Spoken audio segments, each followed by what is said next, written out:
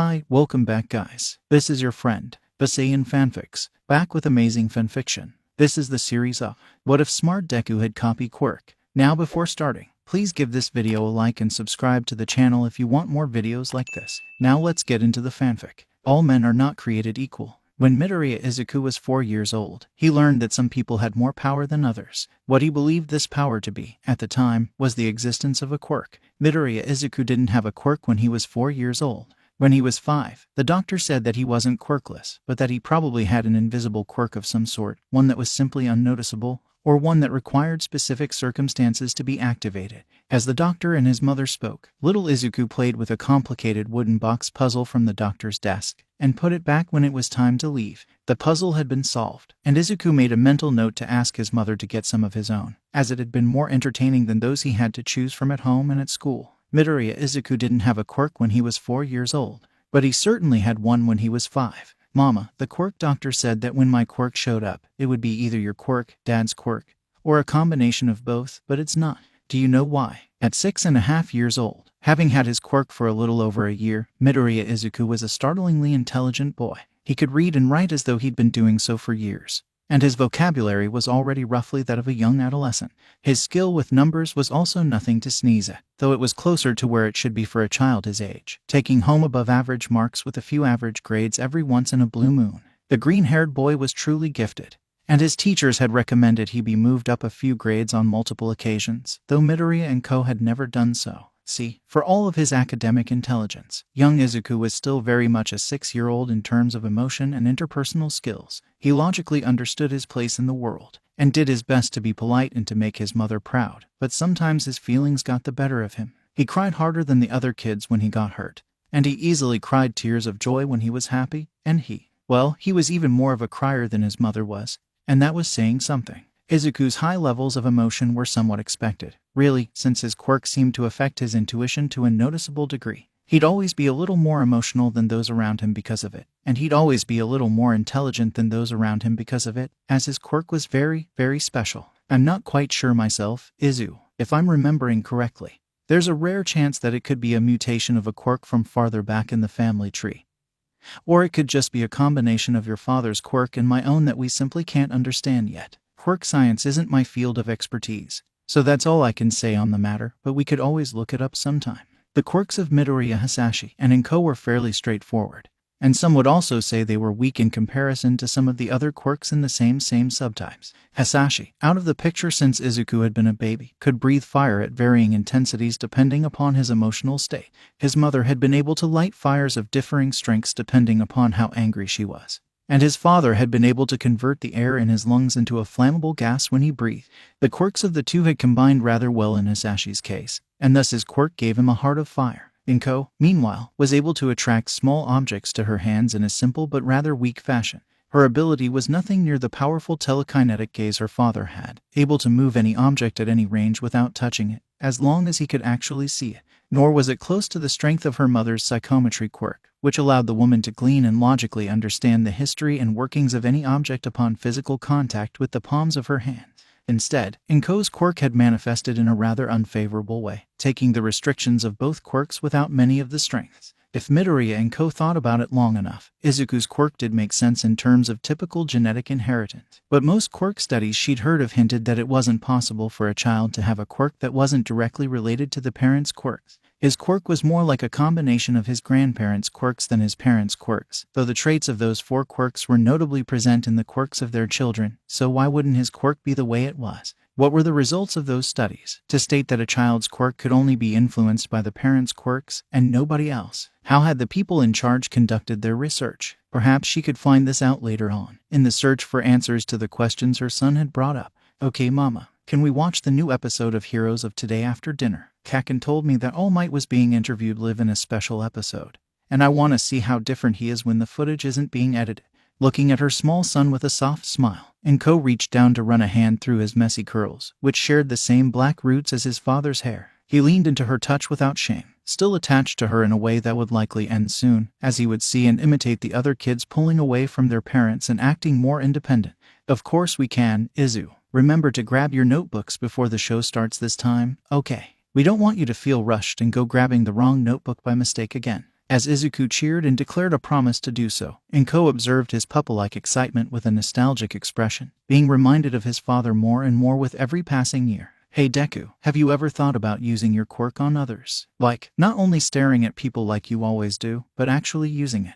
Bakugo Katsuki sat on the tree branch beside Izuku, the two 8-year-old boys relaxing after a long day of playing in the park.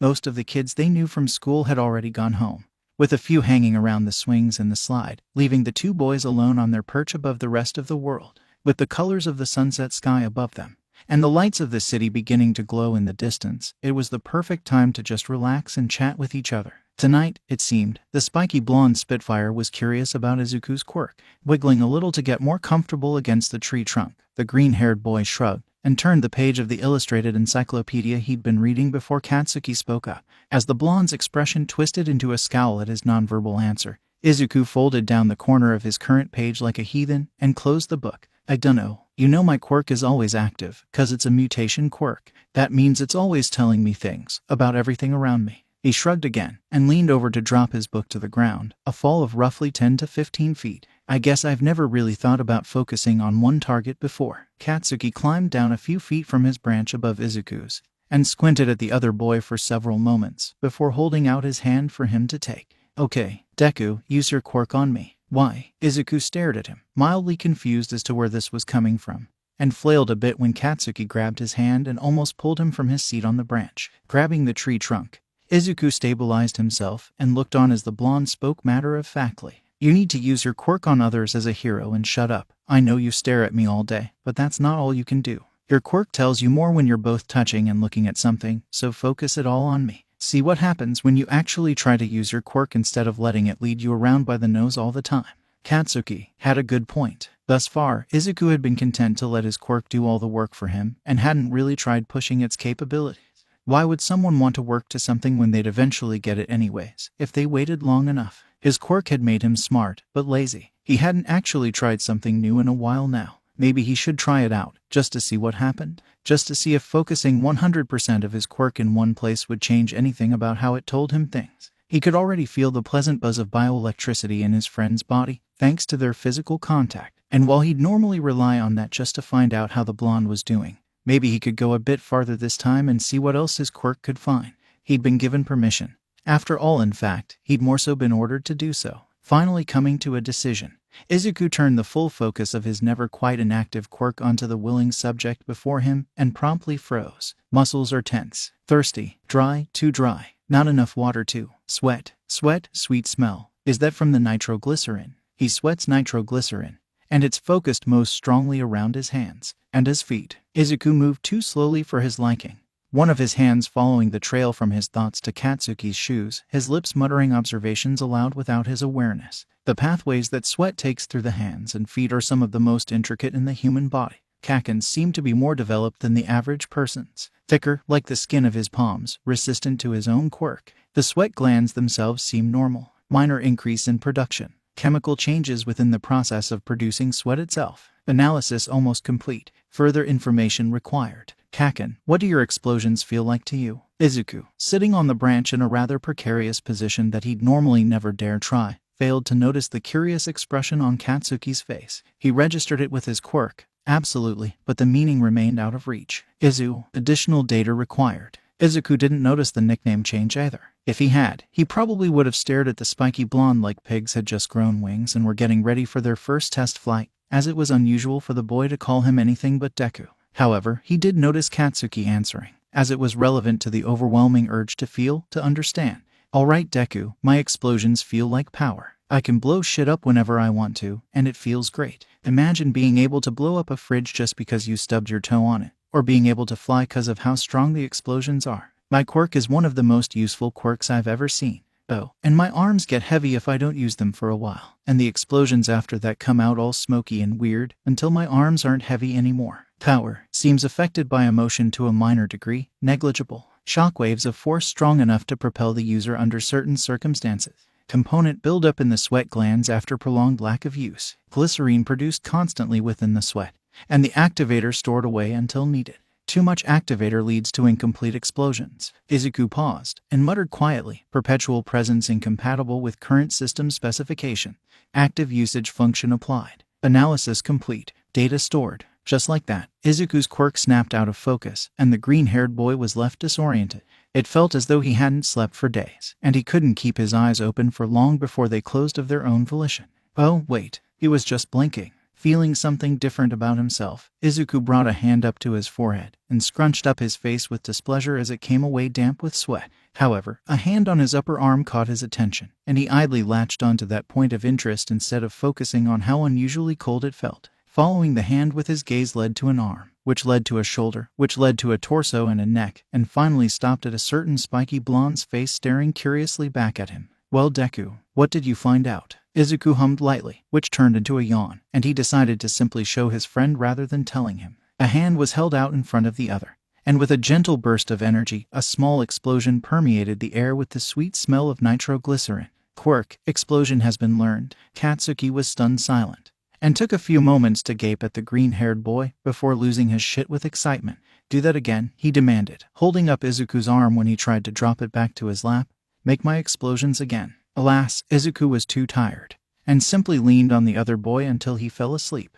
Quirk, telepathic heart, known user, Midoriya Izuku. Brief summary. A user of this quirk is able to quickly learn and understand the workings and mechanics of anything, regardless of how simple or complex, without the need of long-term or special education or explanation. In-depth analysis. Telepathic heart, at its base, is a mutation quirk affecting the user's nervous system and eyeballs, altering and enhancing the functionality of both in order to suit the quirk's needs. The information gathered by the quirk is relayed to the user in a nebulous, conceptual form of feelings and ideas. Intuition, which is also described as the ability to just know personal information about an object, subject, or occurrence. Information gathered by the quirk is seemingly stored in no unusual manner for the human body. Although one user has noted that some information is seemingly applied to the nervous system itself, and is thereby damaged when the nerves themselves are damaged. The mutations of the user's nervous system allow them to receive and comprehend more information about objects and organisms in physical contact with the user, by making their sense of touch more sensitive and by fortifying the pathways by which nerve signals travel the body. Sensitivity to physical touch causes the user to feel pain more easily than the average person,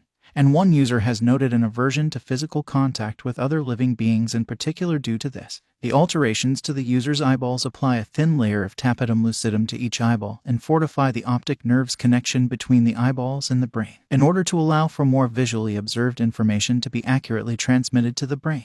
The light vision of the user is heightened by a minor degree, while sensitivity to bright lights is also heightened, and eye shine in places of dim lighting is noticeable to outside viewers. One user has noted a particular difficulty in taking photos, due to the red flare present whenever the flash is on. Something to note about this quirk is that much like the intuition of the average human being cannot be turned off, telepathic heart cannot be turned off by its user, likely due to the fact that it is a mutation quirk at its base. The user of this quirk is under a constant barrage of information that they may not be used to upon its first manifestation, in amounts far too excessive for a new user to handle without experiencing sensory overload.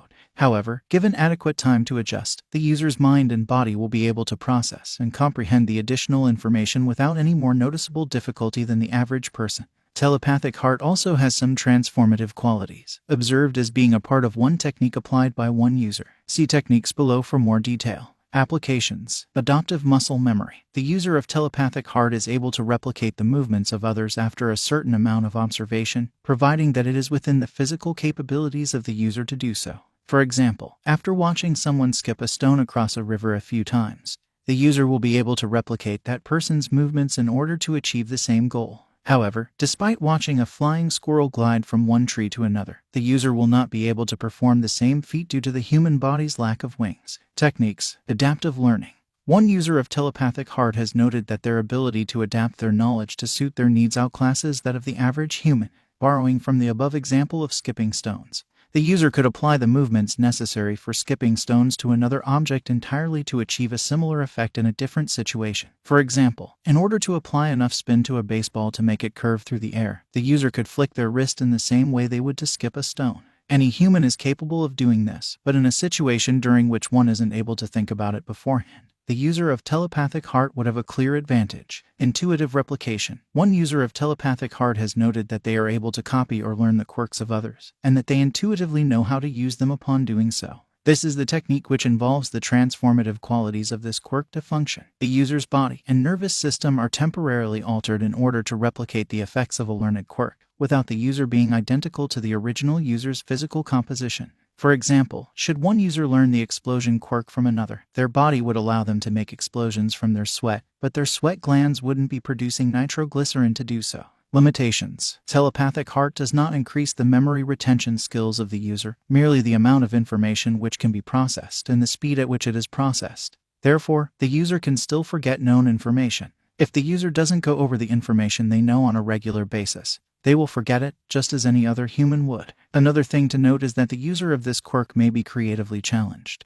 That is, when given a problem that they have seen solved before, it may be difficult for them to solve it in a way other than that by which it was solved previously. The very concepts of innovation and invention are often outside the user's reach, unless they're working through a problem that hasn't been solved, or experiencing a situation they haven't been in before. No matter how long the user has had this quirk, sensory overload is still a threat to watch out for. With heightened sensitivity to touch and light, and the constant barrage of excessive information that they experience every moment of existence, the user is far more susceptible to suffering and information overload than the average person. One user has noted the development of minor haphophobia as a result of too many sensory overloads caused by physical contact, and regular headaches and migraines due to the amount of light they were subjected to on a daily basis. Regarding information, the user of this quirk should be cautious when it comes to the acquisition of such. Telepathic heart's alterations to the user's nervous system and borderline total commandeering of their intuition makes it necessary to watch one's actions carefully, lest they fall to a certain hunger for new information and overstep their boundaries. This quirk gives the user a compulsive urge to seek out and hoard information about things that they find interesting. And should they find interest in something dangerous, there is no telling how much risk they'll end up putting both themselves and those they love at. Whoa, that's one huge supervillain. Kaken, look. Midoriya Izuku grinned at his friend, eyes sparkling with delight, before whipping out one of his many notebooks and beginning to scribble down his observations. A steady stream of word vomit came from his mouth as his eyes flicked between the villain and the page, and several people nearby gave the boy weird looks, but most were too occupied with the excitement of witnessing a hero battle this early in the day to notice. Bakugo Katsuki rolled his eyes beside Izuku, a hand taking hold of the other's backpack handle and guiding him through the amassed crowd. I'm cutting you off in 5 minutes, Izu. We can't be fucking late. Oh, there's Death Arms got it, Kaken. I still haven't seen him enough to get a certain grasp on his quirk yet. It seems to be some sort of metal empowerment. A strength-enhancing quirk based upon the presence of certain types of metal within close vicinity of his body, but I need to touch him to know for sure. The metal might just be for show too, Oh, in Backdraft, his body seems to be made entirely of water. I wonder if when he's sleeping, he has to sleep in a tub to avoid losing any of his mass. Can he gain extra mass from the water around him? I wonder if... Shut it, nerd, you're creeping out the extras. Katsuki cut him off, mild amusement on his face as he looked at the nearest people who'd backed off from the two, and Izuku glanced around quickly before nodding. Right, sorry. 5 minutes, you said. If you extend the time to 10 minutes, we can still make it if we take that shortcut across the field. The blonde scoffed, gripping the green-haired boy's backpack handle tighter, and giving him a good shake while he wasn't writing anything down. I want to be comfortably on time, Deku. Not red-faced and sweaty as I burst through the door and scramble for my desk. 5 minutes, nothing more. Izuku huffed, but nodded, and his attention zipped towards a figure flying over the crowd of observers and skirmish chasers. Kamui Woods, a new hero in the eyes of the public, was on the scene and ready to fight. Against a supervillain this large, confinement would be very difficult unless he was knocked out. But Kamui's presence meant that the villain could be apprehended without unnecessary force and damage to the surrounding area. Assault, robbery, and the illegal use of powers during rush hour traffic. You are the incarnation of evil. Katsuki scoffed at how thick the hero was laying it on, and nudged Izuku as if to say, are you hearing this guy? Alas, the boy was completely drawn in, leaving the blonde to check his watch and wait for the 5 minutes to be up. As Kamui Woods drew back his arm, many small branches beginning to grow upon it, Izuku gasped and paused in his writing again. Here comes his special move, the preemptive binding lacquered chain prison. Cannon. The crowd was silent as the villain went flying backwards, rocking the earth with his landing, and a new hero made her debut. Katsuki rolled his eyes at the pose she was taking, while Izuku frantically scribbled down notes on her style and her special move, and many people in the crowd took snapshots and videos of the scene. As the woman winked to her audience of heroes and civilians alike, Katsuki noted that the 5 minutes were up and promptly used his grip on Izuku's backpack to drag him away from the scene.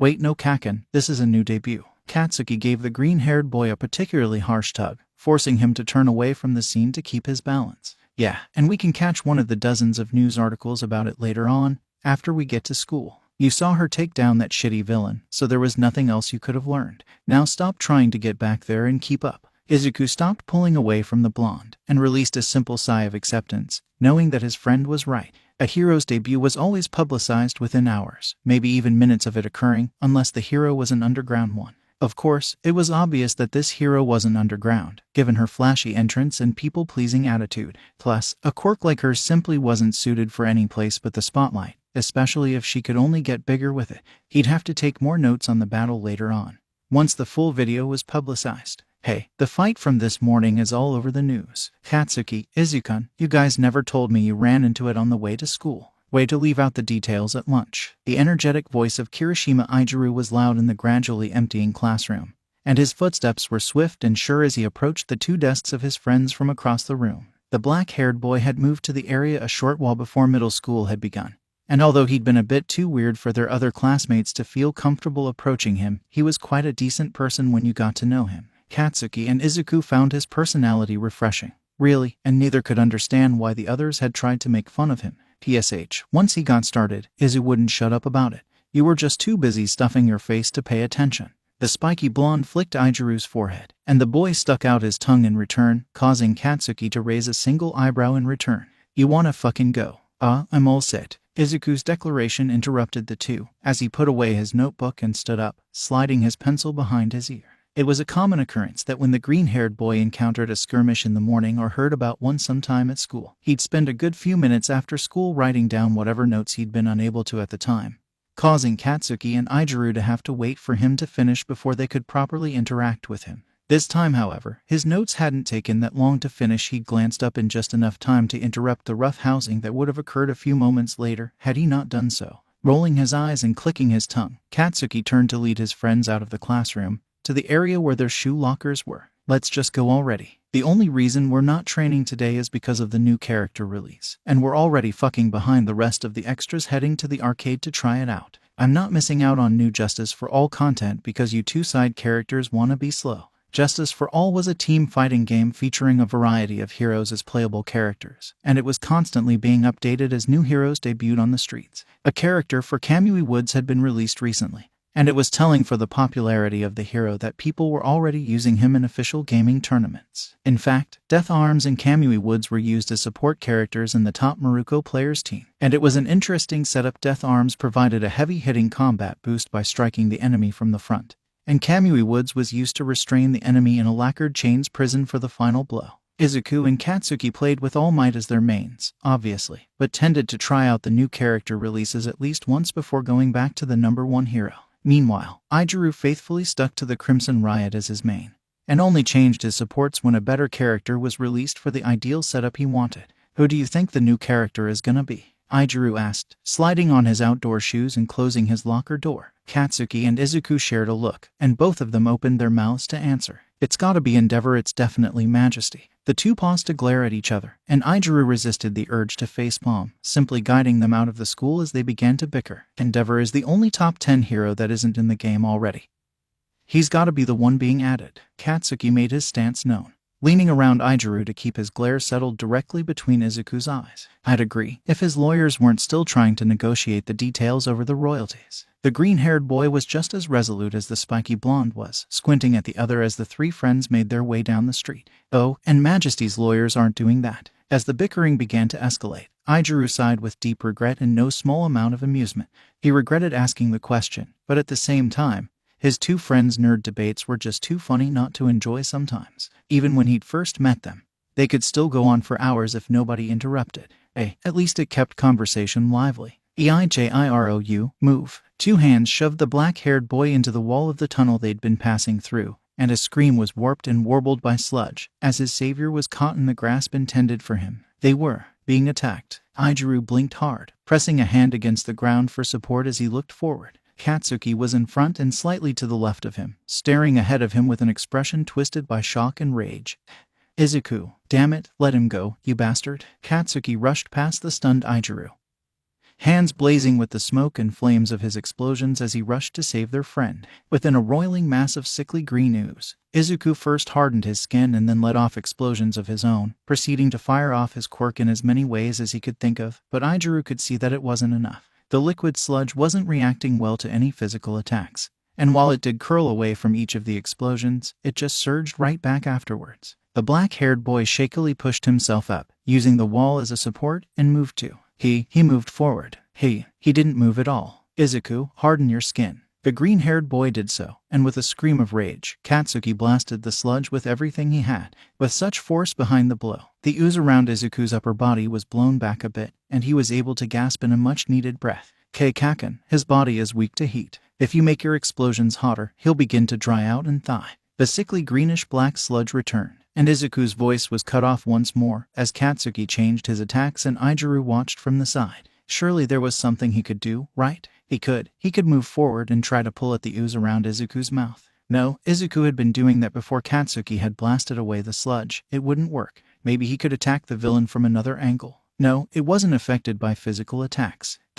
Surely there was something he could do. He had to move. He had to do something, but Izuku, harden. The black-haired boy obeyed out of reflex, and an explosion hotter than hell blew by, connecting with the sludge villain in a widespread. Izuku could hear a warbled scream, and he feared that it was Izuku's until he saw the villain shrinking back with tears in its bloodshot eyes. Of course it hadn't been Izuku. The green-haired boy was physically the weakest of the three, but that was just of the three. They were all some degree stronger than other kids their age, due to the strict training Katsuki had manhandled them into. Plus, he was smart, so smart that it was scary sometimes. Katsuki and Izuku both were incredibly intelligent compared to Izuku, and the black-haired boy could see their intelligence in the battle playing out before him, in Izuku's lightning-quick deductions and Katsuki's carefully calculated actions. As Izuku watched the battle unfold, he felt the still-growing urge to do something, yet his fear held him back. He was terrified. He could die if he moved in without a plan, and his friends could die if he didn't move at all. Damn it, what could he? The sewer grate down at the end of the tunnel, to Izuku's right, popped up from the ground with a loud clang and a tiny streak of blue gleaming in the light,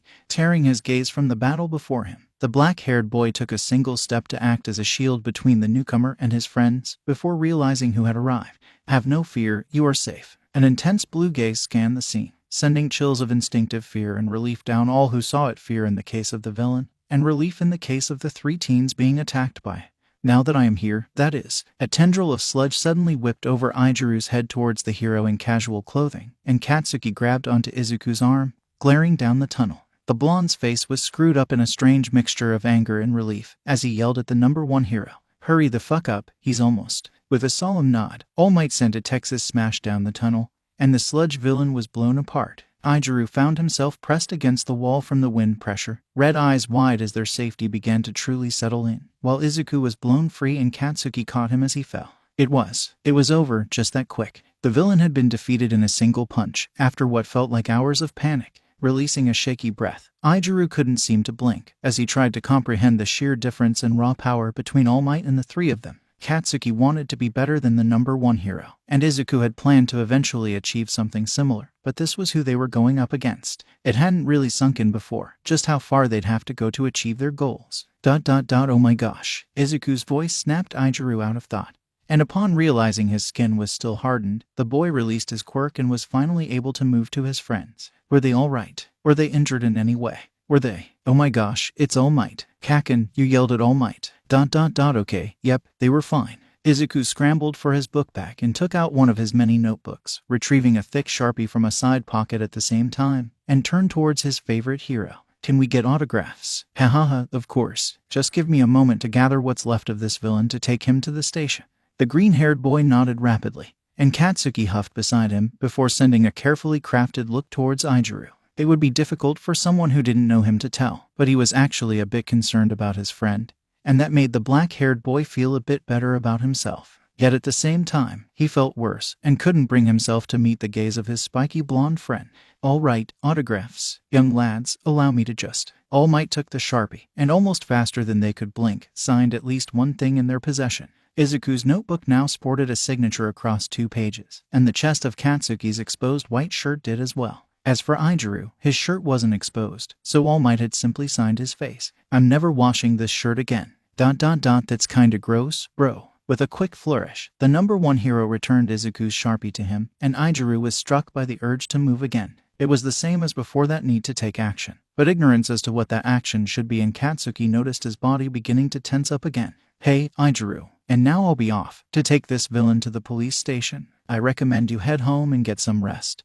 And in the future, stick to more populated streets as you travel." Farewell. The black-haired boy stepped forward, and his lips parted to say, "Wait, All Might, I have a question. Any questions you have may be directed to my public email address or submitted to my official hero forum. Now then, have a great day." As the hero crouched to jump, Katsuki and Izuku watched with wide eyes as Izuku jumped forward, just in time to grab his leg as he launched himself into the sky. In sync, they shared a glance to make sure that what they'd just seen had actually happened, before staring at the sky in silence. Izuku had just hitched a ride from the number 1 hero, and ditched them at the same time. Kaken, should we go after him?" The spiky blonde continued glaring at the sky for a few more moments, before releasing a huff and turning to walk the opposite direction. "He'll be fine. He knows where to catch up. I know we plan to head home to change first, but shouldn't we go right to the arcade now? We both carry backup uniforms in our bags in case the ones we're wearing get dirty, so if you want to change out of that shirt, you could totally do it once we get there." Izuku glanced between Katsuki and the direction Izuku and All Might had gone, then towards the ground at the end of the tunnel, before moving back in that direction. The pencil he'd stuck behind his ear earlier had been dislodged by the violent encounter, and after giving it a good wipe down, the green-haired boy returned it to its previous position. "Plus, I'd rather try to clean this sludge off of me before going home, so Mom doesn't freak out. There's a bunch of public bathrooms near the arcade where we can both take care of things." After some thought and a shrug of seeming indifference, Katsuki turned around to walk back down the tunnel, towards the direction of the arcade. "Alright, but if this shirt gets fucking ruined before we get there, you're gonna owe me huge. I'm talking slave for life shit. Say goodbye to your hopes and dreams shit." Alright. I'm willing to face the consequences." With a determined nod, Izuku chased after Katsuki to catch up, and the two walked side by side towards the arcade. "I can't believe you actually yelled at All Might." "Shut up, Izu." At the edge of a rooftop overlooking the city, a damaged hero and a worried teen stood face to face, the wind whipping their clothes against their skin. "All Might, are you really okay? Should you still be out there doing hero work like this?" Now that his secret was out, the man with the messy blonde hair was no longer in any rush to leave. He'd have to impress upon the boy the importance of keeping this quiet. But while he was at it, he might as well have a decent conversation with him. The villain had been out cold when he was bottling him up, so there wasn't anything stopping him. With a quiet sigh, the number 1 hero lowered his shirt, hiding his injury from the teen's eyes once more. "Young man, you asked me earlier if you could still be a hero even if you were afraid. I apologize for my laughter, and the injury you had to see because of it, but I was quite startled." The black-haired boy waved his hands frantically, shaking his head. "And no, don't apologize to me, I should be. Calm down, it's all right." All Might pat the teen's shoulder until his apologies fell silent, before taking a step back and looking over the skyline of the city. His eyes, trained by years of vigilance, scanned the streets below for signs of trouble, despite knowing that he wouldn't be able to help anyone in his current state. "Sometimes I forget that heroes are perceived as being fearless, despite contributing heavily to this idea myself. Whenever I'm on the scene, I'm saving people with a smile. I'm the world's symbol of peace." While Izuku would normally jump in with excitement, reaffirming All Might's statement with admiration, the atmosphere told him that it wasn't the right time to do so. He'd always been able to read the mood around him, sometimes too well. "So it startled me when you asked me if you could be a hero even if you were afraid of getting hurt the entire time, because that's how heroes actually are. All heroes are afraid of something, and I myself am no different. In fact, that smile you see on my face in the news every day, it's there to hide the fear inside." The skeletal hero waved his audience of one over to the railing beside him, and gestured down the bustling life far below them.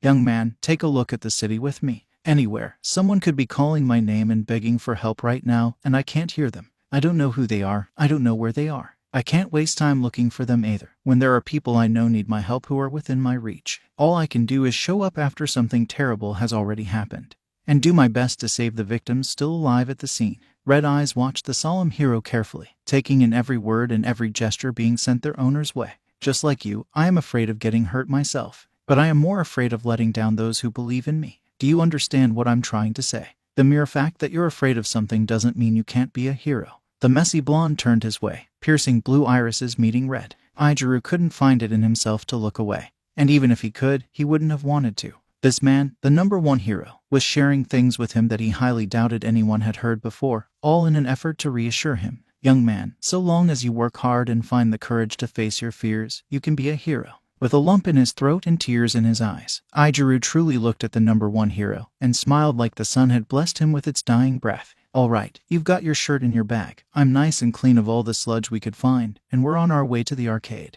As we're not sure how long Izuku will be, should we wait outside, or just go on ahead inside? Should we stop to grab snacks on the way there, or grab snacks later as we usually do? And the new character release, should one of us grab a spot in line right when we get there, or should we wait until Izuku arrives? Bored, and more than a little irritated at Izuku's breathless rambling, Katsuki kicked a full soda bottle against the wall without paying much attention to the mess it made, other than to note that the sound of the liquid splattering was rather satisfying. Shut up and take a fucking breath, Deku. I say once we get there, we get in line from the start and make Izuku grab the snacks as punishment for ditching us. Izuku twitched slightly, his right hand flicking to the side in a meaningless motion, and he pulled his pencil from behind his ear. As he went to chew on it out of habit, he abruptly recalled what had happened to it earlier, and made a face at the thought of potentially getting sludge residue in his mouth. Maybe he should have just left it there on the ground. Or no, he didn't want to litter, but he could have thrown it out in the bathroom they just left a few minutes earlier. Maybe he could give it to someone. No, what if they chewed on pencils too? That'd be gross. He wouldn't want them getting sludge residue in their mouth either. What if it had germs? The sludge residue left in the tunnel was very similar to the slime trail left in the wake of a snail, almost equal in composition. Does that mean the villain was made of mucus? Did I almost get suffocated and killed by a booger monster? Gross. I hate to think of how the guy keeps himself sanitary. Or maybe he doesn't. He did come out of a sewer grate right before attacking us. Oh geez, he had piss and crap all over him. I need to wash out my throat. I need to literally gargle soap because of that guy. Is there any kind of soap that's safe to consume in large quantities out there? Wait, did he have any diseases? Do I need to get tested? Oh, that's nasty. Behind the two teens, the sound of liquid gurgling sounded in the alleyway, and Izuku gagged from the combination of the noise and his thoughts. I swear I just heard sludge moving behind us. I'm thinking too hard. Kaken, make me think of something else before I start thinking about the wide variety of horrifying things that could have possibly made contact with my insides earlier. Oh no, it's too late. What the movie? Two hands roughly yanked Izuku out of the way, and the green-haired boy was thrown to the side of the alleyway, a bit rougher than he'd pushed Izuku earlier. As he rebounded off the wall and stumbled back a few steps, his emerald eyes turned towards the one who'd thrown him, and turned toxic at what he saw. Sheesh, kid, I'm hurt you think so little of me. Yapping about diseases and my methods of travel like that. I'd go so far as to say I'm insulted. Sickly green-black ooze was wrapped firm around Katsuki's waist and upper body, preventing him from turning his quirk on the villain, though not for lack of trying. The spiky blonde was screaming curses at the one holding him captive, his hands releasing explosion after explosion in rapid succession, and he only shut his mouth when the sludge threatened to move in. Katsuki had saved him. Katsuki had thrown him out of the way. Furious red irises met toxic green, and Izuku took a shuddering breath, shifting his gaze to the villain looming over them and taking in the scene overall. Why you again? What are you doing here? All Might already caught you. Despite the well-populated area and the high amount of foot traffic at this time of day, everyone who walked by the alleyway either didn't notice what going on or chose to ignore it, with a rare few people calling the station once they'd left the villain's sight. Izuku's hand twitched again, and his grip on the pencil tightened as Katsuki set off another explosion hot enough to light some nearby trash on fire. Crap, a fire, this could get bad. Well, he may have caught me, but he certainly didn't keep a good eye on me. Haha, and to think the firecracker here actually released me. I guess he wanted to be possessed instead. And who am I to turn down such a forceful request? Wait, heroes were probably already on their way, meaning they'd be evacuating the area. A fire was okay then, and if it burned hot enough, it would dry out the villain. Raising his hands in the same open-clawed way his friend often did before setting off his quirk, Izuku made eye contact with the captured Katsuki and nodded to the side. The blonde froze for a moment, glancing around until he saw the fire nearby, and his eyes widened as he looked back to him. But the message successfully given and received. The green-haired boy turned to run towards a nearby restaurant, sending one final call over his shoulder before vanishing from view. Kaken, remember what I said about heat? The villain's eyes narrowed as the green-haired boy ran away, and snarled, his liquid body roiling and bubbling with displeasure around Katsuki's form. Straining his muscles and kicking his legs forcefully, the blonde struggled uncomfortably in the villain's grasp, explosions burning hotter now with every passing moment.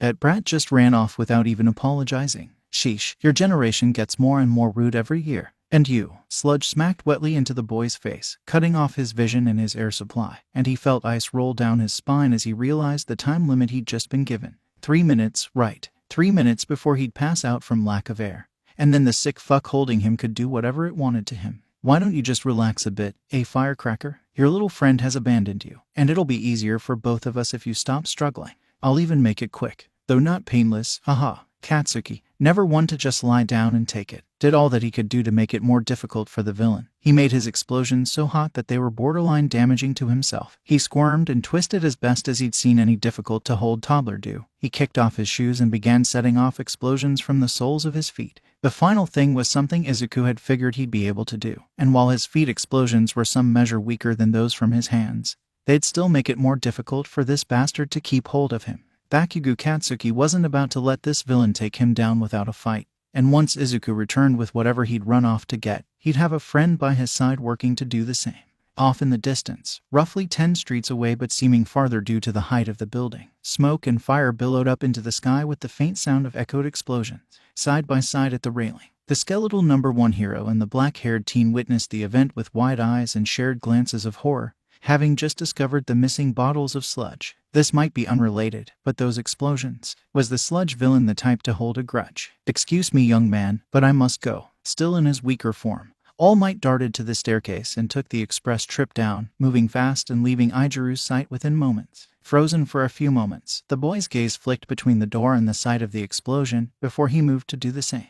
If that was the sludge villain, then this was his fault. He knew those explosions like the back of his hand at this point, having heard them during training so often, and if Katsuki was being attacked by the sludge villain, bursting through the door and taking the stairs a bit more recklessly than he should, all Ijuru could think was that he had to do something. He couldn't do anything back in the tunnel, but he could do something now. All Might was here, albeit in a weakened form. He could bring the older man to the scene and save him trouble. Or not. All Might wasn't on the staircase, and when Ijuru ran out of the building, he wasn't anywhere in sight either. Of course, it was ridiculous to think the number 1 hero would need his help. Still, he had to get to Katsuki and Izuku where one was located.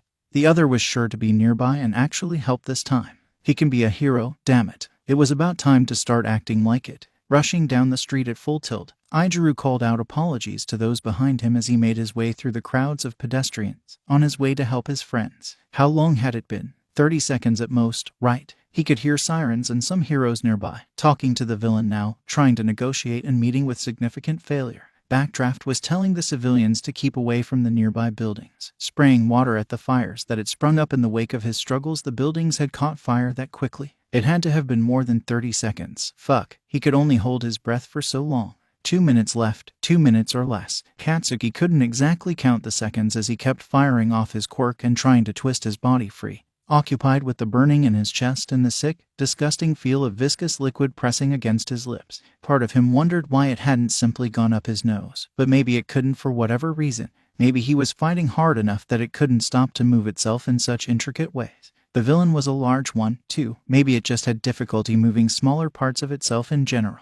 And damn it, the heroes were here. He could hear them, calling out their statuses and advising each other on the best courses of action. They could have started attacking the villain by now. Its movements were getting slower, and the liquid ooze it was made of felt thicker, likely due to the fires he'd started, but they were all focused on the collateral damage. They were putting out the fires and evacuating the civilians still in the area, which was really great and all, but he could count at least 6 heroes on scene by audio alone. They didn't need that many people for one job. They could at least send one person in to fight the villain. It was a hero's job to take risks for the safety of others. So why were they playing safe in a situation like this? Why weren't the heroes doing anything to help him? Haha, your quirk is much better than your weak friend's quirk. Look at all this destruction. Look at all the damage you've caused. Go on, kid, take a look. The thick sludge around Katsuki's eyes began to move down, increasing the pressure on his mouth, but allowing him to see the situation again. Flames were everywhere, and 2 crowds of civilians had gathered on either side of the alleyway, each being protected by the heroes. The new giant hero from this morning was to his right, using her arms to protect one crowd, while Kamui Woods worked on the other crowd, unable to try saving him because of the fires he'd created. Backdraft was putting out the fires that had spread to the buildings nearby, and Death Arms was helping evacuate the civilians still in the buildings. Damn it, shit, fuck. They were all busy. They were being cautious and doing the jobs they knew they could do for certain, because none of their quirks were suited for the situation. Bullshit. Kamui Woods wouldn't be able to keep hold of the villain, but he'd be able to grasp and pull Katsuki free if he fucking stopped dancing around the flames like that. Sure, he was made of wood, but wet wood didn't burn so easily. Just get backdraft to fucking soak you for a moment, dumbass. How many minutes had it been? Katsuki could feel the urge to breathe rising up within him, and his struggles getting minutely weaker with each passing moment without fresh air. His time was almost up. Damn it, why weren't they moving? Why weren't they trying to save him? Why weren't they? Kaken, close your eyes. The spiky blonde obeyed immediately, and less than a second later, the villain above him screamed in pain as something lightly brushed across his face. What sludge was there began to recede, as well as that around his arms, and Katsuki quickly reached up and tore at the clay-like liquid around his mouth to gasp for air. Fucking took you long enough, Dec MMPH. With his lungs freshly filled, the timer on his life had been reset, and 3 minutes were once again the numbers to count down from. However, Izuku was here within easy reach, and that meant he had a plan. Fuck all those heroes working on the sidelines, yelling at the green-haired boy for making their jobs more difficult. They didn't really care about him, but Izuku did. Izukun, Katsuki. And so did fucking Hair for Brains, who'd finally decided to catch up with them after his little one-on-one stint with All Might. Wow, what a time to show up. Katsuki wouldn't admit that he was jealous until this jackass trying to suffocate him was taken care of. He was no longer afraid for his life, not now, with his friends right there and some mostly useless heroes in the background. It was only a matter of time before the villain was subdued. Once that happened, he was going to go chew out the heroes for their fuck-ass lack of care for the life of an endangered civilian. And then he was gonna chew out Izuku and Izuku for something. Filled with a proper rage once more, the spiky blonde let out a muffled battle cry and set off more explosions, opening his eyes again to glare at the fuck-ass stupid world around him. And Izuku, you're the only one here who can withstand his explosions at this level, so you're the only one who can do it. The black-haired boy froze for a second, looking in his direction as Izuku finished talking and handed him a bag of some sort, and Katsuki could see the fear in his eyes slowly morph into determination. Izuku began moving quickly, running to stand just outside of the villain's reach, his gaze focused sharply on the moving sludge before him. Good, now just wait for a second and now, do it now. His movements in sync with a pain cry from the villain behind Katsuki. The black-haired teen tore open the mysterious bag and flung it in a wide arc towards the villain, white powder of some sort falling over the villain and his victim. Where the tiny white crystals fell in the fires and the sludge, the flames burned yellow and the sludge quickly receded. Salt, Katsuki realized as Izuku helped tear him free. Izuku went to that restaurant to grab salt. With Katsuki free and gasping for air, the heroes on the sidelines seemed to freeze, and then everything was over in a matter of moments. Have no fear, young ones. I am here. All Might showed up seemingly out of nowhere. And Katsuki noticed Izuku's surprised expression for a brief moment as the three teens were moved to safety, Izuku muttering something about wind pressure and liquid viscosity along the way. The villain's body had been thickened due to the heat and salt added to it, and it created a rather large bubble before popping, rather than loosely splattering everywhere as it had in the tunnel earlier. In the silence that followed, the clouds above swirled, and it began to rain. Did he just change the weather? With a single punch, All Might raised his fist, and the crowd began to cheer, the sidelined heroes moving around them to quickly put out the rest of the fires nearby. Katsuki glared at them as they gathered to check on him and his friends, ignoring the number one hero's quick departure in favor of pointedly expressing his distaste for their overcautious action. When they attempted to praise him for his quirk and his valiant fighting back, he sneered and said nothing. But when they tried to reprimand Izuku and Izuku for jumping in so recklessly, he defended them with nothing held back. So I'm brave for fighting, and they're stupid for trying to help. Go fuck yourselves. They're the only ones who actually did something other than All Might, while you cowards just stood on the sidelines and cried about your quirks not being perfect fits for the situation. Let me tell you something. And you listen close. Izuku and Izuku are gonna be better heroes than any of you losers here. And I'd fucking suggest you reevaluate your definition of a hero if you think otherwise. No matter what the heroes tried to say after that, Katsuki ignored them to retrieve his dirtied shoes from the pavement, letting his friends do the rest of the talking. He'd always known that not all heroes were as good as All Might, but this afternoon really cemented that fact into his brain. Heroes? More like cheap commercial knockoffs. They only did as much of their job as was necessary, and didn't even try to step out of their comfort zones once. As Izuku asked for the heroes' autographs, Katsuki stopped listening to the surrounding conversation entirely, putting in his earbuds and turning the music up loud enough to drown out the voices of everyone around him. Izuku stood beside him, letting the spiky blonde lean on him while keeping the crowd's attention directed away from him, and letting him get a breather before he actually blew up on them. All Might's the only hero who actually tried to do something. despite arriving too late to do anything but take the villain down. These heroes. Ugh, Izuku, I don't know why you're still a fan of them. When everything was said and done, Katsuki turned to lead his two friends home, utterly done with the day. Fuck the arcade. He wanted a fucking shower and then he wanted a fucking nap. The universe was clearly telling the three teens that they couldn't relax yet.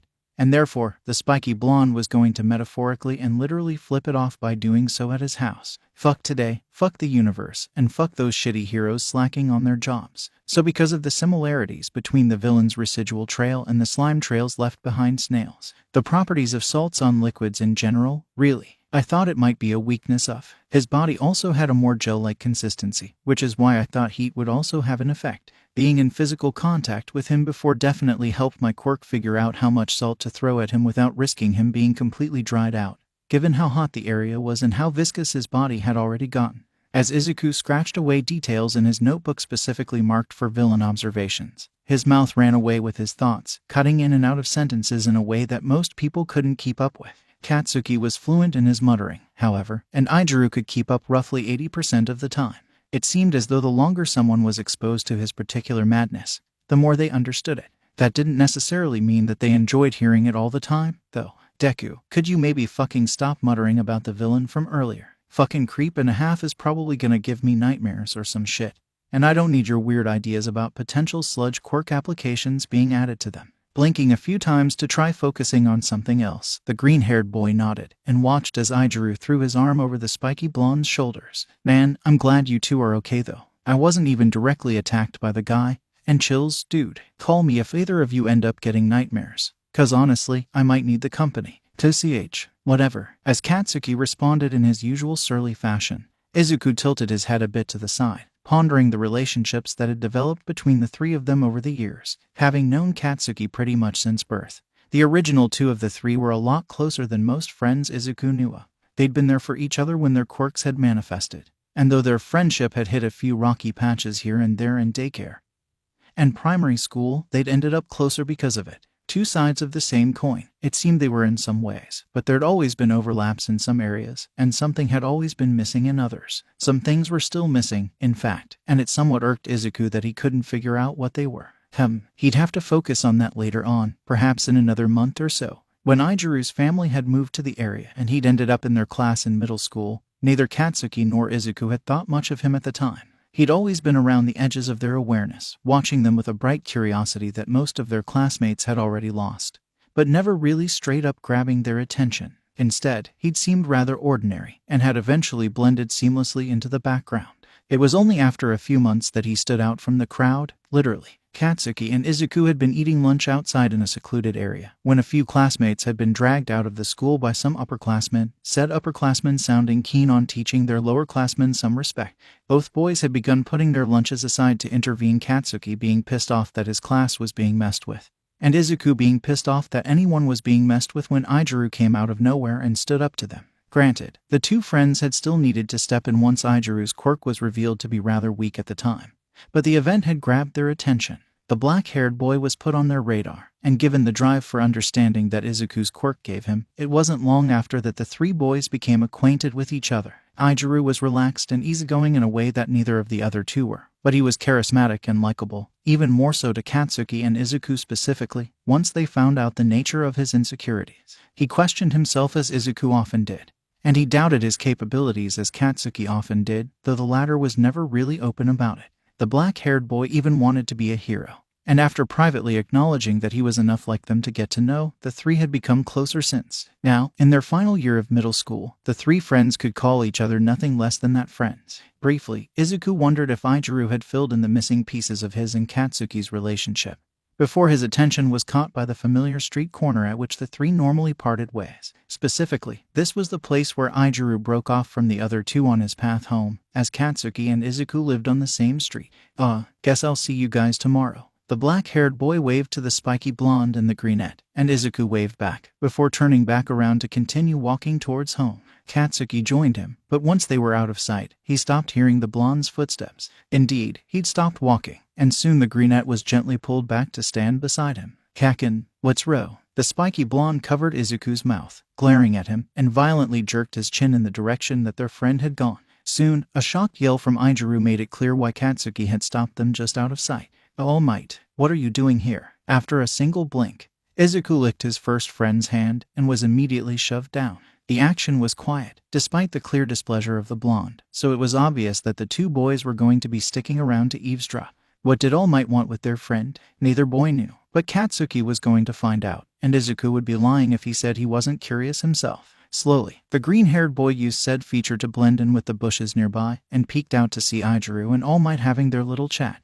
"Young man, I came here too." All Might's form abruptly deflated, and Izuku's eyes widened before he frantically reached for one of his notebooks. It didn't matter which notebook he grabbed, just that he got this information down. He could fix it all later. This clearly indicated that All Might's quirk was a transformation type, and it explained why he'd never been seen in his civilian persona before. He looked completely different. Well, he still had the same attributes, but it was amazing how much losing weight could do for someone's appearance. He actually looked a bit unhealthy like this. Too skinny, like he didn't eat enough. Was he okay? Oh geez, here Izuku had been fanboying over his idol's camouflage, when he could actually be hurt somehow. Stupid, heroes are human too. What fights did All Might have recently that could have caused such malnutrition? A sudden bop to the head made Izuku realize he was muttering, and the green-haired boy quickly shut himself up, focusing on the view of Izuku wiping blood from his jacket as All Might did the same with his mouth. Was All Might ill? Was it contagious? Why did Izuku have to be concerned about so many potential diseases today?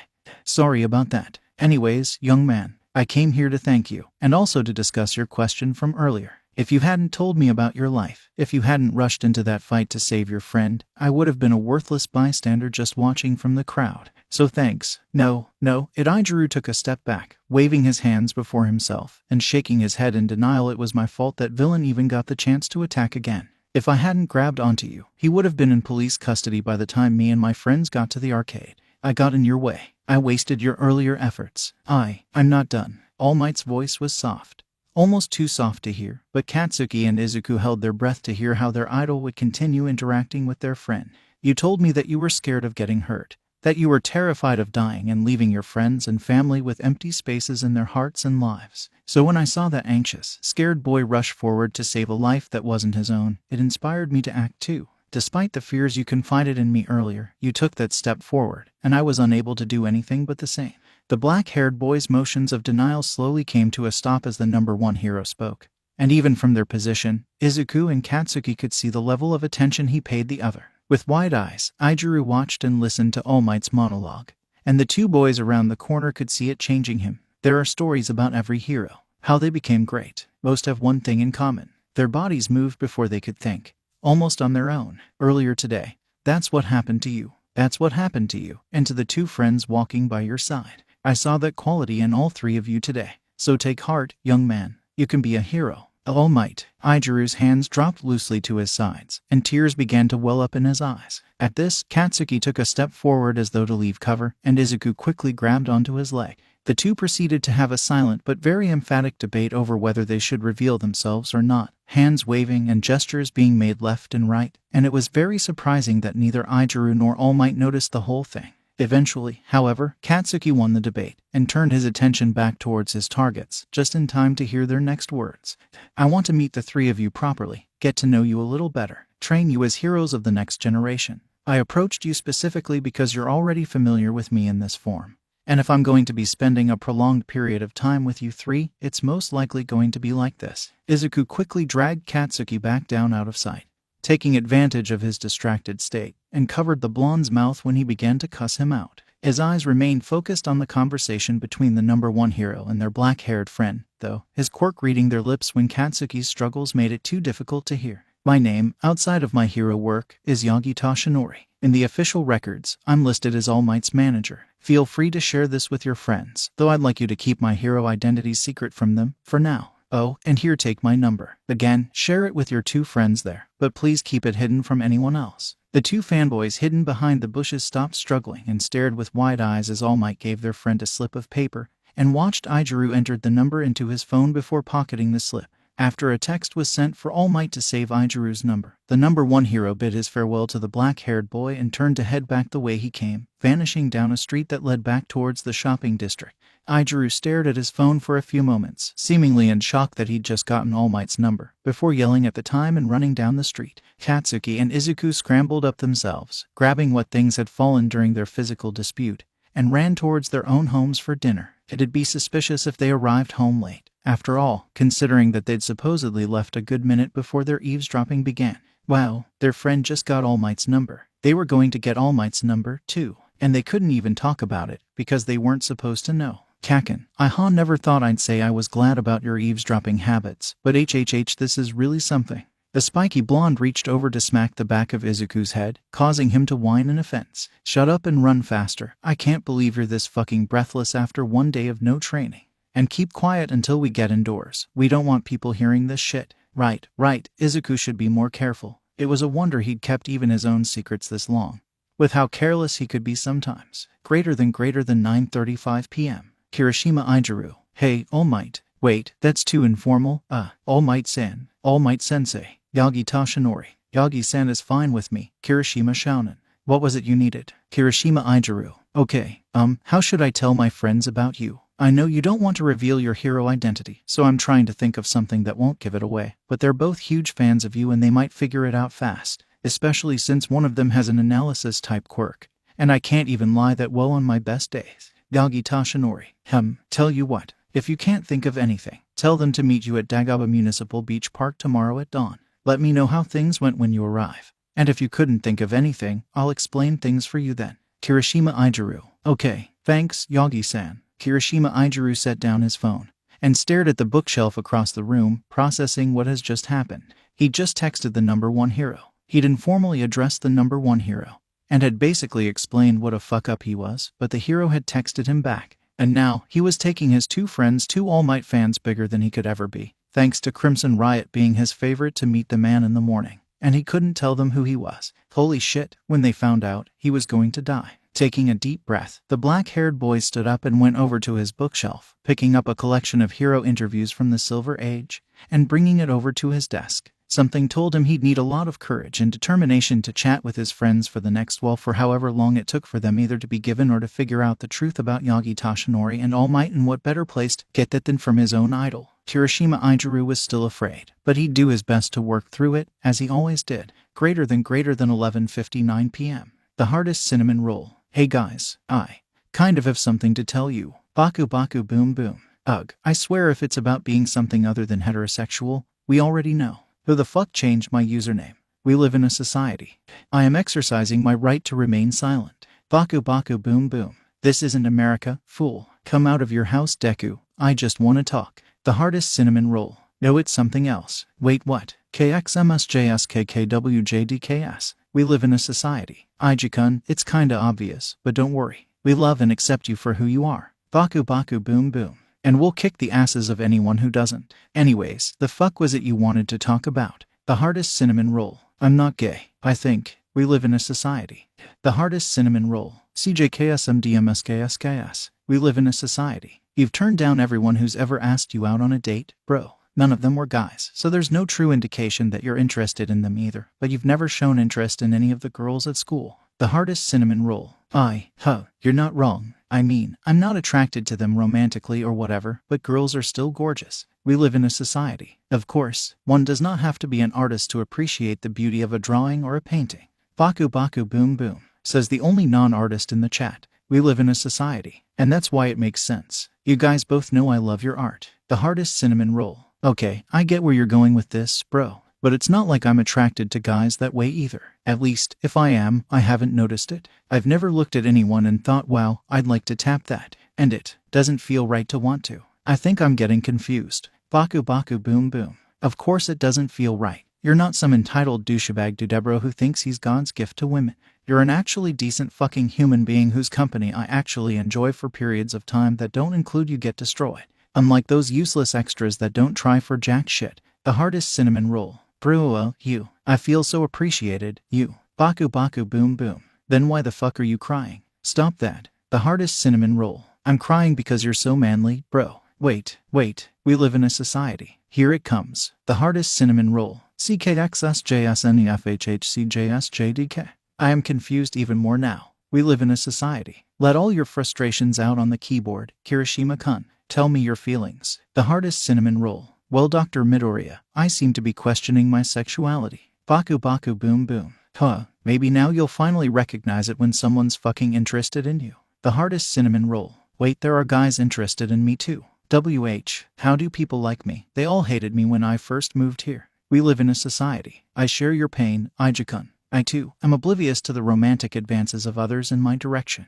And I'm sure we'll still be just as oblivious when we end up getting into Yui. The hardest cinnamon roll. Oh shit, that's right. Eligible hot singles from all over Japan will be in our area. Shit, what if they like me and I can't tell? I don't want to break anyone's heart because I'm oblivious. TWT. Baku baku boom boom. Anyone who lets their heart get broken just because you didn't notice them in a week or something isn't worthy of your attention in the first place. Anyways, as entertaining as this is, can we get back to what Izuku wanted to talk about in the first place? I wanna fucking see what he says. We live in a society. KCKSJDKS. Kakin, we were having a moment. Baku baku boom boom. Deku, we needed to end that moment. We live in a society. It's rude to just say things like that. Baku baku boom boom. It's rude to make me look at your face all day. The hardest cinnamon roll. I can't even. I guess I'll tell you guys tomorrow. Katsuki using proper capitalization and punctuation has me spooked, even if it's just to mock Izuku. We live in a society. Alright, Izuku. Remember, you can talk to us about anything. Baku baku boom boom. Deku, shut your up fuck. You're not any more innocent than I am in this and you know it. The hardest cinnamon roll. Yeah, meet me at Dagobah Municipal Beach Park tomorrow at our usual time. The beach that's covered in junk. I'm gonna go to bed now, so good night. We live in a society. Sorry, Kakin. Good night, Izuku, even though I'm late. Baku baku boom boom. Fucking Deku. We live in a society. Good night, Kakin. I'll see the two of you in the morning. At approximately 5:30 in the morning, Kirishima Izuku arrived at the beach, almost a full half hour early. His face was pale and sweaty, as though he were coming down with something, but he knew that he was fine. It wasn't an illness making him feel sick to his stomach, it was the thought of lying to his closest friends for the unforeseen future. But he was fine. He could do this. It was to keep the secrets of the #1 hero. If he couldn't do that, then it didn't matter what was said to or about him. He wouldn't be able to call himself a man if he couldn't stick to his word. Calm down, Izuku. Don't go second-guessing yourself now. You've already gotten this far, and you've still got a long way to go. You need to relax. That's why you're here early. It's a beach, right? Even covered in garbage, there's still a view of the ocean behind it. Just listen to the waves, watch the sunrise, ignore the rotten smells mixed into the salty sea air, and relax. The black-haired boy gave himself a miniature pep talk, focusing on the present moment around him rather than the future looming ahead or the past dragging behind. He had no other choice if he wanted to look all right by the time the others arrived, as doing anything but would likely end with him experiencing a nervous breakdown. There were just too many possibilities, sometimes, and he couldn't always stay confident about his choices like his friends did. Being around them for 2 years had certainly given him some tips on how to fake it, though. He'd fake it until he made it, because it didn't matter if he wasn't the person he wanted to be yet, as long as he still tried to be. It didn't matter if he was afraid all the time, as long as he worked to achieve his goals in spite of it. Dedication was the soul of a manly spirit, so even if he failed at times, he could still be the person he wanted to be if he worked for it. Kirishima Izuku could be a hero, a real hero, as long as he tried his best and kept moving forward. Yawning quietly, dressed in the black tank top and sweatpants he usually wore for training, Bakugo Katsuki grabbed a duffel bag and finally left his house. While he didn't know for sure what they were going to be doing at the beach covered in garbage, he was certainly free to guess. There was little doubt in his mind that they'd be doing some sort of stupid community service thing disguised as training. Therefore, because he knew Izuku was probably too stressed and Izuku was probably too excited to think of the mundane things they'd need for the day, he'd done the trio a favor and had oh so graciously decided to bring said things himself. Wrapping tape for their joints, thick gloves to protect their hands from whatever bullshit rusted junk was out there, a sturdy pair of shoes to replace Izuku's Crocs, a spare long-sleeved undershirt or two for Izuku, some energy drinks and nutrition bars for the lot of them, a first aid kit for emergencies, etc. Katsuki was prepared for whatever fuckery All Might was going to throw their way, and anyone who disagreed was going to be proven soundly wrong. This wasn't his first time training, and it wouldn't be his last, either. Stopping outside his nerdiest friend's house, Katsuki turned towards the door just in time to see it swing open, and to see Izuku bounce out with way too much energy for this early in the morning. Looking closer at the greenette, he got the feeling that Izuku hadn't slept at all last night, and growled in annoyance. He was slacking off, just because they were going to see All Might at the beach. Well, the fucking joke's on him. Katsuki did his research and Izuku was going to fucking regret his lack of sleep by the end of the day. If All Might didn't make sure of it, he'd just have to do so himself. Morning, Kaken. The shitty nerd at least knew better than to say good morning, even if they were on their way to meet All Might. He still sounded too happy though, and that look in his eyes was borderline manic. How much caffeine did he have to keep himself awake? Was he honestly going to risk a crash in front of the number one hero? Fucking dumbass. Katsuki had to do everything around here, didn't he? Deku, the very next second I see you look tired, you're getting an hour and a half of sleep. No excuses, and if you start avoiding me to get around sleeping today, I'll fucking kill you. Got it. Izuku nodded, and Katsuki was nowhere close to satisfied, but it'd have to do. Even when they were kids, the greenette was always trying to get away with shit around him, and trying to hold him back in some way always failed. Eventually, the blonde realized that he was dealing with things the wrong way. No, he wasn't wrong, he just hadn't found the correct approach yet and plain out spoke with the other. Sheesh, if he knew that all it'd take to keep the nerd safe was to chat things out like a sappy wimp or something, he'd have spoken to him ages earlier. Well, no, that's a lie. Katsuki didn't like talking to people. For all he actually did so on a day-to-day basis, and this was especially true if they were asking him shit they should already know. But when Izuku had asked him why he was acting the way he was, the spiky blonde had managed to channel his rage into the effort of having a relatively normal conversation, and the two children reached an agreement. As long as Izuku stopped trying to get away with dangerous shit on his watch, he'd try to talk more and be friendlier with the extras. That was all the nerd wanted, apparently, and it was actually not long after that they'd become friends with Izuku. Stupid emotional Deku had probably noticed the hidden gold in the black-haired boy before he did, and made that deal so the three could become friends easier, and that pissed him off. Kaken, what do you think is gonna happen at the beach today? We're supposedly being trained by Al. You know who, and I've been thinking about the possible regimens he could give us to follow, and whether or not they'll be more difficult than yours, and I went online to do some research and try to find articles that weren't clickbait. Katsuki reached over and yanked on Izuku's white shirt sleeve, mindful of avoiding skin contact, and got the other to quiet down. We'll find out when we get there, and we're going to a beach that's covered in junk. Do you really think we're gonna be just weight training or some shit out there? At the energetic smile the green-haired boy sent his way, Katsuki once more internally screamed at the sun for rising so early in the morning, and knocked his duffel bag into the other's side. Fucking tone it down. I've got everything we're gonna need. And remember, we're not supposed to know anything, so don't go running up to Yagi-san in fanboy mode. The beach is just around the corner. With a slightly more subdued nod, Izuku visibly reined in his emotions, categorizing and filtering them so that only his usual amount of morning energy shone through. It had its flaws. The nerd's hands shook slightly, and if it wasn't his hands shaking, he'd be bouncing a leg or something, but those were regular enough behaviors that they'd go unnoticed. Katsuki and Inko were probably the only ones who could interpret the various meanings of his more subtle movements. Anyways, so this would work just fine for their first meeting with All Might. It was almost unbelievable that they, the three of them, Katsuki, Izuku, and Izuku, were going to be trained by All Might. All Might, the number one hero himself, was going to be training them. The old Katsuki, the one who'd looked down on everyone without giving them a real chance, would have completely taken this for granted. It just would have been another sign of his greatness. This Katsuki, though, who he was now, knew that this was a once-in-a-lifetime opportunity that couldn't be fucked up. The absolutely minuscule odds of this happening, well, it was nothing short of a fucking miracle. Kaken, I see Ijuku up ahead. He's talking with All Might, and looks pretty nervous. Should we give them advance notice that we're approaching? The spiky blonde scanned the trash-covered sand ahead for the two, and after finding them, stared for a few moments. Ijuku looked more like shit than he should.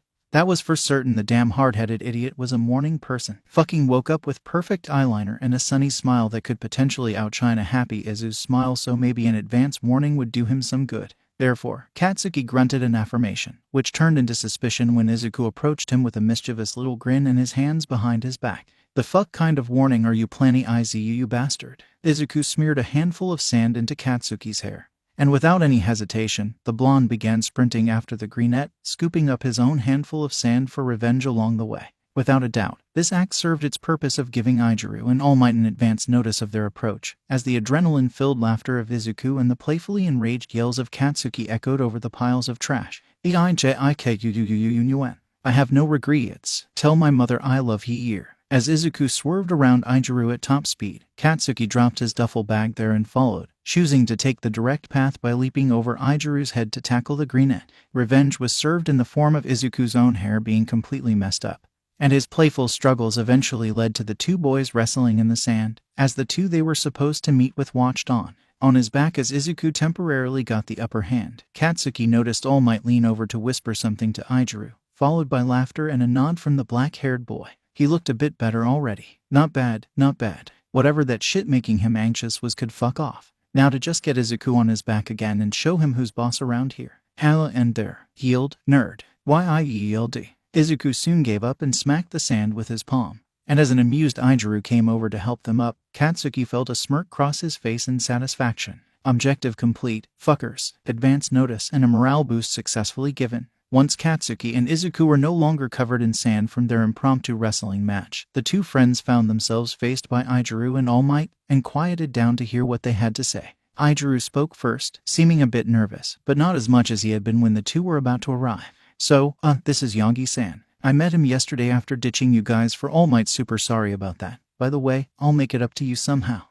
He's All Might's manager, and he knows what happened with the villain yesterday, and he wants to train us. Here was the point where, had Izuku been genuinely ignorant to the fact that Yagi Toshinori was All Might, the green-haired boy would have held out a hand and offered to analyze the man's quirk. This was something he did regularly these days with new people, asking to analyze their quirks in exchange for tips on how they could improve their own usage of said quirks. As his quirk was registered as an analysis quirk without any hints of the fact that he could learn the quirks of others, it was his way of actually learning new quirks without betraying his morals. By offering useful information to the person he was analyzing, he wasn't just taking what he wanted without giving anything in return.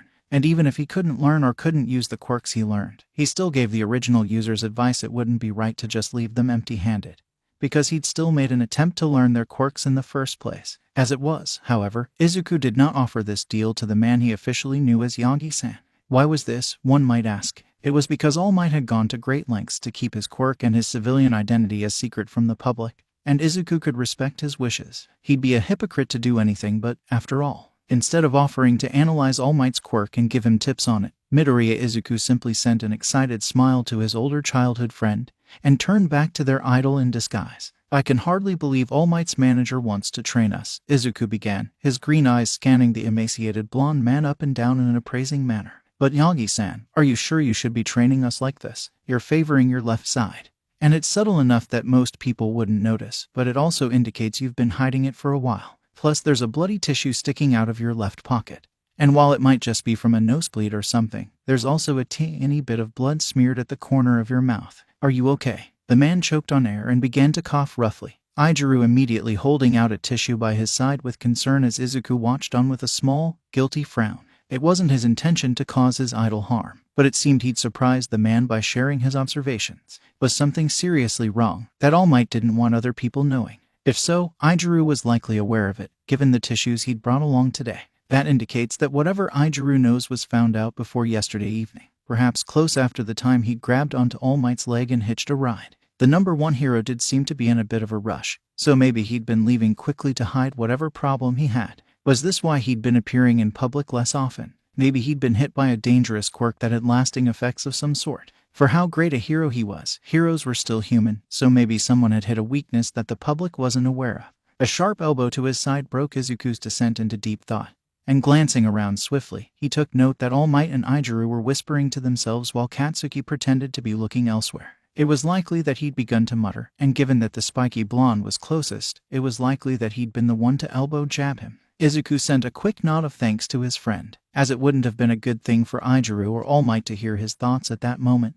and received a neutral sneer in return. My apologies, young man, but you startled me. I didn't think that it was noticeable, but I suppose with an analysis quirk such as your own, it would be difficult to miss. As All Might finished wiping a new streak of blood from his mouth, Katsuki reached into his duffel bag and pulled out a water bottle, handing it to the hero without a word. Thank you. Now, young Midoriya. Izuku nodded and listened as the emaciated blonde man spoke. Roughly 5 years back, I sustained an injury that severely damaged the internal organs on the left side of my body. My lung was heavily damaged, and my stomach was next to pulverized. It was necessary to receive surgery to save my life. However, I recovered quickly, and I've been doing better since then. So while I do have some issues remaining, I am in overall good health, but I appreciate your concern. The man sent him and Katsuki 2 thumbs up, And while Izuku was skeptical, he had little choice but to accept it for now. 5 years back, it must have happened sometime around the fight with Toxic Chainsaw. But Izuku had done his research, and he couldn't give credit to that villain. While problematic, All Might had finished him off quickly and had sustained only minor injuries, and was back to saving more civilians within the hour. There had been a few days where nobody had seen him, but that was because he had been called out of the country to help with a situation in Europe, as he sometimes was. Maybe that was a cover for his surgeries and recovery period. It had only been a few days, but All Might hadn't been absent for any time longer during the year, and it made sense. The symbol of peace couldn't afford to look like he was slacking, even if he was loved by the public. Plus, after that time, he'd begun to slowly appear less often. His decline in appearances, it makes sense that he'd gotten injured and had been forced to work through his recovery period. And that would do no favors for his injuries. They wouldn't have been able to heal properly, since he jumped right back into hero work without any easily noticeable changes, and since he's still suffering today. His body and his quirk must both be incredible to withstand the strain of it all. Another elbow to the side jerked Izuku from his thoughts again, and he looked up to see All Might staring at him in concern. Right, the man had been in the middle of speaking, and he'd zoned out. Talk about rude. Sorry, Yagi-san, I was just thinking. Your body is pretty thin right now, because you haven't been receiving as many nutrients due to the loss of your stomach. Right. I remember reading somewhere that people who suffer injuries like that have to change the ways they eat, and that it's difficult to get into the habit because it's so different from the norm. Are you still eating 3 meals a day? All Might nodded, and Izuku internally fist-pumped at his safe. Yes, I do still eat 3 meals a day. They're smaller, because I can't eat as much as I used to, but I manage well enough. That explains it then. You should be eating more often than 3 times a day, because you can't eat as much in 3 meals. The same amount of overall calories consumed in different quantities and frequency throughout the day. Think of it like constant snacking. Almost, but with meal foods rather than snack foods. As Izuku corrected the diet of the number 1 hero, Katsuki stared at him with an expression that was some mixture of extreme offense and exasperation, and the corner of his mouth quirked up in a smile. Since you're training us, we can help you get in the habit of eating more often. Just think of it as us returning the favor, or clearing the debt we owe you for doing so. With a baffled expression, the man stared at him in a thoughtful manner, and Izuku sent his friends a wide grin of delight. Katsuki rolled his eyes in return, and Aaru gave him an enthusiastic thumbs up while All Might wasn't looking, seeming rather happy that they could help him out a bit. Izuku knew that this had probably been weighing on the black-haired boy, as none of the 3 friends were really comfortable with the idea of the number 1 hero training them while being injured,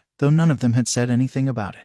It was just something he knew, because he knew them, and because he knew himself. All right, I suppose it wouldn't hurt to try out. At All Might's agreement, Izuku internally fist-pumped again, and listened as the man continued. Now, for your training. I suppose the 3 of you are wondering why I had you come to a beach covered in junk. Beside Izuku, Katsuki huffed with irritation and spoke up. You're gonna have us clear the beach or something as our weight training, right? We've got 10 months until the UE entrance exams, and this beach is just the right size for 3 teenagers to clean up in that time. It'll keep our muscles consistently developing throughout our bodies as we lift and haul the junk around.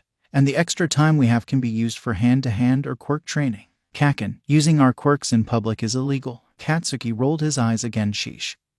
He was doing that a lot this morning and sent Izuku an impatient expression. Ugh, I know that. I was talking about inside or something. He's All Might's manager. He fucking knows about indoor training facilities. Off to the side, no longer standing particularly close to All Might but not exactly next to Katsuki and Izuku, Aaru seemed to relax a bit more. Izuku noted this from the corner of his eye, but pretended to have missed it when the black-haired boy looked his direction, simply sending him a grin as the number 1 hero spoke up once more. With such little information, that was rather insightful, young Bakugo. You're correct. Clearing the beach will act as the base of your training.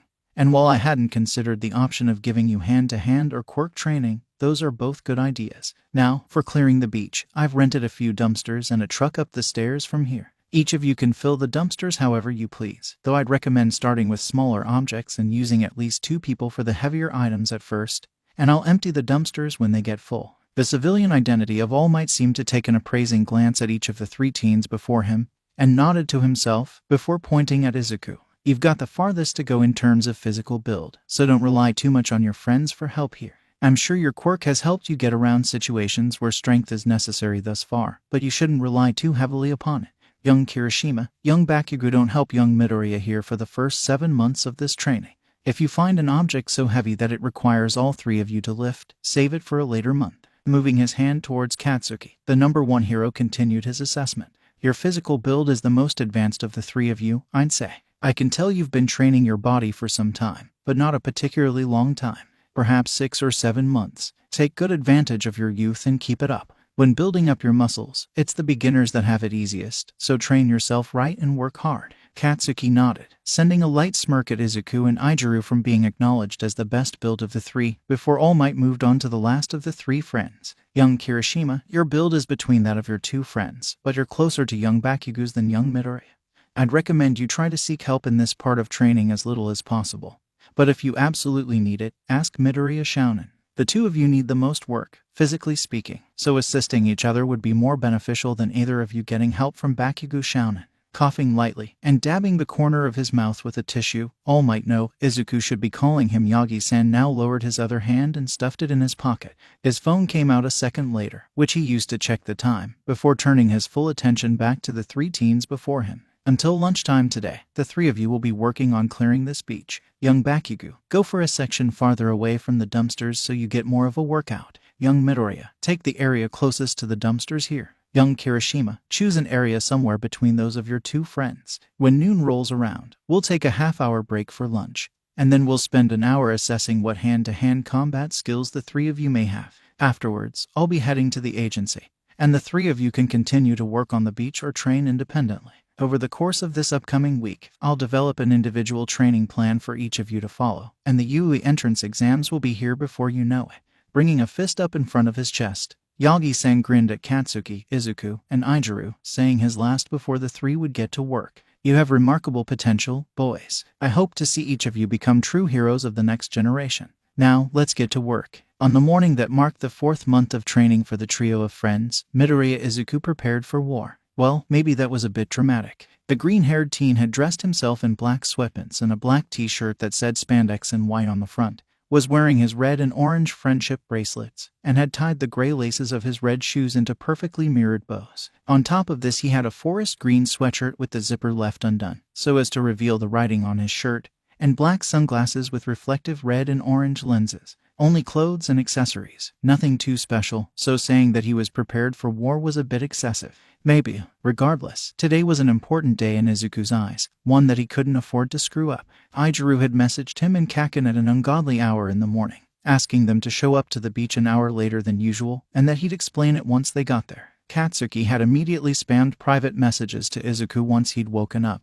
and the two of them had come to the same conclusion. The secret that Yagi-sen was All Might. Ijiru wanted to reveal it to them, and he had to convince All Might to let him do so. That was the most probable option, anyways, and the two of them were relieved. They'd tried to make it easier on Ijiru by avoiding conversation about All Might and his manager as much as they could without seeming suspicious or acting out of character, really, but they'd still seen their friend spiral with his anxiety. It was even beginning to reach the levels he'd been at when he'd first met them, and they'd planned to come out and tell him that they already knew, but then he'd texted them this morning with the request to show up an hour late. Ijiru was taking matters into his own hands, acting without following anyone's wishes but his own, and they couldn't screw that up. He relied on them a little too much, and it wouldn't be right to let him continue to do so for much longer. As a hero, he'd have to make tough decisions on his own, and he had to be ready to do so. After a quick back and forth between Katsuki and Izuku, the two had decided that it was most important to show their support for his decisions before putting down their phones and getting ready for the day.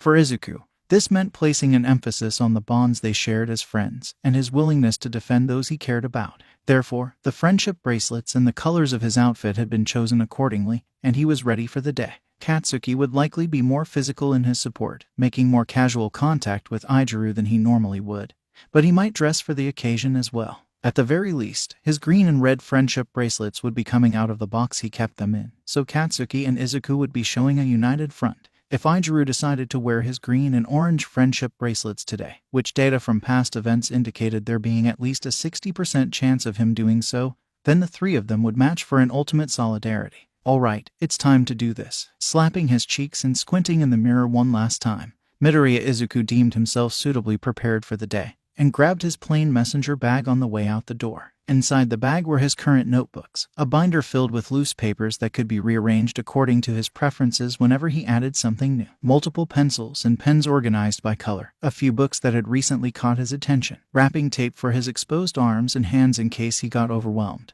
a spare school uniform, a first aid kit that Kakin had given him, and miscellaneous items that might come in handy while he was out and about someday. Izuku was not a hoarder, he just liked to keep things in case they came in handy. Yes, the full-size stapler at the bottom of his bag had been used outside the house. Yes, some of the ponytails from the small pack he'd gotten had been given away to people in need of tying their hair back, or in need of something to hold a poster rolled up because they'd forgotten a poster too. No, he hadn't yet found a use for his deck of Yu-Gi-Oh cards because nobody actually played the game anymore, but he would find someone who did someday. Anyways, today was a school day, which meant that their beach training was cut in two, one part before school and the other part after school. 2 hours were spent at the beach in the morning. Then the three friends went home, showered, ate a breakfast that didn't consist entirely of protein bars, and changed into their school uniforms. In the afternoon, they'd go home, change back into their workout clothes, eat a healthy snack, and then head back to the beach for another few hours clearing away junk, depending on the day of the week.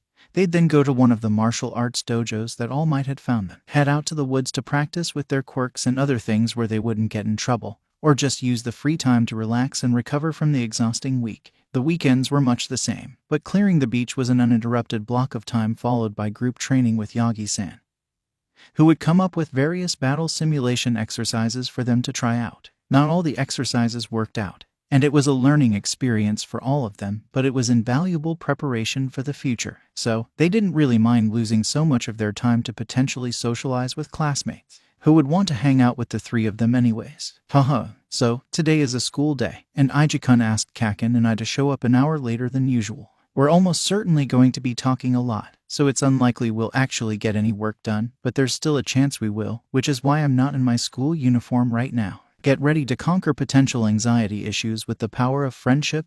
Izuku, you've got this. I've got this. Let's go. When Katsuki joined him on his way to the beach, Izuku didn't stop giving himself a pep talk, but instead started including the spiky blonde in it. Said blonde listened to him ramble on with a scowl on his face, but didn't interrupt him, probably thinking that he needed it to keep his emotions under control. An emotional Izuku was not a good Izuku to be stuck with, apparently, so Katsuki let him get away with the necessary things to keep himself calm. Oh, Kakin was wearing his friendship bracelets. That's 2 out of 3, practically vibrating with anticipation. Izuku led the way down the steps and onto the sand of the beach, scanning the horizon for Ijiru and Yagi-san. Both were probably somewhere by the area Katsuki had chosen to clear, as the blonde's meticulous cleaning method had led to his section of the beach being the least dangerous to sit or lay about on. Izuku's section was a close second, but it was still in view of the nearby street, so private conversation wouldn't do well there. Upon spotting his friend and their mentor standing together in the distance, the green-haired teen focused his quirk upon them with a bit more power than he usually did, and took note of their awkward stances. Both were rather tense, and it looked as though they'd been arguing, at least a little bit. Maybe All Might didn't want to reveal his secret. But if that were the case, why were Ijiru's fists clenched? He'd never begrudge someone the right to keep their own secrets. So something else had likely occurred. And he has that expression he'd get when we first started studying together, like he's received information he doesn't know how to process and isn't quite sure how to ask for a repeated explanation. Pale, some sweat is visible now. He's seen us and that smile is absolutely rife with nervousness. Time to shut it. We're getting in hearing range. Katsuki was nice enough to warn him before they got too close, and Izuku smiled gratefully at him before spotting a detail that had him shouting one thing more. 3 out of 3, perfect score. Ijiru and Yagi-san heard that, and shared a confused glance, relaxing from their tense stances a bit. Izuku's gaze was locked on the green and orange friendship bracelets around Ijiru's left wrist though, and thus he barely noticed it as he sent his black-haired friend a brilliant smile. Ijiru smiled back nervously, and after sending a look towards Yagi-san, left the skinny man behind to approach his friends. In the next few seconds, Katsuki and Izuku found themselves standing before him, ready for the conversation that he'd promised them. Katsuki, Izuku. Ijiru messed with the bracelets a bit, unaware of the action himself, but it being noticeable to those he'd addressed. I promised you an explanation for my message this morning. And I wanted to talk with Yagi-san before actually telling you things, to make sure it was okay with him, because it's kinda his secret I'm gonna tell you. It might sound hard to believe, but I promise I'm not lying, and it can be proved. Proven. Izuku folded his arms behind his back, attentive to what Ijiru was saying. His quirk nudged him to relax his stance a little, as the black-haired teen's shoulders rose a bit with anxiety, and he casually did so with a leg sliding a few inches to the side. Physically unbalancing himself in this manner portrayed a sort of openness that most people subconsciously viewed as vulnerability to attack, and thus it would assist in calming the other, if only a little bit. Yagi-san is All Might. I found this out after I grabbed onto his leg, and we landed on a rooftop, and his buff body disappeared in a cloud of smoke to reveal this one, and we had this whole discussion about it and ended up sharing our tragic backstories. Trademark. And he asked me not to tell you about it because if it got out to the public it'd totally ruin his image or something, and I wanted to tell you. I didn't want to keep this from you. But on my way home we had another discussion and he asked me to introduce him as his own manager, and I was. Izuku dropped his arms and took a step forward, but Katsuki held him back by the sleeve of his sweatshirt. When he turned his head to look at the blonde, the other simply shook his head once and gestured back to the almost hyperventilating Izuku.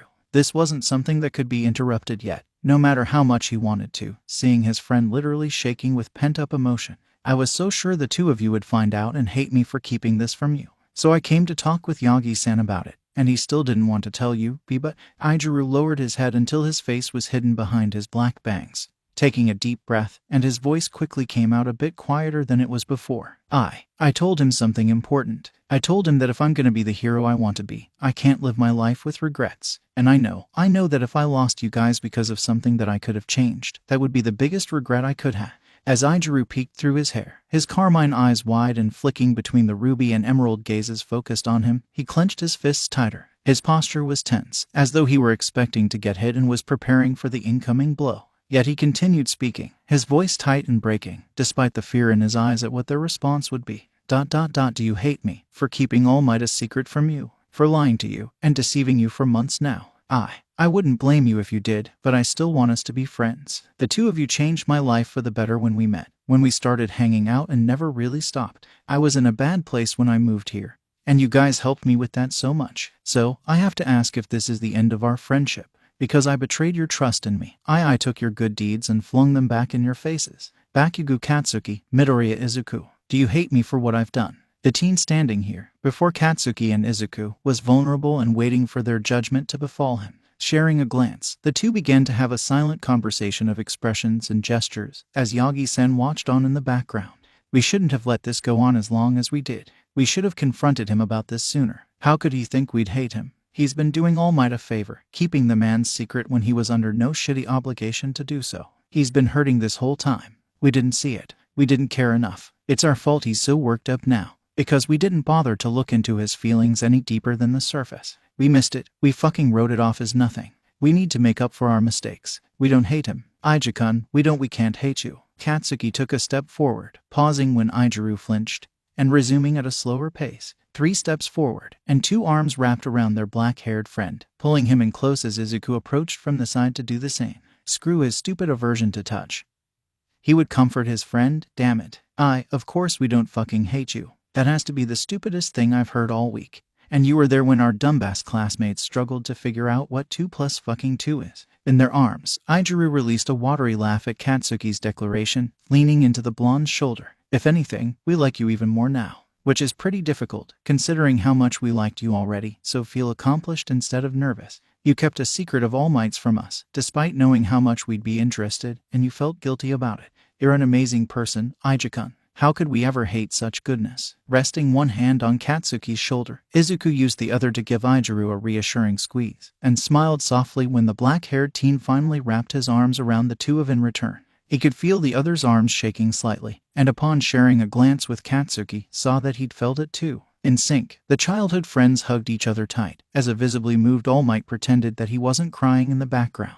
8 months into training, Katsuki, Izuku, and Izuku had cleared out almost the entire beach. Only a fraction of garbage remained in comparison to where it had started out, and people were beginning to come back to the beach to enjoy the pristine sandy areas, families and friends and couples alike. This meant that the trio couldn't always talk freely, but they had other places available for them to do so, and it was one of these locations that they found themselves in after a long day of work. Reaching over to rummage through the snack pile they kept stocked in this part of the woods, Bakugo Katsuki scored a bag or two of supreme spicy chips, and tore one open as he began to speak. Hey, do you think All Might has been acting weird lately? Izuku hummed from his place against the wall of their treehouse, not bothering to look up from the notebooks he was transferring data to and from, and nodded. He started watching us more closely a while back, roughly a month after we were told of his hero persona, so it's unlikely to be related to that.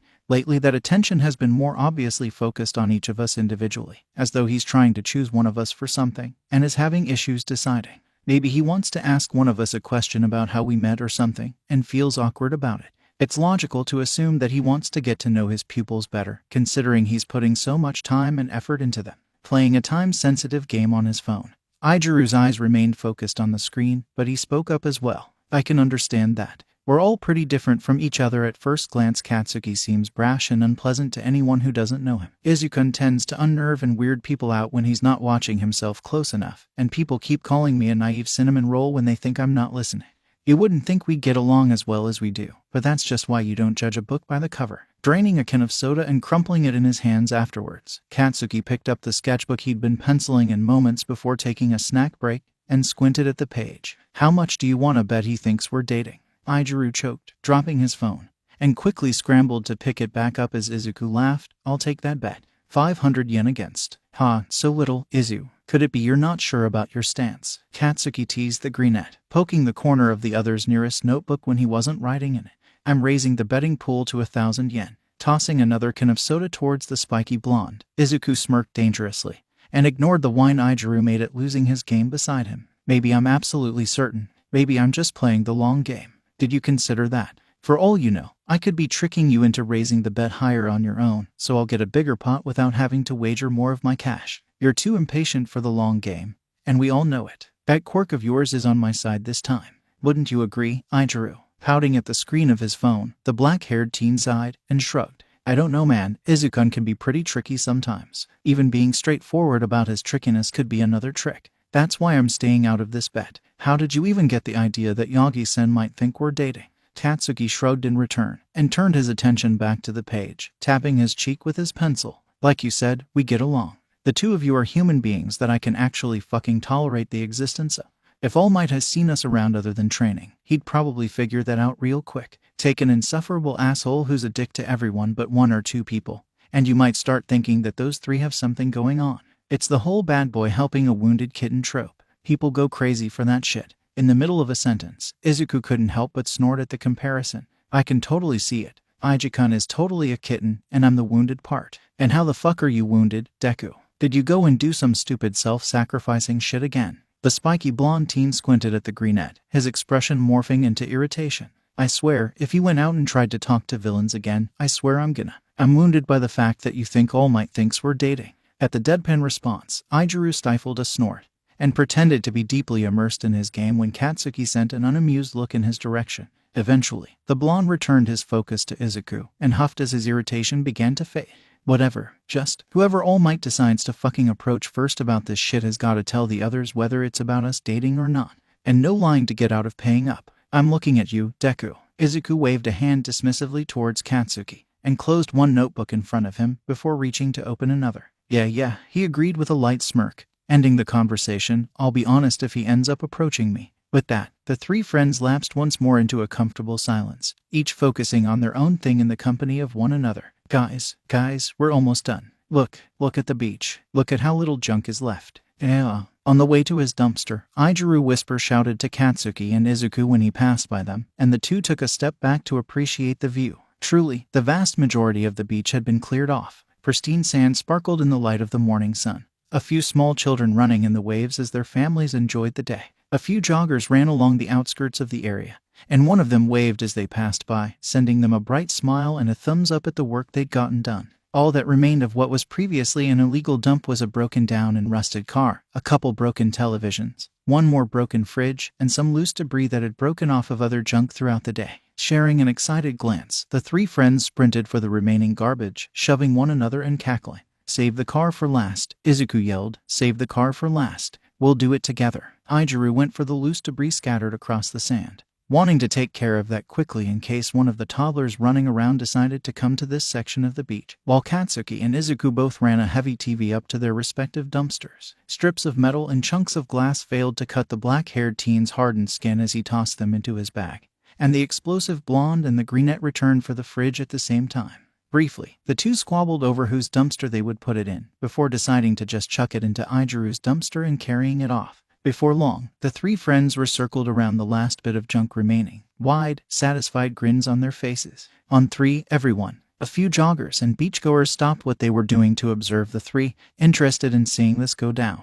1. Katsuki called out, reaffirming his grip on the left middle of the car, his hands protected from the twisted underbelly by the heavy work gloves he wore. 2. Izuku added in a gleeful tone, making sure the front right section of the car was securely in his grasp. And 3. Aaru finished the count with a shout, lifting the right rear of the car with his hardened hands as the other two lifted their respective sections in tandem. Together, the three friends heaved the car across the clean sand, pushing themselves harder as they ascended the stairs. With the encouraging shouts of their audience at their backs, they brought the totaled vehicle over to the area their dumpsters were located in and dropped it beside the full bins with no small amount of delight. The last piece of trash had been hauled from the beach, with only a week remaining before the UE entrance exams, and they'd done this all by themselves. YEAH, bitches. HLHLHLHLH. Katsuki fired off exuberant explosions into the air, cackling with the sheer amount of satisfaction he felt at destroying the last signs of shitty human behavior from what was, admittedly, a really beautiful beach. Overcome with positive emotions himself, Izuku dove in to hug his two best friends, forgetting his aversion to touch for just one joyous moment.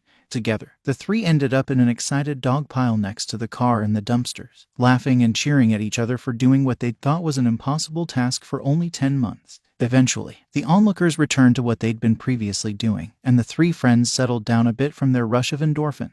All Might, in his most heroic form, approached the teens with a proud smile and snapped a picture for future reference. After scrolling through his gallery, he pulled up a picture from 10 months earlier and turned his phone around to show his trainees just how much they'd progressed since then. Good work, you three. You've returned this place to its former glory and made it safe for the public to enjoy once more. The picture that the man showed them had the three teens bickering over a large, ruptured bag of dog shit, none of them wanting to be the one to deal with it, and each of them looking rather green at the unholy smell it was giving off. And look at how far you've come in the process. Young Midoriya, young Kirishima, the two of you have bulked up quite a bit. And young Bakugo, by no stretch of the truth have you been lagging behind. All of you have done incredible work. All of you have made me proud. Sharing an odd glance, for none of them had truly gotten used to All Might's presence in the 10 months they'd known him, the three friends couldn't help but react to the fact that All Might was proud of them. Katsuki blushed and turned away, unable to completely play it cool while looking his idol in the face. Izuku shrieked quietly, hiding his face in his hands, and muffled giggles could be heard for several moments afterwards. Aaru reacted in a mixture of the other two, blushing and stuttering out a single thanks, before quietly shrieking with Izuku. None of them were really expecting praise for doing this, because it had been expected of them to do it, and why would they be praised by the number one hero for fulfilling simple expectations? Now then, with the entrance exams in a week, coming up the stairs, a woman shrieked upon seeing All Might, and a crowd instantly began to form. The hero was graceful despite being interrupted, and continued where he'd left off, albeit at a quieter volume than before. And more time on your hands. I wanted to take some time to train each of you in a one-on-one setting. But for now, we run. Turning swiftly on his heel, the number one hero sprinted off towards the streets of the city, and the three friends scrambled to follow before they were caught up in the rush of All Might's fans trailing behind.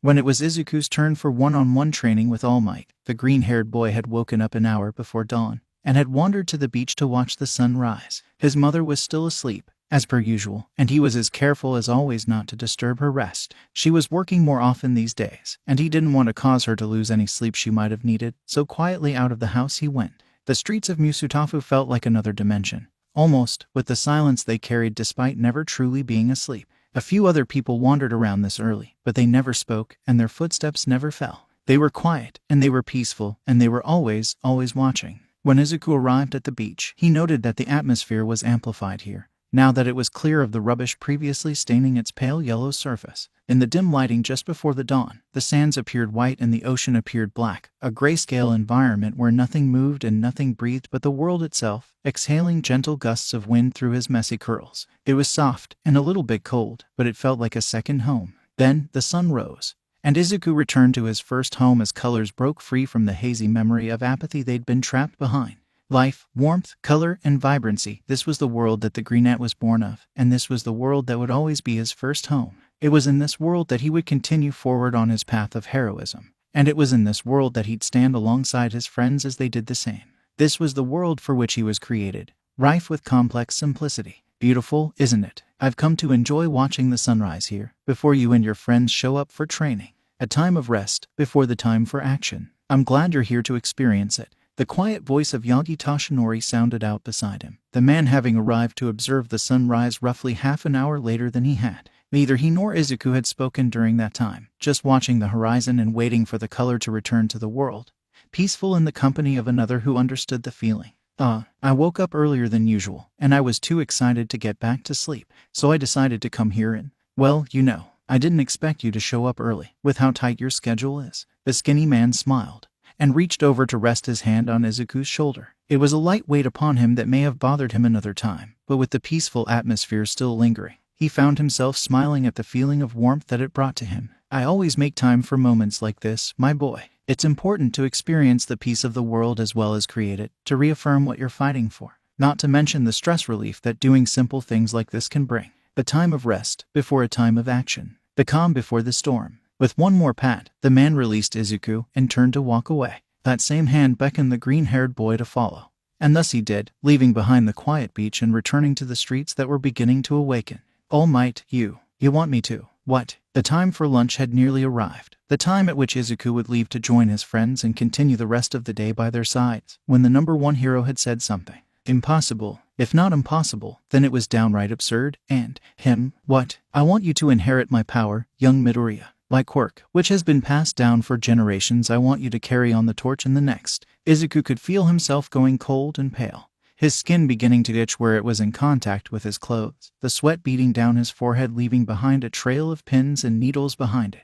All might. He took a step back and a little to the side, in order to lean against the bench press he'd previously been working on. Why me? My quirk is already incredible, sir. I don't understand. Izuku was grateful that he wasn't holding any weights, for if he had been, he would have dropped them by now. You and your friends are remarkable people, young Midoriya. I'll admit, I found myself hard-pressed to choose between the three of you, but something has always told me that it had to be you. Ever since I saw you fighting that sludge villain to save your friend. With a gentle hand that felt like freezing fire and burning ice, All Might led the green-haired boy over to a nearby seat and offered him a bottle of water. He took it quickly, with shaking hands, and tried to subtly move just the right distance away so as to discourage further physical contact without seeming rude. Your analysis quirk is powerful indeed, but it won't help you against opponents that are significantly bigger and stronger than you are. Your mind is sharp enough to cut diamond, a trait I don't quite possess myself, but your body is significantly lacking. While the quirks of your friends can help them protect themselves in a physical battle, yours cannot. All Might was worried about him, but he didn't know what he was offering him. He didn't know all the details. He was going into something this important without. The greatest of heroes all share a single trait in the stories of how they became such, young Midoriya. Their bodies moved before they could think. I saw that in you 10 months ago, and as I trained you and your friends, I saw even more admirable traits. You calmed young Bakugo when he needed assistance quelling his rage. You made sure young Kirishima was confident in his abilities in the most subtle of your own actions. You know how to help people, young Midoriya, and you act to do so selflessly, without thinking for the consequences that may befall you beforehand.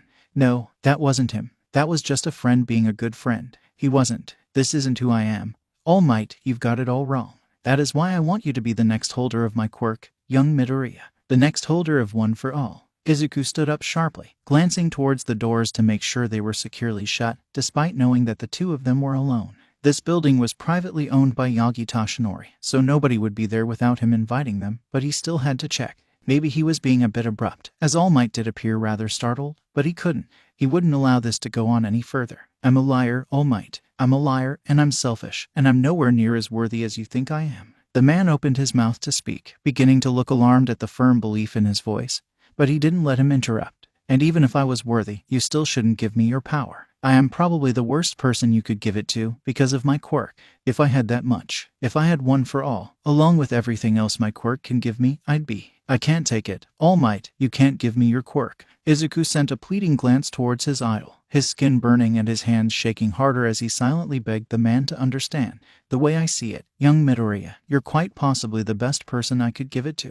Why do you think otherwise? All Might reached out to rest a hand on his shoulder again.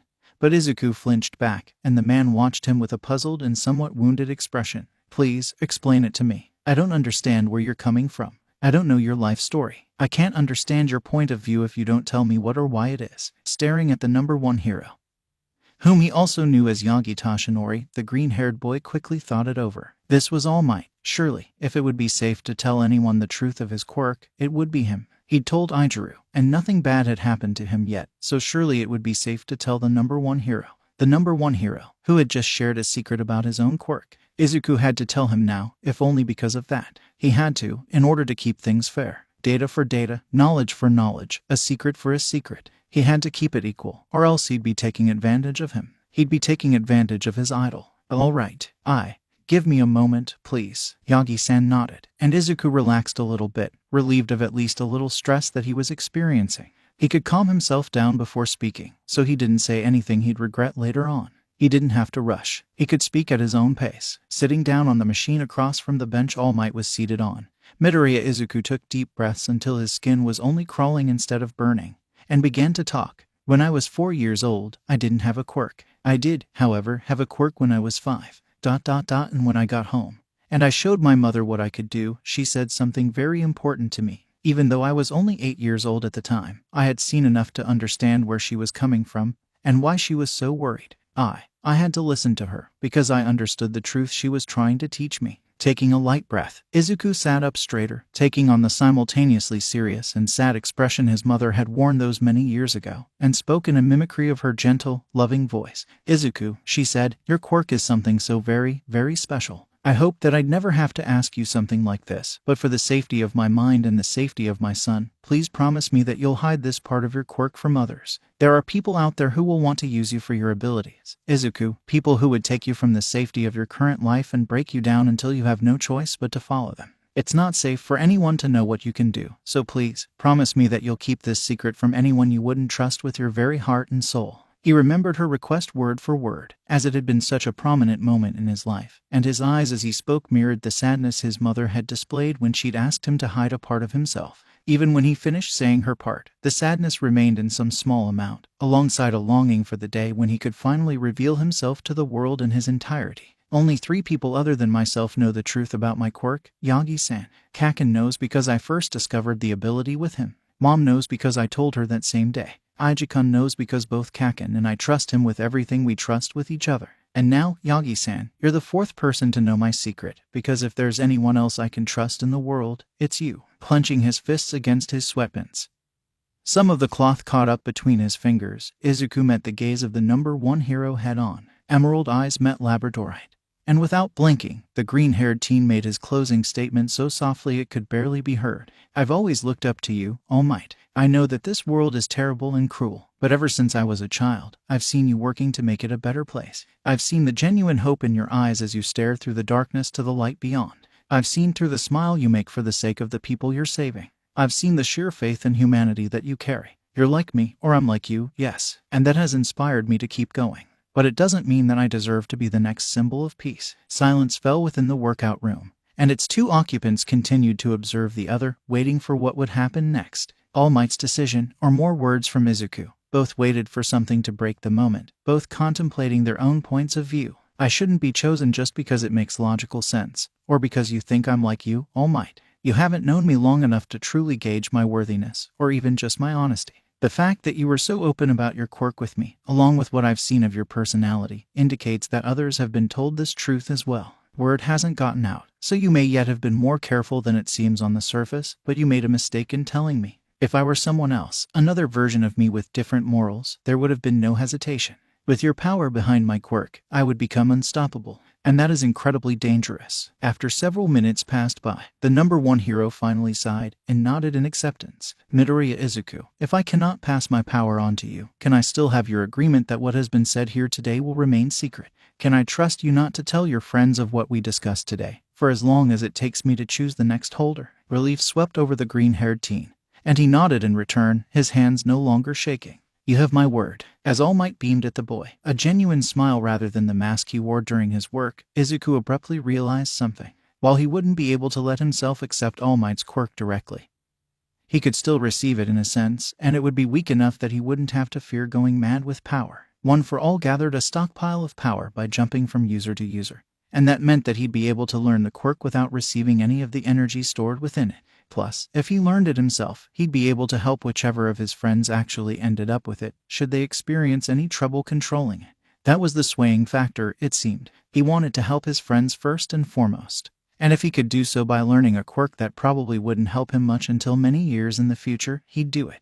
All might. The man tilted his head, taking in the suddenly determined expression upon Izuku's face, and responded, "Yes, what is it? Could I analyze one for all, so I can know how to help the next holder control this power? When you were telling me how you got it earlier, you mentioned that you knew how to use it immediately, but that probably won't be the case with the next holder. The energy stockpiled has probably increased drastically since you've gotten it, perhaps beyond the critical threshold given the fact that you never seem to run out of energy, and that could very well be dangerous." All Might blinked, and it was clear this had never occurred to him, as a concerned expression began to grow upon his face. "You're saying that one for all could harm the next holders?" Izuku nodded, and explained his reasoning. "The theory of quirk singularity states that quirks will eventually become too powerful for their users to safely use without damaging themselves, and given how one for all works, it's possible that the next holder will experience significant difficulty in wielding it safely. There's no way to know whether or not this is true without testing it out, but given your comment about my limbs potentially popping off if I were as scrawny as the day you met me, I assume there must be some sort of precedent to cause this belief. I want to analyze one for all so I can help them work through any difficulties they may face,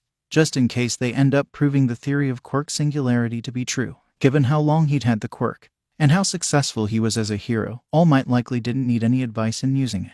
Therefore, Izuku would go for second best, offering information to the next user, whoever they may be. It was a debt that would take some time to pay off, but it was also a debt that aligned with his desires, and therefore one he wouldn't have any difficulty paying. Even if for some reason All Might ended up choosing someone who wasn't one of his friends, he'd still be fine with it, because he'd still be helping out in a way that only he could. He'd be providing a service that nobody else could fulfill, and that gave him a feeling of immense satisfaction. "I see. All right, young Midoriya, you may analyze one for all. Do you need me to do anything for you to do so?" With the number one hero's agreement, Izuku stood up from the workout bench he'd been seated on and approached to sit beside All Might. The lean man made no move to touch him, likely remembering how he'd reacted to it before, and the greenette couldn't help but smile at the consideration being afforded to him. "No, not really. I just need a point of physical contact to focus on, and my quirk will do the rest. You might hear me muttering some strange things in the process, and I might go into a trance for a little while cause your quirk is a particularly strong one, but it should be over in about a minute or two.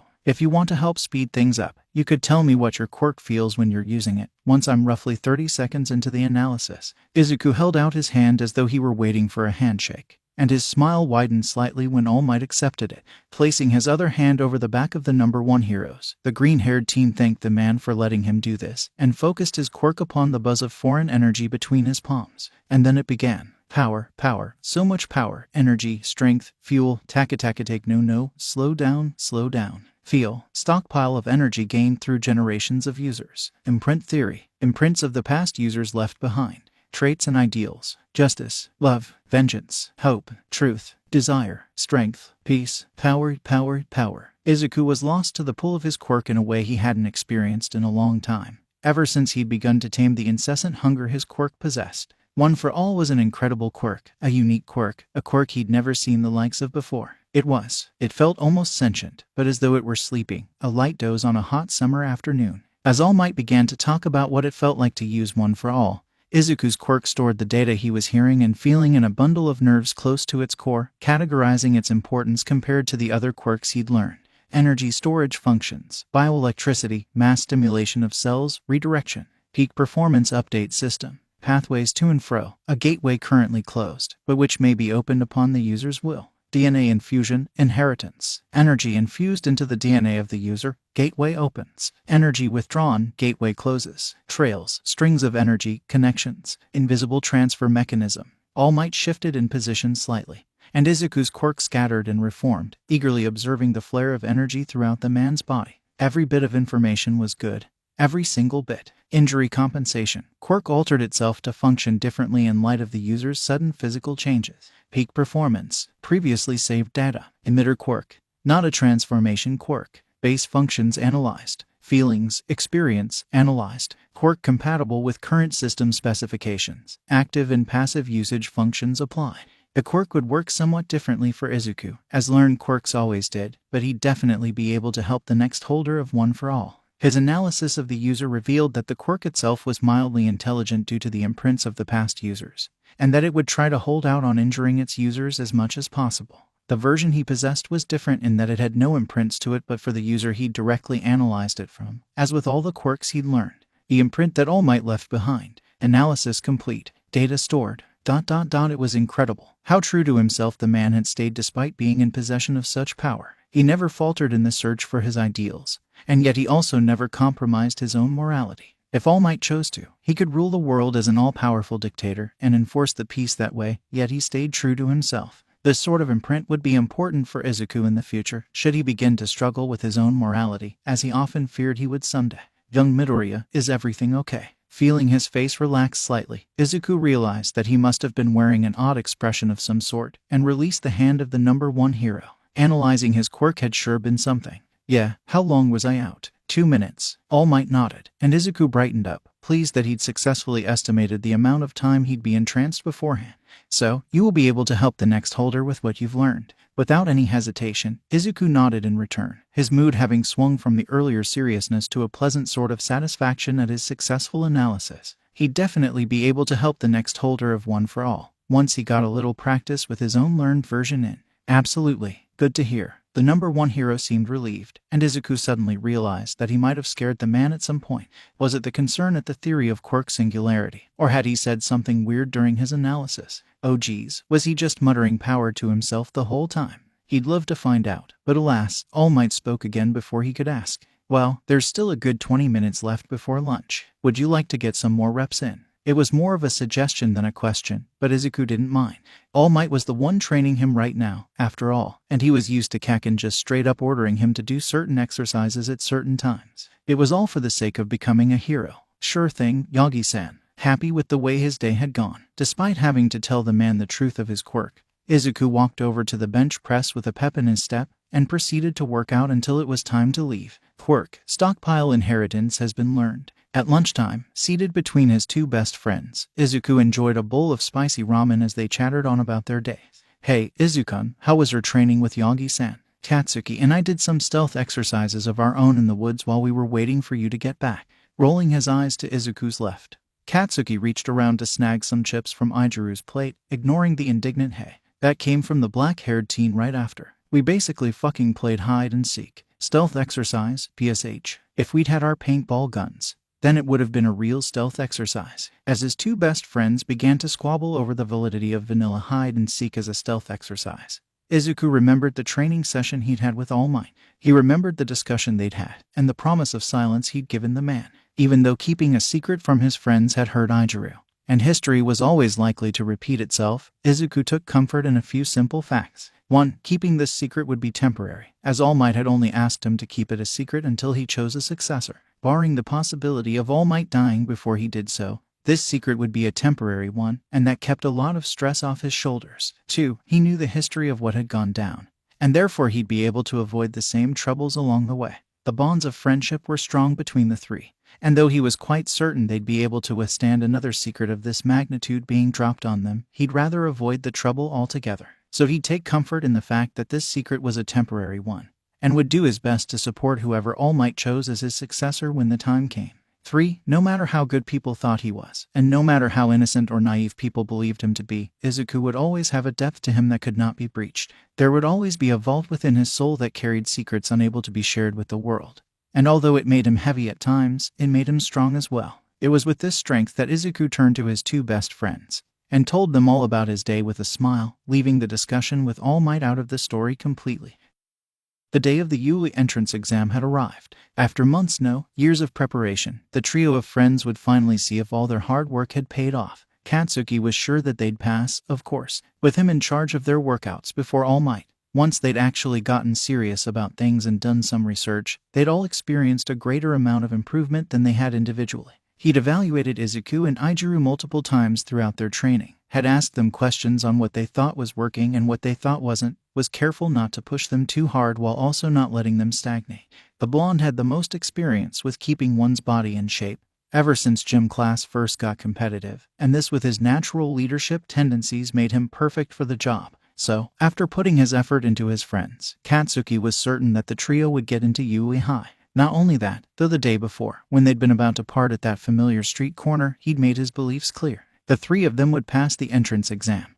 And they'd absolutely destroy the competition while doing so. Katsuki, Izuku, and Izuku would get the top scores of their year, and everyone else would be left in the dust behind them. In direct contrast to Katsuki's certainty, Izuku was really quite nervous about the exam. He'd made it clear that he wasn't doubting the abilities of Katsuki and Izuku, but when pressed a little, he admitted that he was worried about the competition. Specifically, he didn't know how they'd compare, and he was worried about just how many other people would be trying to get into the school. Katsuki's place was practically guaranteed thanks to his powerful ambition, and Izuku would surely get in with his quirk leading him the whole way, but Izuku, he wasn't sure, and that made him nervous. When the three had discussed this, Katsuki and Izuku had done their best to reassure him that he was on their level. Just because he was indecisive sometimes, and he didn't have the academic intelligence they had, didn't mean that he wasn't their equal. He was street smart where they weren't. He was better with people than they were. And the icing on top of the cake, he was also actively trying to improve himself. Not a lot of people could say that, and after some further discussion, they'd finally been able to bolster his confidence.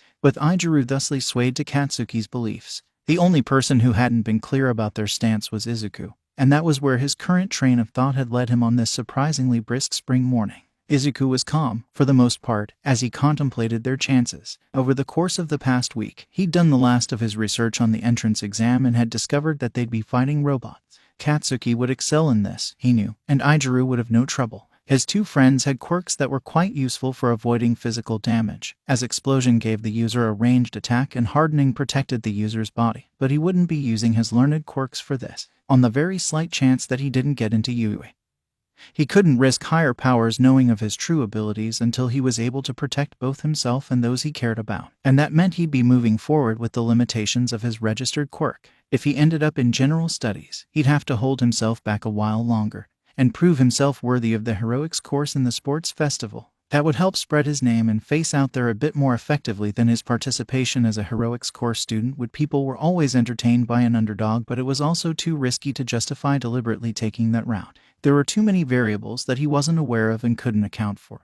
Therefore, he'd have to try his best in the exam, and just deal with whatever ended up happening. Pass or fail, he had options available to him, and he'd make his movements accordingly with the outcomes of today. Izuku could do this, with what he had registered as his quirk. It might hurt more, it might take more effort, but he could do it. He'd trained with his friends for years, and then he'd been trained by All Might himself. Izuku could pass the entrance exam today with flying colors, and he would get into the heroics course of Yui High. This was where he stepped forward of his own volition, and made to seize the future that he desired. The auditorium was rather spacious, and had halfway filled with examinees by the time Izuku entered. Glancing around from behind his sunglasses, he tried to spot his two friends in the crowd, but found his attention being drawn away to several interesting candidates, those who would be their competition. A boy with tousled black hair and a blue-white bandana was twisted around the back of his chair to speak with someone behind him. There weren't any obvious signs of what his quirk was, indicating that it was likely an emitter or transformation-type quirk, perhaps something to do with his hands. He was careful with how he moved them, enough so that his quirk was probably touch-activated.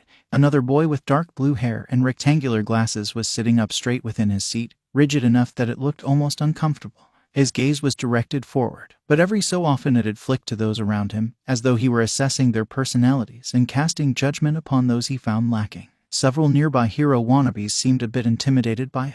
A teen with long white hair sat close by, the color of their hair changing to primrose as they fidgeted with a stress ball. Color-changing quirk. It didn't seem very useful. Poor kid was probably going to get pummeled, unless they had a trump card of some sort. Izuku, there you are. We've been waiting for you. A sudden weight being thrown over Izuku's shoulder had him turning slightly. The reflexive urge to punch the person or skitter away being pushed down until he could at least see the face of the one who touched him, and he relaxed when lightly tanned skin and black hair made it into view. It was just Izuku, grinning excitedly with a mildly irritated Katsuki beside him, and that meant he'd successfully located his friends. Or, well, they'd successfully located him. Yui was huge, honestly.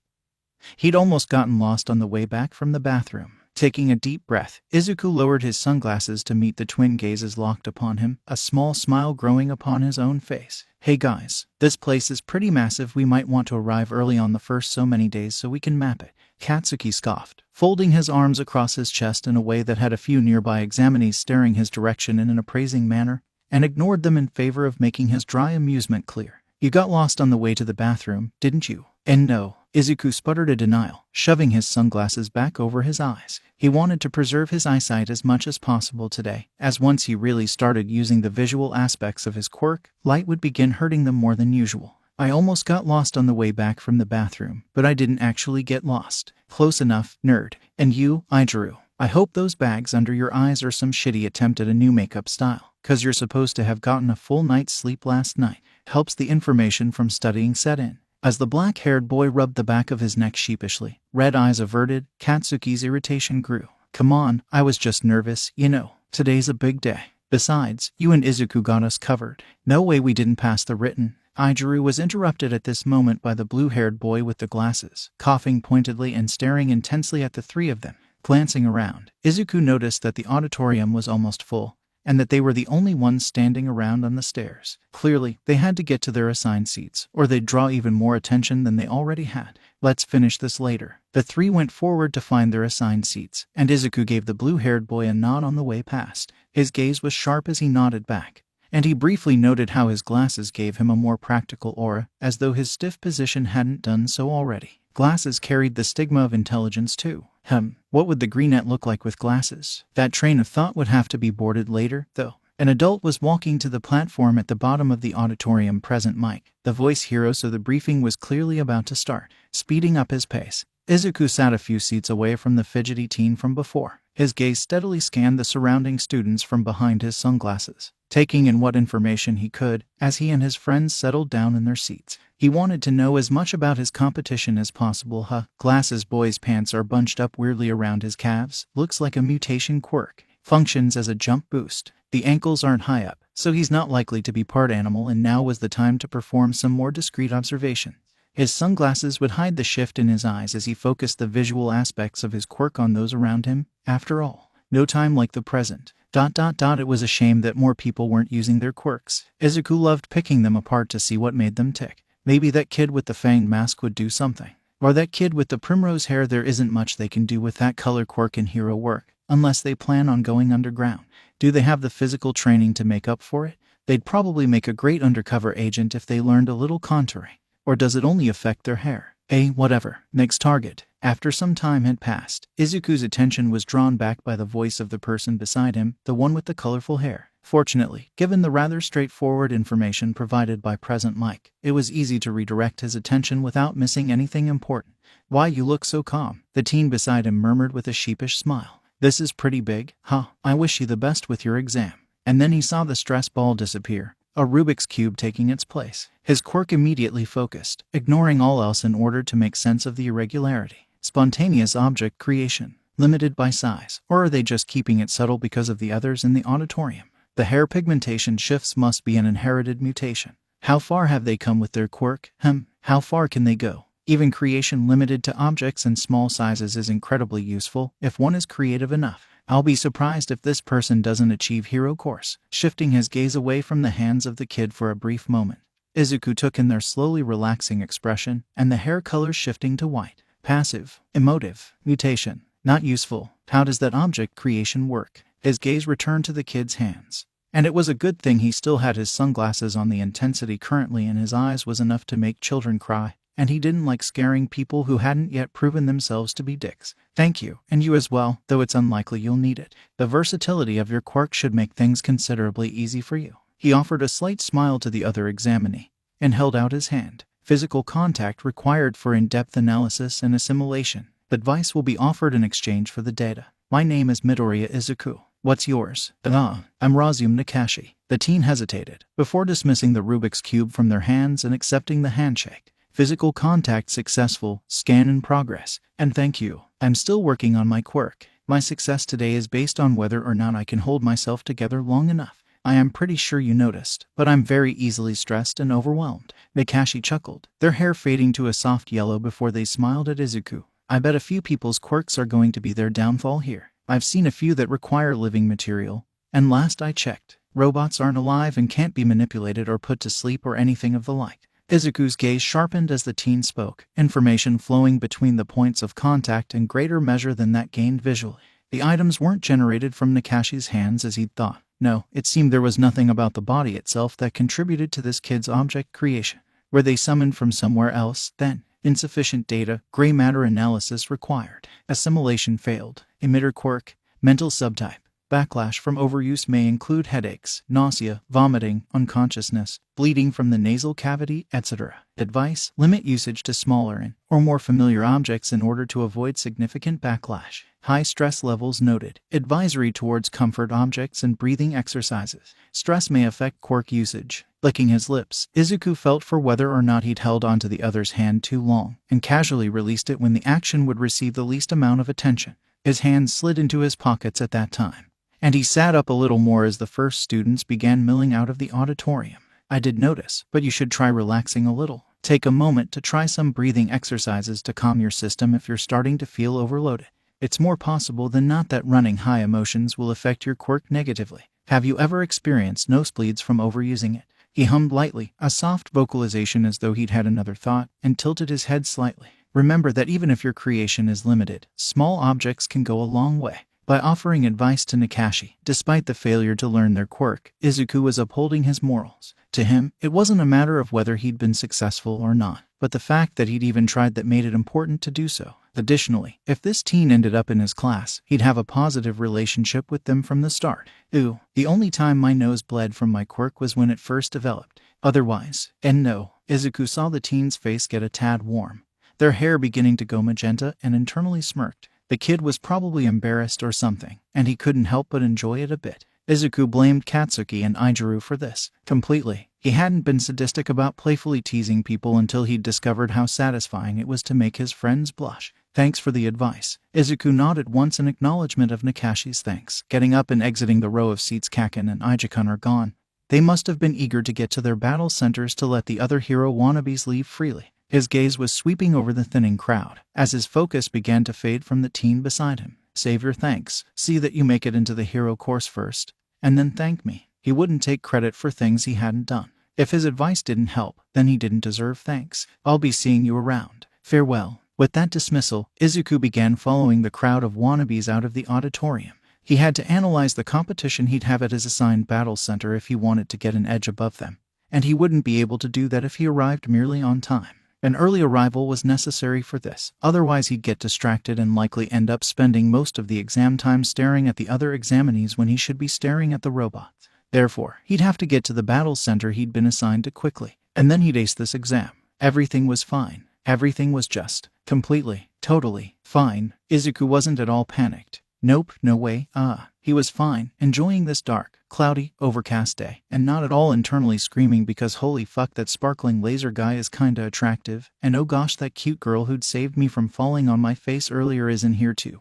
Totally. Target acquired. Chunks of concrete flew as a metal fist collided with the ground, and Izuku lashed out for the exposed wires on the two-pointer's neck, fingers curling around the thin strips and tearing them free. The robot shut down 19 points. I haven't gotten nearly enough to pass yet, and he turned to scan his surroundings again, emerald eyes wide behind his sunglasses. The green-haired teen was really patting himself on the back for thinking to wear his shades today. Despite the sun being hidden neatly behind the clouds above, with all the metal and flashy quirks in the area, light was being reflected everywhere. If it weren't for the sunglasses he wore, he was sure that he'd have at least the beginnings of a headache by now. As Izuku scanned the area for more robots to destroy, two students came flying towards him with a dangerous three-pointer behind them. One of them swung from tape connected to his elbows, and he seemingly saw something more worthwhile on a nearby street, as he decided to leave this robot to the examinee that had been chasing him. That was rather considerate. Nice. After taking a moment to check on the other examinee when they took down the robot, no physical damage taken,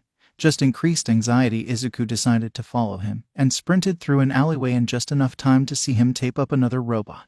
There were a few more available here, and he darted over to the nearest one, diving at the kill switch present upon its leg. In order to get points, one had to disable the robots. Those with more physically powerful quirks would just destroy the robots, while others would be forced to get creative about how they got their points. For Izuku, this meant exploiting any weaknesses his quirk could pinpoint, such as exposed wires and kill switches. For the tape-armed person, this meant immobilizing them so they couldn't move, as he seemingly hadn't spotted any kill switches yet. 21 points. I need at least 30 before I can even say I have a chance. Another minute passed, most of that time spent taking down robots and helping another examinee get out of the way of an attack they failed to notice before the ground began to shake. Collectively, those nearby stopped in their tracks, taking in the sight of the massive robot that loomed over the buildings nearby and running away from the area. Nobody wanted to waste their time on what Present Mike had declared to be a mere obstacle, after all. Taking shelter in an alleyway to breathe, Izuku glanced at his hands, the skin exposed and unprotected from the hits he'd been dealing throughout the past 9 minutes. Bruises were already forming over his knuckles and the sides of his palms, trailing over his wrists and down his arms. Cuts and scrapes littered his fingers where he'd grasped and pulled at the exposed wires of the robots, smeared blood making the dust in the air stick to his skin. The pain was currently just a dull throb thanks to the adrenaline coursing through his veins. But he knew he'd be feeling it later. A pained scream sounded nearby, and Izuku turned to run towards the source, knowing that everyone else had fled the area. Some opportunist had likely stayed behind to take down the robots still nearby that were worth points, and had underestimated how much danger they'd be in. That zero-pointer was highly dangerous, but the other examinees had probably believed it to be all bark and no bite, given that this was only an exam. Eyes focusing on the figure trapped beneath freshly fallen rubble, Izuku recognized her as the girl who'd helped him earlier, and analyzed her prone position. Minor damage sustained, not threatening by itself, but it looks like she's been overdoing things. Movement is minimal. Breathing is heavy, but slowing down to a steady pace. Did she fall unconscious, or is she forcibly calming herself down? Biting his lower lip, Izuku's gaze returned to the giant robot looming overhead, and then towards the nearest building to it. A fire escape was there. He could climb up it and attack the zero-pointer from a higher vantage point, but it would be close. The robot moved forward slowly, but if he wasn't quick enough in taking it down, it would likely hurt the girl before he could do so. An optimal course of action would be for him to have help, so they could help the girl while he went for the robot, but nobody else was. Need any help here? Whipping his head around to see who was there, Izuku noted that it was the guy with tape-shooting elbows, and just as quickly returned his gaze to the robot. He had assistance available now. And that quirk was useful, and its owner seemed rather calm despite the pressure. Yeah, I need you to help the girl out from under the rubble, trapping her while I distract the zero-pointer. My registered quirk isn't suited for physical activity, but it can pinpoint weaknesses like nothing else, and this robot is full of them.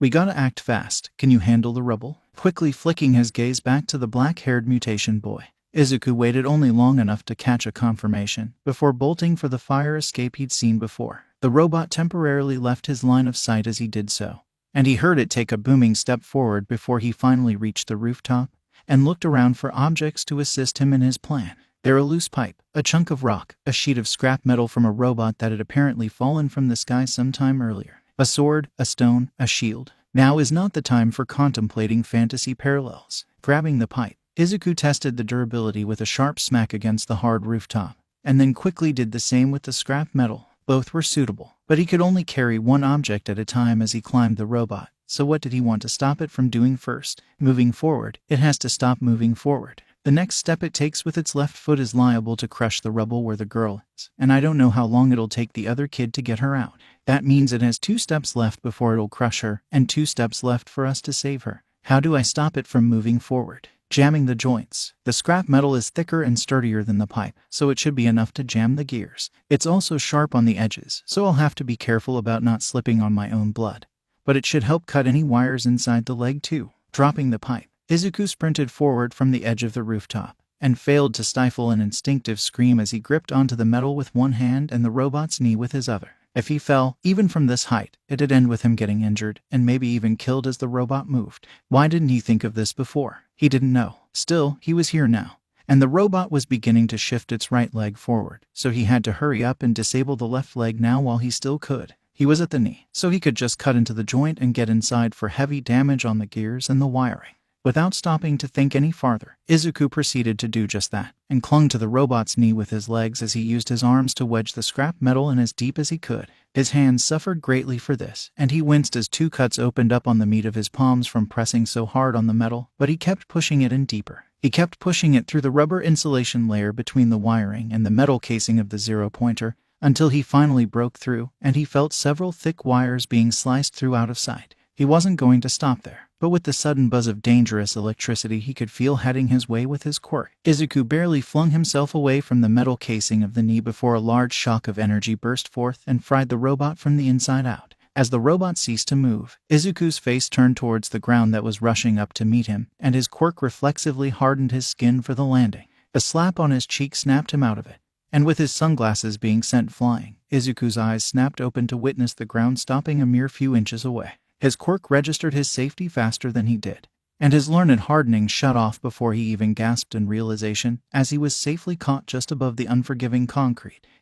Release. The force holding Izuku away from the ground released him, and he caught himself on his bloody hands and knees, turning his gaze towards the girl from before. She definitely overexerted herself, if the vomiting indicated anything, but Elbow Tape Guy was holding her hair back for her. That was pretty nice of him. It's all over. Test takers, examinees, hero wannabes, please return to the entrances of your battle centers and wait for our beloved medical staff to look you over. Present mic announced the end of the exam, and all robots in the area shut down, leaving Izuku with a bad taste in his mouth. There was little chance he'd pass, with only 28 points. Well, general studies and the business course were both still options. He'd known that his registered quirk probably wasn't enough to get him by, and he wasn't ready to show what his actual quirk could do, so he'd have to lie in the bed he'd made. Whatever happened from this point on would happen, and Izuku would accept the consequences of his actions. Man, that was intense. That robot went up like metal in a microwave. You get zapped, dude. Taking a few deep breaths to calm himself before speaking, Izuku glanced around for his sunglasses, and absently put them back on with bloodied hands. Just barely avoided it. My quirk is sensitive to electrical energy, and my reaction time is pretty good, so I was able to push myself away before it hit. I didn't exactly have anywhere to push myself to, though, other than open air, so. Releasing a nervous chuckle, Izuku smiled at the girl who'd saved him, and held out a bloody hand for a handshake. Thanks for catching me, Uraraka-san. And thanks for saving her, Tape Guy whose name I don't know yet. My name is Midoriya Izuku. And if either of you don't end up in the hero course, I will eat my sunglasses and then quickly rush over to the UE staff to make them rectify such a mistake, rather than accept his hand. The brunette seemed to be more inclined to stare at it in concern, and the green-haired boy slowly moved to do the same. Realizing his mistake, Izuku let out an even more nervous chuckle and lowered his hand. Right, it seems I am covered in blood from many small but painful cuts. That's why protective gear is important, kids. Don't leave your house without elbow pads, knee pads, a helmet, gloves, and at least 5 layers of bubble wrap under your shirt. That's how you be safe. Trademark. You're pretty funny, dude. I hope we end up in the same class. The black-haired teen with mutated elbows grinned wide, and reached over to pat his back, guiding him towards the entrance of the battle center with Uraraka quickly walking alongside them. My name's Hanta. Now let's get ourselves checked out. I'm super thirsty from all this exercise, and there's a water bottle with my name on it back in the changing rooms. Committing the name to memory in case he needed to uphold his only half-joking promise, Izuku let the other boy lead him over to Recovery Girl, who he barely held himself back from fanboying over. Her quirk was a really useful one, and he hoped that he'd get to learn it sometime while he was here, but now wasn't a good time to try doing so. Not with all of these other examinees around him, anyways, where they could potentially catch on to his secrets. Wait, Izuku had used a learned quirk while he was falling. He thought he'd be able to suppress that part of him if he ended up in serious danger, but telepathic heart was faster than he was. Still, it had only been for a split second. What were the odds that anyone had noticed? What were the odds that someone would look over the recordings from his battle center and focus on him rather than those who were saving him? The odds were not likely to be in his favor, that was for sure. We live in a society, and now we spend a week writhing in the agony of not knowing how we did. Oh, wonderful day. Baku baku boom boom. The sarcasm is strong with this one. We live in a society. I have the high ground. Anakin, the hardest cinnamon roll. If you have the high ground, then you're Obi-Wan. And if the sarcasm is strong with you, and Katsuki is Anakin, then the sarcasm is stronger with Katsuki. Baku baku boom boom. Did Izuku just fucking play himself? We live in a society. Shit. Baku baku boom boom. Holy fuck, he did. Catch me dying of laughter in the club tonight. We live in a society. More like catch these hands, Kakin. You and me, Denny's parking lot. 3 a.m. Let's go, bitch. The hardest cinnamon roll. Oh, he's throwing down the gauntlet. But wait, our sleepover, camping trip. You guys can't throw down this week. We live in a society. A travesty. I suppose we'll have to wait until we're in UE to truly test our skills against one another. Baku baku boom boom. At least then it won't be fucking illegal. Given all those crazy exercises All Might gave us, we're sure to be going toe-to-toe in the heroics classes. The hardest cinnamon roll. True, you're pretty confident we got in. I guess we'll really see each other at our full potentials there, huh? Baku baku boom boom. You have no idea the sheer glee I feel at the thought of school-sanctioned violence. We might finally face real fucking challenges. None of this pansy-ass extra bullshit around us right now. The hardest cinnamon roll. Only the best can get into UE after all. You'll be able to pit yourself against worthy opponents and see how they measure up. And Izuku will finally be able to share his true abilities with the world too. And we live in a society. How does it feel to be in reach of sharing your secrets? My guy, we live in a society. I am filled with equal amounts of anxiety, paranoia, and determination. I don't plan on sharing things immediately though, Izuku. I need to make sure I can trust our future classmates first. All Might told me that UE classes usually start out with orientation and a bunch of ceremonies and guidance counselor meetings on the first couple days. So I plan on using that free time to get to know them all. The teaching system does provide a lot of freedom though, so it's possible that my homeroom teacher could change things up. I need to think about what I'd be doing in the case that things are switched up. And you guys might not be in the same homeroom as me, so I need to figure out how to act if I'm alone too. Baku baku boom boom. Relax, Izu. When the fuck have teachers ever done anything unexpected on the first week? It's all gonna be boring get to know each other shit in class curriculum papers and setup. Maybe something exciting will happen in our heroics classes, but otherwise it's just gonna be the same old things. We live in a society. True, but we still might not be in the same homeroom.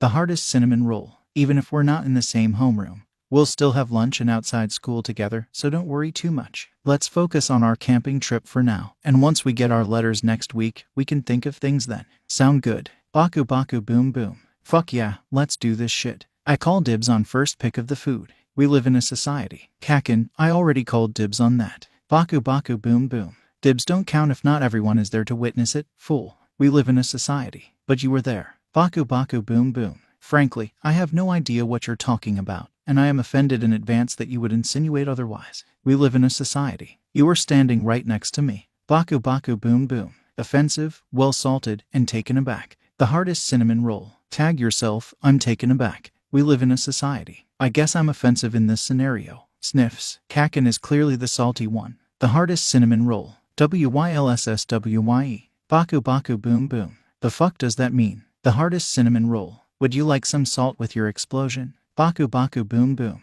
We live in a society. I'd like some, preferably on top of popcorn. Baku baku boom boom. I can't believe you've done this. The hardest cinnamon roll. Believe it, angry Naruto. Baku baku boom boom. Fucking shitty hair, do not compare me to that airheaded jackass. His character arc is bullshit. His personality literally never changes. He solves everything with fucking unwanted friendship. That kind of friendship is forced bullshit and a bunch of narrative ass pulls. I could write a story better than that with both hands tied behind my back.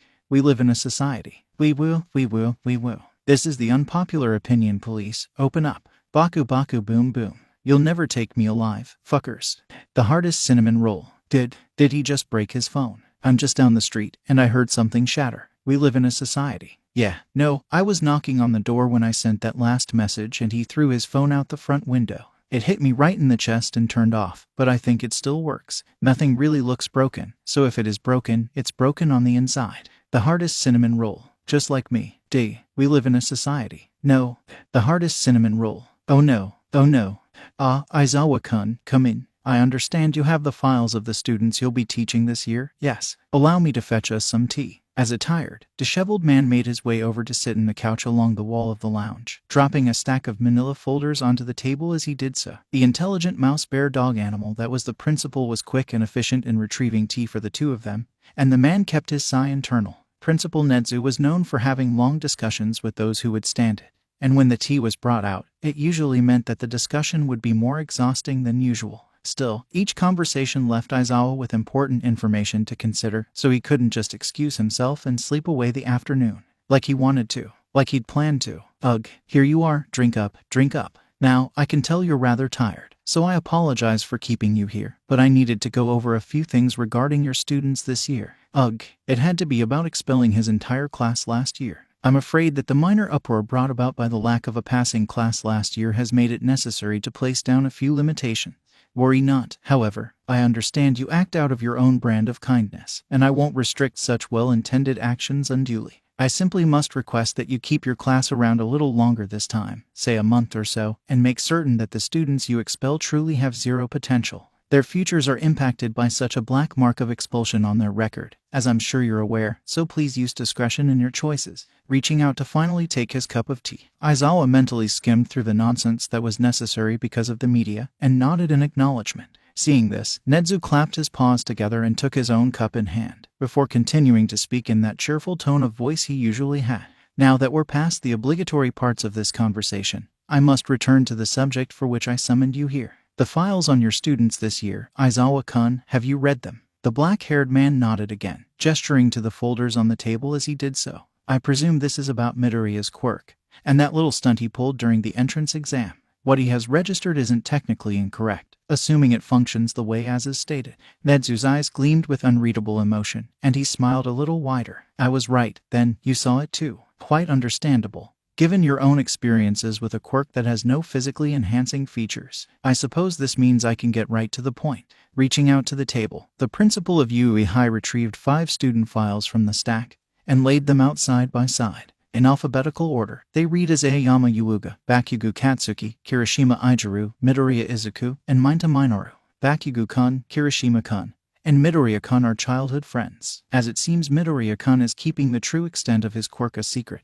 I cannot say for certain whether or not the others are aware of all it can do, but it is likely that he has shared the truth with them, given his psychological profile. Now, I understand you plan to have your students take the quirk assessment test first thing again this year. I can only guess as to what you plan to do about young Midoriya's secrecy. But whatever course of action you choose to take, be aware that Bakugo-kun and Kirishima-kun will likely attempt to cover for him. As Aizawa took another sip of the tea prepared for him, he grunted in acknowledgement, and Nezu slid those 3 folders back into the pile. The next folder he drew attention to was Minta Minoru's, and unlike the previous 3, he actually opened this one to look through it for a few moments before holding it out to the other. Now, Minta-kun seems to have quite a way with the ladies. He has a history of harassment, and has been caught taking rather unsavory photos, but this isn't recorded in his files. Minor infractions, as you know, are often scrubbed from the records of truly promising Yui hopefuls by the previous schools during the application process, and young Minta is no exception. Upon his first infraction, please make it clear that such behavior will not go overlooked at this school. With an expression of displeasure, Aizawa accepted the folder and slid it back into the stack, before glancing at the last one to be singled out. And Aama. Principal Nezu returned Aama's folder to the stack himself, a thoughtful expression upon his whiskered face as he did so. Keep an eye on him, Aizawa, and make sure he receives the right sort of attention. Greater than 4:23 p.m. We live in a society. Check your mailboxes when you get back to your houses. Mom just handed me the letter from Yui. The hardest cinnamon roll. Oh shit, what up? My letter's here too. Izuku and Katsuki. How are we gonna do this? Vid call, or are we just gonna bunch up in one house and open our letters together? We live in a society. Guess that answers your question. Baku baku boom boom. Hurry the fuck up and get in the call, Izu. We live in a society. Right. Impatient, aren't we?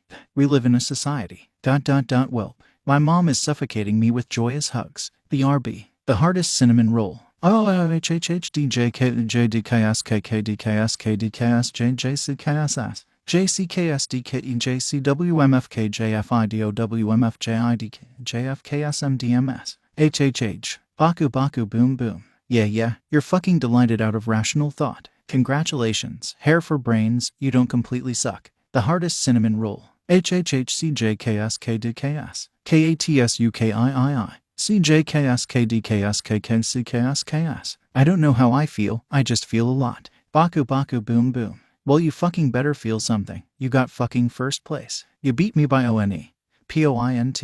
The hardest cinnamon roll. I quote am sorry. Baku baku boom boom. Don't fucking apologize for doing a good job, dumbass. This just means I'm a damn good trainer. The hardest cinnamon roll. HHHHHHHHHHHHH. We live in a society. Okay, I have returned. And you guys did really well. I'm sorry I didn't get 3rd place. Baku baku boom boom. 4th place isn't exactly terrible, Deku. We all know you'd have gotten 1st if you could use your quirk to its fullest anyways. We live in a society, right? Yeah. At least we're all in the same course. That's 2 less people I need to worry about giving me up to a higher power for cash or whatever. Baku baku boom boom. Hey, anyone who wants to try that shit will have to go through me and Ijiru first. And knowing you, whoever the fuck you befriended during the practical portion of the entrance exam, you're like a fucking friendship magnet when you're not creeping people out. We live in a society. I'm sorry, I'm just I can't really put my thoughts into words right now. JDJSKSJW. Mom talked with me again earlier, and I guess I'm still feeling a bit paranoid.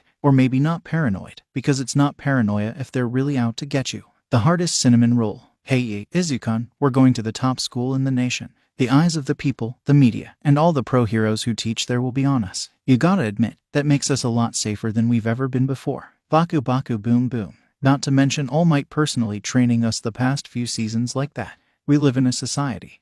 I guess my fear does seem pretty irrational when you put it like that. I'll probably still be nervous for a while, but as long as the first week goes as planned, I should be alright. Baku Baku Boom Boom. Good. And if anyone gives you trouble, I'll kick their ass. The hardest cinnamon roll. And I'll be your shield while he's doing it, bro. Baku Baku Boom Boom. Bakugo Katsuki. Ass kicker extraordinaire at your fucking service. We live in a society. Haha, thanks Kakin, thanks Ijuku. I definitely feel better now. Baku Baku Boom Boom. Fuck yeah, friendship, motherfucker. The hardest cinnamon roll. And yet you still claim to hate Naruto. Baku Baku Boom Boom. Okay, no, fuck off. That is not friendship.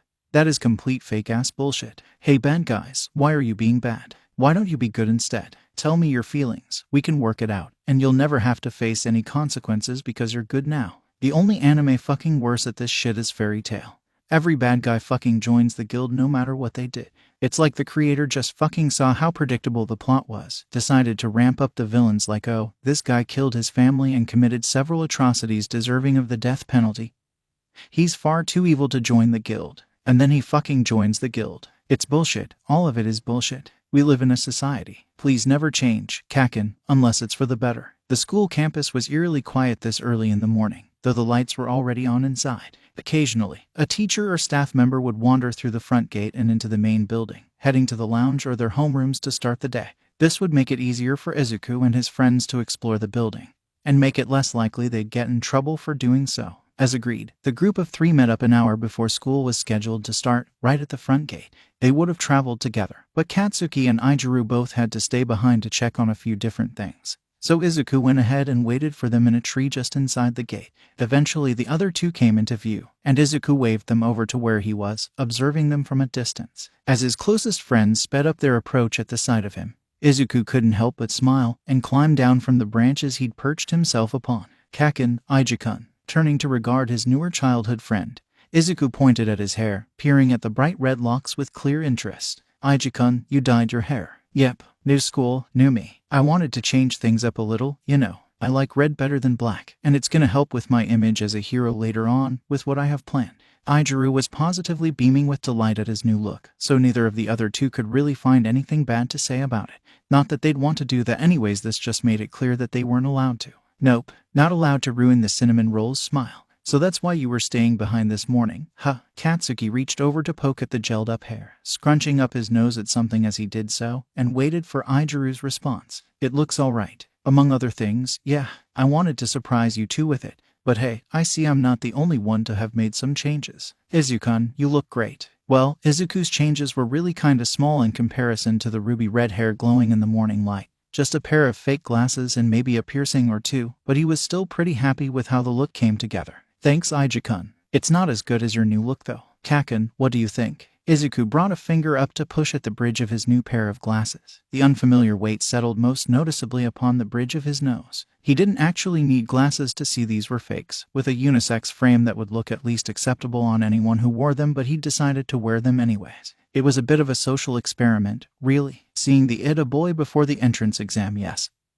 He'd checked who he was had inspired this rather random course of action. It was a common psychological stigma that people who wore glasses were more intelligent than others, and out of some form of curiosity, Izuku had decided to start the year wearing them. He wanted to see how many of his classmates would be susceptible to such subtle nudges to their perceptions of others, and maybe, just a little bit, he liked the way they looked on him. I think you look even more like a nerd, you nerd. To think, the three of them had all gotten into Yui, and even less likely than that, they'd all gotten into the heroics course. There were only 36 spots available for students who had to take the entrance exam, and there were 4 recommendation spots for those who had connections to heroes in high places. The odds of them making it into Yui were so slim, yet it had been done. A fierce burst of pride flashed through Izuku's senses, and his grin widened as he watched Katsuki and Ijuku through the lenses of his fake glasses. I think they look good on you. They just fit, you know. Katsuki snorted, a light smirk on his face as he regarded the other two. Of course they fucking fit, he's a nerd. He just looks even more the part now. Watch one of the jocks come over to steal his lunch money sometime. He's gonna fucking need a babysitter. Bringing a hand to his chest in an exaggerated motion, and performing a suitably dramatic gasp, Izuku injected the highest degree of mock offense into his voice that he could muster. I'll have you know that I don't need a babysitter, Kaken, everyone else does. If people don't have the common sense to run from me on sight, then they clearly don't know how to handle themselves. Yes, clearly, Katsuki agreed in a dry voice, reaching over to flick Izuku's forehead and causing him to blink in response. Now let's go. We're here early for a reason, remember? Oh, right. The group was here so early to explore the school, and now that they were all together, they could do so. Well, considering that it had been his idea in the first place, it made sense for him to start them off. Right, time for exploration. Since we're all in heroics, I figured we'd check out that part of the school last. The most important parts of the school that we might need to know other than our own are the business and support course areas for future development. Both will probably end up working with us when we graduate. And if my research is correct, they'll probably even start working with us before then. So I figured we could start by exploring the general studies area, then move on to business, then support, and then finish up in heroics. As he spoke, Izuku pulled a school map from his book bag and began to lead the others into the school, pushing open the door for them and continuing on. Does that sound all right to you guys? Anything in particular you want to check out along the way? Katsuki nodded, and mentioned that they should check out the infirmary when they could. Not because they were going to get injured, of course, but because they'd probably have to help one of their classmates get there sometime. Of course, Izuku requested the cafeteria afterwards, and that was met with a hearty agreement from the others. Food was definitely a priority here. With no further requests, Izuku mentioned that he wanted to look for a staircase to the rooftop, and the three were ready to set off, marking down the requested locations on the map. Izuku smirked at the thought of all the chaos they'd be causing this year and led the way towards the general studies area. Excuse me, you shouldn't be wandering the halls this early. Are you planning on causing trouble before class has even begun? An authoritative voice echoed down the empty hall, and Izuku turned to squint at its source, locking eyes with a familiar blue gaze. Ada Tenya, the kid with the leg mutation, younger brother of Ingenium, and a stickler for the rules. Bold of you to assume that we're here to cause trouble when you're here early too. Izuku memed at the Ida, and Katsuki stifled a snicker, the three friends watching him as he took the comment seriously and spluttered out a denial. I'll have you know that I would do no such thing. I am here in order to memorize the basic layout of the school and all of the areas I will be accessing on a day-to-day basis. What a coincidence. Izuku cut in, a friendly smile on his face. So are we. We just finished exploring the support course area, and we're on our way to our homerooms. Would you like to join us? I suppose I could. I haven't looked at our classrooms yet. Ada paused, blinked as though a new thought came to mind, and peered at the group with a slightly sharper gaze than before. And you are all in the heroics course? Yes. No, I'm in general studies. Izuku flicked Katsuki's ear at the blatant lie, and the spiky blonde quietly hissed in response, scrunching up his nose with displeasure. Izuku stepped forward at this, his smirk smile widening happily, and he spoke in a tone that would make up for Katsuki's sarcasm. Yeah, we're all in the heroics course. We haven't yet shared which homerooms we have with each other as a surprise. Once we come across them, we're just gonna scatter into the rooms and see who's left. Ada squinted at the group of three before him, and turned to lead the way towards the stairs, which they'd have to take to reach their homerooms. I hope this scattering you mentioned doesn't involve running in the halls. Even though the other students are only just beginning to arrive, it could endanger someone's safety. Moving forward to walk alongside Izuku, Katsuki leaned over and whispered low enough that only the three of them could hear, as Ada was walking rather quickly ahead of them. How about we ditch the robot and run for it? Come on guys, he's gonna be in one of our classes, and we shouldn't be rude like that before we even get to know him.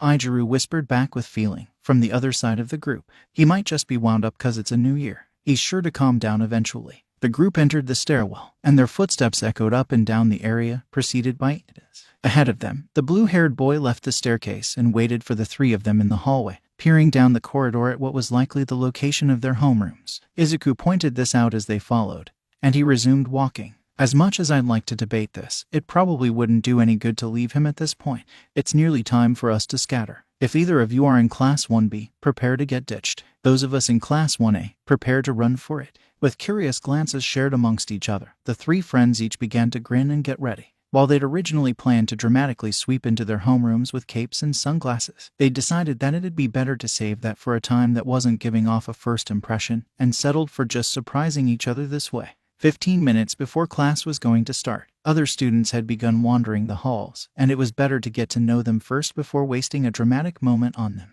They had to be sure that their audience would appreciate the effort, after all. All right, on the count of 3 Izuku peered at the others, grinning wide. 1, 2, 3, together. The 3 surged forward and sprinted past Ida, ignoring his shouted reprimands to bolt into Class 1A.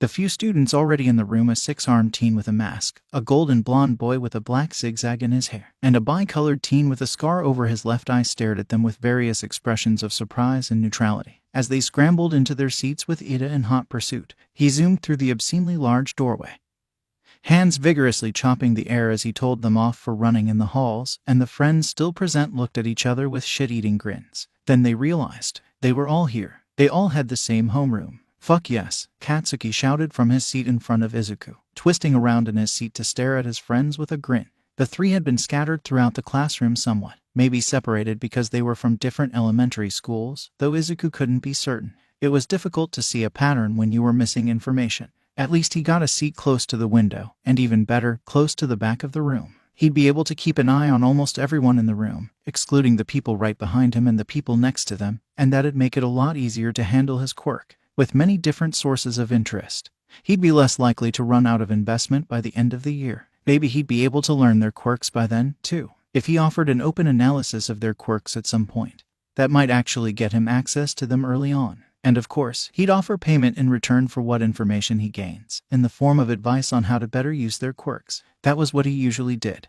And it had worked out well for him thus far, therefore he saw little reason to change it. After all, why fix something that isn't broken? Izuku snickered quietly as Katsuki received a lecture from Ida for putting his feet up on the desk. Turning to check out the 3 unknown students in the classroom, not including Ida, he made no move to get up and introduce himself, of course, as he was already comfortable in his seat, and saw no reason to get back up until it was necessary to do so. Was this lazy? Absolutely. He preferred to think of it as conserving his energy, though. Coming in through the door, a few more classmates went to their seats and filled the room with idle chatter, people sharing their names and getting to know each other as well as they'd be able to until the teacher arrived. Izuku couldn't help but smile at their chatter, excited as he was, listening to the snippets of conversation he could hear and taking in the body language of each person. It was a new year at a new school, and his history with new school years indicated that he'd make new friends here as well, though his little group of 3 would likely be his closest friends for some time. Then again, it was a mistaken belief that past events affected the odds of a current event. If you flip a coin 5 times and get heads every time, you might believe that means you're more likely to get tails next time. However, the odds are still 50-50 as they've always been. If he chose to believe that the odds of making new friends at the beginning of this year was affected by his history of making new friends at the start of past years, that'd be false information, and he didn't like dealing in false information. As Ida continued lecturing the spiky blonde, Izuku found his attention drawn towards the door as it opened again, and recognized another face from the entrance exams. It was Cyril, the one who'd helped him save the brunette coming into the classroom right after him. Izuku wasn't really surprised to see either of them here, given their actions during the entrance exam and his recently gained knowledge of the rescue points.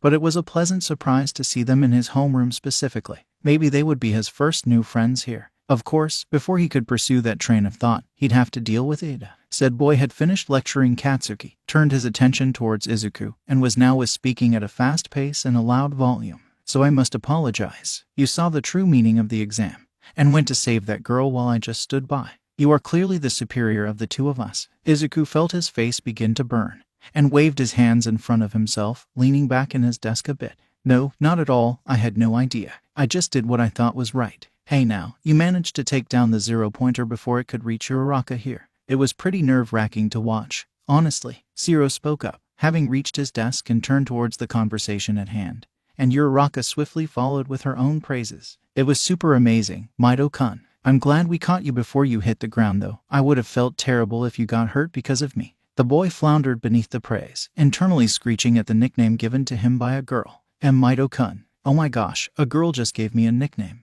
I have nicknames, of course, I have many nicknames, but I've never been given one by a girl my age before. What do I do in this situation? Should I give her one back, or will that be too informal? I don't talk to girls, I don't know what to do. Yeah, alright, everyone in your seats. Izuku's panicked thoughts were interrupted by a voice so dead inside it'd make a zombie jealous. And as the classroom quieted down, his still somewhat flustered gaze landed on its source. A rough-looking guy in a yellow sleeping bag, a terrible shade of yellow. Honestly, who picked that out? Made his way to the front of the room, only standing up once he was behind the podium, and sucked the last of a jelly pack dry before staring everyone down. Welcome to Yuu's hero course. It took you all 8 seconds to settle down. We'll cut that time in half by the end of the semester, if any of you are still here by then. The man unzipped the front of his sleeping bag and pushed out an arm, displaying a gym uniform. All of you put these on and meet up in the field outside. You have 15 minutes to get ready. Nobody moved immediately, and Izuku raised a hand, causing the man to sigh and call on him. What do you mean, if any of us are still here? Slowly, Izuku slid out of his seat and prepared to run for it, seeing the look on their teacher's face. I mean, I'll expel you all if I have to. If you're just here to play hero, go home now and save me the trouble of doing so. Making his way to the door, their homeroom teacher grinned when nobody else moved, and said one last thing that sent everyone scrambling for their gym uniforms. 14 minutes left. Better hurry. If you really want to make the big leagues, you can't waste time on pointless ceremonies. Standing in the field, Izuku resisted the urge to tug at the edges of his gym uniform's short sleeves, feeling mildly uncomfortable at the natural hum and buzz of nearby bodies. The class had made its way out to the field their teacher had directed them to, with the last straggler arriving at the 12-minute mark, and everyone had grouped together rather closely. It wasn't close enough for anyone to think they were too close together, like they were huddled or anything, but it was close enough that Izuku's quirk was acting up. Here at Yui, we're not tethered to traditions. All these people within arm's reach, just a touch away from being analyzed, just a touch away from feeding his hunger for information. It would be so easy to just take what he wanted. But no, he wouldn't do that. It would be easy, but it wouldn't be right. Regardless of how his quirk affected him, being constantly activated, he couldn't just use it on others without their permission first. He'd have to wait, and while he did so, he'd just have to ignore the tantalizing bioelectricity zipping through the bodies of those closest to him. That means I get to run my class however I see fit. Taking a few steps away from the rest of the group, Izuku accidentally caught Aizawa's gaze and awkwardly shimmied off to the side without breaking eye contact. The lot of you made it here in 12 minutes. By the end of the semester, we'll have you down to 5 minutes, assuming you're still here by then. Aizawa made another casual remark towards his lack of hesitation to expel his students, and visibly noted that the class was spooked by it, before continuing to speak. Anyways, you're all here for a quirk assessment test. Bakugo Katsuki, you got second place in the entrance exam, correct? Step forward and stand in this circle. The spiky blonde did so. A neutral sneer upon his face at the threatening words and aura of their teacher. Said man tossed a modified softball of some sort to him, and asked a question in the same deadpan he'd been talking in all morning. How far could you pitch in middle school? About 67 meters. Aizawa nodded, and gestured to the ball, pulling out his phone. All right, throw the ball as far as you can. And remember that this is a quirk assessment test. All of you are free to use your quirks during these tests. Anything goes as long as you stay in the circle. We can use our quirks freely. Only at Yui. Oh man, I'm so pumped. This is gonna be fun. An excited exclamation from several students came out at this, a pink-haired girl's voice being the most so. Unfortunately, with each remark, their teacher just looked more and more annoyed. Izuku got the feeling that he didn't agree with the upbeat sentiment, and recalled what he said about people leaving if they were only here to play at being a hero. Fun, huh? Aizawa's voice carried a dangerous undertone to it, and the class instinctively shut up, listening to him with varying expressions of oh shit, we fucked up. Well, since you haven't yet gotten it through your heads that this isn't a game, let's pretend that it is. Whoever gets in last place during this quirk assessment will be immediately expelled, no retakes, and no refunds. His glare was aimed at everyone present, emphasizing that he was being serious about this, before he returned to a neutral expression and looked at Katsuki. Throw the ball, kid. We don't have all day. The spiky blonde huffed, and turned to face the end of the field, rearing back to throw. With the class now silent, cowed by their teacher's threat, Katsuki's yell of die was heard by all as he pitched with an explosive burst, propelling the ball far beyond where it would have landed naturally. 21 gazes followed the ball's trajectory into the horizon, and a satisfied smirk made its home upon Katsuki's face as Aizawa's phone cried out, 705.2 meters. The class broke out into excited and awed whispers, causing the spiky blonde's smirk to widen, and their teacher gestured for him to return to his classmate. You've been taking standardized tests most of your lives, but you never got to use your quirks in physical exams before. The country's still trying to pretend that all men are created equal by not letting those with the most power excel. It's not rational. Their teacher's face darkened, and he continued speaking, never breaking the deadpan tone he'd had with him this whole time. You lot have 3 years to become heroes. And in order to do so, you need to know your baseline abilities. You need to know where you're starting from, so you can see how and where you need to improve. That's why we're skipping orientation. And that's why you're taking these 8 tests today. From the middle, Aaru raised his hand and called out, "Sir, what 8 tests will we be taking?" 50-meter dash, grip strength, standing long jump, repeated side steps, softball pitch, distance run, sit-ups, seated toe touch. The student who gets last place overall will be judged as having 0 potential and will be expelled immediately. Show me that it's no mistake you're here. Let the games begin. Aizawa-sensei. This is a quirk assessment? Yes. In the background, Aama Yuuga propelled himself through the air by his naval laser as Izuku addressed their primary teacher. When he nodded, and the machine called out the times of Mina and the sparkly Frenchman, the greenette continued speaking. My registered quirk isn't suited for enhancing physical activity. How should I go about? You and I both know that your quirk can be used in a physical manner, Midoriya. In fact, Principal Nezu deliberately brought this to my attention while we were reviewing those in the entrance exam. Aizawa cut him off and stared down at him with a blank expression, his gaze intense behind the neutral aura he exuded. Your classmates will find out about it eventually, so don't bother giving yourself a lower baseline than you actually have. Concealing your true abilities is important if you plan on being an underground hero, but right now, there's no point to such an action. Tell yourself that you're being careful all you want, but consider how you want your classmates to find out what you're hiding.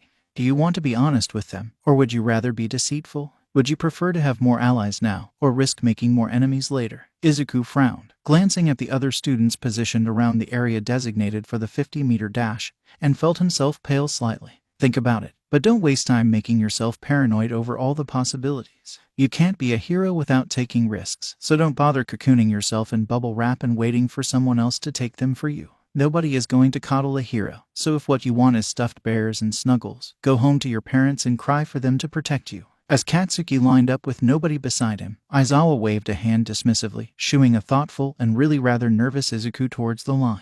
He was right, though. He couldn't be a hero if he didn't take risks, and considering his classmates would find out about his abilities at some point, it actually might not be in his best interests to keep them hidden this week after all. Racing down the track with the starting gun, Izuku analyzed his current options. If he showed the true capacity of his quirk now, he could pretend to have limitations of some sort other than the ones he already had. Perhaps a time limit, so they wouldn't think too deeply about the implications of him being able to learn quirks and potentially be able to use them at any time. If Izuku did this, he wouldn't be laying all his cards out on the table at once. He'd even be shuffling them up a bit. Was that enough to keep him safe, as his mother had warned him to be, or would he need to do more? Although, by saying he was more limited than he actually was, he was still being deceitful. Maybe if he never directly said that he was limited, and let them fill in the blanks on their own. If they directly asked him, he'd answer truthfully, but otherwise he'd be happy to let them draw their own conclusions. It was decided, then. Izuku would analyze and learn a few quirks from his classmates, and use them to bolster his physical performance in this quirk assessment test. Who would allow him to analyze their quirk, though? Who were the friendliest students here?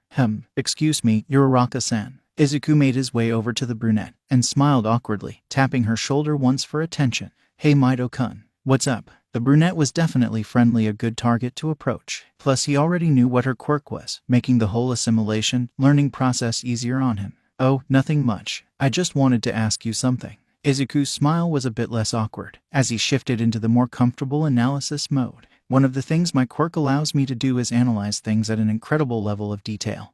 And if I specifically analyze the quirks of others, I can often find ways for the users to improve them. Strengths, weaknesses, potential applications, those sorts of things. Considering this is a quirk assessment test, I'm supposed to be using my quirk in some way, so would you mind if I analyzed your quirk for you? Starting out by offering an analysis would allow Izuku to learn his classmates' quirks regardless, and then afterwards, he could tell them about the ways most known copycat quirks worked, by introducing those to their minds first. They'd automatically follow that train of thought to believe his quirk was similar to those, and thereby assume that he had limitations similar. He was taking a risk, while still being safe about it.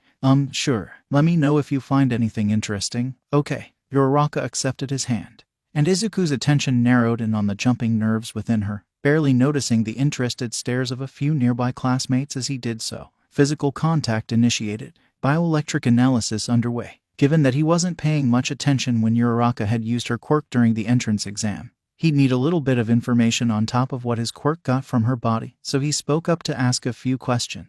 Yoraraka-san, could you briefly describe what your quirk does in your own words? What does it feel like when you activate it? Well, when I touch something with all 5 of my fingers, gravity stops affecting the object I'm touching. It begins to float, behaving like it's in a zero-G environment. And that's why I call my quirk zero gravity. Uraraka paused, thoughtfully tapping her chin with a finger from her free hand. As for how it feels, it's sorta like I'm temporarily absorbing the gravity from the object and storing it in my gut. The effects of gravity on the object I touch don't actually disappear, but instead I hold them back, sort of like a ball of yarn. Gravity is a bunch of strings. And when I touch something with all 5 fingers of a hand, I take those strings and wrap them up in a ball in my stomach. That's why I get nauseous when I overuse my quirk. Connected to the brunette's body as he was, Izuku's quirk intuitively connected the analyzed data with the responses Uraraka gave, and the signals sent through his nervous system were modified to duplicate the same effect. What Izuku was doing wasn't a direct sort of copy. Rather, it was like taking a PDF and turning it into a text document. The information was all present, but modified in a transformative sort of way so that Izuku's body could use it. Additionally, the data was stored within his nervous system in a mutative way, and thereby wasn't quite the same as ordinary copy quirks. As far as he knew, the data storage was next to permanent, and this was why he called the process learning a quirk instead of copying a quirk. Data assimilation successful. Quirk zero gravity has been learned. Type emitter. Subtype physical. Activation method 5-point touch. Symptoms of overuse may include nausea, vomiting, heartburn, excessive acid production, ulcer development, etc. Potential usage improvement. Limiting the distance the absorbed forces can go. Winding the gravity strings around the user's body instead of allowing them to curl up completely around the stomach. Potential effects. Increased gravitational and environmental forces upon the user when used in excess. Physical damage and moderate to severe pain when done incorrectly. Opening his eyes. Not quite certain when he closed them, Izuku hummed a note and released Uraraka's hand. The newly learned quirk settled comfortably into his nerves, and he briefly tested how it felt to be active, as it always was with the brunette before him. I see what you mean. Correct me if I'm wrong, but it feels like your stomach is being put under pressure from the outside when you use it, rather than being stretched out as though you're too full from a meal. When Uraraka nodded, Izuku stopped actively using his learned zero gravity, letting it settle back down like an invisible weight in his nerves. Pulling out a new notebook, he began to take notes as Aizawa led the class towards the equipment for testing their grip strength, the sound of his muttering a quiet constant as they walked along. The gravity strings you described are actually wrapping around the outside of your stomach when you use your quirk, rather than winding up into a ball inside of it. Think of it like thread wrapped around a spool, where your stomach is the spool. The more strings you wrap around the spool, the more pressure it's put under. This is likely why you feel nauseous when you overuse your quirk, and why you've put yourself at risk for so many potential stomach problems in the future. Izuku stopped muttering, pausing to look at Uraraka with concern, and let her absorb that information before continuing. It might be possible for you to wrap these strings around other organs instead of your stomach. Maybe you've been wrapping them around your stomach all this time because that's how it first manifested, or because you've never thought to try otherwise. I have to warn you, it'd be dangerous to try wrapping the strings around anything else without a doctor nearby, because you could damage yourself severely in your attempts to do so. However, if you want to experiment anyways, I'd recommend trying to wrap the strings around your skin instead. Your skin is an organ just like your stomach is, and it has a decent amount of surface area with the least amount of risk tied to it, should you use it as your new spool. Looking over the girl a bit closer, the brunette frowned to himself. Of course, this might not be possible for a very long time. Your body is used to wrapping the strings around your stomach, having been trained to do so possibly since your quirk manifested, so it could take actual years before you can wrap them around other organs. Remember to be careful, alright. The brunette mulled this over and turned to face the brunette with 2 thumbs up and a wide smile, beaming with positive energy. Izuku suddenly regretted leaving his sunglasses at home, given the brightness this girl possessed. Thanks, Mido-kun. Maybe this can help me increase my weight limit. And not having to worry about getting nauseous all the time will definitely be a big help. The sheer purity of this girl. It's too much. Izuku nodded, returning the thumbs up with a smile that was returning to awkward, now that he was out of his element again. The confidence was nice while it lasted. You're welcome, Uraraka-san. Call me Uraraka. The brunette beamed again, and Izuku quickly nodded again, trying not to be blinded and also trying not to be rude. Alright, Uraraka. If Minda doesn't shape up soon, he'll be the one going home. As Ida spoke, Izuku frowned to himself, from his position between Uraraka and Katsuki. He'd been chatting with various other students in the class up to this time, looking for more people willing to let him analyze their quirks, but so far having little luck. Shaoji, Hagakure, Ida, Jiru, Asui, Siro, Ajaru, and Minda all had mutation quirks, which he couldn't properly use yet, though which he theorized he might be able to someday. Takoyami, Todoroki, and Yaoyorozu had declined the offer for their own reasons, and he'd already learned the quirks of Izuku, Katsuki, and Uraraka. That left 5 of his classmates he had yet to approach. Of course he's going home. All he's done is a few repeated sidesteps and look up the girl's skirts. Kaminari gave Izuku's quirk strange, foreboding feelings whenever he considered getting close to him, so he was planning to save him for later on. This left him the options of Kuda, Aoyama, Sadu, and Ashido. Aoyama's quirk required a support item, so he wouldn't be using that, and Kuda's quirk wasn't a physically enhancing one. Sadu and Ashido were his best bets, and it was fortunate for him that both of them seemed friendly, but right now there wasn't enough time to make his way over to them. He's been doing what now? Ijaru was in the field, staring at the softball in his hand like he was trying to solve the Millennium Puzzle, and Izuku was up next. While the redhead took his turn, however, the greenette got to listen to the interesting conversation between a taken aback Ida and an irritated Katsuki. Check your ears, 4 eyes. He's a perverted lowlife. If the teacher doesn't expel him, I might end up doing so for him. Aizawa's scarf snapped tight around Ijaru, yanking him close, and Izuku winced sympathetically at the expression of anxiety on his face. It seemed that their teacher was a racerhead, and unfortunately, the conversation between him and Ijaru was too quiet to be heard. The students were left to theorize amongst themselves as to what they said, Katsuki glaring at Aizawa-san all the while, and Izuku watching with a concerned gaze. It was true that they hadn't seen Ijaru do anything out of the ordinary with his quirk thus far, and nor had he said anything to Katsuki or Izuku about experiencing any changes. But Izuku had heard what he'd done in his entrance exam from other students. Their stories told of a black-haired kid who'd taken down the zero-pointer of his battle center by using his body as a sort of living missile, but who'd suffered grievous injuries as a result. Broken legs and broken arms for his efforts to save another examinee. And he'd passed out from the pain, too. This wasn't the way Ijaru's hardening worked, Izuku knew, as he shared a glance with Katsuki. He received a short nod and confirmation that the spiky blonde knew it as well. Ijaru was hiding something from them, and recalling his conversation with All Might just a month or so prior, Izuku had a feeling that he knew what it was. Take your final throw. Their teacher released Ijaru from his grasp, and his voice carried far enough to be heard again. This was the redhead's last chance, apparently, for this test. If he was being told to pack his things, as Minda theorized loudly, that meant he'd likely be desperate. Indeed, he did look a bit scared. And desperate people do desperate things. Izuku would be able to learn from this, he knew. And because he knew this, he had to do so, both to help his friend and to fulfill the promise he'd made. Therefore, taking off his fake glasses, Izuku focused all of his attention on Ijaru, his quirk hungering for data on what had caught its interest. If anyone glanced over at him in this moment, they'd likely be disturbed by the eerie intensity to his eyes. It was the same look that had made children cry before. Determination sparked within Ijaru's gaze, and his face screwed up in an expression that screamed a mixture of fear, rage, and desperation. He reared back to throw, his body tense and his posture absolutely horrible, and he kept his gaze firmly on the horizon. As his arm swung forward, Izuku saw his gaze shift towards his hand, and followed it to see a faint red glow to his index finger just before.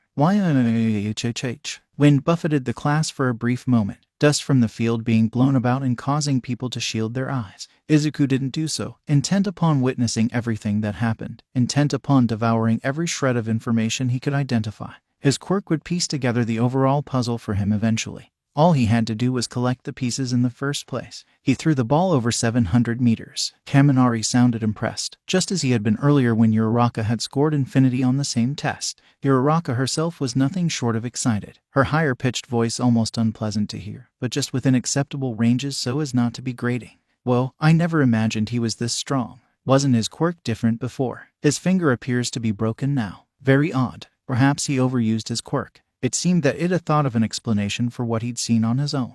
That was good, at least. Izuku would have to bring it up when he spoke to Ijaru about One for All later on. Stylishly done. Thanks, Aama. As Katsuki rushed forward to pull Ijaru off the field, scolding him the whole way, Izuku remained unusually still. He wanted to move forward and help his friend, but he had to consider the impact such an action would have on their classmate.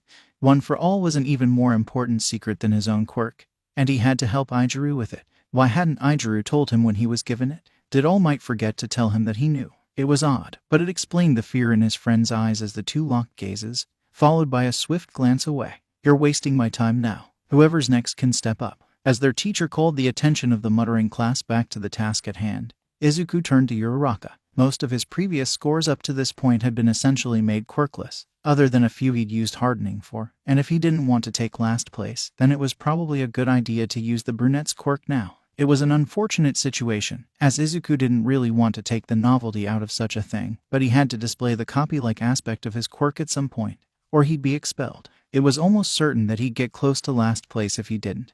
Not to mention Aizawa's little chat with him earlier. Uraraka, sorry to bother you about quirks again, but would you mind if I used yours for my pitch? At her confused expression, Izuku knew that he'd have to elaborate, and did his best to do so with some of the students around them suddenly interested in the conversation. Earlier I said that one of the things my quirk can do is analyze things in detail. Another thing my quirk can do is kinda copy the quirks of others. How can you do that? You have multiple quirks. Uraraka sounded as confused as she looked, and Izuku tilted his head to the side, trying to avoid reacting to the adorable expression she had. However, when he went to explain, Todoroki of all people spoke up, beating him to the punch. It's a composite quirk, I'm guessing. Sometimes a child will get lucky enough to have the quirks of both their parents, just as I have my mother's eyes and my father's fire. It was the most that anyone had heard out of him thus far, and when Izuku turned to look at him, he was staring back at him with a blank expression. Is that correct? He shrugged in a noncommittal manner, and turned back to Uraraka, ignoring the few questions being thrown his and Todoroki's way.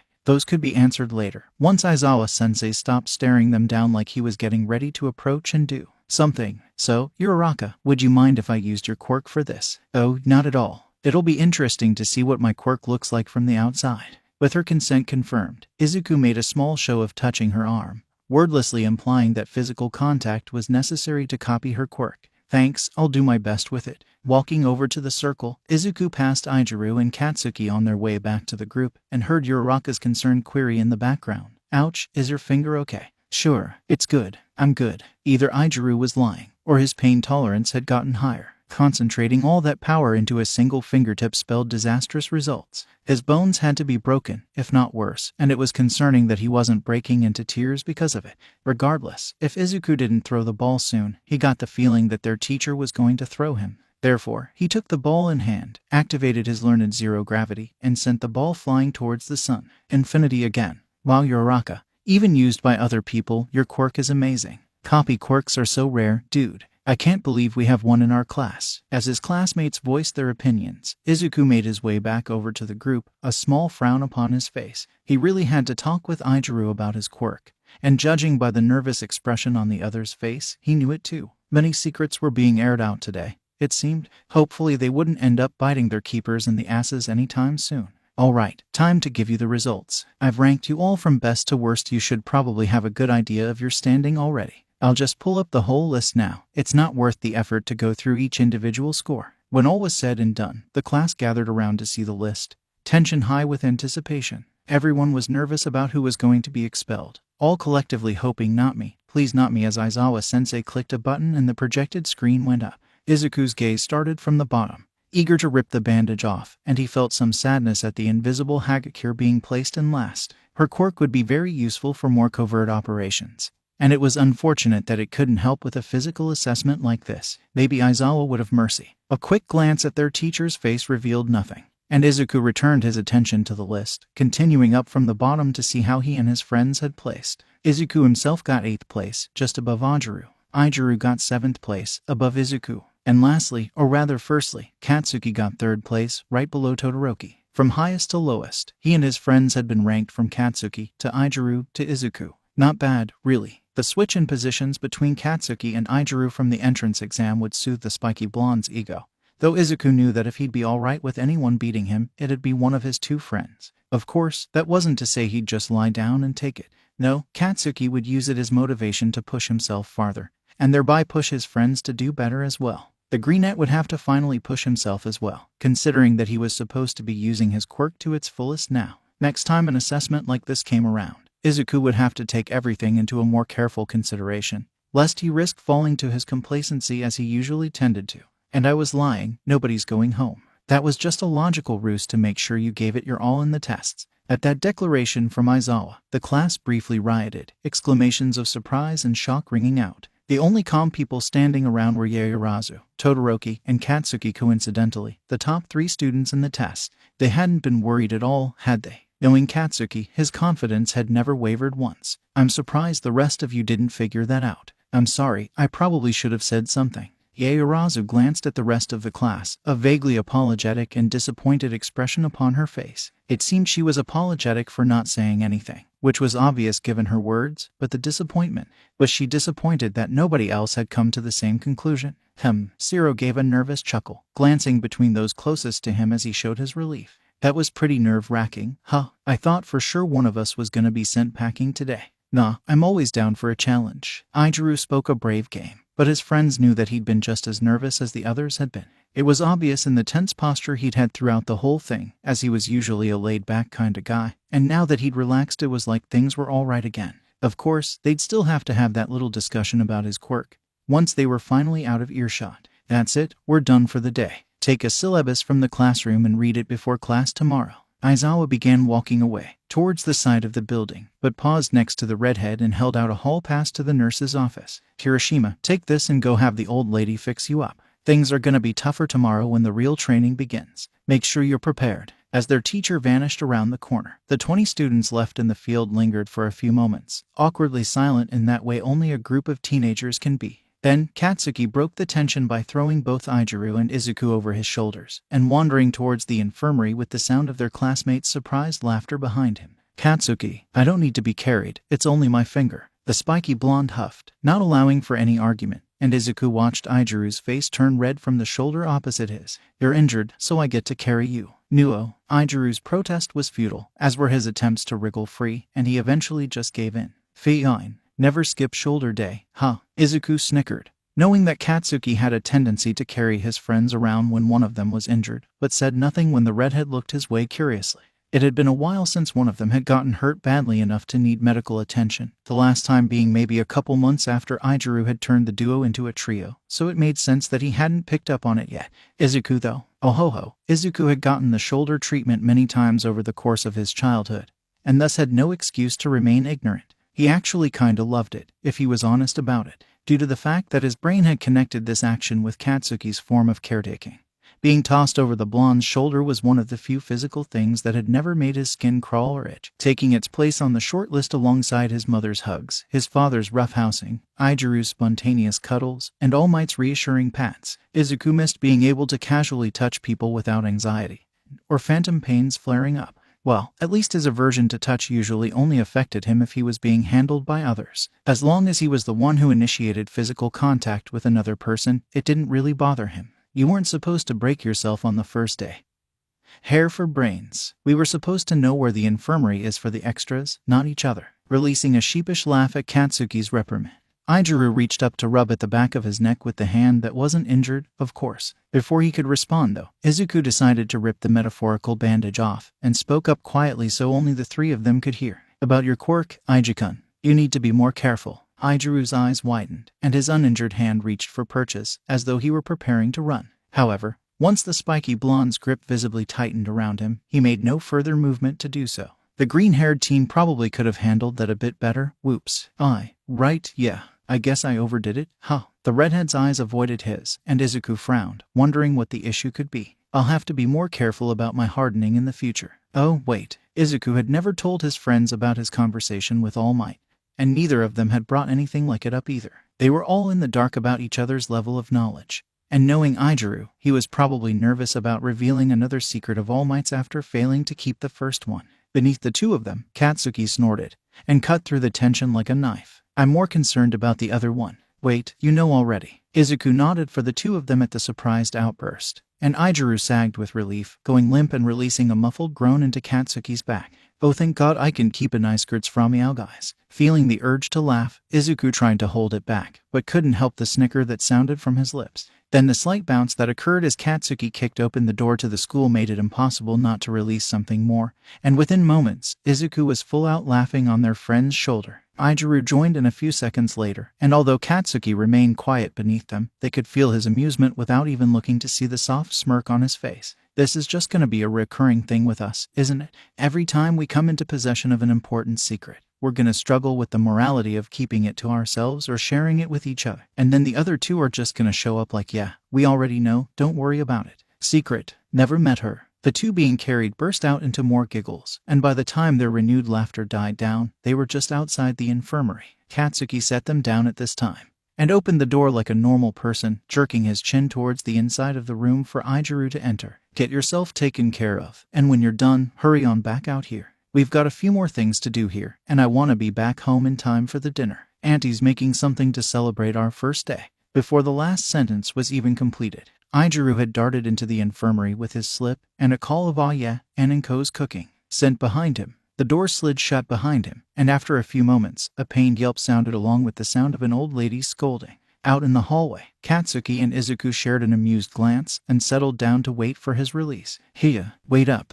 Multiple sets of footsteps slapping against the pavement along with a friendly feminine cry behind them had Izuku and his two closest friends pausing in their trek, two of them surprised and one of them bored. Looking back towards the school, the trio saw a bubbly Uraraka, a robotic Ida, and a relaxed Zero approaching them. What could those three want? "Are you all going to the station?" "We are, so if you are too and you don't mind, could we join you?" Katsuki grunted with displeasure at Uraraka's inquiry, his resting bitch face seeming more like a glare as he stared at the newcomers, but he took no action to stop them. With Izuku and Izuku being the optimistic power of friendship twerps they were, he knew he was outnumbered, and therefore didn't feel the need to waste his energy protesting. The entire fucking class was going to be their little friends by the end of the year, he just knew it. Ugh, sure, the more the merrier, right? There goes Izuku, supporting his unspoken statement in a single sentence. "I was a bit concerned by Aizawa-sensei's approach to class, but I trust the school's judgment. Yui is the top program. Even so, lying is downright immoral." Ada spoke up, his words not directed towards anyone in particular, until he turned towards the newest member of the trio. "Kirishima, how's the broken finger doing?" Katsuki watched as his friend perked up, bringing his hand up and wiggling his fingers to show that they were all working properly. "It's all better, dude. Recovery Girl's quirk is awesome. It makes you tired though, so I'm gonna be grabbing some food to fuel up soon. We all are actually. Oh no, oh hell no. Wanna join us? Damn it, those extras aren't worthy of Auntie's cooking." In the background, Zero's gaze flicked between the others present before he caught their attention and spoke up with a grin. "Nah, I've got things to do later. Maybe another time." "That's fucking right, he gets it. 4 eyes and round face better take the hint too. I believe I'll pass as well. This time I must go over the syllabus and make certain I'm prepared for the year. I do hope we can meet up after school another day, though." As the group of 6 made their way down the sidewalk, Katsuki walked ahead of the others, listening to their babbling behind him and thinking less than friendly thoughts. He'd never really seen the need to get to know the extras around him like Izuku and Izuku did,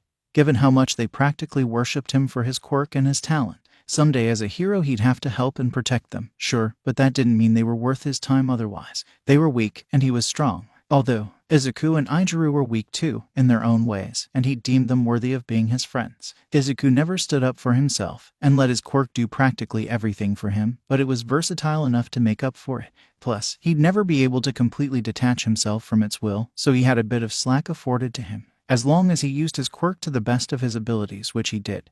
Given the limitations set upon him, he was easily as strong as Katsuki was, perhaps even stronger, too. His rival, as well as his friend. Izuku, on the other hand, was almost a foil to Izuku. His quirk was rather weak from the beginning, simple and unassuming, but his spirit was strong. His determination to become the person he wanted to be was on par with Katsuki's determination to be a hero, and Izuku's determination to make the world a better place, and that was powerful. Despite his shortcomings, he worked to overcome his weaknesses with everything he had, and Katsuki could do little but respect that. When All Might had approached Katsuki about being his successor, and had told him about the conversation he'd already had with Izuku, the spiky blonde practically had to point him towards Izuku with a neon sign. "You really think I'd want your power when I'm already gonna be better than you on my own? Give it to someone else, I don't need it." Katsuki was already powerful in terms of ability and intelligence, as was Izuku. To be All Might's successor on top of that, though, the spiky blonde didn't need that any more than the brunette did. The two of them would be just fine without any kind of unnecessary boost.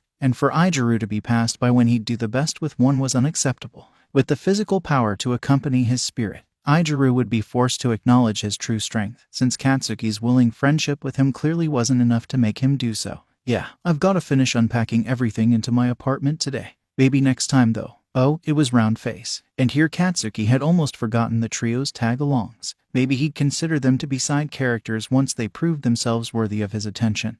But for now they were just extras, and he wouldn't bother with them unless it was absolutely necessary. Izuku and Ijiru could do whatever they wanted, except invite them over for dinner. No extra was worthy of his auntie's cooking. Not a single one. All right, see you tomorrow. At Izuku's call of farewell, Katsuki perked up slightly, realizing that the extras were leaving. Bye everyone. Fucking finally. Now he could focus on something else other than their annoying presence, like the planning he and his friends had to do for All Might-related things, and training, and their class syllabus, and what sort of godly dinner was in store for them. Maybe Auntie and Co was making them death curry. That would be nice. Guess he'd have to find out later, once they were back in their home neighborhood. Mom, I'm home. Kaken and Ijikun are here too. As the trio of friends made their way into Izuku's house, taking off their shoes at door, the sound of a phone ringing quietly preceded Inko's voice echoing down the hall. Welcome home, sweetie. Could you grab the phone for me? My hands are a bit full. Katsuki observed as his oldest friend called back an affirmative. And as Ijiru grabbed his arm to lead him towards Izuku's room, he heard one last line before rounding the corner and vanishing. I don't recognize this number. Given how often the three friends hung out together, it was really no surprise how well they knew each other's houses. That dent on the corner, caused by Izuku tripping with a heavy book in his hands. Those scorch marks on the floor, caused by a temper tantrum Katsuki had thrown when he was around 6 or 7. The scrapes on the doorframe of Izuku's room, caused by Ijiru swinging around and smacking his hardened face into it too many times. There was history to this house that belonged only to them. And the same could be said about the homes of Katsuki and Ijiru as well. Running and or being dragged into the All Might-themed bedroom of their friend. The spiky blonde and the newly dyed redhead tossed their bags to the floor and wandered over to the bed in the corner, making themselves comfortable to wait for their missing third. The scent of simmering food wafted through the air even with the door mostly shut, and the warm colors of the room only seemed to make them more susceptible to it, given how relaxed they were after this first day of high school. When would it be done? Probably not for a while. Oh well, at least they'd have some time to mess around before stuffing their faces. Maybe he could finish the sketch he'd started the other day. So, I kinda wanna wait for Izuku to get here before we talk more about One for All. But I wanna know what All Might said to you about it, 'cause it looks like I was the last one to be told about it. And I'm kinda wondering why he didn't give it to you, or Izuku. Or maybe not. Maybe he'd have to be a good friend right now instead of indulging his hobbies. Maybe he'd have to restrain his exasperation at just how little Ijiru thought of himself, and try not to blast his friend through the fucking wall for his stupidity. With a carefully neutral expression, Katsuki denied the redhead's request, and reached for the school bags of the two. Yeah, no, we're waiting for Izu on that. This is a conversation that concerns us all. The class syllabus was dragged out into the open for the spiky blonde to read, and keeping up his neutral expression, he proceeded to do so. Ijiru's nod of acceptance was acknowledged with his own syllabus being pushed under his nose, and the two settled down into the quiet atmosphere of looking over what things their school had in store for them. It wouldn't be a good idea to discuss this sort of thing without all of them present, especially when the door was still half open. Katsuki trusted their families for the most part, and Ko in particular, but secrets like this one could be dangerous. They'd spent a lot of time with the number one hero, and maybe that it desensitized them a bit, but he was still the number one hero. The eyes of the people followed him everywhere, and the dregs of humanity hungered for information on him and ways to take him down. If someone found out that he could pass down his quirk, barely satisfied hunger would turn to starvation, and the wolves would descend. Of course, All Might could take care of himself. He was, again, the number one hero, and he'd finally gotten in the habit of eating a regular diet suited to his injuries.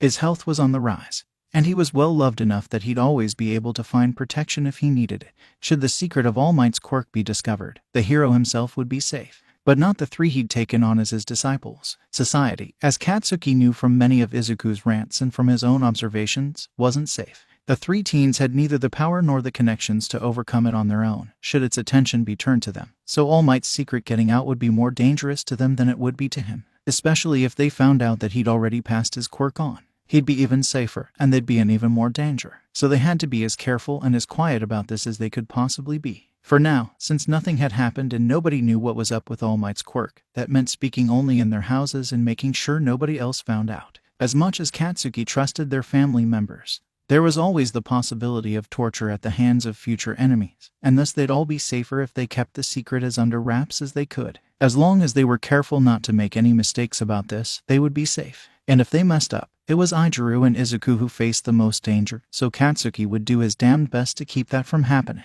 Katsuki, Ijiru, the food's ready. Izu, come on in when you're done with the phone. Staring at the paper before him, Katsuki realized that he'd been thinking more than he'd been reading the class syllabus, and that he'd have to read it over again later to see what it said. Thus, sneering at the sheet on top, The spiky blonde allowed Izuku to pull him to his feet and drag him towards the dining room without much resistance. He was half tempted to blow the papers up, and that wouldn't do any good at this time, so it'd be better to focus on the food Auntie had made them. Yeah, wait, he did what? No way. His quirk isn't suited for fighting that hero. How did he do it? More importantly, why did he kai? As the two friends passed by Izuku chattering away in the hall, Katsuki pulled back against Izuku to make him stop for a moment, and yelled towards the phone, "Oi, he's gotta eat, call back later." Muffled laughter came from the other end, and Izuku pouted at the two as they continued on their way, most definitely hearing the other person say their goodbyes. It wasn't long after that they all found themselves seated at the table, heaps of gorgeous-looking food set out before them, and their mouths watering at how good it all smelled.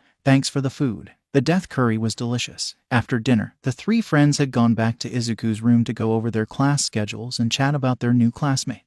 Specifically, they discussed those they'd met in their entrance exams, and those who had stuck out to them during the quirk assessment test. Well, in my entrance exam, I blasted the 0-pointer to pieces and saved the white-haired extra that Izu tried to analyze in the auditorium. They fucking fell unconscious right after taking down a 3-pointer, and the vehicle chimera thing their quirk made vanished, so they were basically lying helpless in the middle of the street. Bet that little stunt lost M points. Adjusting the pillow he was leaning on, Katsuki recounted the more notable parts of his entrance exam first, which weren't really that many. Taking down the 0-pointer was the highlight of the whole affair, and although it was useless in terms of gaining points, he'd loved the rush of taking that thing down. If it weren't for the unconscious extra, he probably would have gone ahead and just killed off more small fries. Maybe he should thank them for the opportunity the next time he saw them, if they were even still around. While the spiky blonde's attention wandered slightly, Izuku had begun to recount his own experiences, so he shut down his current train of thought to listen. I kind of thought Ida-kun was a bit scary at first, but he's just really earnest. His resolve actually reminds me a bit of yours, Kaken. You've got that same need to follow rules in your lives, the guidelines and expectations that you adopt or create for yourselves to follow as people. Oh, stop, put the pillow away. Katsuki did not put the pillow away, but glared warningly at the greenette for implying that he had something in common with that uptight extra, and continued to listen with his pillow ready to be weaponized again. As for Uraraka and Shiro-kun, they both helped me out in the exam near the end. You guys know Uraraka caught me outside before the exams even started, but she actually ended up catching me again when I fell off the 0-pointer. I had to push myself away from it quickly, but I was pretty high up when I did, so I ended up falling and she caught me near the bottom. The reason I went for the 0-pointer was because Uraraka was caught under some rubble, and Shiro-kun helped her get free while I distracted and actually took down the robot. Izuku tilted his head, a thoughtful expression upon his face. I'm actually kind of impressed with Shiro-kun. He was really calm throughout the whole thing, not running away when the 0-pointer showed up, actually returning to save Uraraka and going along with my plan to do so, and he seems pretty confident in his abilities. He and Ida-kun both seem rather confident in themselves, actually. I think they might end up friends. I also noticed that Ishido-san was talking with Shiro-kun a lot during the assessment test today, so they might end up friends too. Reaching for the snack pile the teens had smuggled into the room, Izuku tilted his head to the side, his spiked-up hair beginning to visibly soften as the day neared its end. Speaking of Ishido-san, I ran into her during the entrance exam in my battle center. Or she ran into me. I don't really know. The redhead retrieved a package of gummy worms and started munching, talking in between mouthfuls. The 0-pointer sorta burst out of the ground where we were, so we ended up running for our lives and screaming to warn the other kids in the area, and she caught me a couple times when I tripped. I'm pretty sure she lifts, bros. The spiky blonde snorted into his soda when Ijuru's face began to turn a bit pink, and erased an errant mark on the page of his sketchbook. Nice. How much do you think she lifts? Well, whatever she lifts, she's certainly strong enough to lift me. And have you seen me? I'm 170 centimeters tall and 150 pounds. She's strong, bros, she's strong. And she did pretty well during the quirk test earlier. I wanna befriend her. Woo, hooray, I has a crush. Get back to the exam recount, please. At Katsuki's dry words, the redhead's pink face turned redder, and he vehemently denied having a crush before pouting. Fine. Anyways, after a while of running, she tripped and memed at me. She basically screamed the whole help, I've fallen and can't get up thing, and she was already starting to get up on her own, but the 0-pointer's foot was basically 2 meters away from her by the time she was on her feet. So I basically panicked and yeeted myself through the robot, human torpedo style. I think you mentioned the human torpedo thing before, but wow. Izuku blinked from his seat closest to the pile, laptop out before him, and glanced towards his closed bedroom door for a moment.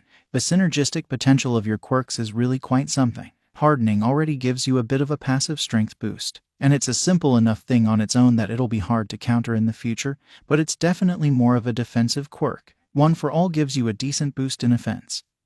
So you're not facing the same difficulties and weaknesses that you are with hardening, but the two quirks carry enough similarity that they can be passed off as one quirk. Finally returning the pillow to where it was before using it as a weapon, Katsuki rolled his eyes at what was most likely an upcoming quirk rant from Izu, and focused half of his attention on the page of his sketchbook. Only half though, because the primary subjects of his current piece were right in front of him, and he was the kind of artist that vehemently believed in using references to achieve the best results. The drawing he was working on consisted of what he imagined he looked like with two specific idiots thrown over his shoulders, the viewpoint being located somewhere behind him and to his right. It caught the joyful expressions of the two being carried, one redhead with a wide grin that was all sharp teeth and delight, and one brunette with a small smile that was all soft curves and adoration, and it barely showed his own face at all. But the way his visible cheek was curved indicated one of his trademark smirks. This page of his sketchbook would never see the light of day once it was done, if he had anything to say about it. Honestly, fuck that and fuck whatever consequences would come of that. He didn't need anybody like his mother thinking that he was going soft when he was still barely on his way to becoming a hero. Have you thought of a name for your quirks to be called when you're using them together? You'll probably end up doing so a lot more. And while you could get away with just calling them hardening, people might start to ask why it's called hardening if you can use enhanced strength while you're not actually hardened. It's best to be prepared for anything like that. Katsuki watched as Izuku shook his head, and recalled the doubts he'd expressed about being given one for all instead of Katsuki or Izuku. With that sort of mentality at this stage, it was obvious that he hadn't come to see his new quirk as really his yet, so of course he hadn't thought about a combined name yet. No, but you make a good point. I probably should do that. Rolling his eyes, the spiky blonde decided to wait a while before saying anything about it, and continued to listen to his friend's converse. Right, and Izuku, about one for all. I tried to learn it from All Might before he gave it to you, but my quirk makes it behave differently than your version, given the fact that I didn't gain any sort of energy from it while I was learning it. My version is probably closer to its original form, the version used by the first holder, so I don't have the same general enhancement you do. I plan on asking All Might about the previous holders sometime to make a timeline of its progression, so I can figure some things out. Do either of you two want to join me for that discussion, or not? While Izuku voiced an agreement, along with a mutual curiosity, Katsuki found himself narrowing his eyes at their green-haired friend. All Might was the #1 hero, and the idol of both Izuku and himself. Given that fact, along with the knowledge that the greenette had analyzed All Might, there was little doubt that he'd offered something in return. It was a point of morality to him, as he'd mentioned to Katsuki many times before whenever the blonde asked why he wouldn't just analyze someone without telling them. And with how high in Izuku's eyes the man was, uphold what, Deku? What did you promise him? As the greenette turned his gaze towards Katsuki, the spiky blonde adjusted his gaze so it seemed more thoughtful than suspicious, knowing how well the other could read him after an entire decade of friendship.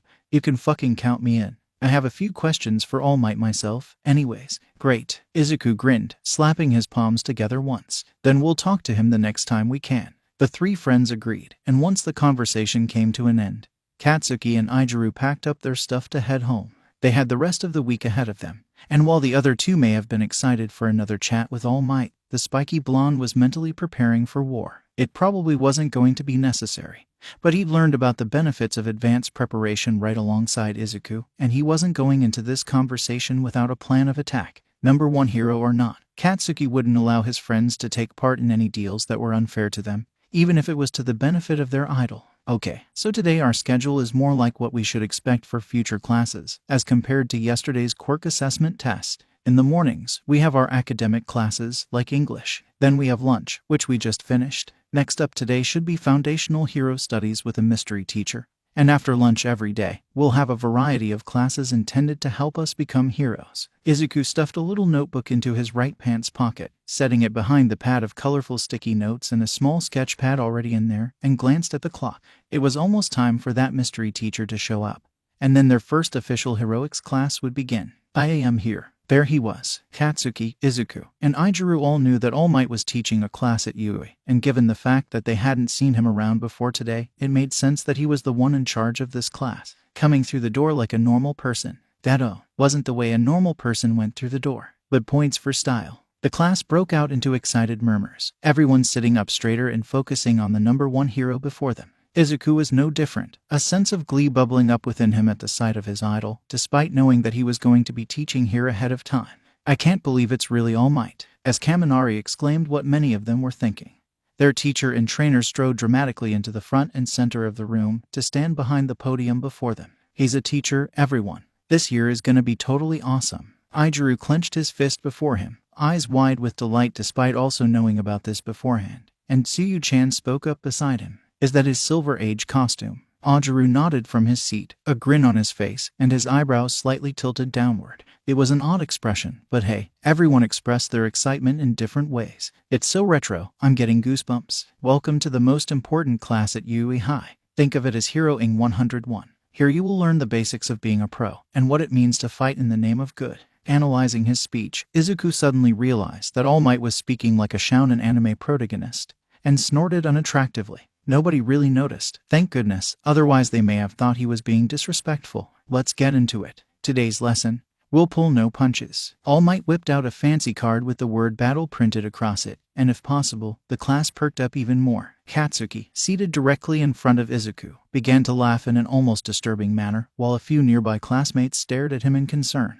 Combat training for all. And remember, one of the keys to being a hero is looking good. Their blonde teacher pointed to the wall, clicking a tiny remote in his hand, and shelves with numbered suitcases began to slide free from the wall. These were designed for you based on your quirk registration forms and the requests you sent in before school started. Get yourselves suited up, and meet me at Training Ground Beta. Yes, sir. Designs based upon their quirk registration forms, and the requests they'd sent in before school started. Well, it almost hadn't been necessary, as his mother had offered to make his costume herself. However, regardless of how much he wanted to wear a costume made by her, his practical nature had won out. He needed functionality that a homemade costume wouldn't offer, so instead of letting her make his costume, he'd let her take charge of designing it.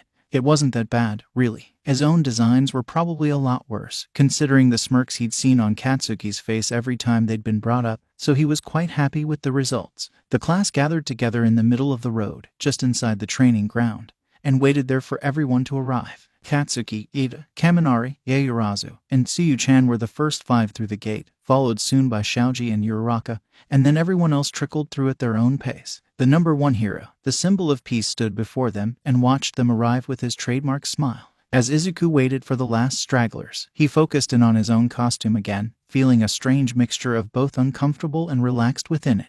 A dark grayish-green button-up shirt was the first piece of his costume, neat and giving off an air of sophistication. His mother had contemplated adding a vest on top, but when asking Izuku what kind of costume he wanted, she eventually scrapped the idea of her son in a dapper suit and went with a more casual look. Thus, the button-up was all that remained to give him a classy look, and she moved on in a more practical manner. Continuing along, Izuku's black jeans were reinforced with padding around his knees and rear, as he anticipated falling or being thrown into objects quite a bit over his career as a hero. Further supporting this, he wore a pair of elbow pads and knee pads over the rest of his costume, though no helmet. Instead of a helmet, he'd been given a set of goggles with 2 base settings: transparent to act as the default for his goggle, or opaque and reflective to hide his analytical gaze from the sun and other bright light sources. However, for all the light safety precautions he'd taken with the rest of his costume, his forest green and black jacket was really the main source of protection for him. Flowing down to his knees and woven with Kevlar fibers and a thin titanium mesh, it would defend well against sharp melee weapons and smaller bullets, and the fabric making up the jacket was resistant to fire and water damage. His red boots, mostly hidden beneath the flared legs of his jeans, were very much the same, but with added insulation to prevent electricity in the ground from harming him. Overall, the costume was unfamiliar to him. He'd never worn one before, and the materials felt odd against his skin, though that was a good thing. He'd requested it be made naturally resistant to the elements and some miscellaneous damages he was likely to receive, and clearly, the odd texture was a sign of some attempt at fulfilling this request. Alas, there was no way of saying how effective it would be until he got to test it out in some capacity. Hopefully today's battle training would be sufficient in doing so. They say that clothes make the pros, young ladies and gentlemen, and behold, you are the proof. Take this to heart. Now you are all heroes in training. Let's get started, you bunch of newbies. All Might, standing in front of the class, nodded once to himself and began leading the way down the street. They all heard him laugh with delight as he did so, and the excitement of the class ramped up even further, if that was even possible. What was the rest of the year going to be like, if things were already this awesome? Eventually, when it felt as though nobody could contain themselves any longer, the group was brought to a halt outside of a building. A table with 2 boxes was set up in front of it, one with the word lots written on it, and another with the word verses scrawled across the painted cardboard. The symbol of peace stood next to the table and faced the class, his fists on his hips and his smile shining brilliantly in the sun. Most of the villain fights you see on television occur outside. However, statistically speaking, encounters with the most evil and dastardly of villains take place indoors. Just think about it. Backroom deals, home invasions, illegal fighting rings, secret underground lairs. Intelligent criminals know to remain hidden in the shadows, where the odds are in their favor. All Might picked up the lots box and vigorously shook it up, continuing to speak while doing so. For this exercise, all of you will be split up into teams of 2 and pitted against each other as good guys and bad guys. The villain teams are in charge of defending a nuclear bomb within their secret base, and the hero teams must either disable the bombs or take down the villains to win. Each group will take 20 minutes total to run through this exercise, 5 minutes prep time for the villains, and 15 minutes for the heroes to act. Suyu-chan spoke up then, staring with a bit of surprise at the box All Might was still shaking. How had it not crumbled to bits yet? Nobody knew. All Might, isn't this a bit advanced for us? We're only just starting out. An excellent question, young Asui. In my experience, the best training is what you get on the battlefield. But remember, you're not just punching robots now, you're facing up against actual people. All of you have your own levels of experience in various aspects of life, but as for heroics, this is your starting line.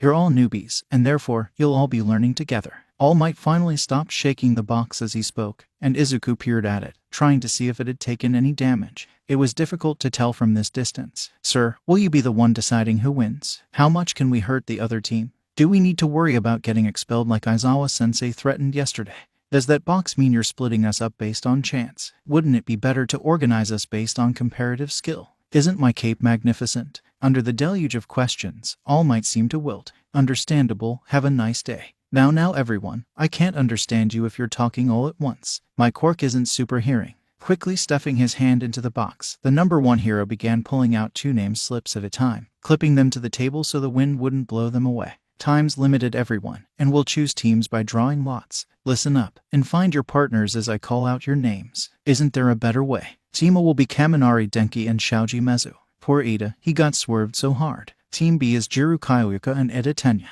Team C is Yaoyorozu Momo and Kuda Kuji. Team D is Kirishima Ijiru and Uraraka Ochako. Team E is Minta Minoru and Hagakure Toru. Team F is Todoroki Shoto and Ajiru Mashirao. Team G is Bakugo Katsuki and Midoriya Izuku. Between his other classmates getting together, Izuku slid over to stand beside his friend and nodded in his direction. Katsuki nodded back, an excited grin upon his face. Minta had better watch out, because the class had learned that he was a major pervert, and Katsuki wasn't one of those willing to let perverts go unchecked. Team H will be Takoyami Fumikage and Aoyama Yuuga. Team I will be Shiro Hanta and Ashido Mina. And lastly, Team J will be Sato Rikadu and Asui Tsuyu. Everyone get with your partners quickly now, and follow me. Time is short. Well, it looked like they were being thrown in head first. First up, Team D as the heroes, and Team A as the villains, all except for the members of those 2 teams. The class had been brought to a building across the street, where an observation room was located. The room was mostly darkened, lit by the many screens plastered across the far wall, and each student separated to watch the exercise and wait for their own turns. Ada, slightly put off by being swerved like that before, repeated his earlier question in a quieter voice. Isn't there a better way? Oh, when you think about it, pros often have to team up with heroes from other agencies on the fly.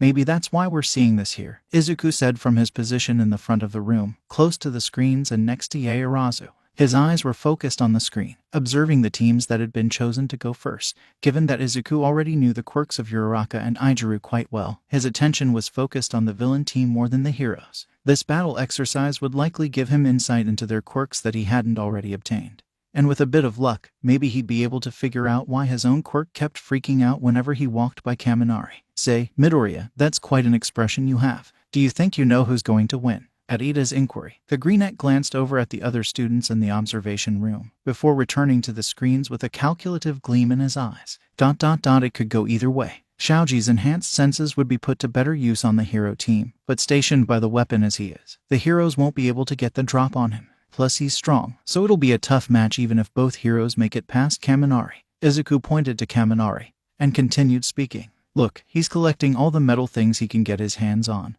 and setting up traps in the doors. I bet he's gonna run a current through them so Uraraka and Izuku can't make it through. The metal is connected to the doors, and it looks like he warned Shoji to keep a distance. This is an excellent defense, though I wonder why Kaminari didn't go roaming the halls looking for the heroes. Is it because he's physically weaker than them, and thought his power would be better used this way? Did Shoji ask him to stay? Is he reluctant to use his quirk on others? I wish we could hear them talking. Their classmates, previously talking amongst themselves, had paused to listen in on Izuku's muttering. Ada seemed impressed, and moved towards the screens, interested in getting a closer look. What about the heroes? Ada asked, curiosity evident in his voice. What do you think of their actions? Cutting off his thoughts about electrical currents and whether or not it would have been allowed to rip the wires from the walls and use those as well, Izuku focused on the questions asked of him. Izuku and Uraraka are staying together, which is really the best course of action for them. They could have split up to search for the missile separately, but in a one-on-one fight either way, they're at a disadvantage.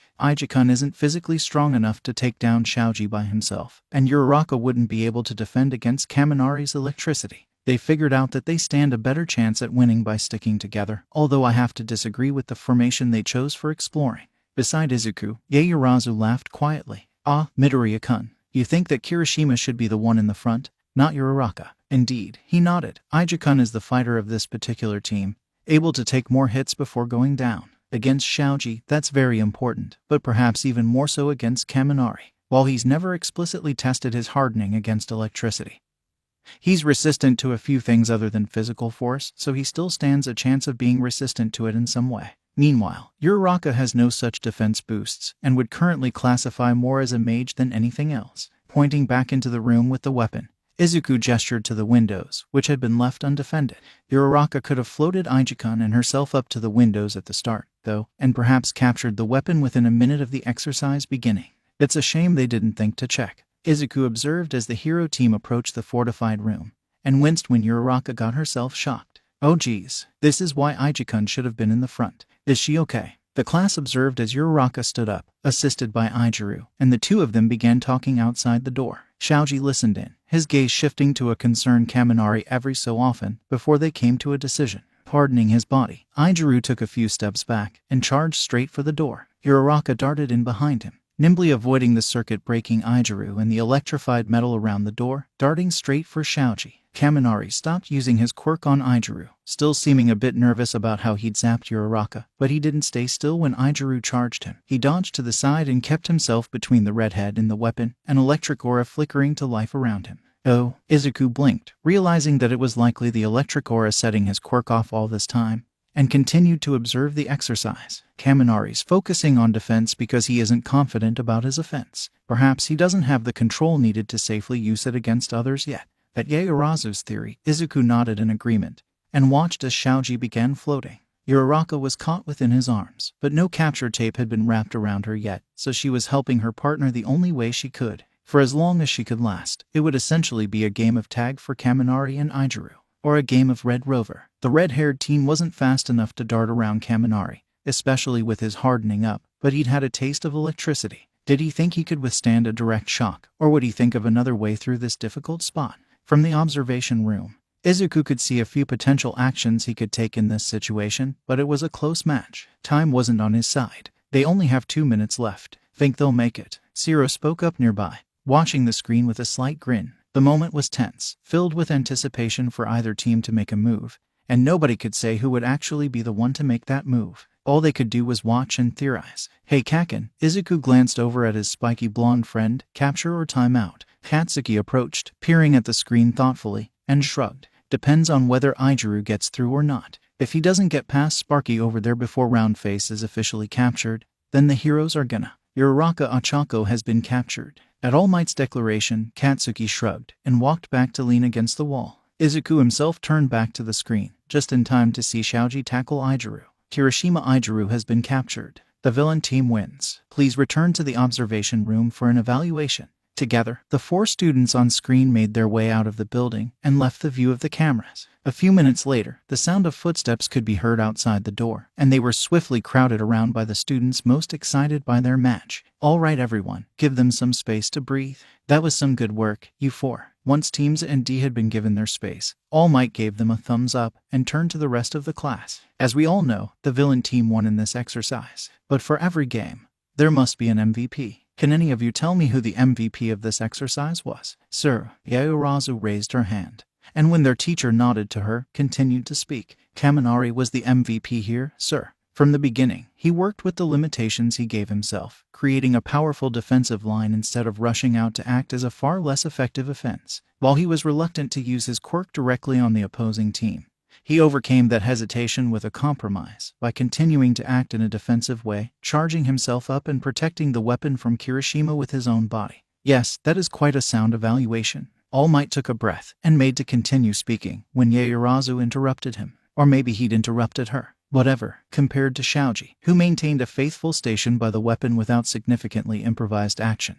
Kaminari went further beyond his limits and out of his comfort zone. As for Uraraka and Kirishima, while their strategy was likely one of the best ones to be made under such circumstances, they failed to be creative with their options. Furthermore, they made a mistake in letting Uraraka lead the way through enemy territory. With Kirishima's quirk, he never should have been placed in the back, unless they'd been anticipating an attack from behind. All Might lifted a finger, and Yaoyorozu bowed, finishing off her evaluation. When these factors are taken into consideration, Kaminari is the clear MVP of this exercise. Kaminari, looking rather shocked where he was standing, brought up a finger to point to himself. It was clear he hadn't thought he'd done better than the others, perhaps because Izuku had broken through his defense within a few moments of locating it. But All Might nodded encouragingly, and the golden blonde grinned with delight.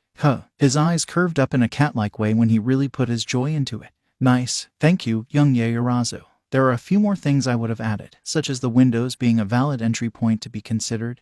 But very good work. The number 1 hero grinned at the class, and held up the box labeled verses again, to pick out the next teams for the exercise. Next up, we have Team I as the heroes, and Team H as the villains. Take these communicators, and good luck you four. After the first battle, Izuku and Yaoyorozu stuck around the front of the observation room, eagerly sharing their analyses of the other students for 2 more rounds before Yaoyorozu had to go for her own match. In the second round, Shiro and Ashido acted as the heroes to Tokoyami and Aoyama's villains. It was a poor matchup for the villain team. Unfortunately, Aoyama's naval laser was bright enough to interfere with Tokoyami's dark shadow, and the heroes moved in during a particularly bright laser blast. Just as Dark Shadow was weakened, Shiro swooped in to capture Fumikage, while Ashido kept Aoyama suitably distracted. Due to the villains' choice to stick together despite their conflicting quirks, and Ashido's damage to the battleground, Shiro was declared the MVP of the match. Like Kaminari, he seemed a bit surprised to have been nominated such, but he quickly accepted the role with a wide smile and his head held high. Izuku couldn't help but theorize that he hadn't gotten much recognition for his deeds in the past, and only realized that he was talking out loud when the other confirmed it with a sheepish grin. Whoops, sorry, Shiro-kun. When the third round came around, everyone was paying attention to the screens, all eyes on Todoroki. He was the first recommendation student they'd see in action. And wow, did they see him in action. After telling his teammate Ajiru to head back outside for a moment, the mostly cold, barely lukewarm student completely froze the building in which the exercise was taking place, catching Sadu and Tsuyu-chan in ice they couldn't escape. Well, Sadu did escape, but he was distracted with a teammate falling into unconsciousness, and chose to help her instead of defending the weapon. There was a bit of a debate over whether Todoroki or Sadu deserved the MVP position more, but in the end, because the villains lost, it was ultimately decided that Todoroki was the MVP. Sadu definitely got brownie points with most of his classmates though, for prioritizing the health of his teammate over the exercise in such a sweet manner. Then it was time for Yaoyorozu to head to the exercise building with Kuda beside her, leaving Izuku alone by the front of the room. Ida would have been with him, but he was on the enemy team, along with Jiru, Suo, Midoriya, Yaoyorozu and Kuda against Ida and Jiru. Who do you think is gonna win? Directing his attention to the screens upon Kaminari's inquiry, Izuku considered each possible outcome and focused on the ones that felt like they were more likely to occur, before sharing his take on the situation. Well, Yaoyorozu-san has already shown that she's highly intelligent, and her quirk is incredibly versatile. Until she makes her move, I really can't say how things might go. Kaminari nodded, and gestured to the other 3 students on the screens. What about them? Who wins if you take Yaoyorozu out of the equation? The villain team. Unless Kuda-kun has got some incredible hand-to-hand skills, Ida-kun and Jiru-san would be able to take him down. Granted, we know that he's physically stronger than Jiru due to the quirk assessment test yesterday, likely a product of his inherited mutations and physical exercise. But with Ida in the picture, he'd be taken down. He does seem rather pacifistic too, so if Jiru played a bit dirty, she could probably take him down by herself. With another nod, the golden blonde peered over Izuku's shoulder at the little notebook he'd been filling in throughout the whole combat exercise, and the greenette smiled nervously. Little too close there, Kaminari-kun. So, Yaoyorozu is the centerpiece of this matchup. The heroes here are in possession of a distinct advantage. And given how intelligent she is, we might see our quickest matchup thus far. It was a quick round, indeed, but it was also took a while longer than they'd expected it to. Yaoyorozu and Kuta had stuck together in the halls, and a patrolling Ada had encountered them, causing them to split up. As Yaoyorozu was deemed the greater threat, Ada chose to focus on her when the two split up, and Kuta slipped by to head towards the weapon. Really, it was impressive how someone so large could be so sneaky. Oh, Ada made a mistake there, didn't he? Izuku spoke up again, scribbling notes down and flipping pages and mumbling to himself all the while, as his eyes flicked rapidly between the screens and the notebook he was writing in. He should have let Yaoyorozu by him and focused on Kuta. If he went after Kuta, he could have captured him and then gotten back to the weapon likely before Yaoyorozu even breached the room. Kuta is gonna capture Jiru, or gently brute force his way past her to the bomb, and then Yaoyorozu Momo has been captured. With that announcement, everyone froze, and Izuku's gaze whipped up to the screen in shock. Wait, what happened? What happened? The dust kicked up from Ida's quick movements began to settle, and the class saw the two foe enemies in a rather compromising position. It looked like Ida was hugging the black-haired girl, but the camera showed that the top of her costume had gotten destroyed, and it was only thanks to their position that the entire class wasn't being flashed at this moment. Staunchly looking away, his face turning more and more red by the second, Ida continued to hug Yaoyorozu until a blanket finished materializing from her back. Once she had wrapped it around herself, Ida released her and took several steps away, pausing as though he wanted to say something to her. It was a shame that none of them in the observation room could hear it. Izuku was particularly disappointed, especially since the blue-haired boy had frozen completely stiff when Yaoyorozu started laughing, but eventually, Ada turned and zoomed off in a particularly rapid fashion. The blanket-covered Yaoyorozu left the building, and the class silently watched the other screens before a quiet but vehement "damn it, I wanted to see her tits" was heard in the room. Chaos erupted from that moment on, and All Might struggled to keep his attention on the exercise while also keeping the class under control, looking quite relieved when he could declare the villain team's victory and put all of his attention in one place. It was a riot as everyone tried to find the one responsible for such a crass comment. But the culprit's voice had been so quiet, it was utterly indistinguishable from the rest of the class. Nobody was familiar enough with the other students' voices to say for certain who was responsible. And in the end, the symbol of peace was forced to grab everyone's attention by Missouri smashing his fist into his palm. Off to the side, Katsuki and Izuku quietly observed the rest of the room, one squinting and the other glaring at Minta with displeasure. All right, now for the evaluation. Does anyone have an idea of who this exercise's MVP is? Coughing a bit after yelling to re-establish order, All Might brought the class back to the topic at hand, and Ashido swiftly raised her hand. Ida for MVP. Ida for MVP. The pink-haired girl started a chant, and when nobody else joined in, pouted but didn't stop until All Might confirmed her headcanon. Ida is the MVP, yes, but why so? Izuku raised his hand at this, and when their teacher nodded to him, spoke his thoughts. 'Cause he was a total gentleman about that wardrobe malfunction, obviously. He even stayed to make sure Yaoyorozu was alright before continuing his duties in the exercise. Ida for MVP. Ida for MVP. When Izuku joined the chant, Ashido gave him a double thumbs up, and mimed wiping away a tear of joy. All Might just sighed at this, and carried out the evaluation himself. Yes, that is part of why young Ida made MVP for this match. However, integrity is only one of the many qualities a hero possesses. He was also quite clever to capture young Yaoyorozu when she was distracted. Villains will not hesitate to take any advantage they can, so it's important that you bring them in as quickly as possible. Young Ida was the quickest to act, and that made him the MVP instead of Yaoyorozu. Nodding rapidly to himself, All Might gestured towards the last two remaining teams, the only ones left to go. Katsuki and Izuku were on Team G, while Minta and Hagakure were on Team E. This would be the last match of the class, and once their evaluation was over, everyone would be cleared to change back into their uniforms. Now then, for our final battle. Team E will be our heroes, and Team G will be our villains. Take these communicators, and good luck out there. On the way out the door, Izuku briefly tapped Uraraka and Ijuru's hands, keeping up appearances for his quirk, carefully standing on the edge of the windowsill. 2 minutes of prep time remaining. Izuku held the zero-G bomb by one of its legs in one hand. As he looked up to the sky above, he saw the knife he'd stabbed into the concrete at the very edge of the rooftop. On the way up, That knife would be what he'd grab to prevent himself from finding out what it was like to launch oneself into the sun. All he had to do was, well, actually launch himself. Alright nerd, don't fucking die up there. I'd hate to tell Auntie how you failed so hard at a training exercise that you died. Izuku snorted at that, sending his friend a relaxed smile. Just stick to the plan, and remember to close the window behind me. We don't want them finding out where the weapon has gone. Now do we? After receiving a grunt of acknowledgement, the greenette nodded in return and pushed off from the ledge, held firmly in his left hand. The weightless bomb was brought up towards the sky with him, and soon his right hand reached out to grasp the knife wedged into the wall. Twisting around, Izuku moved his body so it was parallel to the rooftop, and then slowly moved the weapon so it was resting against the layer of rocks scattered over the rooftop.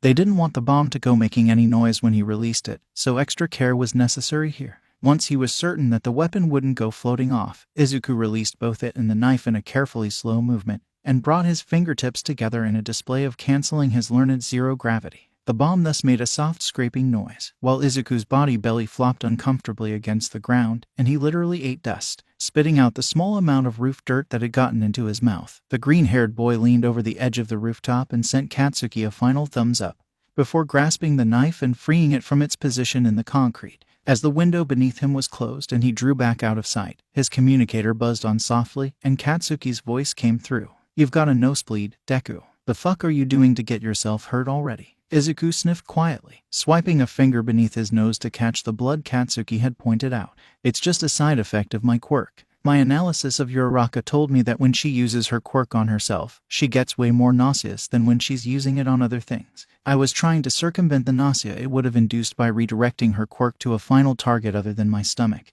And it mostly worked, but it looks like I'm going to get a little headache later. I'll be fine by tomorrow. Plus we have Recovery Girl here if I want to get it taken care of sooner, so don't worry about it. Katsuki was quiet for several moments, and Izuku heard him take a deep breath before giving him an irritated confirmation. Fine, if a headache shows up before the exercise is over, I'm taking you to Recovery Girl after the evaluation. And we're going to be talking about how you know this side effect is a thing later. Fine with me, Kaken. I'm no masochist. The spiky blonde began to quietly cuss him out at that, and Izuku cackled softly, remembering to keep his voice down in case the hero team was still outside. Soon enough, All Might's voice came through their communicators, declaring that it was time for the exercise to begin. Izuku listened carefully for any sound which would indicate that Minta was scaling the side of the building to get up to the roof, and eventually relaxed a bit when he heard nothing, but kept his guard up. Hagakure couldn't fly, so really, it was only Minta he had to worry about for the first so many minutes of the exercise. Inside the building,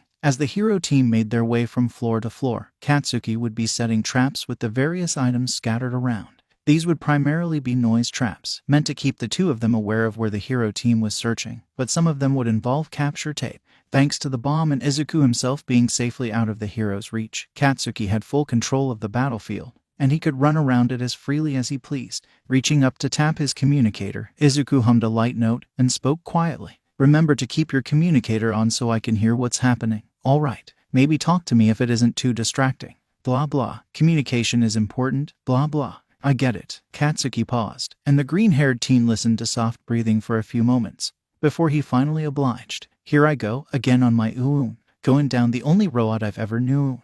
Izuku wheezed quietly, covering his mouth so he didn't disturb his friend's sarcastic singing. Like a drifter, I was born to walk alone, and I've made up my mind that you're gonna die. Grape shit. The building rocked, and the sound of a loud explosion was audible through both the communicator and the air itself. Eyes wide, Izuku pulled up his costume's goggles to check the surrounding area without limiting his field of vision, before speaking slowly into his communicator. Holy shit, Kaken, what did you do? There was silence for several moments, accompanied by heavy breathing, before the spiky blonde responded. I sent the pervert flying. The fuck you think I did? He was moaning about the invisible girl's costume in the middle of the hallway. You think I'm gonna let that slide? He scampered off around a corner before I could kill him though. Understandable. Might I suggest using a window on the east side of the third floor as a launch pad to send him flying into the observation building? That location is optimal for getting him to stick against the wall by the door without him getting stuck too high up or hitting the ground before reaching the building. Hell yes. Won't he see you though? Izuku began to patrol the rooftop, occasionally leaning over the edges to check out where the fire escapes were, and made sure none of them reached the roof. Every time he did so, he was quick to retreat, just in case Hagakure was climbing one of them and he just couldn't see her. More likely than not, yeah. I guess you'll have to take his communicator before launching him, so he can't tell Hagakure-sen about it. Katsuki made a noise in acknowledgement and went quiet, but kept his communicator on as requested. Izuku spent the next few minutes contemplating the situation, specifically the most likely courses of action the other team would be taking. What sort of dynamic would their opponents have in this situation? Alright, there are 5 floors to the building, and with Minta on your current floor, you can probably count on Hagakure-sen being somewhere far away. They're both rogues, kinda, as in they're probably better at laying traps and sneaking around. If by some chance you're distracted by one of them, the other will be looking for the bomb. Unless, for some odd reason, they decide to work in the same area, but that's unlikely. Odds are better for them to be working separately, especially considering Minta's nature. Crouching down for a moment, Izuku eyeballed the rocky rooftop, making sure nothing was moving up here except for him. It was fortunate the roof was like this, really. If Hagakure did sneak up here, she'd have to be very careful not to disturb any of the tiny rocks making up the top layer of the rooftop, or she'd alert the greenette to her presence. Gotcha, fucker. Izuku jumped like a startled cat at the sudden shout from his teammate, and as a terrified screech from Minta soon followed, he found himself wheezing quietly in a mixture of shock, relief, and amusement. Katsuki's voice was constant in his ear, cussing up a storm, and ripping into Minta both for what he'd said back in the observation room and for his lustful whining in the hallway earlier. It was clear that the small pervert's actions weren't gonna go unpunished. A shame that Minta never drank his respect women juice as a child. As per his earlier suggestion, a screaming Minta was soon punted out the window, and Izuku noticed a trail of capture tape flying behind him. All Might's voice soon came through their communicators, declaring that Minta had been captured, and the brief excitement of doling out justice against perverts began to fade.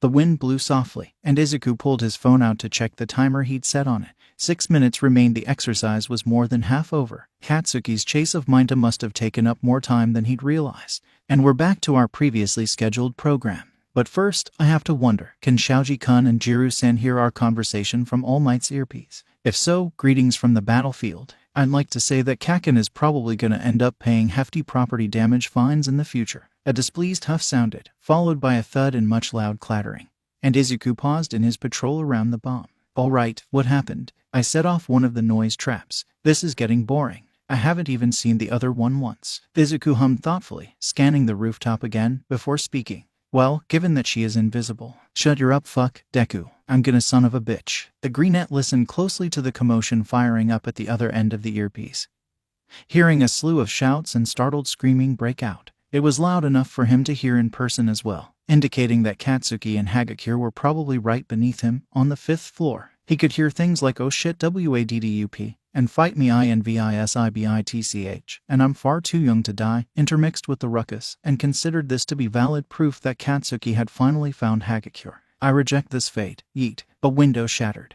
and Izuku ran over to the edge of the rooftop, just in time to see a floating pair of gloves and boots latch onto the fire escape ladder of the next building over. Hagakure clambered down to the ground, half climbing and half falling, and Katsuki continued screaming obscenities from inside the building as she ran back inside the building via the front door. Izuku watched this in awe, and waited for Katsuki to give chase. His patience was swiftly rewarded, as the spiky blonde launched himself out the window, and used his explosions to land safely on the ground level. Wait just a moment. If Uraraka used her quirk on Katsuki, he'd be able to experience something like true flight. If Uraraka used her quirk on Izuku, he'd be able to experience something like true flight. Oh golly, suddenly overcome with thoughts about how the quirks of his friends and classmates could synergize in various ways, Izuku barely paid attention to the rest of the exercise, knowing that Katsuki could handle it without him. His mind and his quirk both latched onto the concept, and with what few minutes were remaining, Izuku furiously scribbled down notes in his small pocket notebook.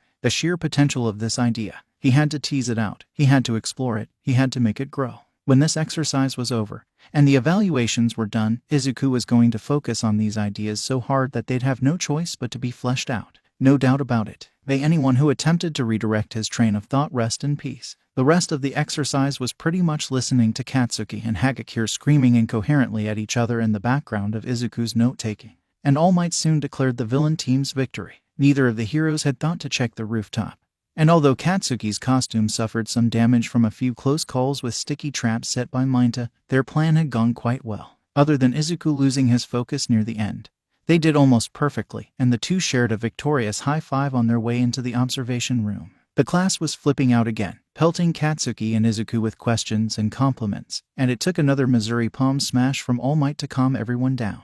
Young Midoriya and young Bakugo, you are the victors of this exercise. While taking the weapon outside the building was very unrealistic, it was within the parameters of the exercise, and therefore allowed. Now then, students, do any of you have an idea of who the MVP is? Ashido raised her hand, and without waiting to be called on, yelled, Midoriya. Nope, try again. The pink-haired girl pouted, and muttered that it should have been Izuku, before Zero raised his hand. Is it Hagakure? I mean, she was really sneaky and pulled that badass escape even when she was caught off guard. Plus, she almost caught Bakugo like 8 or 9 times in the last 2 minutes. The symbol of peace shook his head, while young Hagakure went beyond our expectations. There is another who went even further. After that second failed guess from the class, Takoyami raised his hand. After All Might nodded to him, he lowered his hand and looked over the 2 teams thoughtfully. Although Hagakure deserves recognition for her teamwork with her partner even after he was captured, the MVP of this exercise is indisputably Bakugo, where Midoriya indeed guarded the weapon carefully,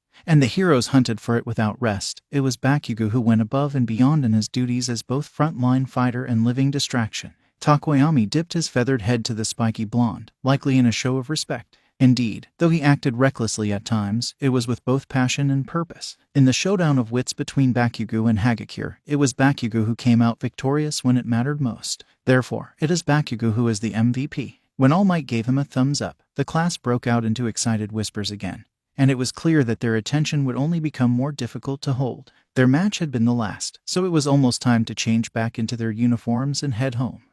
Izuku's costume didn't get any proper testing, other than that light fall onto the rooftop. Next time an exercise like this occurred, he'd have to take a more active role so he could see how well it'd actually hold up. Oh, and of course he couldn't forget about the synergistic potential of his classmates. Maybe he could share his ideas with them later on. Once he got a good grasp on everyone's quirks, it'd definitely be interesting to hear their thoughts on them, especially Yaoyorozu's. She displayed a particular intelligence that he couldn't help but appreciate, and her point of view would very likely provide additional insight that he'd miss on his own. We live in a society. The opposite of a lake is an island. Baku baku boom boom. Izuku, what the fuck? Did you even go to sleep yet? We live in a society. Yeah, Kaken, I did. I'm trying out a new sleep schedule. I just had to share that random thought cause it's 3 a.m. And 3 a.m. is the time for random thoughts to be shared. Baku baku boom boom. You woke me up, bitch. The fuck kind of sleep schedule has you awake at 3 a.m.? We live in a society. Oh, instead of sleeping all my hours at once, I'm breaking my sleep into separate time slots throughout the day. REM sleep is the reason why sleep is important in the first place. So I looked a few things up and found that some people out there sleep only long enough to go through one sleep cycle at a time, and just sleep multiple times throughout the day. I figured I'd give it a try myself. In theory, this'll give me more time awake than I'd normally have, while also staying healthy. Baku baku boom boom. How the fuck? What? People actually do that? How does that even work? We live in a society. Well, the average amount of sleep a person needs to function in a healthy manner is 6-8 hours. A full single sleep cycle is about 90 minutes. So that's 4 or 5 cycles in a night. The first alternate sleep schedule I found has 4 cycles spread evenly throughout the entire day, one at 12 a.m., one at 6 a.m., one at 12 p.m., and one at 6 p.m. I'm gonna try doing something like that. Baku baku boom boom. And what about school? We live in a society. Well, I did say something like that. I'm thinking that I'm gonna go to sleep at 4 a.m. today, so I can wake up for breakfast and a morning run around 5:30. Then at school, our morning academic classes rotate, so I won't be missing much information to head to sleep again at 10 a.m. each day. I'm smart enough to keep up, even if I'm sleeping. If I have to stay up because of a test, I'll just break that time apart into 2 power naps before and after the test itself, so I'm still sleeping around the same time on average. Lunch happens around 11:30 a.m., which is when I'll wake up. Afternoon hero classes will be over by 4 p.m., and I'll probably be plenty sleepy enough for another cycle then, and I'll be awake at 5:30 p.m. in time for dinner. At night I'll go to sleep at 10 p.m., like I did earlier, and wake up at 11:30. Midnight snack time. And soon I'm gonna go to sleep at 4 a.m., and the new sleep schedule will continue. Baku baku boom boom. Pretty sure you're gonna get tired as fuck from this, but whatever, I'm too tired for this shit. Let me know how it works out for you. We live in a society. Will do, Kaken. If you're ever interested in trying it out yourself, I'd be happy to have you join my schedule. Baku baku boom boom. Righto, what the fuck ever. Night Izu. We live in a society. G night Kaken, sleep well. Baku baku boom boom. Fuck off. We live in a society. Lol, that timing though. The hardest cinnamon roll. Welp, guess I'll die. The hardest cinnamon roll. Oh, baku baku boom boom. If you die, I'll kill you. The hardest cinnamon roll. Hi Katsuki, bye Katsuki. We live in a society. Bakugoing, Bakugan. The hardest cinnamon roll. Bakugan. Hold up. The hardest cinnamon roll. Ah yes, perfect. We live in a society. I mean, you're not wrong. Rest in pieces though. The hardest cinnamon roll. Wait, no. Don't tell me you're still thinking about that theory of yours about my quirk. We live in a society. Okay, I won't tell you. The hardest cinnamon roll. We live in a society. The hardest cinnamon roll. Damn it, Izuku. It took me 3 weeks to stop thinking about it last time. I even had a nightmare about it. We live in a society. It's something you might legitimately need to worry about someday though. What if you come up against someone with like all might level strength and you only have your hardening to use? Your limbs could literally break off. Ijuku. The hardest cinnamon roll. Nuo. Staff. We live in a society. What if villains attack us before you've mastered OFA? What if one of them is super strong? The hardest cinnamon roll.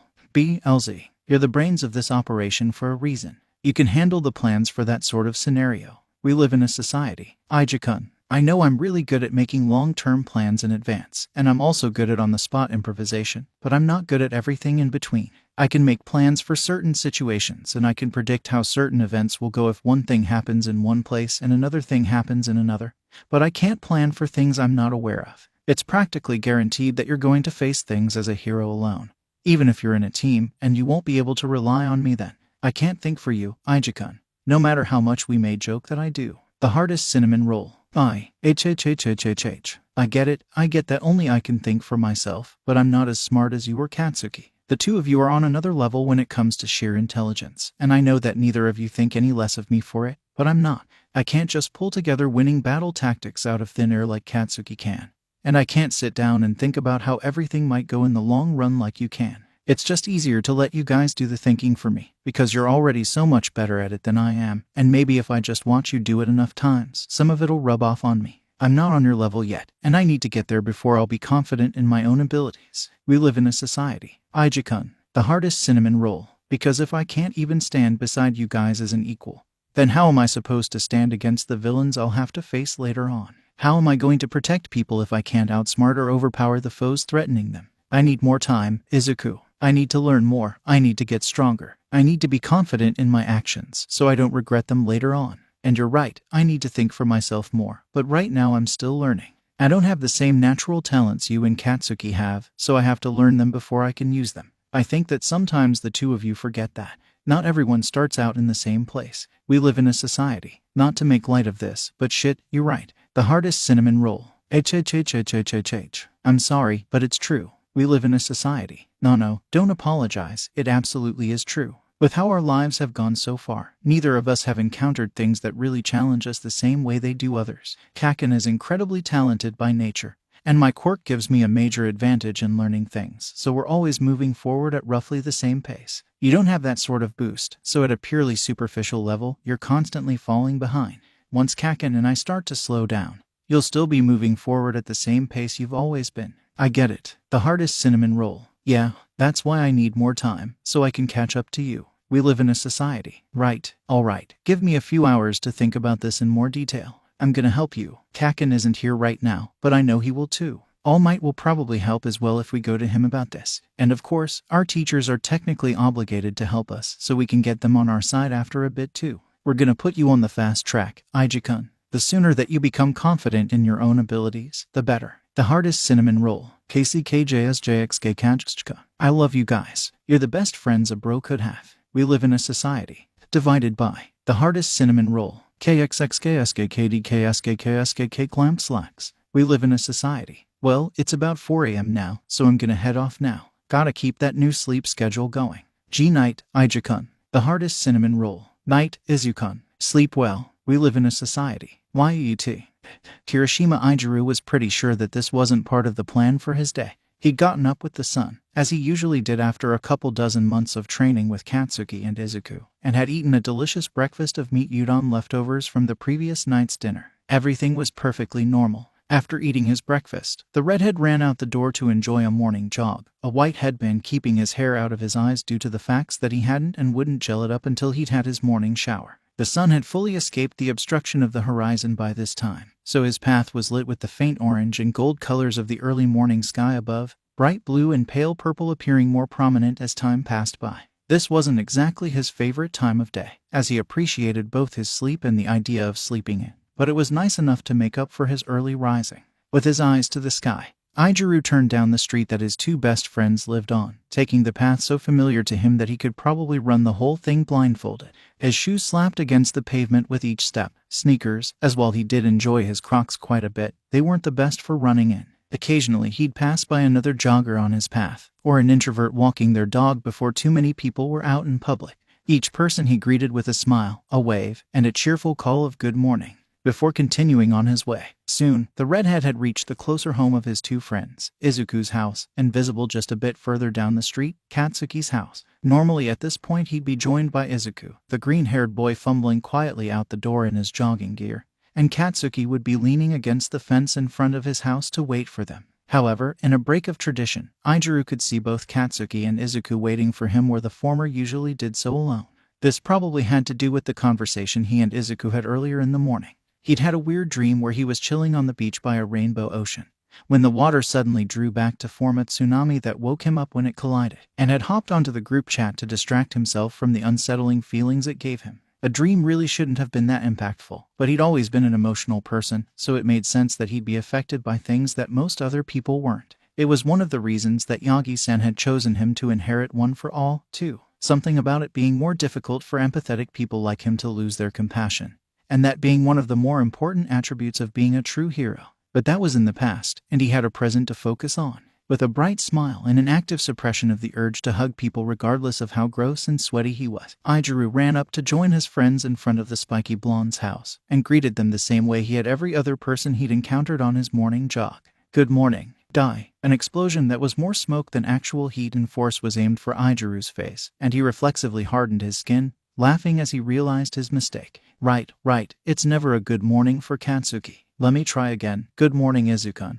And morning to you, Katsuki. The spiky blonde grunted, and Izuku took that as a victory, fist pumping internally so as to not poke the once again barely sleeping bear. Izuku greeted him with a good deal more energy than Katsuki had, and he didn't seem all that tired, which was interesting because he hadn't fully switched to his new schedule yet. Shouldn't he still be tired? At this point, he was only functioning on 3 hours of sleep, which was pretty close to his usual, actually. Izuku, Kaken and I have been talking about how our training schedule is going to be altered in light of how school has been working us so far, and we're going to be doing a bit less physical work in the afternoons. We'll still do our morning jogs and dojo meets on the appropriate days, but other than that, we're going to focus more on studying outside of school, working on our individual weaknesses, bolstering our individual strengths. We're already great at working as a team, but this morning's chat has pointed out that we need to work on ourselves as individuals. What do you think? Blinking in minor surprise at just how quickly Izuku had talked things over with Katsuki, the redhead adjusted the headband keeping his hair out of his eyes, and eventually shrugged after a moment of thought. Seems like a good plan to me, though I don't want to give up all our teamwork things. It feels pretty great to know you're part of something bigger than yourself, you know.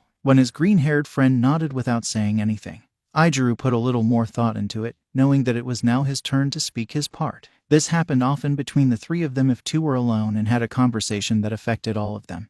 Then those two would wait for the third to show up and contribute his part before coming to a conclusion. It was a fair way of dealing with things, as they'd figured it would be when it was first suggested, and it worked well for them. We could ask our classmates if they'd be interested in team training after school sometime. This way we can work on both teamwork and individual training, and maybe even both at the same time.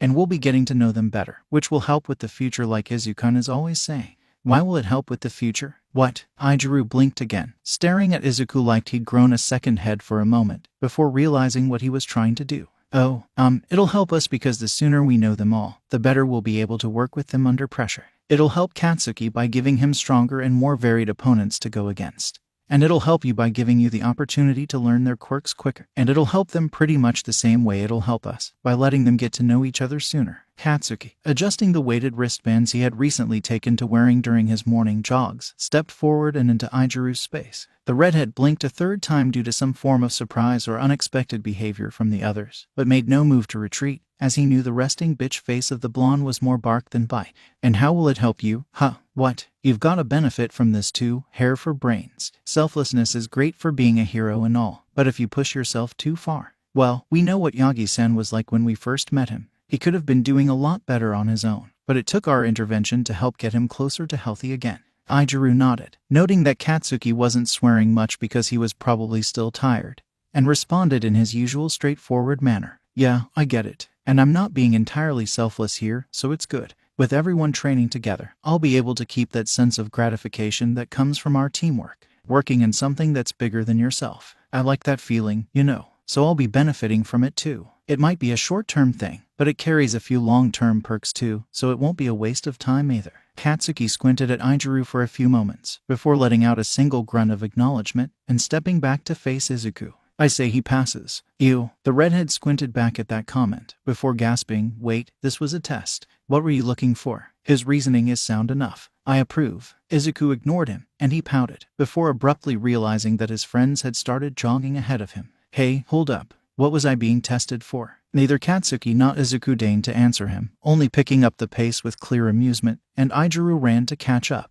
Gooeyes. It was great to have these two as his friends, even if they sometimes pulled things like this on him. You're my hero. The sentence was said so often in their world that it had nearly lost its meaning. Such was the fate of every word or phrase, really, once it had been used enough. People don't think about the definition of the word, yet there is still a universal understanding of its meaning, going from language to language. This understanding is wordless and intuitive, and spans across the conscious minds of all sentient beings who speak a language. However, if someone were asked what the definition of the word was, odds are they wouldn't be able to answer. This is what it means for a word to have lost its meaning. Hero. What defines a hero? Everyone has their own checklist of possible traits that could help narrow it down. But that isn't enough anymore. Society in this world was run by the hero industry, and as such, the word was thrown about like candy on Halloween night. It diminished in value, from a diamond, to silver, to iron, to dirt. To be a hero is to be an enigma, from the average person's point of view, misunderstood and dehumanized in the most positive ways possible. It was the positivity that got to them all, in the beginning, the middle, and the end. You there, kid with the red hair. What's it like to have All Might as a teacher? Katsuki, Izuku, and Ijuru found themselves in the midst of a mass media mob, reporters and cameras and microphones shoved into their faces at every turn. The crowd pressed against them, and while the spiky blonde sent out his most murderous aura to try and get them to back off from Izuku, one particularly pushy woman reached out to grab Ijuru's arm and try to pull him towards her. Back the fuck off, would ya? We're minors. We can't legally answer your questions. Katsuki's yelling was clearly audible over the noise of the curious media, and the reporter grabbing onto Ijuru slackened her grip, turning her focus onto this other target. The redhead took this opportunity to pull himself away and to act as a second buffer between Izuku and the crowd once more, knowing that even with their comfortably padded uniform on, the greenette would not be in the happiest of places if they got close enough to touch him. Hey, blondie with the scowl. What's it like being taught by the symbol of peace? Wait, you're the sludge villain kid, and these are the two kids who tried to rescue you. The crowd heard her cries, and attention quickly focused on the three, media moving in to get the scoop on the trio who'd had an encounter with a villain and had all ended up in Yui High. Questions were thrown from every direction, and the three were pressed into the wall by the time a teacher intervened. Their teacher, Aizawa-sensei. All Might's not on campus today. Now please leave. You've disturbed my students enough already. Shooting a few grateful looks to their homeroom teacher. Though Katsuki's wasn't nearly as obvious as Izuku's or Ijuru's, the trio quickly escaped onto the campus grounds, past the barrier and on their way to the classroom. The news that All Might had become a faculty member of Yui High had taken the nation widely by surprise. There was no obvious reasons why he'd choose to do so, when his career as a hero was still running as strong as ever, especially since he'd been making more appearances over the past so many months.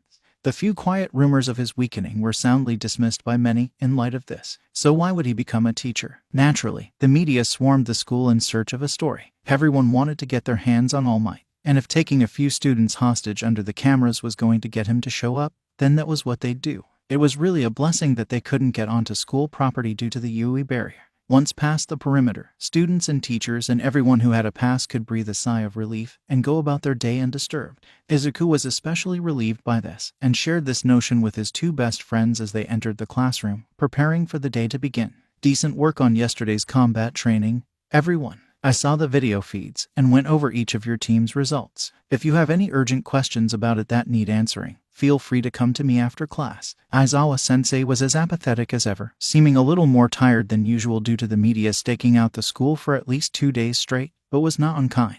Now, let's get down to business. Our first task will decide your future. You all need to pick a class representative. Not unkind, but perhaps a bit too dramatic for this early in the morning. Wait, how did he beat them to the classroom? Ijaru jumped up excitedly, grinning at everyone around him. Pick me guys, I want to be class rep. I'll take it. Kaminari commented rather calmly from his seat, followed by Jiru speaking with a dry confidence. Yeah, you're gonna need me for this job. Everyone in the class shouted out their desire to be the class president, one after the other, but Izuku remained calm and quiet. Even as Katsuki waved his hand and shouted out how he'd be the best for the role, the Greenette simply observed the rest of his classmates, trying to see who would be the most responsible about this. In a normal school, being on the student council would just mean extra work, which is why the trio of Orator in middle school had never bothered trying to take such a role before. The difference here was that taking the role in Yui would be a display of one's leadership skills in a credible manner, one that could be referenced in the future and would be looked upon as something noteworthy.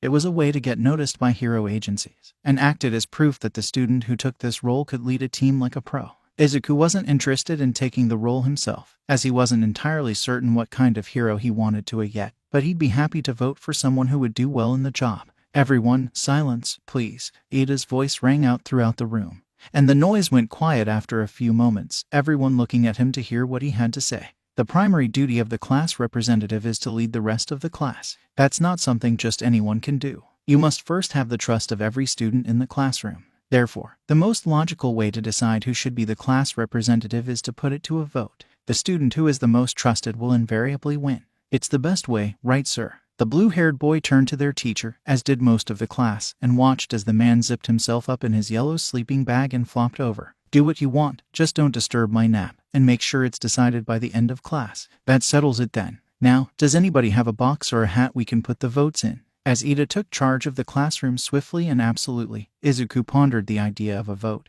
and almost immediately noticed a flaw in the method he was suggesting. Like this, everyone would likely end up voting for themselves. Only a few people actually stood a chance of being nominated, and vote counts would probably reach 3 at maximum for one person, given the classroom of 20 people and most being interested in holding the position themselves. Izuku could very well end up being the deciding factor between people, then. Ida, everyone, hold on a sec. Before we continue, how about we nominate people for the position? Without being allowed to nominate ourselves, and only nominating other people, we'd thin out the group to people who are seen as trustworthy right off the bat. Then once we've nominated everyone we're going to, the votes of the class can only go to those nominated people. And if anyone doesn't want to vote, then they don't have to. Zero spoke up loud enough to be heard by the class, interrupting Ida's search for a box or a hat, and Izuku nodded in agreement. However, it seemed that was an unpopular opinion, as the class disagreed in an uncoordinated jumble of speech and denials, before Yaoyorozu finally procured a cardboard ballot box. Following Zero's suggestion would get rid of most people's chances to acquire the position themselves. There was no guarantee of anyone being nominated but the most charming or popular student, and the same problem was already in Ida's plan. But at least Ida's plan allowed for unpopular people to have a chance. Izuku briefly sent the black-haired boy a sympathetic expression, as someone tore up a notebook sheet to be passed out and used as voting slips, and the sound of scribbling filled the room. After writing down the name of the person he trusted most with the job, the Greenette slid his vote into the box and waited for the rest of the class to finish doing the same. 3 minutes eventually passed with nobody standing up to enter their vote, and Ida nodded to himself before bringing the box over to the board, beginning to count the votes. In the end, it was a 3-way tie. Katsuki, Izuku, and Yaoyorozu had all received 3 votes each, and everyone else had received 1 or 0 votes. Poor Ida. Well, this didn't work. Who's gonna be the rep and vice rep when there are 3 of us? We gonna decide amongst ourselves or something? Katsuki refrained from swearing for once, likely to make a better impression than he normally did, as he looked at Izuku and Yaoyorozu. Izuku followed his gaze to the intelligent girl who'd tied with them, a curious expression on his face, as the rest of the class watched on. I suppose so. In what manner do you two think we should decide? From the middle of the room, someone Kaminari decided to throw in his own idea. Why don't you guys fight for it? We've covered the social aspect and the trust thing with voting, but we're training to be heroes. Whoever represents us should be good at combat too, right?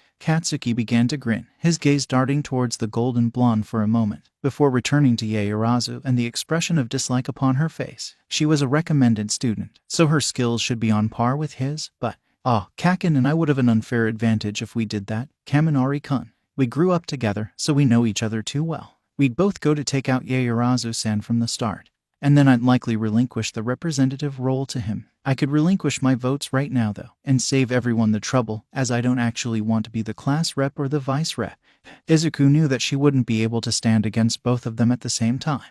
No offense meant to her, of course, as he knew that she was very capable from the training exercise they'd seen just the other day. However, against Katsuki and Izuku working together, there was little chance of her succeeding. It would make more sense for him to step down and let them decide the positions amongst themselves. Not a chance, nerd. You got voted up here, so you'll deal with the possibility of being responsible for the extras in the class. Ponytail, you got any ideas? Homeroom is almost over. Izuku turned to look at the clock, noting that Katsuki was right, before refocusing his attention on the black-haired girl before them. Well, how about we draw lots? Each of us puts our names in the box, and someone random in the class so there is no chance of rigging the results could pull them in order of descending rank. The first person drawn will be the class representative, the second person drawn will be our vice president, and the third person can act as a sort of middle ground backup, able to step into either role in case one of the others are unable to perform their duties for some reason. Izuku sighed, but nodded, and looked to Katsuki for his point of view. Leaving it up to random chance left the possibility that he'd be the backup.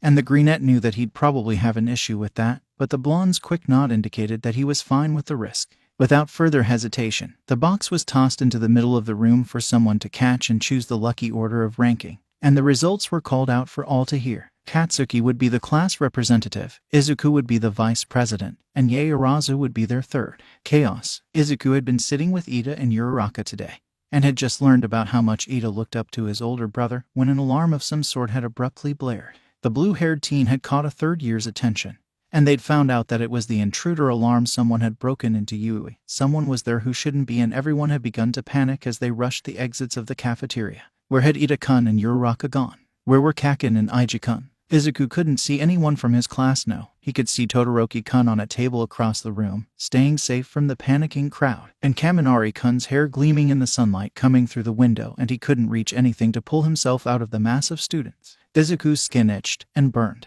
The greenette was being swept away in a tide of warm bodies, yells and sweat and harsh elbows against his ribs, and he couldn't break free. His breath was coming shorter and shorter, and he couldn't see clearly. His vision was blurred with his distress, and a headache was forming. The person to my right has a touch-based quirk. Person behind me is dehydrated. On my left is shivering, up, down, exhausted, sore throat, anxiety. Every movement and every touch sent sparks and jolts of bioelectricity through his senses, his quirk absorbing everything it possibly could, despite his best efforts. His uniform helped a little, but with his short height in comparison to most other students around him, hands and arms and elbows made contact with what exposed skin he had easily. Izuku could barely think, he was so overloaded. Midoriya. Hey, Midoriya. A familiar voice called his name, but it wasn't Kakin or Iji-kun or his mom. He tried his best to place it, but another harsh movement from the crowd, hands ache, sharp hair, heavy lungs, eyes are burning, broke his attempts to focus. Izuku couldn't do anything but reach blindly for an escape, his limbs shaking and his mouth dry with stress, before retreating to curl into himself and minimize the amount of surface area anyone could touch. Everything was just too much. Sadu, I need some help here. Someone stepped on his foot,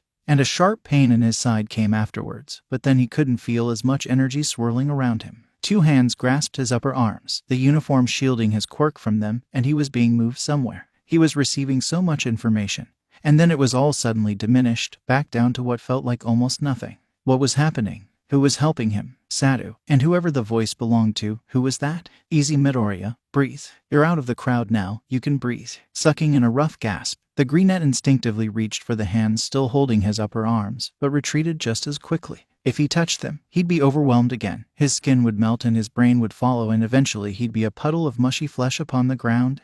Sadu, I think his quirk is acting up. Look at his eyes. Midoriya, try to take some deep breaths. On a count of 3, all right. Breathe in and hold it for 1, 2, 3. Now release. Izuku blinked rapidly, trying to clear his blurry vision that was filled with watery blobs of gray and red, taking in an uneven breath as the hands released him. Finally, he wasn't touching anything but the floor and the gritty brick wall, and he could try to calm down. He didn't know where he was, but he wasn't being touched, so it had to be somewhere safe. That's right, just keep taking deep breaths. Nobody's gonna touch you. I'll tape him to the ceiling if they even try. The greenette suddenly realized why his vision was blurry, and reached up to rub at his eyes. His hand came away wet. He was crying. He'd been so overloaded, and he had to blink a few more times before he could make out the details of the patterned tile floor. It was cold and smooth and untextured, better than anything else he could be making physical contact with at the moment, as it provided little stimulation.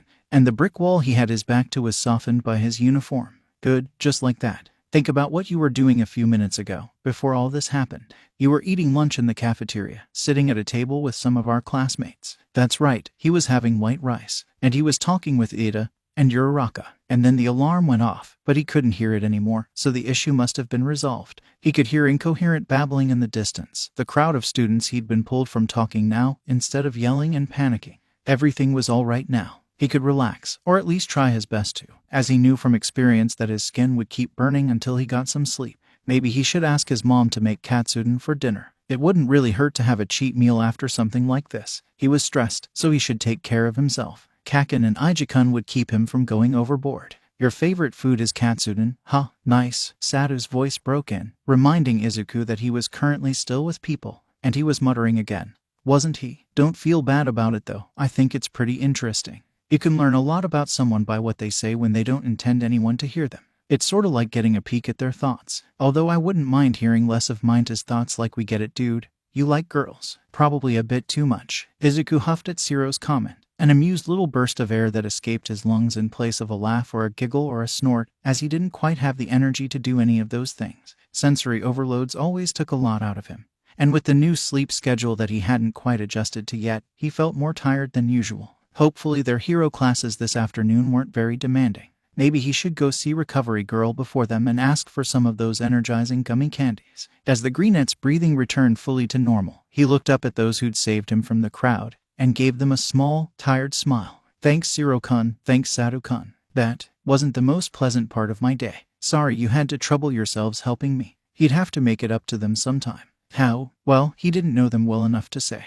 His friendship levels with them were too low at the moment, so he'd just have to keep this debt in mind and pay it off when he could find something appropriate to do so. This was going into his notebook of interpersonal relationships. Heroics Class 1A, for sure. It's no problem, Midoriya. You don't have to apologize. If we didn't want to help, we wouldn't have. Sato spoke again, smiling kindly down at him. Besides, we're training to be heroes. If we can't even help each other, how are we going to help others in the future? Now that the greenette could think clearly, it really came to his attention how well these two had done. He'd already known that Shiro-kun was good in a crisis thanks to the entrance exam. But the fact that the black-haired teen could identify and help others with their panic was a relatively new piece of information. It impressed him. And Sato-kun, he didn't even hesitate to come help at Shiro's call, from what he'd noticed amidst the chaos. His classmates were good people. Ah, yeah, that makes sense. Izuku smiled back up at them, and pressed his arms back against the wall to push himself up into a standing position. As he did so, his attention turned towards his surroundings, and the lack of people nearby. They'd even brought him someplace he wouldn't have to worry about being seen in his moment of weakness. How thoughtful. Katsu, I know he might still be outside, but I never saw him out there. We were all in the same area, and you didn't see him either. He's gotta be around here then. Blinking in mild surprise, Izuku glanced down the hallway to where his friend's voice was coming from, before turning back to Shiro and Sato. He had one last thing to say before his two best friends whisked him away and started the comfort ritual. Thanks again, guys. I'll remember this. Ugh, sounds like you're right. Fucking stupid ass false alarm, sending everyone into a frenzy. People need to learn some fucking self-control. Katsuki didn't sound happy, so with a final wave to Shiro and Sato, Izuku made his way down the hall, towards the voices of his friends around the corner. Hi, Kaken. Hi, Ijuku. Man, am I glad to see you guys. Later that day, between two of their afternoon classes, Izuku raised a shaky hand and asked to make an announcement as the vice class president. Aizawa-sensei gave him a blank look, but allowed him to do so, and thus he made his way to the front of the room to speak. Everyone's eyes followed the greenette's movements, and he stifled a mildly uncomfortable shiver at their scrutiny, this sensation only solidifying the decision he'd made in his mind. He didn't want to be disrespectful to those who had voted for him, but he wasn't the right person for the job. He still wasn't being entirely honest about the limitations of his quirk, and more than that, he wasn't comfortable being responsible for so many people. He didn't have the right mindset or the right skills to handle his classmates the way a proper vice class president would, and he wasn't the most approachable person out there. But he knew someone who was. Everyone, I'd like to apologize to those of you who voted for me, but I'm stepping down as vice class president. Various remarks and exclamations of surprise and disbelief echoed through the room, but Katsuki and Izuku remained quiet. He'd spoken with them about it beforehand, and had almost asked Izuku if he'd want the position instead, but had dismissed the thought after some consideration. His friend was focused on studying and working hard to improve himself, and he didn't want to impede that by dumping more responsibilities onto him, especially if he wasn't ready for it yet. There was always next year's class elections, if Yui did that sort of thing.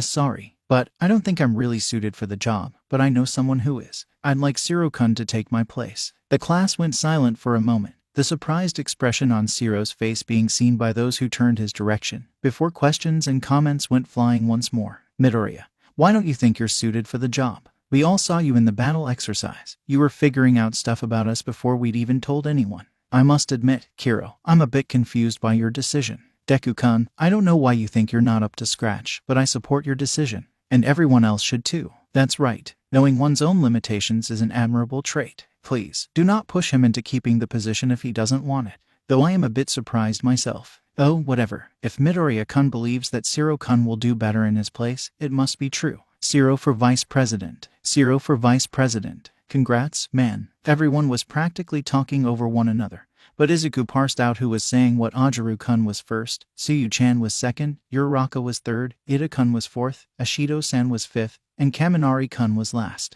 They supported his decision. They questioned it, slightly, but they supported it. Well, I kinda panicked during the false alarm earlier, and Shiro-kun was really calm throughout it.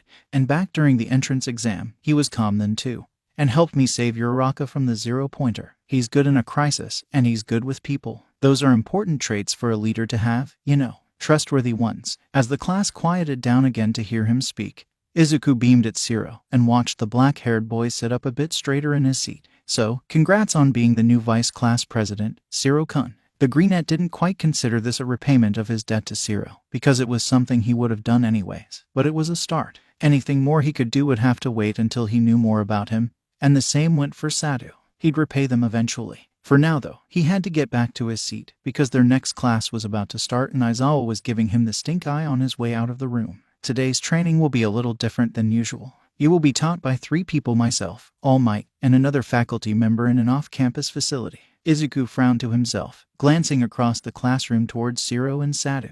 3 pro heroes for 1 class. All he could think was that it had to do with the press breaking in the other day. He'd found out that it was the press at the end of the day, when he was walking to the station with his friends. Izuku had told him of how he and Kaminari lost sight of him in the rush, and had tried to calm everyone down, but it had taken the teamwork of Ida and Uraraka to catch their attention long enough to do so. Katsuki had been walking ahead of them, as per usual, and didn't really contribute to the conversation until they were on the train and away from the others. The blonde had been worried about him, knowing how a crowd panic like that could be dangerous to Izuku. He'd been there the first time the green-haired boy had experienced a sensory overload, and had seen the lasting results. The twitchiness, the paranoia, the withdrawal from all physical contact he could possibly manage. He didn't want his oldest friend to go through such a thing again. And the relief was clear when Izuku had told him about Shiro and Sadu stepping in to save him. Someone who didn't know Katsuki well would have missed the slight relaxation of his grimace, and the tension draining from his shoulders, but Izuku had been by his side for more than a decade. The day that Izuku didn't understand Katsuki was the day that he was given amnesia. Only something that drastic could even begin to untangle the strings that bound the two together. And the longer they spent around Izuku, the more true it became for him as well. Sir, what kind of training will we be dealing with? Shiro's voice broke through the Greenette's thoughts, and he blinked, refocusing on the discussion at hand. Rescue training. You'll be dealing with natural disasters, earthquakes, shipwrecks, stuff like that. As their homeroom teacher answered, the class broke out into whispers and quiet murmurs amongst themselves, their eyes unmoving from the front of the room. Izuku noticed Kaminari's voice as the first disasters. Sounds like we're in for a big workout, and Ijuru's voice as the loudest real hero stuff. This is what separates the men from the boys. I'm shaking with excitement. They were both right. What you wear in this exercise is up to you. I know you're excited about costumes. Was it just Izuku, or did Aizawa-sensei's voice get a bit patronizing at that last sentence? But keep in mind that you haven't gotten used to them yet, and that they might limit your capabilities. Now, as I said before, This training exercise will be taking place on an off-campus facility, so we'll be taking the bus to get there. That's all. Start getting ready and meet me outside. You have 10 minutes. As the costume shelves came out from the wall and Aizawa left the room, Izuku and his classmates moved in to grab the cases with their student numbers on them and prepare themselves for their afternoon training. Rescue training. I've been waiting for this. We've learned about it, and we've learned how it's done, but we haven't gotten to try it ourselves yet. Kaken, Ijuku, and I all need this. Combat is only one part of being a hero. Changing into his costume, Izuku took note that the support company had changed his costume slightly as per his request. He'd found the goggles too limiting during the battle exercise, and had requested them be changed to a visor instead. Also, though he had the training tape to wrap around his arms and hands, he'd asked for elbow-length fingerless gloves to be added to his costume. His boots were given weights to increase his kicking power, and his jacket was a little bit looser around his lower back so he could create things once he finally learned Yaoyorozu's quirk. There were other things, of course, but those were the most important. He was planning ahead, and perhaps he shouldn't have assumed that he'd learn Yaoyorozu's quirk before even asking her about it again, but he'd gotten a better gauge of her personality since the first day. He'd also planned ahead for his other classmates' quirks though, so it wasn't like it was a unique thing. Her quirk was just the one he wanted the most. Oi, hurry it up and get on the bus. We don't have all day, you know. It seemed that Katsuki had settled on a voice for when he was being the class representative. Izuku was pleased, and no doubt Ijuku was as well. They'd both tried to convince Kaken that because he swore so much, people would listen to him more when he didn't, and he'd said that he'd keep it in mind. Well, now he was using it, and judging by the way everyone was heading towards the bus, it looked like it was working. Soon, everyone was on the bus, and the bus was on its way. Wow, this open layout is nice. We can all see each other and everything. Uraraka spoke up cheerfully, peering from one end of the bus to the other and waving to a few people. Specifically, she waved to Hagakure and Jiru, who weren't in the same area of the bus as they were. Well, if we're pointing out the obvious, there's something I want to say. About you, Kirishima, and about Bakugo and Midoriya too. Tsuyu-chan tilted her head to the side, looking at those whose names she'd spoken, and jumped right into things. Kirishima, your quirk is a lot like All Might's, isn't it? Ijuru's smile froze, and his eyebrows began to turn up nervously. He obviously didn't want to lie about it. They'd seen how well that worked out for him back when they were still training at the beach, but he didn't really have a choice here. Close friends he trusted with his life were one thing. A class of people he barely knew was another. You think so? I mean, his quirk does the strength-enhancing thing too, but he can't harden his skin. Though a simple augmentation quirk like this is pretty flashy, and pretty similar, we're bound to be compared once I get in the spotlight a bit, regardless of whether or not we actually have anything to do with each other. My quirk has the perfect balance between strength and style. Monami, perfect for being a pro Aama cut-in, much like his quirk. I was born for the spotlight. Yeah, well, it's not very good when it could make your stomach explode from overusing it, sweetie.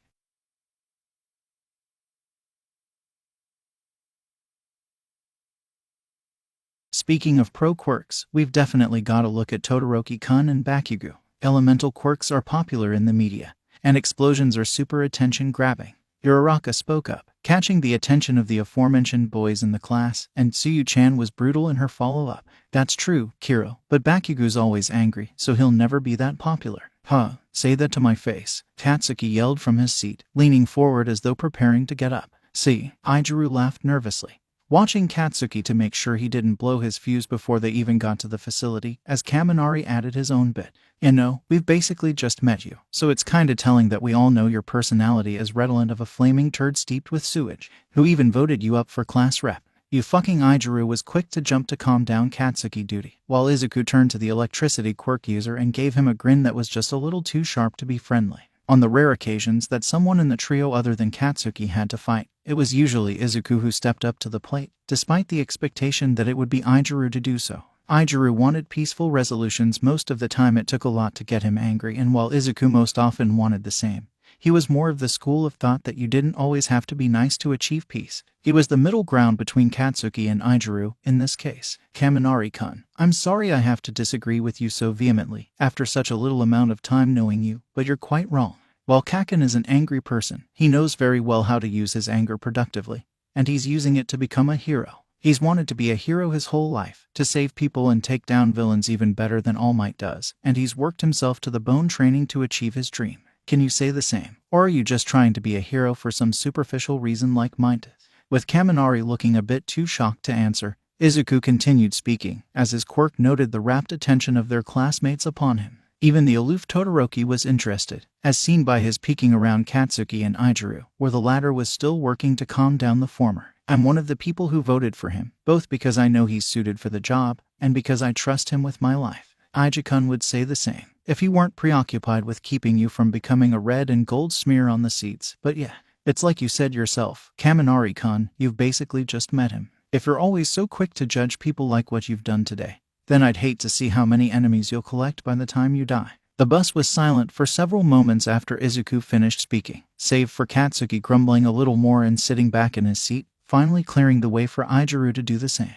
Tsuyu-chan was the first to break this silence, as she seemingly still had something on her mind. This is the other thing I wanted to mention, Kiro. Midoriya, you and Kirishima and Bakugo all seem very close to one another. Are you three dating? Izuku was silent, and slowly glanced over at his spiky blonde friend, hoping that he hadn't heard. Alas, Izuku sent him an amused expression, as Katsuki leapt to his feet once more. Several alarmed shouts and a few people leaving their seats indicated that some thought the blonde was going to attack the frog girl. But instead he just pointed at Izuku, a grin of pure chaotic glee upon his face. "P.U.P. fucker, 30,000 yen. Izuku screeched internally, with maybe just a little bit of that screeching becoming external as he reached for the wallet in the backmost pouch of his belt. One day, just one more day of silence and I will V1. Too bad, bitch. This is why you don't trust strangers to help you. Kacchan.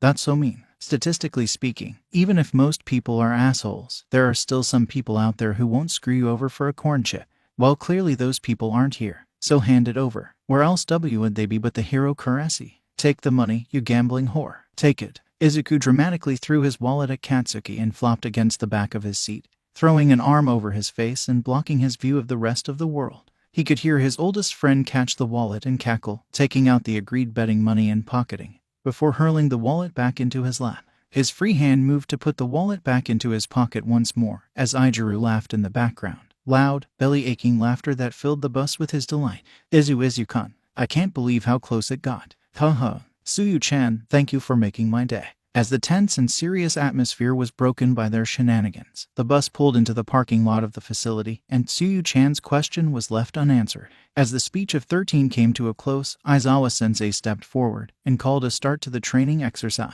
Everyone was practically vibrating with energy, feeling the weight of the space hero's warning, and the desire to use their quirks for a purely virtuous cause. Even though they wouldn't be fighting, their teacher had somehow made pure utility usage of their quirks sound glorious and exciting, as though they were practically out on the field and saving people already. Izuku was one of the more energetic ones for certain.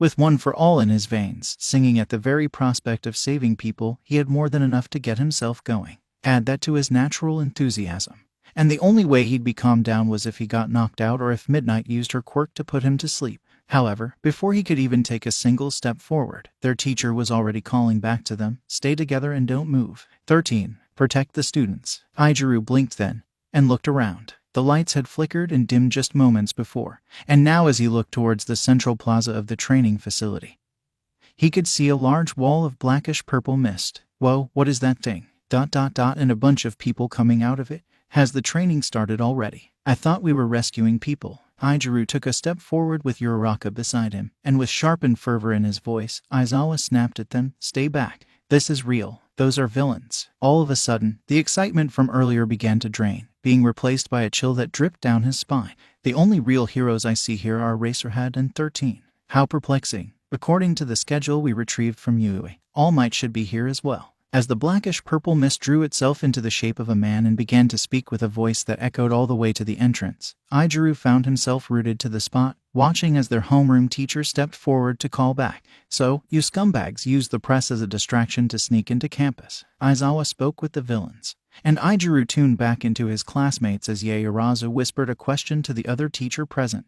13. Why aren't the alarms going off? That's a good question. I'm not sure. Izuku felt a trickle of anxiety begin to flow through him at those words. If a pro-hero didn't know what was going on, what could they do about it? And glanced over as Todoroki spoke up quietly. Is the entire school under attack, or is it just us? Either way, it means that one of those villains must have a quirk that's masking their presence here. His voice was calm, despite the situation, and the redhead found himself comforted by that fact. They carefully chose this isolated facility as an entry point at a time when a class was being taught. They're fools for trespassing here, but they've thought this out. Whatever their plan, they must have a concrete objective in mind. But what is it? Aizawa-sensei's goggles hid his gaze as he spoke to the hero and the students behind him. 13. Get the students out of here and alert the main campus. And Kaminari, try using your quirk to contact the school. If they've got something to interfere with the alarm systems, they've probably got something to interfere with our regular communications as well. He began to move forward, a hand reaching up to grasp his capture weapon, and Izuku watched with wide eyes as he realized the intent of their teacher. The man was going to go after all those villains down there by himself. Sir, what are you gonna do? You can't fight them on your own. Izuku's nervous inquiry gave Izuku more goosebumps, and he stared at their teacher, feeling colder than before. There's too many of them. Even if you could nullify all of their quirks, your fighting style isn't suited for this. Your power works best in stealth and one-on-one fights. That's not gonna help with a group. One thing he knew about his friend was that he didn't say things like that needlessly. And if he believed that Aizawa-sensei couldn't take them down, there was a very good chance that he couldn't. Their teacher could die here. They could die here. ... You can't be a pro with only one trick. I'll leave it to you. 13. Izuku watched with wide eyes as their homeroom teacher leapt forward down the steps into the crowd of villains that was getting too close for comfort, and began to take them down one by one. It made little difference at first, but after 3 people, 4, 5, 6, the villains pulled back to focus on the threat among them. And if the muttered analysis Izuku was spouting beside him was correct, their teacher had more of a chance than he'd thought. Well, now he felt bad for doubting him. This is no time to be analyzing. We have to go. A hand grabbed Izuku's clothed arm, and Izuku turned to head for the exit, catching up with and soon leading his classmates alongside Katsuki. Ida would make sure his friend kept with the rest of the class, and up here, he could help his classmates most by showing that he wasn't afraid. He knew the power that someone else's doubt could have, even if you weren't the most easily scared person yourself, and it was clear by Ciro's reassuring smile that he knew the same. There is no escape for you. The villain who was made of mist flowed into existence before them, between the students and the exit, and Izuku saw Ciro's smile falter for just a second.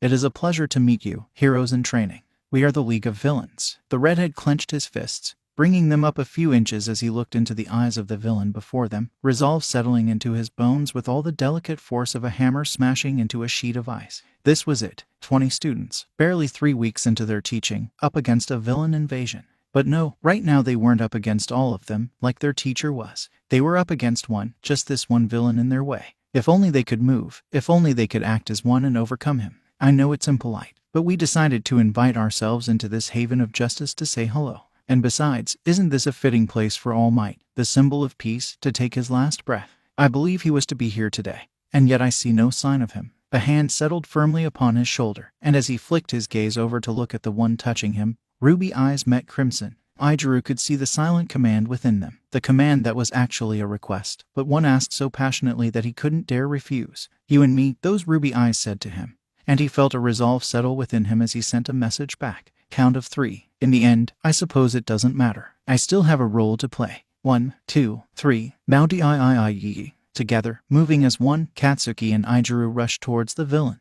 The sweet smell of nitroglycerin filled the air, accompanying the bursts of light and sound that came from his best friend's hands. And the crackle of energy that had passed down for generations surged through him. Together, they moved their hands forward to attack the villain, and together, they vanished into the darkness. Together, they were not. When Izuku opened his eyes beneath the surface of the water and looked into the gaping maw of a villain ready to consume him, throwing his arms up and hardening his skin, Izuku began to sink a little faster, the jaws of the shark villain snapping shut around the arm closest to him. A pain cry came from the villain as red trailed through the water, broken and bloody teeth sinking into the darkness below, followed by an enraged yell, "You'll pay for that, brat," as something wrapped around his leg, pulling him farther from light and farther from the surface of the water. Izuku felt panic begin to settle in. He could hold his breath for a long time. He knew from training with his original quirk, but these underwater villains didn't have to. They could breathe down here, and he couldn't, and all they had to do was keep him under long enough to drown him. Think, what would Izuku do in this situation?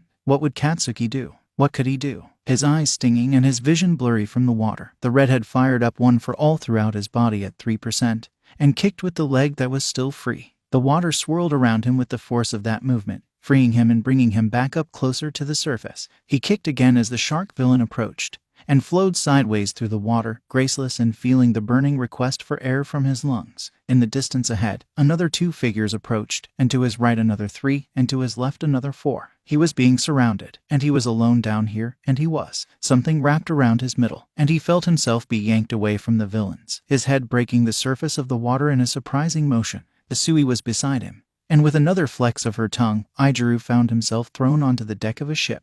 They were in the shipwreck zone. Those villains practically killed me. The unpleasant screech of a certain perverted classmate met the redhead's ears, and he did his best not to wince, knowing that it was uncool to judge people before you got to know them. Truthfully, he didn't exactly intend to get to know Mina any time soon, but still, he had to at least give him the benefit of the doubt. Turning to the frog Quirk girl who'd saved him, Izuku took a nice deep breath of very appreciated air and smiled at her. Thanks, Isui. I thought I was a goner. The girl nodded back and turned her gaze towards the water, where the aquatic villains had gathered around the sides of the ship. No problem, Kiro. And please call me Tsuyu-chan. Right. Following her gaze, then scanning the environment, Izuku tried to figure out a valid escape route where they could get to solid ground and meet back up with their classmates. The large slide near the ship looked promising at first, but then he realized that it was technically part of an island in the middle of the water and looked elsewhere. Water, water, water. How could they get to land? They couldn't fight this many villains at such a disadvantage,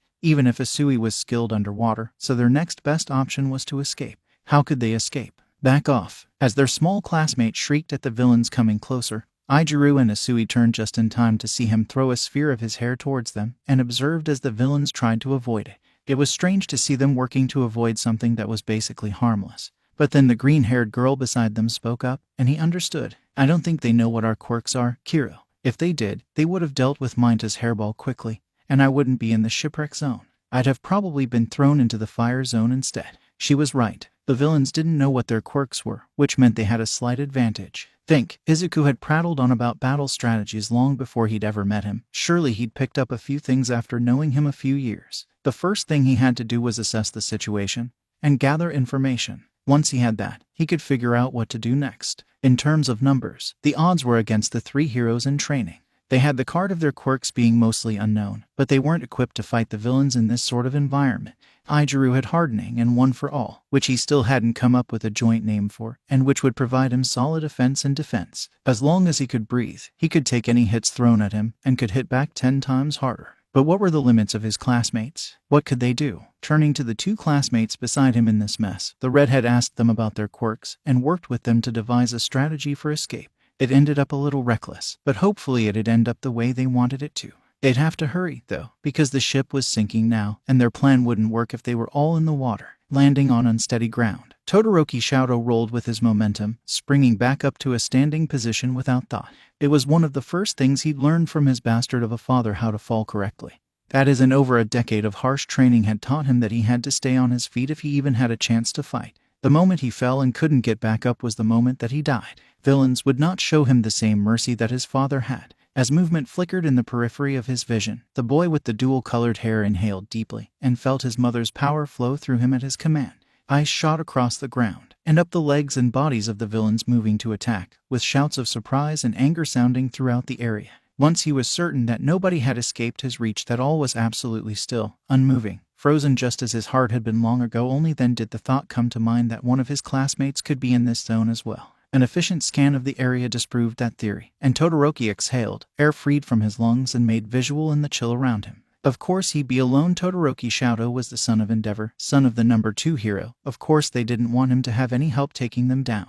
Not that he needed it, anyways. Approaching the nearest villain, the dual quirk user channeled the icy cold atmosphere into his voice, and spoke. Being frozen in ice, it's an unpleasant experience. First you feel cold, and your body shivers, trying to generate the heat necessary to maintain homeostasis. As time passes, you shiver less and less, and your blood flows away from your extremities. Frostbite has kicked in, and already you stand the risk of losing your limbs. Step 1. Show them who is in control. Tell them what they'll lose if they stand against you, in no uncertain terms. Your body shivers less and less, and you begin to feel warm again. You think to yourself, I'm alright, it was just a passing chill, but the truth is far from such optimistic fantasy. Hypothermia is setting in, and your skin is losing color, turning purple and blue and black beneath your clothes. If you were able to move, you'd notice that your movements were stiff, or maybe you wouldn't. Either way, you're freezing.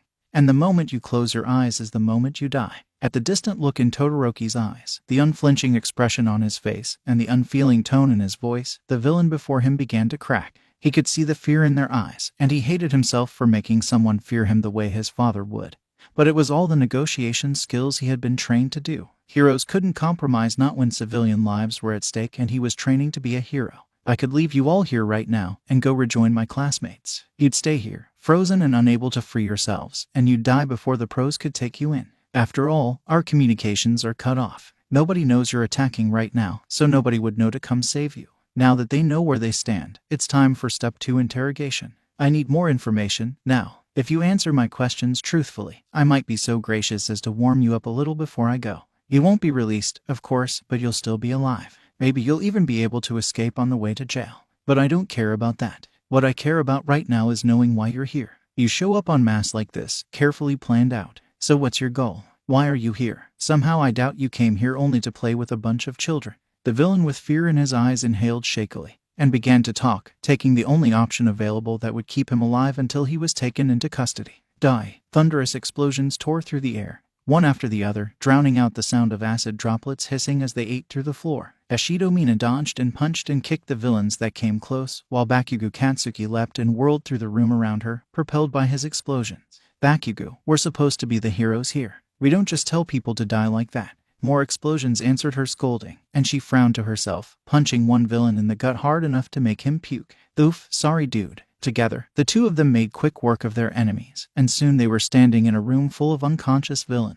Mina wandered over to the last one they'd taken down and lightly kicked his side, making sure he was knocked out. It seemed he was, so she turned to face Bakugo, and saw that he was already leaving the room. Well, hold up, she said, jogging over to catch up to him. Where are you going? Back to the entrance. What about our classmates? One final villain made to surprise attack Bakugo from behind, and Mina instinctively moved in with a looping kick just as he turned to explode them. The two took down the enemy with simultaneous action, and the spiky blonde squinted at the horned girl with an inscrutable expression before answering. I'm gonna take down that warp gate bastard. You can go help our classmates on your own if you think they can't handle these weaklings. But that misty villain is their way in and out of this place, and I'm gonna make sure they have no way out. As he continued walking, the pink-skinned girl walked quickly behind him, moving up until she was beside him on his left. She didn't quite know what to think about her most aggressive classmate, but he made a good argument, and he seemed to believe in their classmates at least a little. It made sense to get rid of the enemy's escape routes for when the pros arrive, but she was still worried about their classmates. Isn't Aizawa-sensei already there, though? He erases quirks, and he's a pro, so he should be enough to take care of the misty guy. Meanwhile, our classmates aren't as experienced, so don't they need our help more? Strength in numbers. Mina was a very social girl, and she knew how to talk to people in ways that they'd listen. Even the aggressive blonde beside her would consider her words, and she was certain that he'd agree and come over to her side of things. He was smart, and she'd spoken with the same sort of logic he'd spoken with her about, so he'd see things her way and come to help their classmates instead of going to the plaza with all those more dangerous villains and getting himself killed. Except, he didn't. He kept walking forward, zero hesitation in his footsteps, and she walked beside him with more than a little confusion. Bakugo, we really should go help our classmates now. Some of them aren't as strong as we are, and they'd be better off if we were still alive by the time we reach TH. Ugh, shut up, I get it. You think they're too weak to fight on their own, and you think I'm too weak to take down the villains in the plaza. Fuck off. Like I fucking said, go help them yourself if you want to. The horned girl puffed out her cheeks with irritation, reaching over to grab the blonde's arm and attempting to steer him away herself. I'm not letting you get yourself killed, even if you're an ass about it. Come on, the landslide zone is right there. Let's just check that out and help whoever's. I said, fuck off. Heat burst around her middle, a weak explosion sending plumes of black smoke into her face, and she released Bakugo in the midst of her coughing. He'd actually attacked her to get her off his back. Well, fine. If he wanted to go die so badly, she'd let him. Who did she think she was, to actually care about her classmates? Fuck you then, I'm going to the landslide zone to help whoever's there. Mina glared at the back of the spiky blonde powerhouse, coughing the last of the smoke from her lungs, and turned to walk briskly away. Aizawa-sensei was in the plaza area, so she knew Bakugo would have protection if he needed it, but he was still being stupid. He should have come with her to the landslide zone, because Todoroki clearly needed there. Okay, Todoroki didn't need their help. But in the mountain zone, oh look, two of their classmates were terribly outnumbered and ill-equipped to take down the enemies in front of them. Bakugo should have come with her to help them, but now she had a Todoroki on her side. Don't worry, Yaoyorozu. Don't worry, Jiru. A hot acid girl and chill ice boy are on their way to save the day. The shadows danced in the dim light of the fire zone, concealing and creating monstrous villains at every turn. Overhead, Midoriya Izuku could see his classmate Aaru Mashiro swinging across the urban jungle, ignorant to his presence. Beside him, Kaminari Denki crouched nervously, his golden hair catching the light wherever it was exposed. That simply wouldn't do. Here, put this on. Izuku pulled a black mask from a side pocket of his jacket, one originally intended for his own use, but one more needed by Kaminari at this time. They had to be sneaky. And the hair of the electricity quirk user wasn't exactly the best for blending into these surroundings. Thanks. Golden eyes met toxic green, and the calmer teen nodded, before returning his gaze to the world outside of their hiding place. Aaru was attracting the attention of their enemies and seemed to be handling them quite well, so with a beckoning gesture, Izuku darted across the street and a little closer to the exit with Kaminari behind him. They stayed close to their classmate, ready to intervene if necessary, but otherwise picking off one or two villains on the side to help lighten his load. Kaminari wasn't very skilled in using his quirks against others, but he could keep up a current throughout his body to act as a living stun gun, so that's what he did.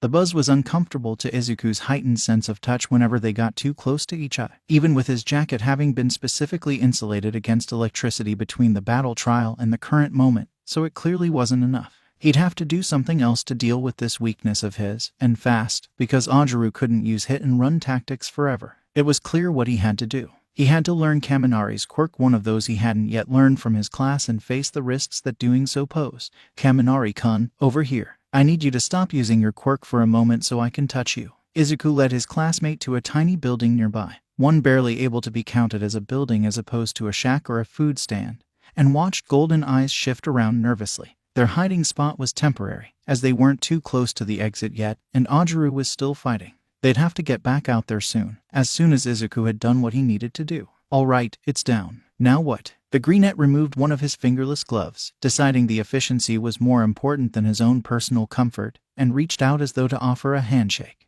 His gaze was serious as he did so, determined to convey the importance of this task. I need to copy your quirk. I understand that you might not be comfortable with it, but I promise to. Kaminari took his hand without letting him finish his sentence, and he stared for a moment, before closing his eyes and focusing in. He'd just give him the information later, once they were out of this mess, and he could write up a suitably extensive set of notes on the Golden Blonde's quirk. Primary defense mechanism. Close-range emitter quirk. Consumes the user's energy to be produced. Volatile in nature. Precise range control impossible without support items. AoE attack. Dangerous. Limitation breach. Damage. Assimilation not recommended. Izuku scrunched up his face slightly, feeling telepathic heart actually fight him on learning Kaminari's quirk, and tried to work around its hesitation. It took a few moments longer than it should have, but eventually he succeeded, and the uncomfortable buzz he'd felt from his classmate was almost entirely eliminated. Quirk, electrification has been learned. Instead, the uncomfortable buzz was settled within his own nerves now, and he could tell with a small test current that his limit was lower than that of his classmate. He wouldn't be able to use Kaminari's indiscriminate shock unless he figured out a way to use it without frying his brain. Stars forbid that ever happened, but he would be able to redirect the electricity that came into contact with him. A shield made specifically for electricity was what he'd gained, essentially, but a shield that could damage him horrifically if he ever lost control over it. It would have to do. He could now survive the indiscriminate shock of his classmate without being incapacitated, meaning that they now had more options for the fight, more options for helping Aaru. Where was Aaru, anyways? He'd lost track of him during the analysis. They'd have to find him again. Midoriya, you good bro? Realizing that he hadn't yet released Kaminari's hand, Izuku promptly did so, sliding his glove back on as he nodded to his classmate. Yes, I'm all right. Now that I've copied your quirk, I should be able to withstand your indiscriminate shock, and perhaps protect Aaru from it as well once we catch up with him. The only question is whether or not you feel comfortable using that move. It's fine if you don't. I can absolutely think of something else we can do to take down these villains. That's just the most efficient way I can think of at this time. But I noticed how disoriented it makes you, and I don't want you to. As Izuku descended into a stream of muttering, Kaminari waved his hands back and forth, a slight smile now present upon his face despite the situation they were in. The greenette found himself quickly reassured that no, Kaminari didn't mind. But hey, I'm trusting you two to get me out of here in one piece. That didn't comfort him as much as it was probably intended to, but that was what he'd have to deal with, just as soon as they found their tailed classmate. Now, where had he gone? With Kaminari incapacitated, along with all the villains in the fire zone, Izuku and Aaru led their classmate with them to a swift escape. It was a relief to get out of there. but now they had to traverse all the way across the SJ to reach the exit, while avoiding any and all villain encounters along the way. This meant that they couldn't go help their classmates in the adjacent zones, unless they split up, but neither of them could protect Kaminari and fight off villains on their own, so they had to go together. "Hey, Izuku, over here." The green-haired boy's head whipped towards the water at the sound of his childhood friend calling him, and he quickly scanned the condition of his 3 classmates in the water, releasing a quiet sigh of relief upon noting their mostly unharmed condition. It looked like they'd gotten into a decent scuffle, and Ijiru's hair was down from all the water messing up his style. But none of them were bleeding or sporting anything more serious than bruises and scrapes and small cuts. "Good to see you 3 all right." Us 3 were stuck in the fire zone, and Kaminari-kun had to use his indiscriminate shock, so he's out of commission. "We were just bringing him to the entrance. Did you want to join us?" Ijiru shook his head, while Tsuyu-chan and Minta nodded, before the 3 stared at each other like they'd suddenly grown extra heads. Minta spoke first. "Of course we want to go back to the entrance and get out of here. Anything else is just asking to get hurt." From the corner of his eye, Izuku noticed Ajiru frowning at Minta's reasoning before Tsuyu-chan said her piece. "Aizawa-sensei is fighting all those villains in the central plaza right now so we can escape, Kiro.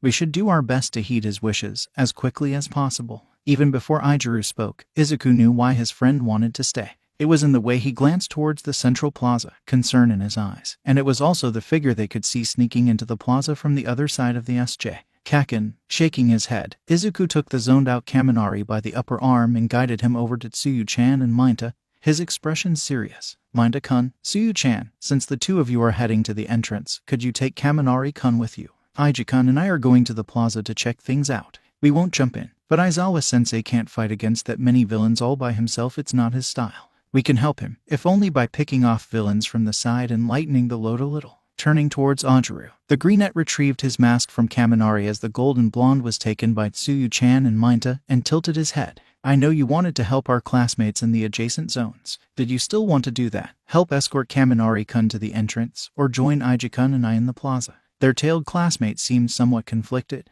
On one limb, Asui made a much better point than Minta did, and it wouldn't be right to make their teacher keep fighting because they stayed behind.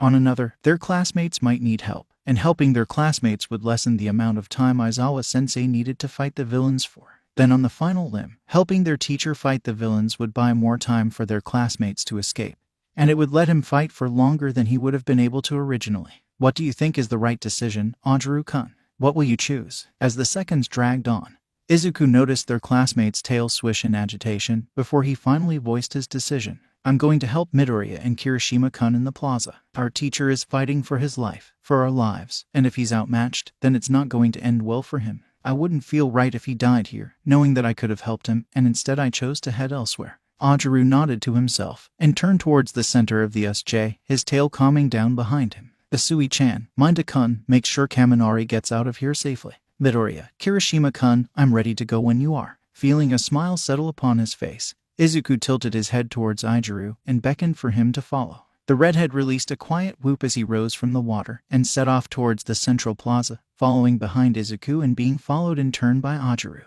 "It was hard to see when you were jumping around, but I found your tell." 4 students, lurking along the edges of the plaza and waiting for the right times to strike, saw their teacher and the seeming leader of the villains holding each other in an odd sort of grapple. Izuku felt ice settle within him as Aizawa-sensei hair fell down, and his childhood friend shook beside him, a slight trembling that he could only feel due to the sensitivity of his quirk. It's your hair. Don't push yourself too far now, you might just fall apart." The pro-hero and lead villain broke apart, the former being attacked and subsequently taking down more lackeys of the latter. His arm dangled uselessly by his side, blood oozing from his partially disintegrated elbow, and he panted for breath. From their positions on the sidelines, 4 students could see their teacher losing steam, and it horrified them all. "By the way, hero, I am not the final boss. They had to jump in, they had to help him, but how? He was fighting these villains for them, and he'd already gotten injured, and now there was this hulking purple creature with a bird beak and an exposed brain behind him. How could they help him? What could they do?"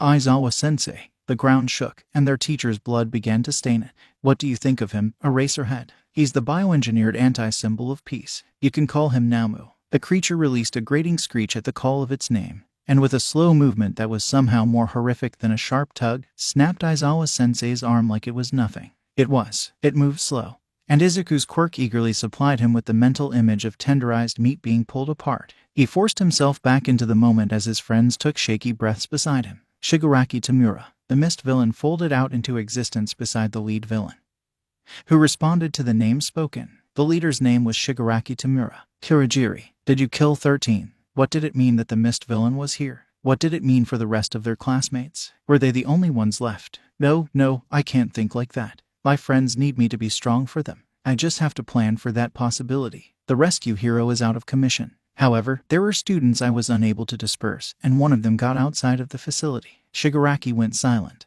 and the Naomu stopped exerting force upon their teacher. He appeared displeased, and one of his real hands went up to scratch at his neck. A nervous tick. His other hand soon followed, and the sound was nasty to listen to. How scabbed over must this dude's neck be to get that sort of grating action? Somebody get some moisturizer. Izuku internally laughed, trying to release some of this new and unexpected stress, but it didn't help much. Kurogiri, if you weren't our way out of here, I'd tear apart every last atom in your body. On the plaza floor, beneath the monster, Izuku saw their teacher's eyes open. He was still conscious after that beating, after both his arms had been broken, and after his face had been smashed into the concrete, and after he'd lost so much blood. Aizawa-sensei quickly glanced over at them, his body shaking from overexerting himself, and he mouthed a single word. Run. There's no way to win if a bunch of pros show up. It'll be game over, back to the title screen. And I was so looking forward to finishing this today. Damn it, let's go home. Izuku's gaze hidden behind his reflective visor was locked with that of his teacher,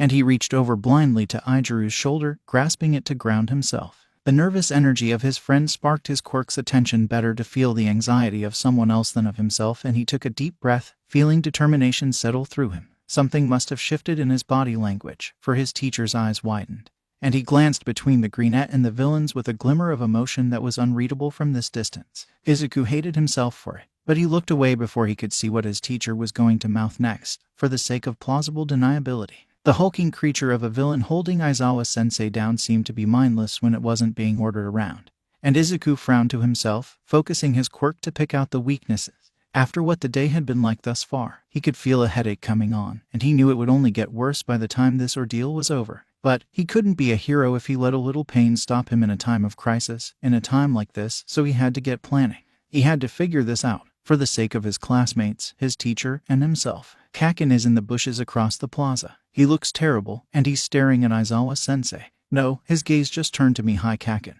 Wait a second, now it's on the mist villain. Ijuku is literally shaking from the effort of holding himself back, waiting for my command, and Ajiru-kun. Justice burns in his eyes. He wants to help Aizawa-sensei, and I know he also saw the order to run, but he hasn't done so. He's here to stay. Staring at the exposed brain of the Naomu, Izuku noted that weak spot and glanced between it and the lead villain a few times. Naomu, it follows Shigaraki's commands. Temporarily deafening it would render it useless. Taking out Shigaraki's vocal cords would do the same, but that's too much. We're heroes. We can't dole out punishment like that. The Naomu doesn't seem to have ears. Did its brain grow around them to the point of exposure? Explains the absence of a cranium. It would have to be removed in the case of a brain's overgrowth. How that person is still alive is a mystery, though I can hardly call it human anymore. Izuku thought hard and fast about the potential courses of action that they could take, muttering the most promising ideas under his breath consciously, so that his nearby classmates could hear him. Katsuki wouldn't be able to hear him from across the plaza, but the way his gaze was settled on Kurogiri made it clear who his target was, so Izuku could factor that into his plans. The spiky blonde would go after the mist villain, and the leader would need to be distracted from calling the Naomu to his aid. Ajiru alone would be a bad matchup for him, and if it had been any other situation, Izuku would have nominated himself as the best option. However, the threat of the Naomu was not one that could be ignored or taken lightly, so he'd have to trust his friends and classmates to deal with the leader themselves. He had to take down the Naomu, or at the very least, make sure that it couldn't hear Shigaraki. Which of his abilities could he use to do so, without causing permanent damage? He couldn't cause permanent damage. Not when he was training to become a hero, even if it would be excused by the situation. Oh, before we leave, let's make sure that the symbol of peace is broken. Let's wreck his pride. In the blink of an eye, no, maybe quicker, Shigaraki was right in front of Izuku, having lunged towards him from where he was before. Telepathic heart had him reeling back in reaction, his movement speed barely matching Shigaraki's own, and the dull red irises he was now staring into contracted with rage. Just as fast, the light blue-haired villain turned towards Ajiru, but Izuku was unable to change his direction fast enough to save him. Yet, he didn't receive any damage. Their teacher had saved them again, in his broken state, and Ajiru's tail whipped around with enough force to smack Shigaraki back across the plaza. Chaos broke out, Izuku lurching back to his feet and towards the Namu, not having an exact plan but still knowing the greatest weaknesses of their greatest threat. Aaru and Izuku rushed the villain who was covered in hands, and Katsuki burst from the bushes to attack the mist villain. Izuku didn't hear the exact words Shigaraki screamed at his mindless lackey, blood pounding in his ears, but he saw the creature begin to turn, and his quirk reacted faster than he could think. All at once, his body hardened, charged itself with a defensive electrification aura, released explosions and acid from its palms, breathed fire from its lungs, and pulled at the inner organs of the creature. That was all it could do, before the fist of the creature connected with Izuku's middle, and he was sent flying through the air with the contents of his stomach trailing after. Izuku, pain consumed his senses, so hot and sharp that he couldn't even draw breath, let alone scream, as he tumbled and scraped across the rough concrete at the other end of the plaza. His quirk briefly shorted out, shutting everything down for a moment and causing him to black out, before he finally opened his eyes and saw the creature in front of him again. Izuku and Aaru were still fighting Shigaraki. Katsuki was doing his damnedest to take down Kirigiri, and Aizawa-sensei was crawling in his direction on broken arms. He could see the panic and desperation in their eyes, and he knew that if he wasn't wearing his now cracked visor, they'd be able to see the panic in his own as well. That was actually one of the reasons why he'd wanted something to cover his eyes, so when the people he was saving looked to him, they wouldn't see the fear in his eyes, but the reassuring smile beneath them. Just like All Might, the creature made to kill the #1 hero was smiling as well, in a grotesque parody of the real thing. Perhaps it was because it didn't have any lips, but the greenette couldn't help but shiver and turn his focus completely away from his friends and his greatly weakened teacher. He couldn't focus on them if he wanted to survive. Not with the Namu reaching forward and picking him up in a grasp so terribly tight that he could feel his ribs beginning to buckle under the pressure. Filled with a confusing mixture of determination, adrenaline, and fear, Izuku lashed out and dug his fingers into the Namu's brain, attacking the greatest weakness he could remember the creature having. Gray matter detected. Echoes and quirks, multiple quirks, healing, damaging, shielding, destruction and hate, fear, pain, regret, anguish, rage, sorrow, pain, grief, pain, make it stop, make him stop. The greenette's eyes rolled back into his head, and with tears welling up in their corners, Izuku did the only thing that would grant him reprieve. His quirk fought him along the way again, consuming the new data like a starving man in the desert, and he felt that imaginary weight of a new quirks, settle within his nerves. There was no time to figure out what it or they was or were, though, as he finally succeeded and tore his bloodied hands away from the creature's visibly damaged brain. As the Namu dropped him and screeched again, Izuku instinctively pushed himself away from it, his minor headache from earlier having turned into a pounding migraine. He winced as Shigaraki yelled something again, and scrambled back as the Namu made to approach him again, leaping forward with its arms outstretched. Vanishing into a portal, Shigaraki Tamura, we must retreat at once. The green-haired teen whipped his head painfully to the side and stared at Kirigiri, eyes wide behind his visor, just as the doors to the SJ burst open. The Namu did not reappear anywhere nearby as All Might shouted out his catchphrase, making it clear that what the mist villain had just done was not an accident, and the rage of Shigaraki indicated that it hadn't been part of their plan. Izuku had a brief thought that he was supposed to have died here, as with his classmates and his teacher, but the mist villain had broken off from the enemy's plan. Had he gone rogue from his allies? Katsuki was on top of him, holding down his armor, so he'd gone against both his leader and the threat that Katsuki posed to him. He could see the confusion in the eyes of his childhood friend as well, and the distraction that provided the villain to escape his grasp. Midoriya Izuku, with a soft utterance of his name and nothing more. Kirigiri brought Shigaraki through a portal that led to elsewhere, and vanished. All Might appeared beside the teens and the fallen Aizawa, Izuku abruptly noticing that the latter had stopped moving just a few feet away from him, and began to collect his fallen colleague up into his arms. His teacher was unconscious, but still breathing. With All Might carrying him, he'd get to treatment almost immediately. Izuku scanned the surrounding area, and took a shuddering breath, finally acknowledging that their battle was over. It had ended so suddenly, like flipping a switch, and he needed a moment to calm down. The same could be said for the others. Katsuki's hands were still shaking with the adrenaline of the fight, and Ijuru's hardening hadn't quite been released yet, as they stared at the places their villains had escaped from. Aaru seemed to be regulating his breathing, and after watching him for a moment, Izuku decided that it'd be a good idea to do the same before he lost it and started having a panic attack. Reaching up with a shaky hand, Izuku darkened his visor to its blackout setting, and began to breathe in time with the pounding in his skull. As someone picked him up, he continued to focus on his breathing, because the moment he stopped would be the moment he fell apart, and nobody wanted to see that, now did they? Coming to awareness, and not quite knowing when he'd fallen asleep, Izuku listened to the gentle chatter in the room around him. A blindfold of some sort was covering his eyes, perhaps bandages because he'd overused his quirk, so he had to rely on sound more than sight. He could hear Recovery Girl talking to someone else. So he was still probably at UE and not in a hospital like his teacher should be. Some of his classmates were there too. And although he wasn't speaking, Izuku could hear the heavy breathing of Katsuki somewhere to his right. The migraine from earlier was gone. That meant that he'd either been healed or he'd slept for at least 6 hours, and he hoped it was the former instead of the latter. Deciding to metaphorically rip the bandage off, Izuku cleared his throat and asked, "Hey, when did I pass out? And what happened afterwards? Is everyone else okay?" The room went silent before Katsuki snorted, and sound resumed. One after the other, his classmates' voices leapt out at him, and trying to keep track of them all brought the slightest twinges of pain back into his skull. Eventually, seeing that he wasn't responding, they began to quiet down again, their questions and comments coming slower than before. "Don't worry, Kiro, everyone is fine. You were the most seriously injured after Aizawa-sensei." Izuku relaxed at that, and smiled thankfully in the direction Tsuyu-chan's voice had come from, before another person spoke. "After you passed out from overusing your quirk, all of the villains were collected up and brought to jail, and we were all checked out and questioned and treated for the injuries we had.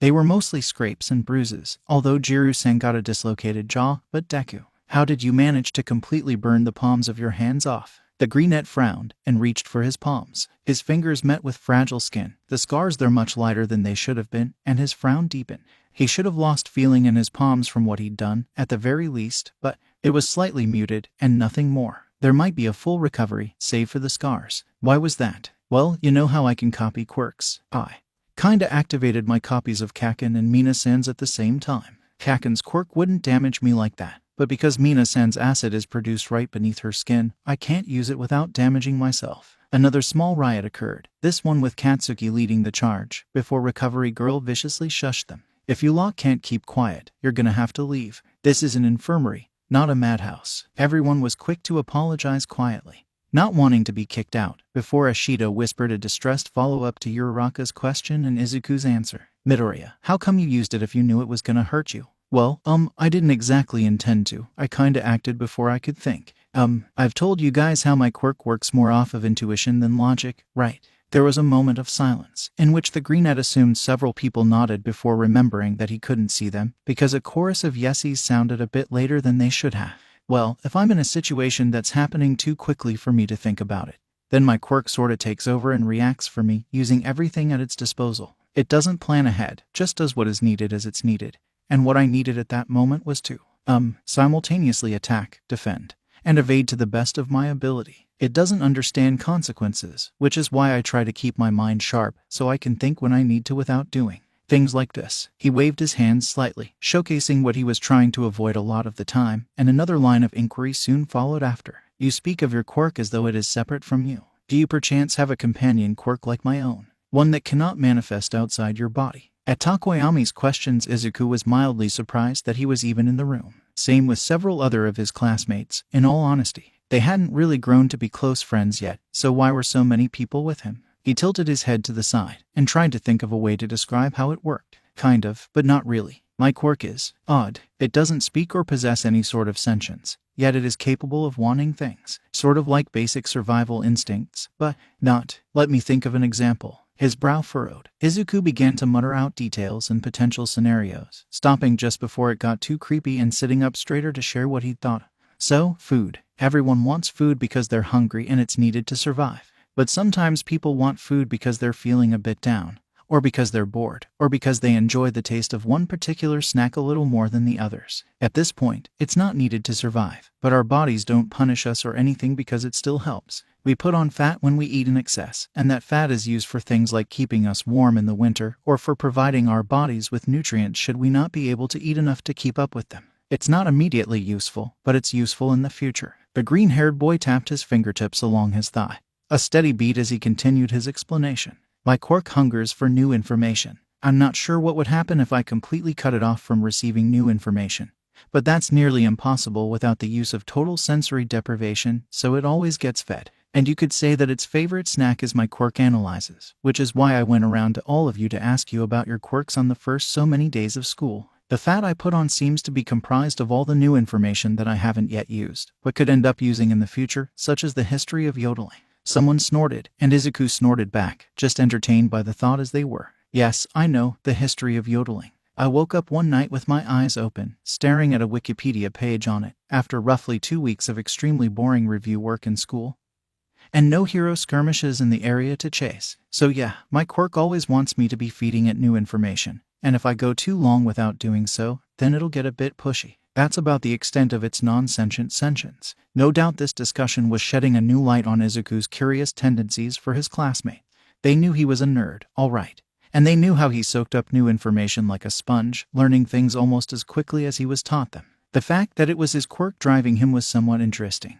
Even to him still, as it brought about several thoughts on just how heavily one's personality was affected by their quirk. Fascinating. My quirk functions similarly. Although it hungers for a mixture of new information and fatty foods. Whoa, Yaoyorozu was here. Was the whole class there or something? Izuku really needed to get those eye bandages off, but he didn't want to piss off Recovery Girl, so on they stayed. For now, until he worked himself into a curious excitement, which he was very likely about to do. Really, what kinds of information does it hunger for? If there are any specific types it favors? I imagine it's more attracted to the sciences, given the nature of your quirk. Chemistry, physics, perhaps. Your quirk requires you to understand the molecular structure of something in order to create it, although you can't create living beings. What does this mean about consciousness, or the existence of souls? Have you thought about it before? I imagine you have. It's your quirk after all. I still haven't analyzed it yet.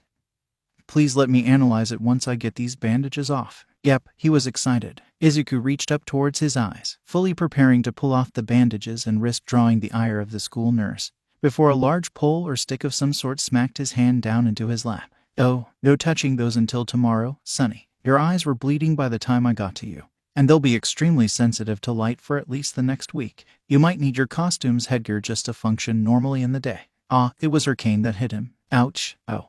I have a special pair of sunglasses that I usually wear when I know I'm going to be dealing with particularly severe light sensitivity. I wore them during the entrance exam. Uraraka and Shiro-kun probably remember them, but don't worry, I got them cleared beforehand. Yamada-sensei cleared them. Did you know that he needs glasses to see? I mean, of course you do. You're the school's go-to medical staff. But so does Kayama-sensei. They just change the styles of their glasses in and out of costume, and it works. Nobody recognizes them. Except me. Because I was out on a run one time and I saw them and Aizawa-sensei and Ida-kun's brother enjoying a night on the town. At the sound of a gasp somewhere to his right, Izuku grinned and turned towards what he knew was his friend, reacting to the thought of his older brother getting up to mischievous antics. If he was reacting like this to his brother just enjoying a night on the town, Izuku couldn't wait to hear his reaction to one of the reasons why he liked Ingenia more than most heroes of his age group. Ida-kun, did you know that your brother can deadlift all three of them at once, and run down the street at high speeds, carrying them without losing balance? Yamada-sensei was screaming, and I think Aizawa-sensei saw me recording them, but they turned the corner before my phone got confiscated. I'm so happy that I decided to go on a jog that night. That shit gives me life. Tenseiy. Ada's lament was the last thing needed to get the class gasping with laughter, and Izuku sat in the middle of it all, grinning from ear to ear. The way this conversation had gone, from being troubled about the SJ and his quirk to laughing about the escapades of their teachers and their teachers' friends, was a good thing in his eyes. They'd just undergone something terrible, something traumatic even, and anything that took their minds off of it for now was a good thing. There would be more time to think about what had gone down later, once they were home and safe, and supported by their families. Izuku would probably need some support from his friends as well. Once he let himself sit down and really think about what had happened. His teacher had almost died trying to protect them all, had passed out while trying to crawl to him on broken limbs to help him in his distress, and the mist villain had known him by name. He had a lot to think about, and a lot to research when he could do so without falling apart. Still, right now everyone was okay. Aizawa-sensei was healing up in the hospital, and none of his classmates had been injured more than he had been, and the room was filled with laughter. They would have to think about the SJ on their own in time, but for now they were happy. Smiling softly as the laughter began to die down, the Greenette's attention was caught by Shiro speaking up, and he listened curiously to what their class president had to say. Midoriya Izuku and I've been collecting everyone's numbers for a class group chat, and we still need yours. Do you mind? Izuku recited his number from the top of his head, answering the question with a string of numbers, and grinned. I'll start texting there once Recovery Girl lets me take these bandages off. Or sooner, if Kaken or Ijikun feel like being my transcribers. Katsuki snorted, voicing a succinct denial at the same time Ijiru voiced an agreement, and someone chuckled from across the room. As the spiky blonde set off a small explosion, Recovery girl kicked everyone out of the room, but Izuku wasn't too long to follow. Katsuki and Izuku were his guides home, after all, since he couldn't take off his eye bandages until tomorrow. All along the way home, Izuku's phone chirped with notifications, and he eagerly awaited the moment he could chat with everyone in the class. "All right, Izu, I didn't want to bring it up in front of everyone else, but us two and Tailboy all witnessed it. The warp gate saved you, and addressed you by name, before leaving. What are your thoughts?" The trio of childhood friends were all holed up in the home of the Midoriyas, specifically in Izuku's room, after having gotten home and having been somewhat bullied into a sleepover by Inko. The Kirishimas and the Bakugas didn't mind their sons hanging out at Inko's place, and all but shoved them out the front doors once they found out that the following day was going to be a day off from school, figuring that they'd be able to help each other better than they could do to all having experienced the same event. This conversation was the result of their efforts, with Katsuki, Izuku, and Izuku all huddled up under some blankets, as the end credits of a new hero movie rolled across the screen of Izuku's laptop. There are 3 possibilities that I can think of for how he'd know me. The first one has to do with how the villains got our schedules. It's very possible that they got our class information in the same go, but I'm not confident this is the case, cause otherwise we would have been put into the zones that would best counteract our quirks. The second one relates to how I used to run around and talk with people on the street for their quirks and stuff. One of them could have been a villain and could have gotten curious enough to try and figure out who I was, but I don't think that's likely, because while I did and still do have precautions in place, it likely wouldn't have deterred them from following up on it. Which leads me to the third possibility. My dad. Izuku perked up slightly, leaning forward to better see Izuku's face in the darkened room, and spoke up. "Yeah, what's up with him anyways? I've never seen him around, and there aren't any pictures of him hung around, so at first I thought he might have been a deadbeat. But then you're talking with him on the phone sometimes, and it always makes you super happy, so it's clearly not that. And he might have something to do with villains knowing your name. How does that work?" On the other side of the green-haired boy, Katsuki leaned forward with a sharp grin and held up a hand to silence Izuku before he could even begin. "Shut it, I got this." Izuku leaned back with mild amusement, and obediently kept quiet as one childhood friend began to describe his father to the other. Izuku had never met the man, having become his friend after the last time his father had visited, but Katsuki had, and oh boy, did he leave an impression. Uncle Hisashi is literally the most badass person I know. Except for maybe Auntie, because she's a badass too, but let me fucking tell you. Wild curly hair, got some wicked scars, always has a crazy gleam in his eyes. He's basically the source of Izu's muttering habit and fascination with quirks. The first time I met him, this guy just fucking walks into the house while me and Izu are playing in his room, and Izu fucking bolts out the door into the arms of this really tall dude. While I'm just sitting there for a full minute like, what the fuck, Deku? Who the fuck is so much better than me that you ditch me at just the sound of his voice? So I go out to confront this dick, and he's literally breathing fire, with Izu breathing fire back at him. Izuku smiled at the memory. He'd been about 8 years old at the time, shortly after he'd discovered that he could learn the quirks of others, and he'd been so excited to tell his dad about it. He'd been even more excited to learn his trademark fire breathing, as what he used it for, what a source of pride in the family. So he ditched Kakin and had even briefly forgotten that the spiky blonde was there. Andy had just talked to me about how Izu had to keep that part of his quirk secret like a month or 2 before, how important it was to keep him safe, so I was pissed. Here Deku was, showing off the one part of his quirk that he wasn't supposed to, in front of this dude that I'd never met and who'd walked in like he owned the place. Lo and behold, he actually did own the place, and he was Deku's dad. I loudly wondered where the fuck he was all the time, leaving Auntie and Izu alone, and the Midoriyas all just look at me in amusement. "Izu, tell I." The greenette grinned slowly as the redhead turned to face him, clearly invested in the story, and held up a finger to his lips in a secretive motion. Dad's openly admitted to being a vigilante. He said that he would have been a hero, but all the restrictions of laws and society and such ruined it for him, so he decided to help people outside of official hero work. His fire breath is fairly distinctive, so I don't use it much even when I can use my learned quirks, but it's definitely one of my favorites. The energetic teen beside him practically had stars in his eyes. He was so hyped, and his loud whispering made it even more obvious. "You mean your dad is the famous dragon of the Green Valley?" "Well," Izuku smirked, "because I enjoy seeing you suffer, I will neither confirm nor deny. I instead recommend that you look at the kanji of my family name." It took a few moments and a scrap of paper for this to process, but when it did, Ijuru's eyes lit up with delight. "Fuck yes, bro, your dad totally saved my life once. Back in Chiba, the building my family was living in was burning down cause of a villain attack, and he helped everyone out. And he's the one who gave my parents the idea to move to Shizuoka in the first place." The redhead was literally vibrating with excitement,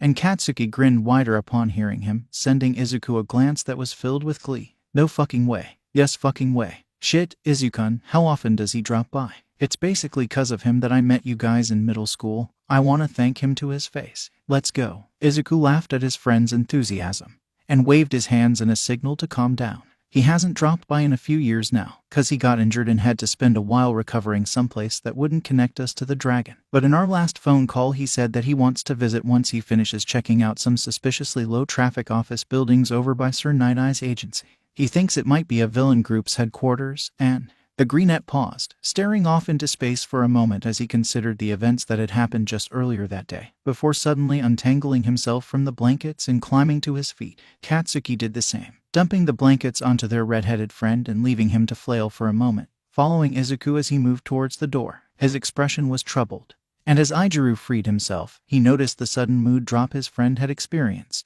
Izuku, the green-haired boy resumed speaking, albeit a little bit quieter than he had been before, and with a slightly apologetic tone at ruining the upbeat atmosphere they'd had going. The villain attack earlier. He might have found their headquarters. I need to tell him. Dad's crazy smart, but he's only one person, and I don't know if he can take on something like that. Unfortunate creature they had. It's supposed to be able to take down All Might, and we never saw it try to do so because Kurogiri sent it away somewhere, so its actual capabilities are mostly unknown. But we saw how easily it took down Aizawa-sensei.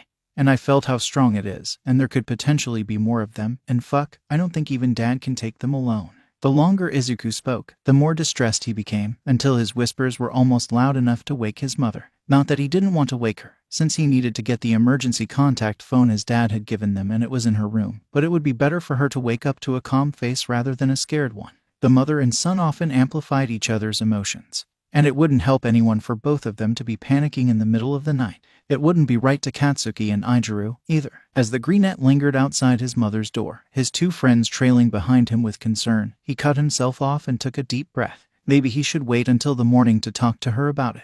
Then again, what if his dad was going into the potential headquarters tonight? Of course, it would be better to call him before he did so. But what if they called him while he was in the middle of it and distracted him? No, he couldn't call now. He had to call later, but... No, stop panicking. Everyone and everything is fine. No tragedy has struck, and it won't be my fault that it does. Just go back to your room and wait for the morning. It's just until the morning. Izuku took another deep breath and turned back towards his room, beckoning Katsuki and Aijuru to follow. He had to wait until the morning, and then he could chat with her about this. There was nothing else to do but keep calm in distress until he could do so.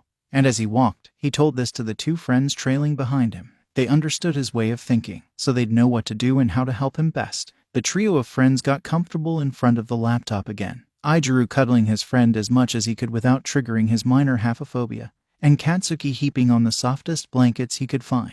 Maybe Izuku could get some sleep like this, if he was distracted enough. Sleep would make the morning come quicker, and it would skip all those hours of anxiety in the middle, even if it would mess with his sleep schedule. It wasn't like being unconscious in the infirmary had helped it any. Might as well go all out. Throwing on a movie about the Silver Age of heroics, calculated specifically for the number of times it had been watched already versus how interesting it still was to him, the greenette settled in to relax. It was difficult, but with as warm and as comfortable as he was, it wasn't impossible.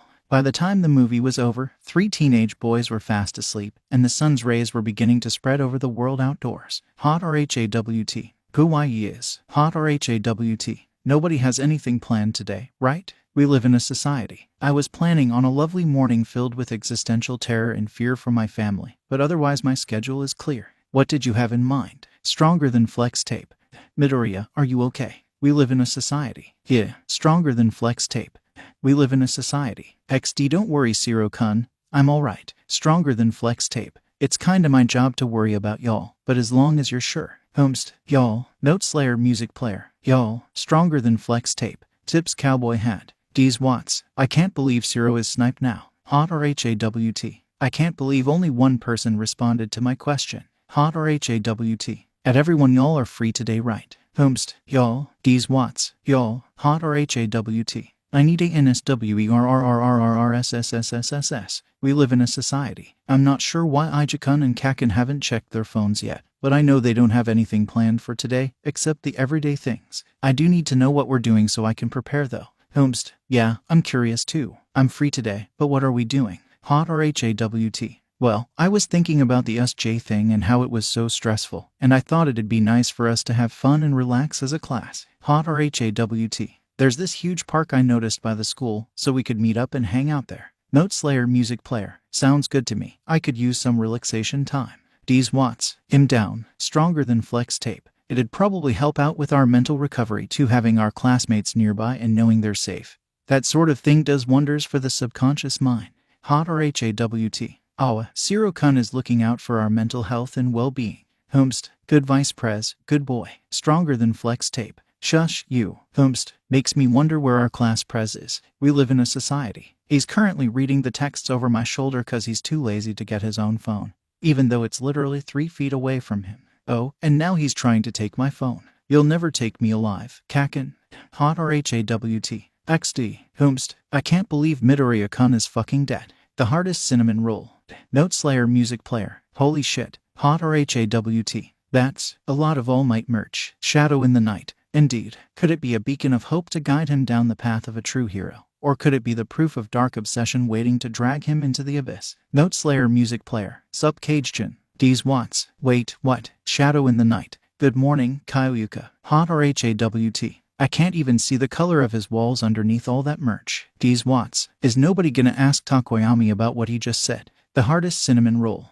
Hot or HAWT. BAKUNOOO. Monkeys in a trench coat. ... Okay then. Good morning everyone. Hot or HAWT. Oh, Ajaru, Takoyami. Wanna hang out in the park with us? So far we've got me, Midoriya, Bakugo, Kirishima, Hagakure, Zero, Kaminari, and Jiru. The Sparkle Party has arrived. My apologies, Mademoiselle. I shall not be joining you. Hot or HAWT. Ka-Yama, maybe next time. The Sparkle Party has arrived. Perhaps, Shadow in the night, I may be able to attend this impromptu gathering. Should it end before the sun sets in the sky? Hot or HAWT. Daytime ventures only. Noted. We probably all have to get home for dinner anyways, so it shouldn't last that long. Monkeys in a trench coat. Sure, I can make it. Voyager. Ooh, I'll be there. Voyager. This is your Araka BTW. Todoroki Shouto. No promises. My old man is keeping me busy, but I might be able to slip away briefly. Hot or HAWT.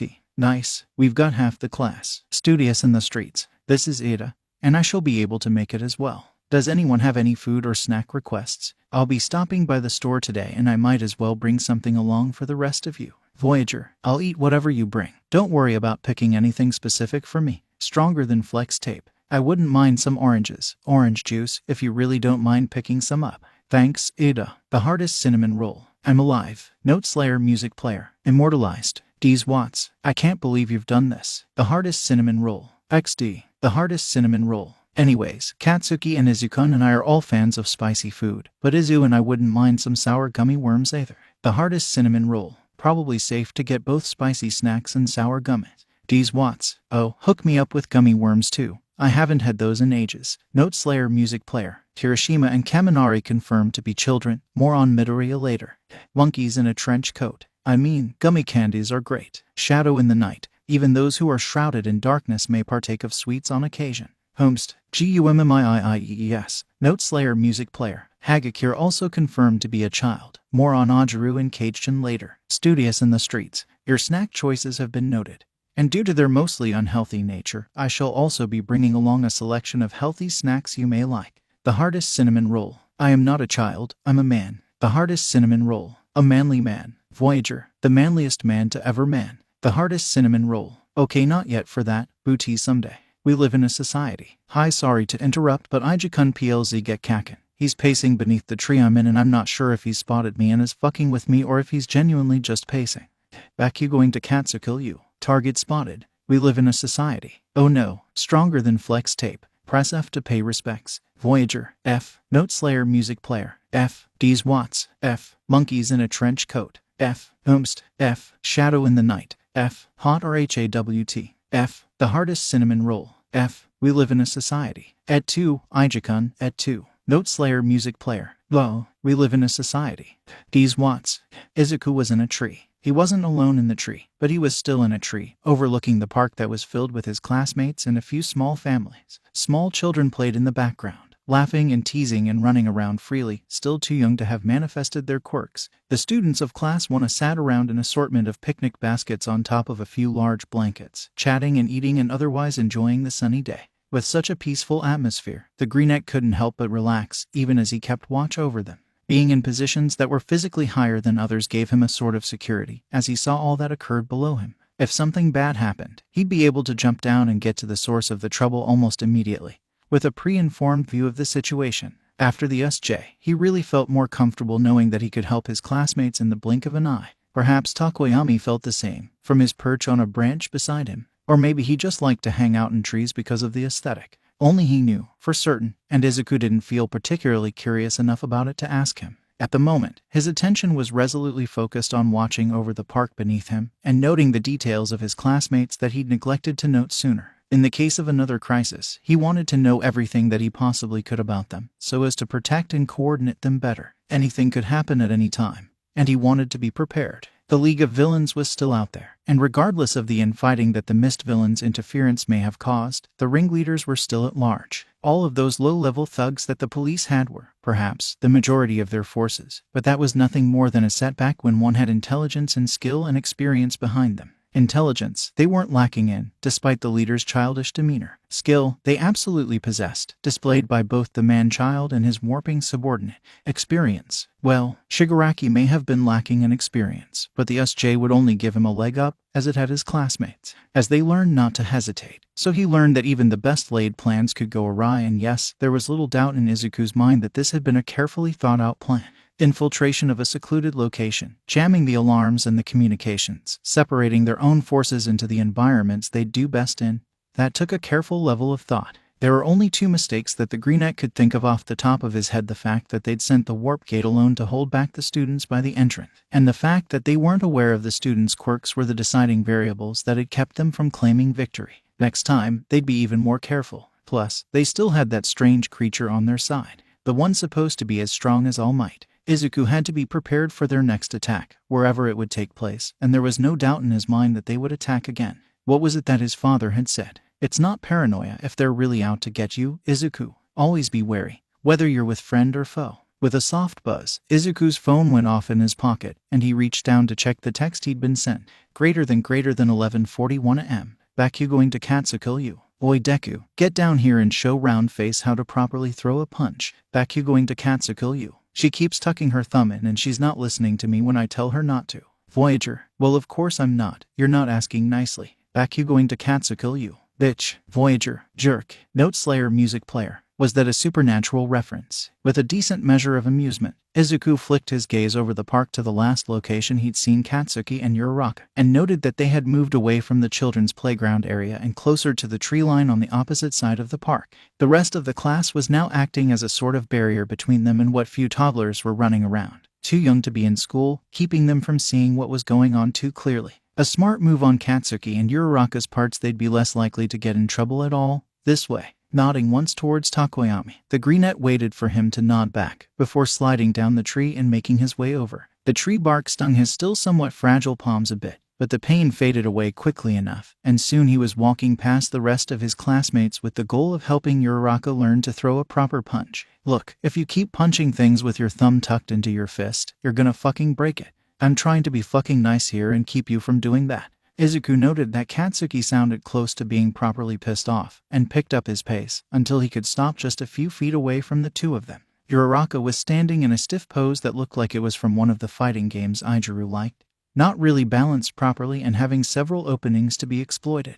It seemed she had more to work on than just her punches. Hey Kaken, hey Uraraka, I heard something about throwing punches the right way. What kind of hero would he be if he didn't at least try to help someone in need, when he was perfectly capable of doing so? Heck, never mind hero, what kind of friend would he be? Probably a shitty one. I get that he's trying to help me, but he's being really rude about it, so I'm trying to teach him that civilians won't react so favorably if he's yelling at them all the time. Katsuki's eyebrow twitched, and his gaze narrowed as he took a deep breath. Izuku could tell that this was frustrating him, so he patted his friend on the shoulder and turned to smile at Uraraka, keeping his voice in a pleasant tone due to the fact that she was trying to be helpful. Don't worry, Uraraka.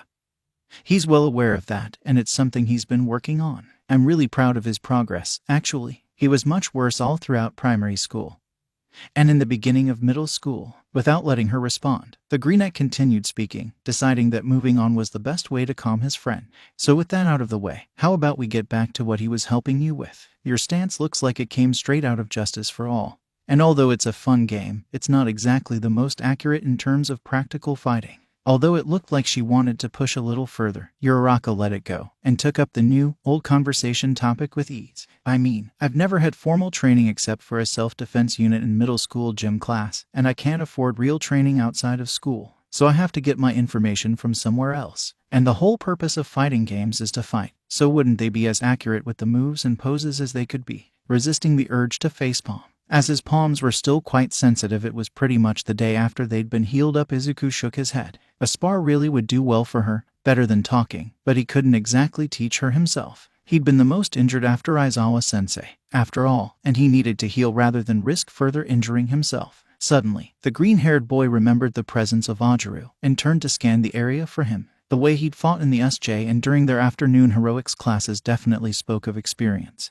And his personality wouldn't offend either Uraraka or Katsuki. His whole hero aesthetic was martial arts, even, so it was clear that he'd be the best option to help them. The blonde boy was seated by a picnic basket, his tail swishing gently behind him. Izuku waved to grab his attention, and beckoned him over, watching him as he set down a water bottle and approached. "Hey Midoriya, what's up?" Izuku smiled, happy that his classmate approached so quickly, and explained the situation. Uraraka never received formal hand-to-hand combat training, and I wanted to teach her a bit, but my hands are still delicate. You're the best in the class with this sort of thing, so I was wondering if you could help. He widened his eyes in a way that he knew would make them look bigger, looking at Aaru with earnest hope, and observed as the other widened his own eyes and looked away. "Sure, I can help out. Don't want anyone accidentally hurting themselves trying to do moves the wrong way, you know." The boy scratched his cheek, and Izuku grinned in victory, stepping aside cheerfully to watch with Katsuki. "Thanks, Aaru. Uraraka, pay close attention to what he's teaching you."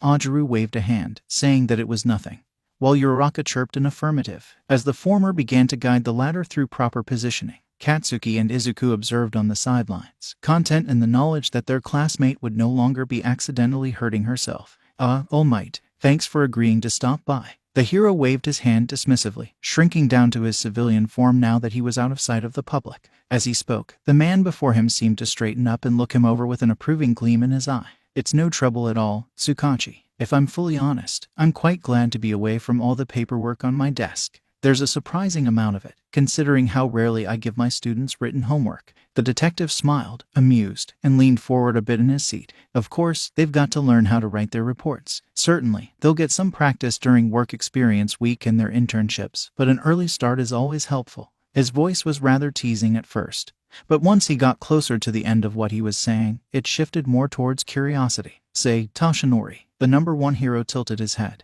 and nodded for the other to continue speaking. "I've noticed that you're healthier lately. It wasn't something I noticed yesterday, of course, but over the past year, you've really been gaining weight. Your complexion isn't as pale, and you're not coughing up blood as much. When I look at your civilian form these days, I'm not seeing a pile of skin and bones. I wanted to say that it makes me happy that you're finally taking care of yourself. And also, I wanted to confess a curiosity as to why you started doing so after several years of ignoring the signs prior." Yagi Toshinori glanced away from the optimistic face of his friend, a slight smile on his own as he did so, and leaned against the armrest of his leather chair. "I guess I was reminded that I am more than the symbol of peace. Before I am a pillar of society, I am a man, and I have needs as a person that I cannot lay aside without consequence. A few of my students have been very thorough in reminding me of this, one of them being my own protege, and have been assisting me in maintaining a healthy lifestyle for my condition." Tsukachi Naomasa leaned forward in his seat, preparing to set his clipboard down on his desk and express his approval in continued conversation, but the metal clip caught his eye with a gleam of light. It was a reminder of why he'd called his friend in today, and one much needed, judging by the willingness with which he'd almost been drawn into extended small talk. No, today wasn't a day for small talk, no matter how much he may have wanted it to be. The villain organization that had attacked the students of Yui took precedence over such a thing. He needed to find out everything that had occurred, to the best of his ability, if he wanted any hope of finding out who the culprits behind such a thing were. I'm glad to hear it, old friend." The detective's smile was no less genuine, despite its quick fading, as he turned his thoughts toward the above-mentioned subject. "I'd love to know more, but at a later time, perhaps. You already know why you're here, I presume." Sensing the mood shift, All Might nodded once and returned to sitting up in a straighter position than before. Gone was his relaxation, as he recounted the details of the attack to the detective, as he divulged every scrap of information he possessed on the attack. In its place came a steely gleam of protectiveness, as he spoke of what his students had told him about the leading villains, as he explained their high emotions in the face of the beast they'd brought with them. Tsukachi jotted down notes diligently, tossing forward questions for clarification in the few places All Might had failed to account for himself, and it quickly became clear that the Naoma was an important piece to the puzzle that they were trying to piece together. For all the information they had, none of it was useful in finding the leaders' identities, and maybe, if they'd caught the supposedly bioengineered creature, they would have been able to do so. Alas, the Naoma was a puzzle piece that had slipped through the cracks, lost from their reach now and perhaps forevermore. All they knew was what it looked like, that it was immensely strong, and that it had taken down Eraserhead without breaking a sweat. There was no time for this conversation to return to its previously upbeat atmosphere. Unfortunately, as Tsukachi had a meeting with his higher-ups bringing it to a close, he had to go, and All Might had to return to the streets in his civilian form. Perhaps they'd continue this conversation on a later date, when neither of them were so swamped with work. But for now, they said their goodbyes and went their separate ways, filled with equal measures of frustration and the desire to catch these villains before they could strike again. The time came for the students of Class 1 to return to school, on a beautiful day that was rather fitting for the relaxed atmosphere they brought with them. That trip to the park had done wonders for their morale, and as Izuku observed his classmates throughout the morning, he felt more and more at ease as each of their academic classes came and went. They're safe and happy. Aizawa-sensei gave us a scare this morning, showing up in bandages like that, but it's a sign of his dedication. In his own way, he truly cares for us. Izuku's smile drooped a bit as he remembered what his homeroom teacher had done in the SJ, seemingly acting out of character in order to reassure him and his classmates that the situation was less severe than it truly was.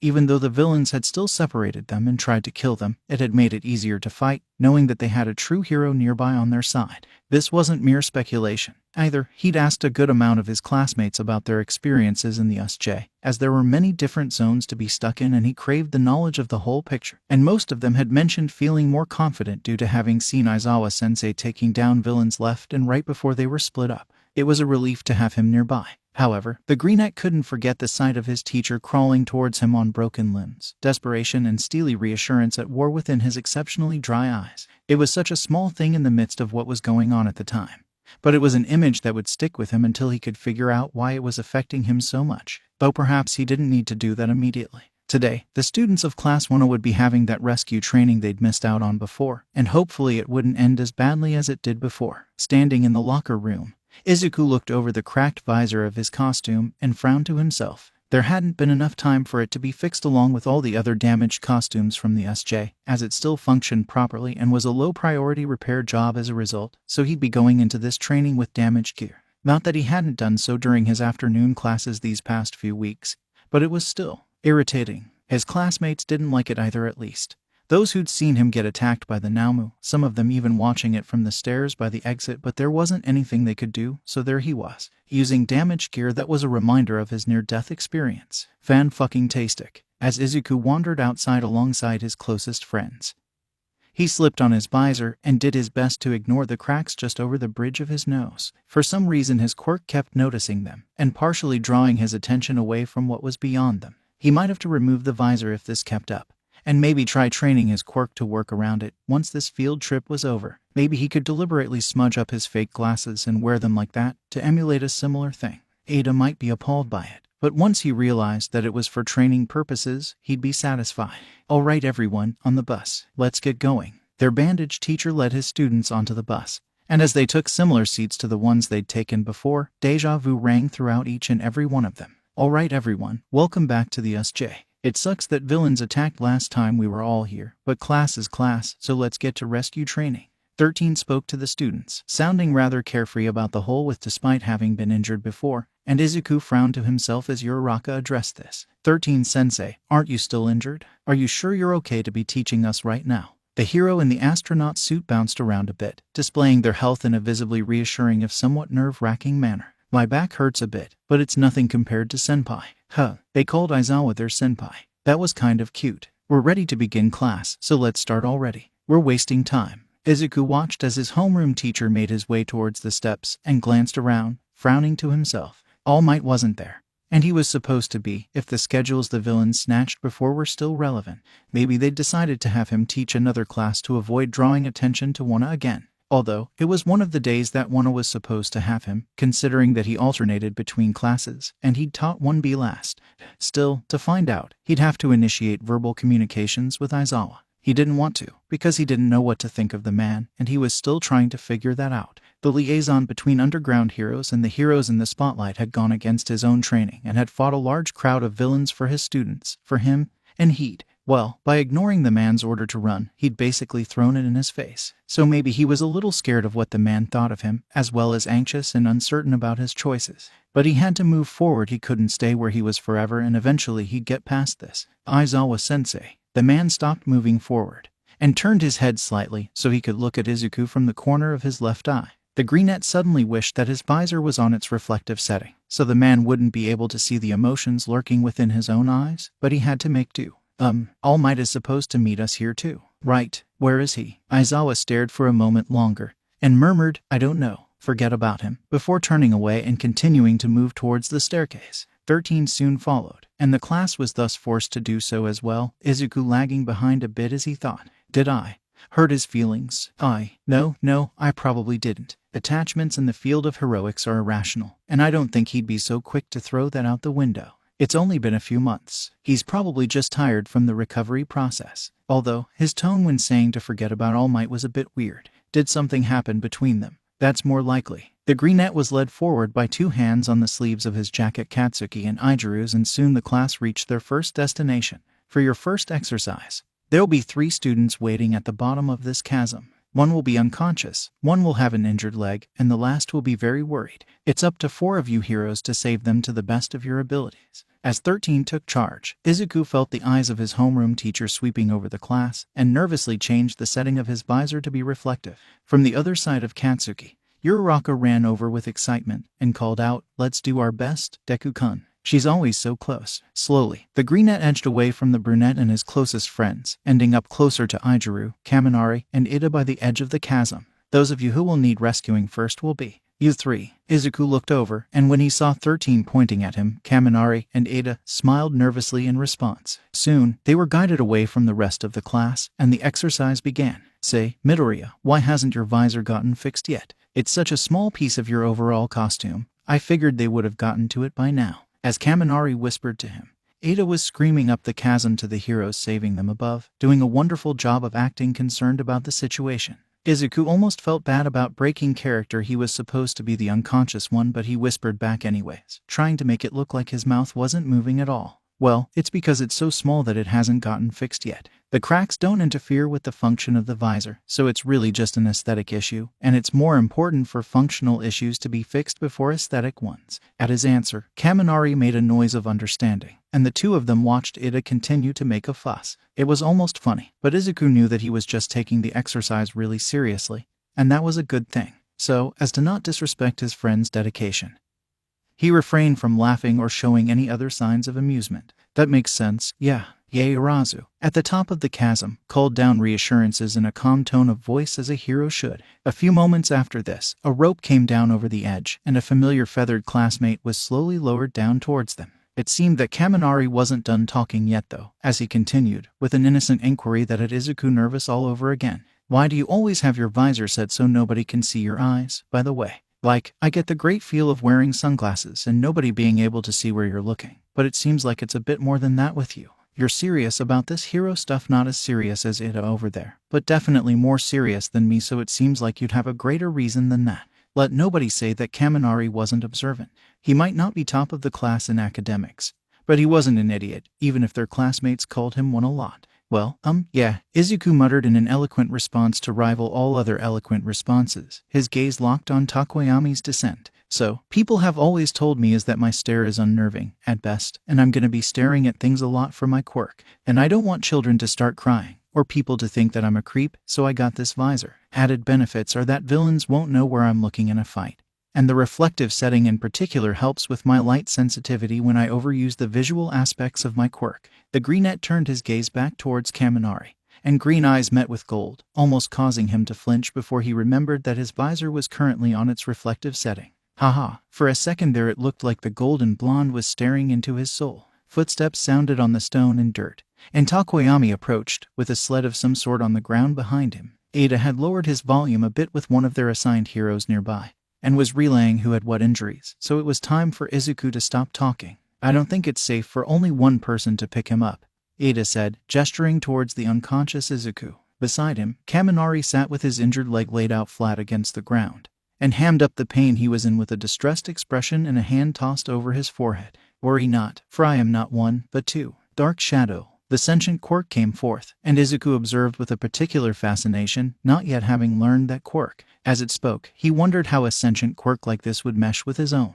but stopped before he ended up muttering his thoughts aloud. He was supposed to be unconscious, after all, and unconscious people don't speak. Takoyami ordered his quirk to lift Izuku into the sled thing, and suppressing a frown at the thought of physical contact, the greenette dedicated himself to his character. He laid there, limp and barely breathing, as he was transferred from the ground to the object meant to lift him, and soon he was heading up into the light above the chasm's depths. Once there, he saw that the heroes saving them were Katsuki and Todoroki, along with the Yaoyorozu and Takoyami he'd already seen. Still, he had to remain unconscious until everyone was rescued and treated, and thus he did so. He's adapting so well despite his aggressive tendencies. Bakugo is going to be a beautiful hero, wouldn't you agree? 13 praised his friend, and from the crowd of observing students, Zero tossed a jibe back. Nah, he'll never be beautiful. Despite the levity of the moment, Izuku could see the displeasure on some of the gathered crowd's faces. At least this was just an exercise, and not another villain attack. His classmates, those who had seen him in the plaza during the incident, all had uncomfortable or neutral expressions upon their faces, but they knew him to be alive and well. Hopefully the others would be brought up quickly, so he could bounce up and make his faux unconsciousness up to them by acting particularly animated throughout the rest of the afternoon.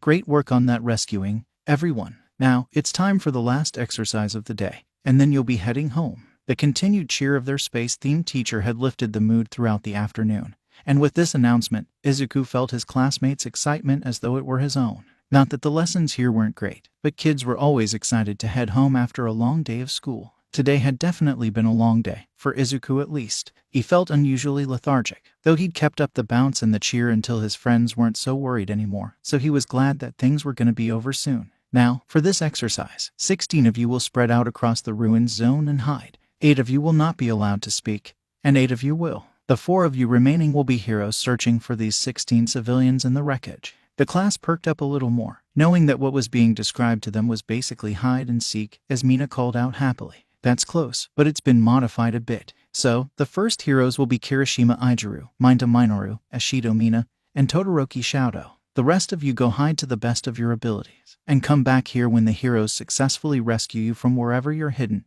And don't be afraid to hide in unusual places after this amount of damage to a city. It's not unusual to find people in weird locations. Izuku perked up, feeling his lethargy subside a bit, as he started thinking about the places in which he could hide. He could go find a wrecked car and crawl under it, or find a pile of rubble and cleverly hide amongst it, or maybe even, well, get going. You only have 4 minutes. With Aizawa's encouragement, the class immediately scattered in all directions, and Izuku noticed a slight frown on the man's face just before he went out of sight. Having squeezed himself into a tight but secure space, Izuku was ready to hunker down and relax until he was found. None of the current heroes had sensory quirks to help them, so he anticipated it being a while, no offense to any of them, but he loved hide and seek, and was as determined as Katsuki was to be the last person found. Maybe he should see if there's any popcorn in the area.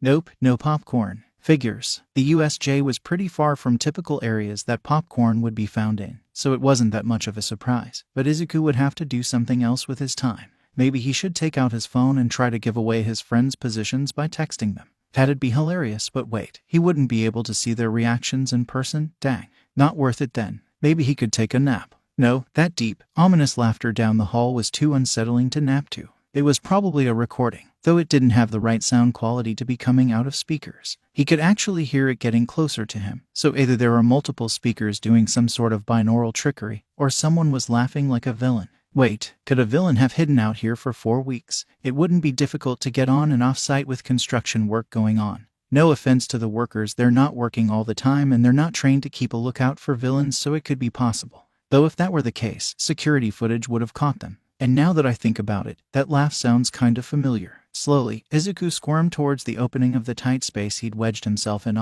One of the few perks of being short, and peeked out into the room. An upside-down masked face suddenly entered his view, and the greenette screeched with surprise, jerking back and knocking his head into the secure rubble above him. The owner of the face said a quiet, "Whoops," as Izuku groaned, and climbed forth onto the floor. "Hey there, All Might, what's with the villain costume?" It might have been a single word, but Izuku was a fanboy. Shame on anyone who knew him and expected him not to recognize his idol. Shame. You continue to surprise me, young Midoriya. It's a shame that I can't surprise you now, but I guess I can settle for startling you. The number one hero laughed ominously again, quieter than before, but it was no less chilling to hear. Anyways, I am here, acting as an obstacle. Heroes need to always be on their guards, and while your class got a taste of this the last time you were here, it never hurts to reinforce a lesson. Izuku stared at the disguised hero for a few moments, before his unexplained lethargy from earlier kicked in, and he spoke in a dry voice. Well, that's one way to traumatize your students. Funny, Aizawa said the same thing. The greenette looked away awkwardly,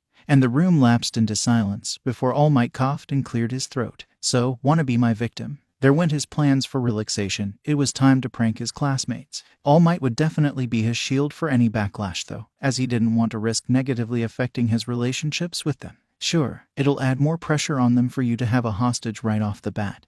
And if they do end up traumatized from this, at least they'll get a learning experience with hostage rescue. Are you gonna knock me unconscious? The man shook his head, and Izuku groaned internally at his continuously denied wish for a nap, but gestured to the back of his costume. As soon as the disguised hero picked him up, he ragdolled, and got a quiet exclamation of approval for his acting ability. Time to pretend to be unconscious for the second time today, let's go. Mina-kun. Jirou-kun. Run away. Ada Tenya knew that this was against the exercise, as he was supposed to be one of the injured, but now was no time for playing his role. The exercise had been compromised, in the very same place they'd been attacked before, and he had to warn his classmates. It's a villain. The ground shook beneath him, and on quick but unsteady feet, he pushed himself forward to protect his female classmates from the shockwave and the rubble he knew would follow. A masked villain had been chasing him up to this point, attacking him along the way with frightening tenacity, and it was because of this that he knew what was coming. His classmates weren't prepared for another villain attack of this caliber. He wasn't prepared for an attack of this caliber, so their only option was to escape.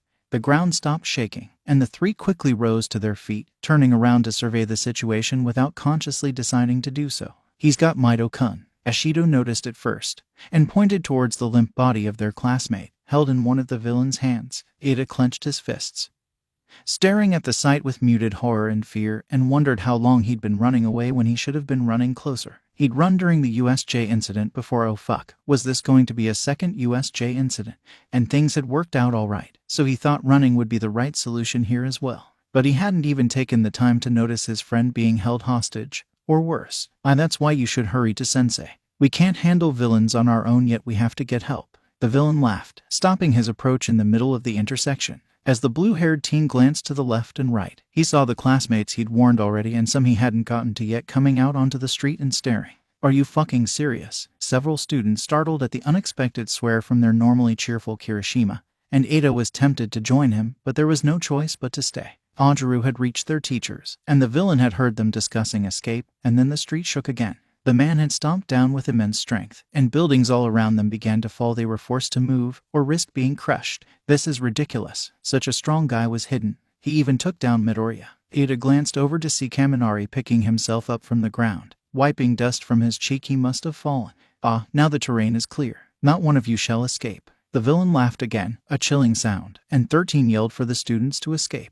However, nobody moved to do so. Their eyes were locked upon their immobile classmate, held tight within the grip of the villain. Ada knew what they were feeling, that inner struggle of run for help, or stay and fight. What should I do? What should I do? But this wasn't the same as it had been before. Instead of weak villains in overwhelming numbers, there stood before them one villain with overwhelming force. Could they take him if they all attacked at once? I'll kill you, you bastard. The blue-haired boy watched as Bakugo rushed in, head first as always, and choked on air. Didn't he realize that Midoriya was? Wait, he's not attacking recklessly, even if it seems that way. Midoriya is his friend, and he values that. He's attacking deliberately, aggressively. It must be to keep the villain distracted from everything else. As Minda whimpered an astounded comment about Bakugo not being able to see that the villain was much stronger than he was, and Kirishima and Kaminari rushed in after the spiky blonde, Ada stood up straighter than he had been before. His explosive classmate had made his decision for him, it seemed. He'd have to fight. It's over. But first, he'd have to save Bakugo from that punch. Think again, fucker. In an incredible display of control, a series of small explosions launched Bakugo over and behind the villain, where he set off a blast powerful enough to knock himself back several meters. Ada kept running though, looking to use the smoke as cover to snatch back Midoriya. It was the perfect opportunity, and he wouldn't waste it. Faster, he pushed himself forward, arm outstretched to take hold of his classmate. But the villain yanked him out of reach at the last second. and as Ida rushed through the space he'd been in previously, he swore he heard a grunt from the greenette. Midoriya was alive then, not that he thought otherwise. He didn't dare think otherwise. But it was good to have confirmation, and that meant they had a chance. If he copied the villain's quirk, the tides would turn drastically in their favor. Although, there was no guarantee that he'd wake up in enough time to do anything, so they had to keep doing their best to rescue him before then. Off to the side, Ida noticed a controlled wave of ice shooting towards the villain, and watched as the ice was shattered with a single punch, performing a U-turn as he ran.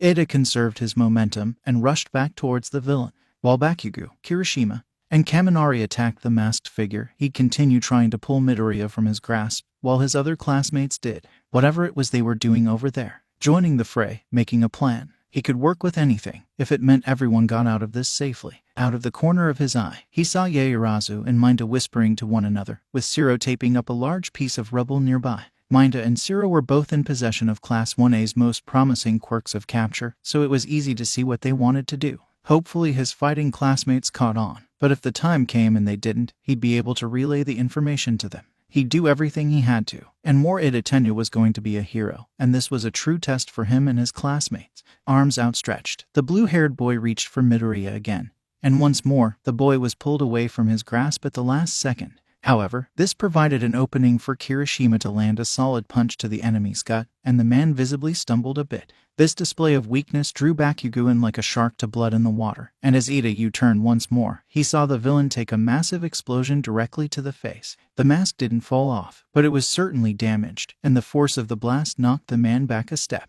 He was slowly being led towards the slab of rubble that Shiro and Minta had prepared. Both Bakugo and Kirishima had seen it, apparently, while Kaminari kept a medium distance, watching Ida specifically. Of course, he couldn't use his quirk without risk of friendly fire, so he had to get Midoriya out of the way for him. Then he could go all out, and either stun or paralyze the villain long enough for him to be captured. Nodding once to the golden blonde, Ida rushed in again, and this time aimed his grab slightly upwards where the villain had previously yanked his classmate out of his reach. If he changed his aim, the villain would either fail to keep hold of Midoriya or pull him away a different way, and either would distract him for Bakugo and Kirishima again.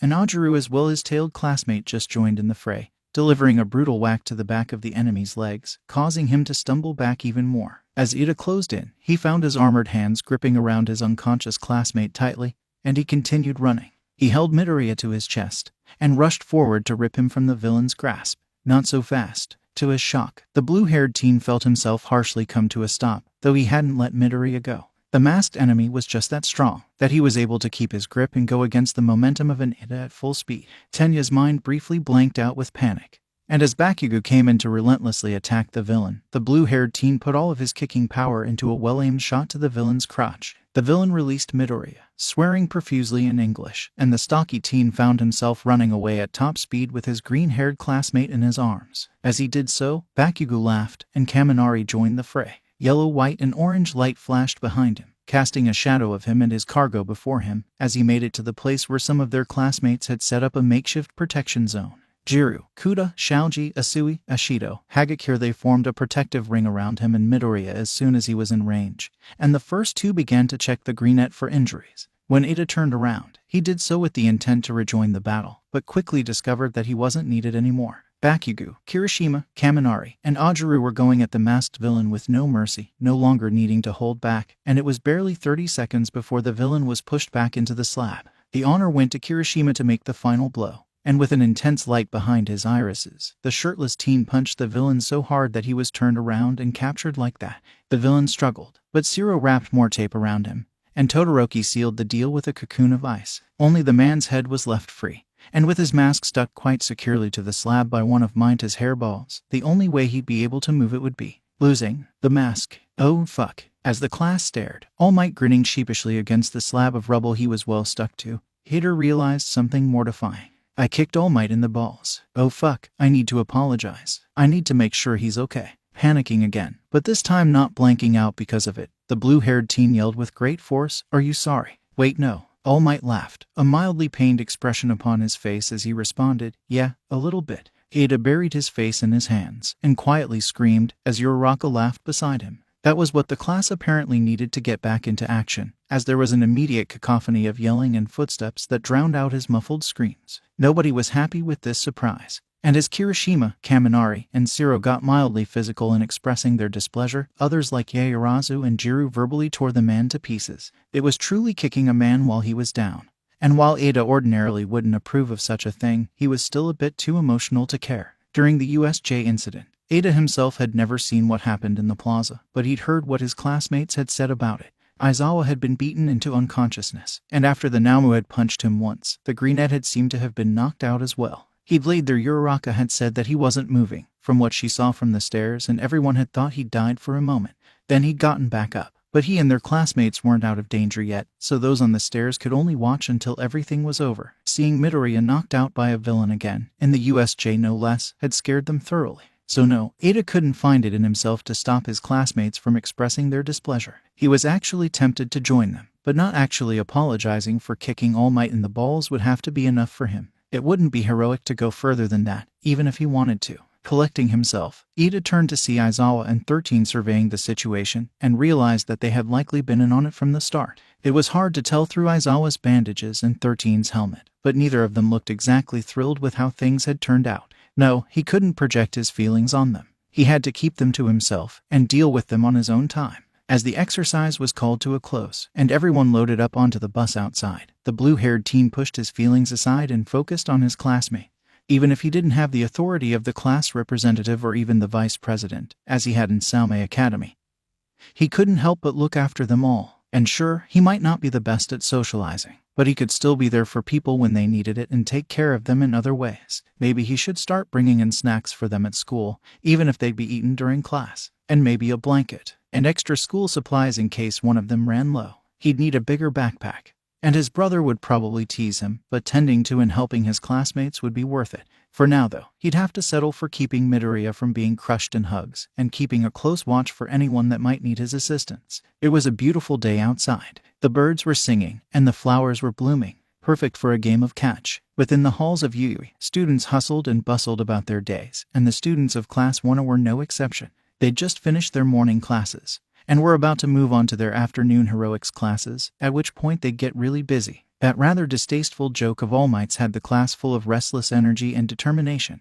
They had to get better, all of them. Still, right now, Izuku was eating lunch with his friends, sitting in the cafeteria that was just as noisy as ever. And as much as he enjoyed zoning out to think about things, it was rude to continuously do so and make his friends repeat themselves once he came back down to earth. That's right, universe. I'm becoming more self-aware. Watch out before I break the code and start hacking the fabric of reality. Unintentionally taking a too large bite of food, Izuku began to choke, and a hand forcefully patting his back helped him recover. That dragged his attention back to his friends quicker than anything else, and he looked around the table, seeing a few concerned gazes aimed his way. Ada, directly to his right, was the one who'd been patting his back. Beside him sat Aama, an exceptionally rare sight, as he usually didn't eat in the cafeteria with Tokoyami and Ajaru on the far end of the table. Uraraka, sitting across from Ada with Katsuki and Yaoyorozu on either side of her, was tilting her head to the side and looking remarkably puppy-like in this act. Katsuki, sitting across from Izuku and being just barely tolerant of the human equivalent of a puppy beside him, didn't do anything more than give him a once-over before determining that he was safe from dying.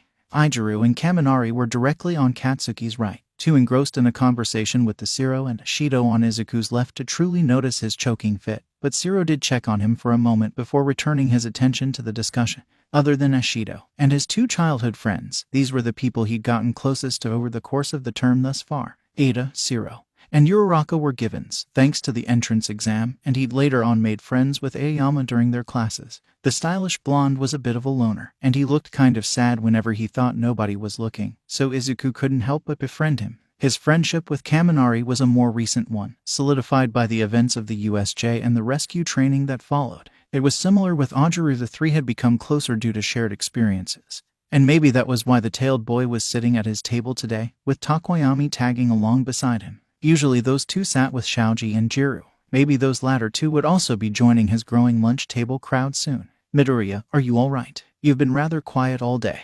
And just now you were staring at us for some time without any responses to our inquiries. Do you need to see Recovery Girl? Despite not being voted the class president, as Izuku knew he had very well wanted to be, Ida had made himself a niche in the class as a sort of caretaker. He made himself as available to his classmates as possible. and had taken it upon himself to unofficially assist Shiro and Katsuki and Yaoyorozu with their duties as much as they would let him. Something told Izuku that he needed to be doing something along those lines, or else he'd feel useless in some way. Yeah, sorry. I guess I've got a lot on my mind. Izuku smiled sheepishly at his bespectacled friend, rubbing the back of his head, and turned to face Kaminari as the golden blonde spoke up. No kidding. I still can't believe they're dropping the sports festival on us after everything that happened. You know, Aizawa-sensei's practically mummified. But that's Yui for ya. Plus ultra. Kaminari had bounced back from the whole USJ incident, that's what it was being called by the media, fairly quickly. It wasn't all that surprising to Izuku, having experienced the effects of the boy's quirk himself, and having observed him closely during their classes. Kaminari's reflexes were quick and his attention was almost always attracted to a new thing every few minutes. And he was always buzzing with energy, bouncing a leg or playing with the fluff of Ajuru's tail. Speaking of buzzing energy, the uncomfortable buzz of Izuku's learned electrification had settled down a bit since its initial appearance, becoming more of a light pins and needles sensation that was mostly background noise at this point. Occasionally it would flare up, particularly in the presence of electrically charged objects and even just when a thunderstorm was brewing overhead. But it was still far more bearable than it had been initially. Telepathic Heart just needed some extra time to get used to it, it seemed, and maybe the more uncomfortable sensations would go away soon.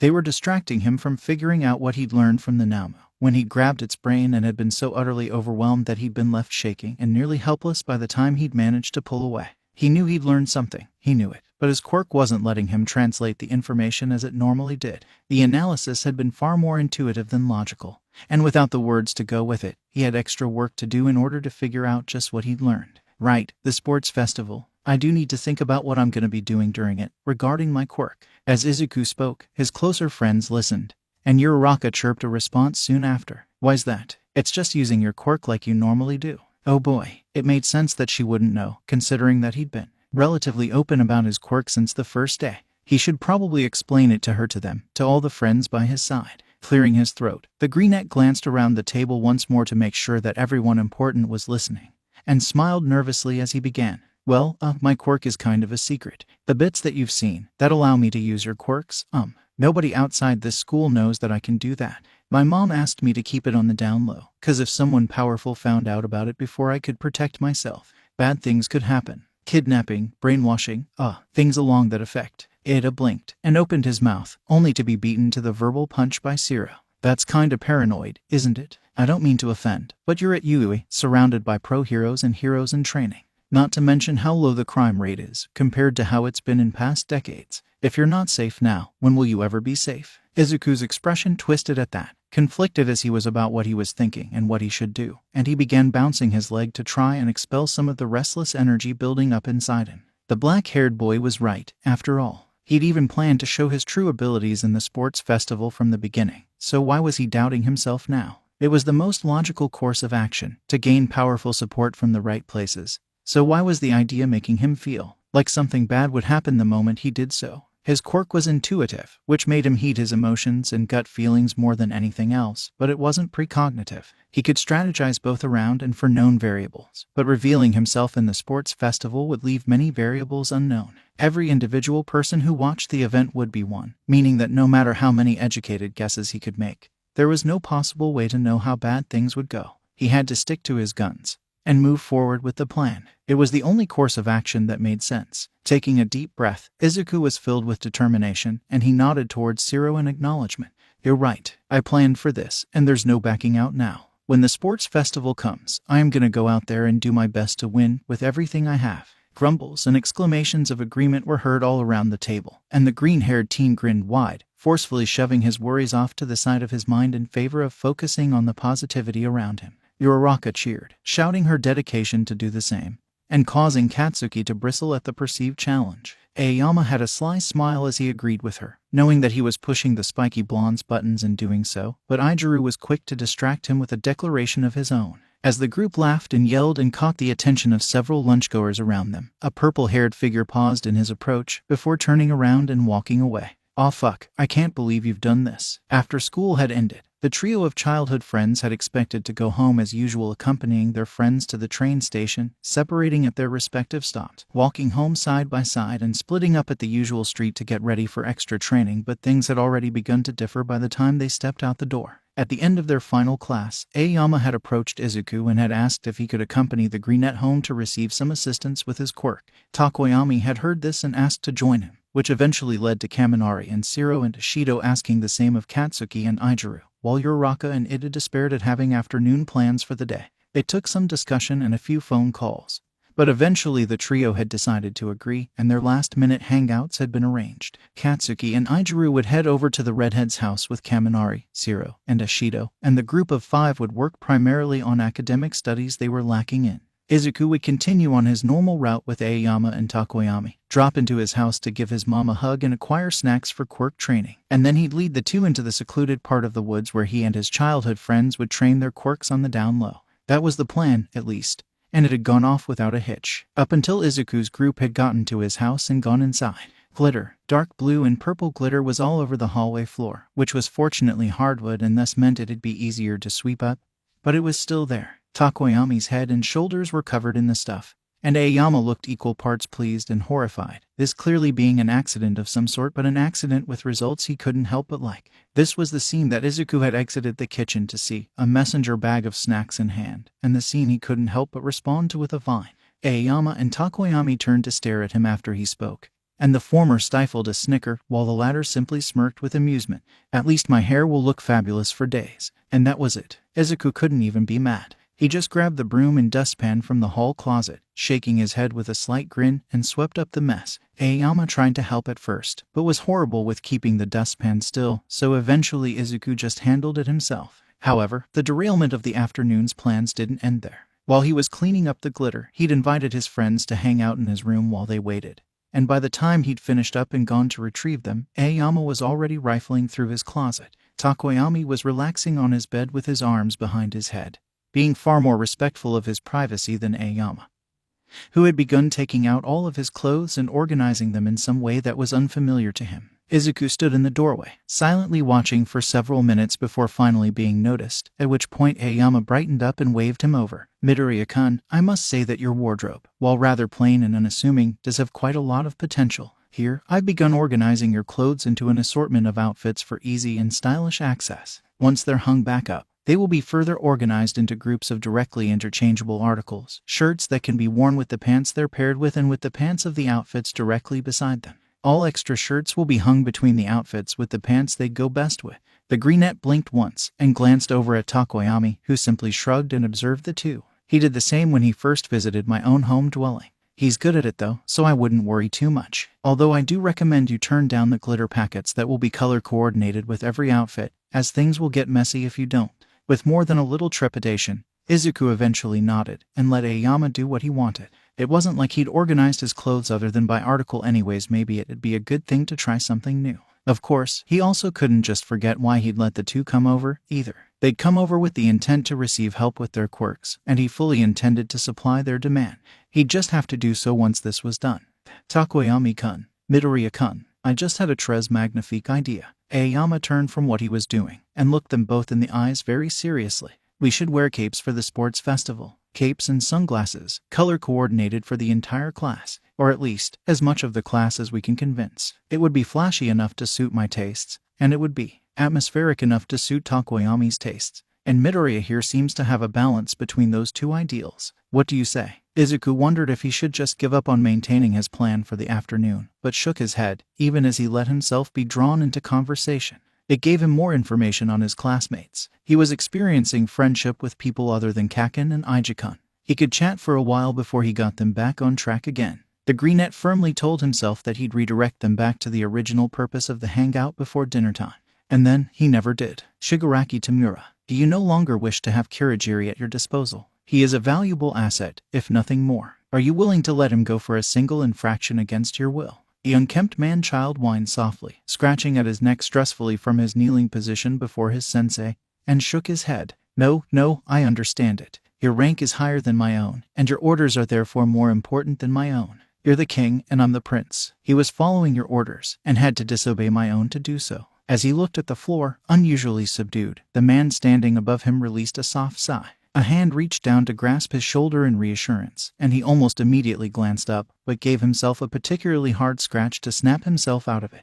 Sensei's other hand moved to gently grasp his own, stopping him from scratching, and forcing him to pay attention to the man as he next softly spoke. What upsets you, Tamura? Speak candidly with your teacher. I cannot help you if I do not know what is bothering you. Shigaraki Tamura licked his dry lips, thinking of how to put his emotions into words. His sensei was patient, and would give him the time he needed to formulate his thoughts. He'd been told to speak candidly, and it was important that he didn't mess up his words, lest the man he considered a father misunderstand him. I am not. Sensei, why didn't you tell me about the other prince? The boy with green hair, walking the path of heroes with his explosive friend and the successor of your worst enemy. The man was quiet for a few moments himself, and Shigaraki listened to him breathe, still in awe at the lack of a respirator despite having seen the man be restored before his own eyes. Every sentient being in existence must choose their own path, lest they be brought down and filled with despair. I give you your freedom the same way his parents give him his. Despite this cruel world, we must strive to be as kind as possible when moving towards our goals. Remember, when dealing with those beneath you, that everyone must have the freedom to make mistakes from time to time.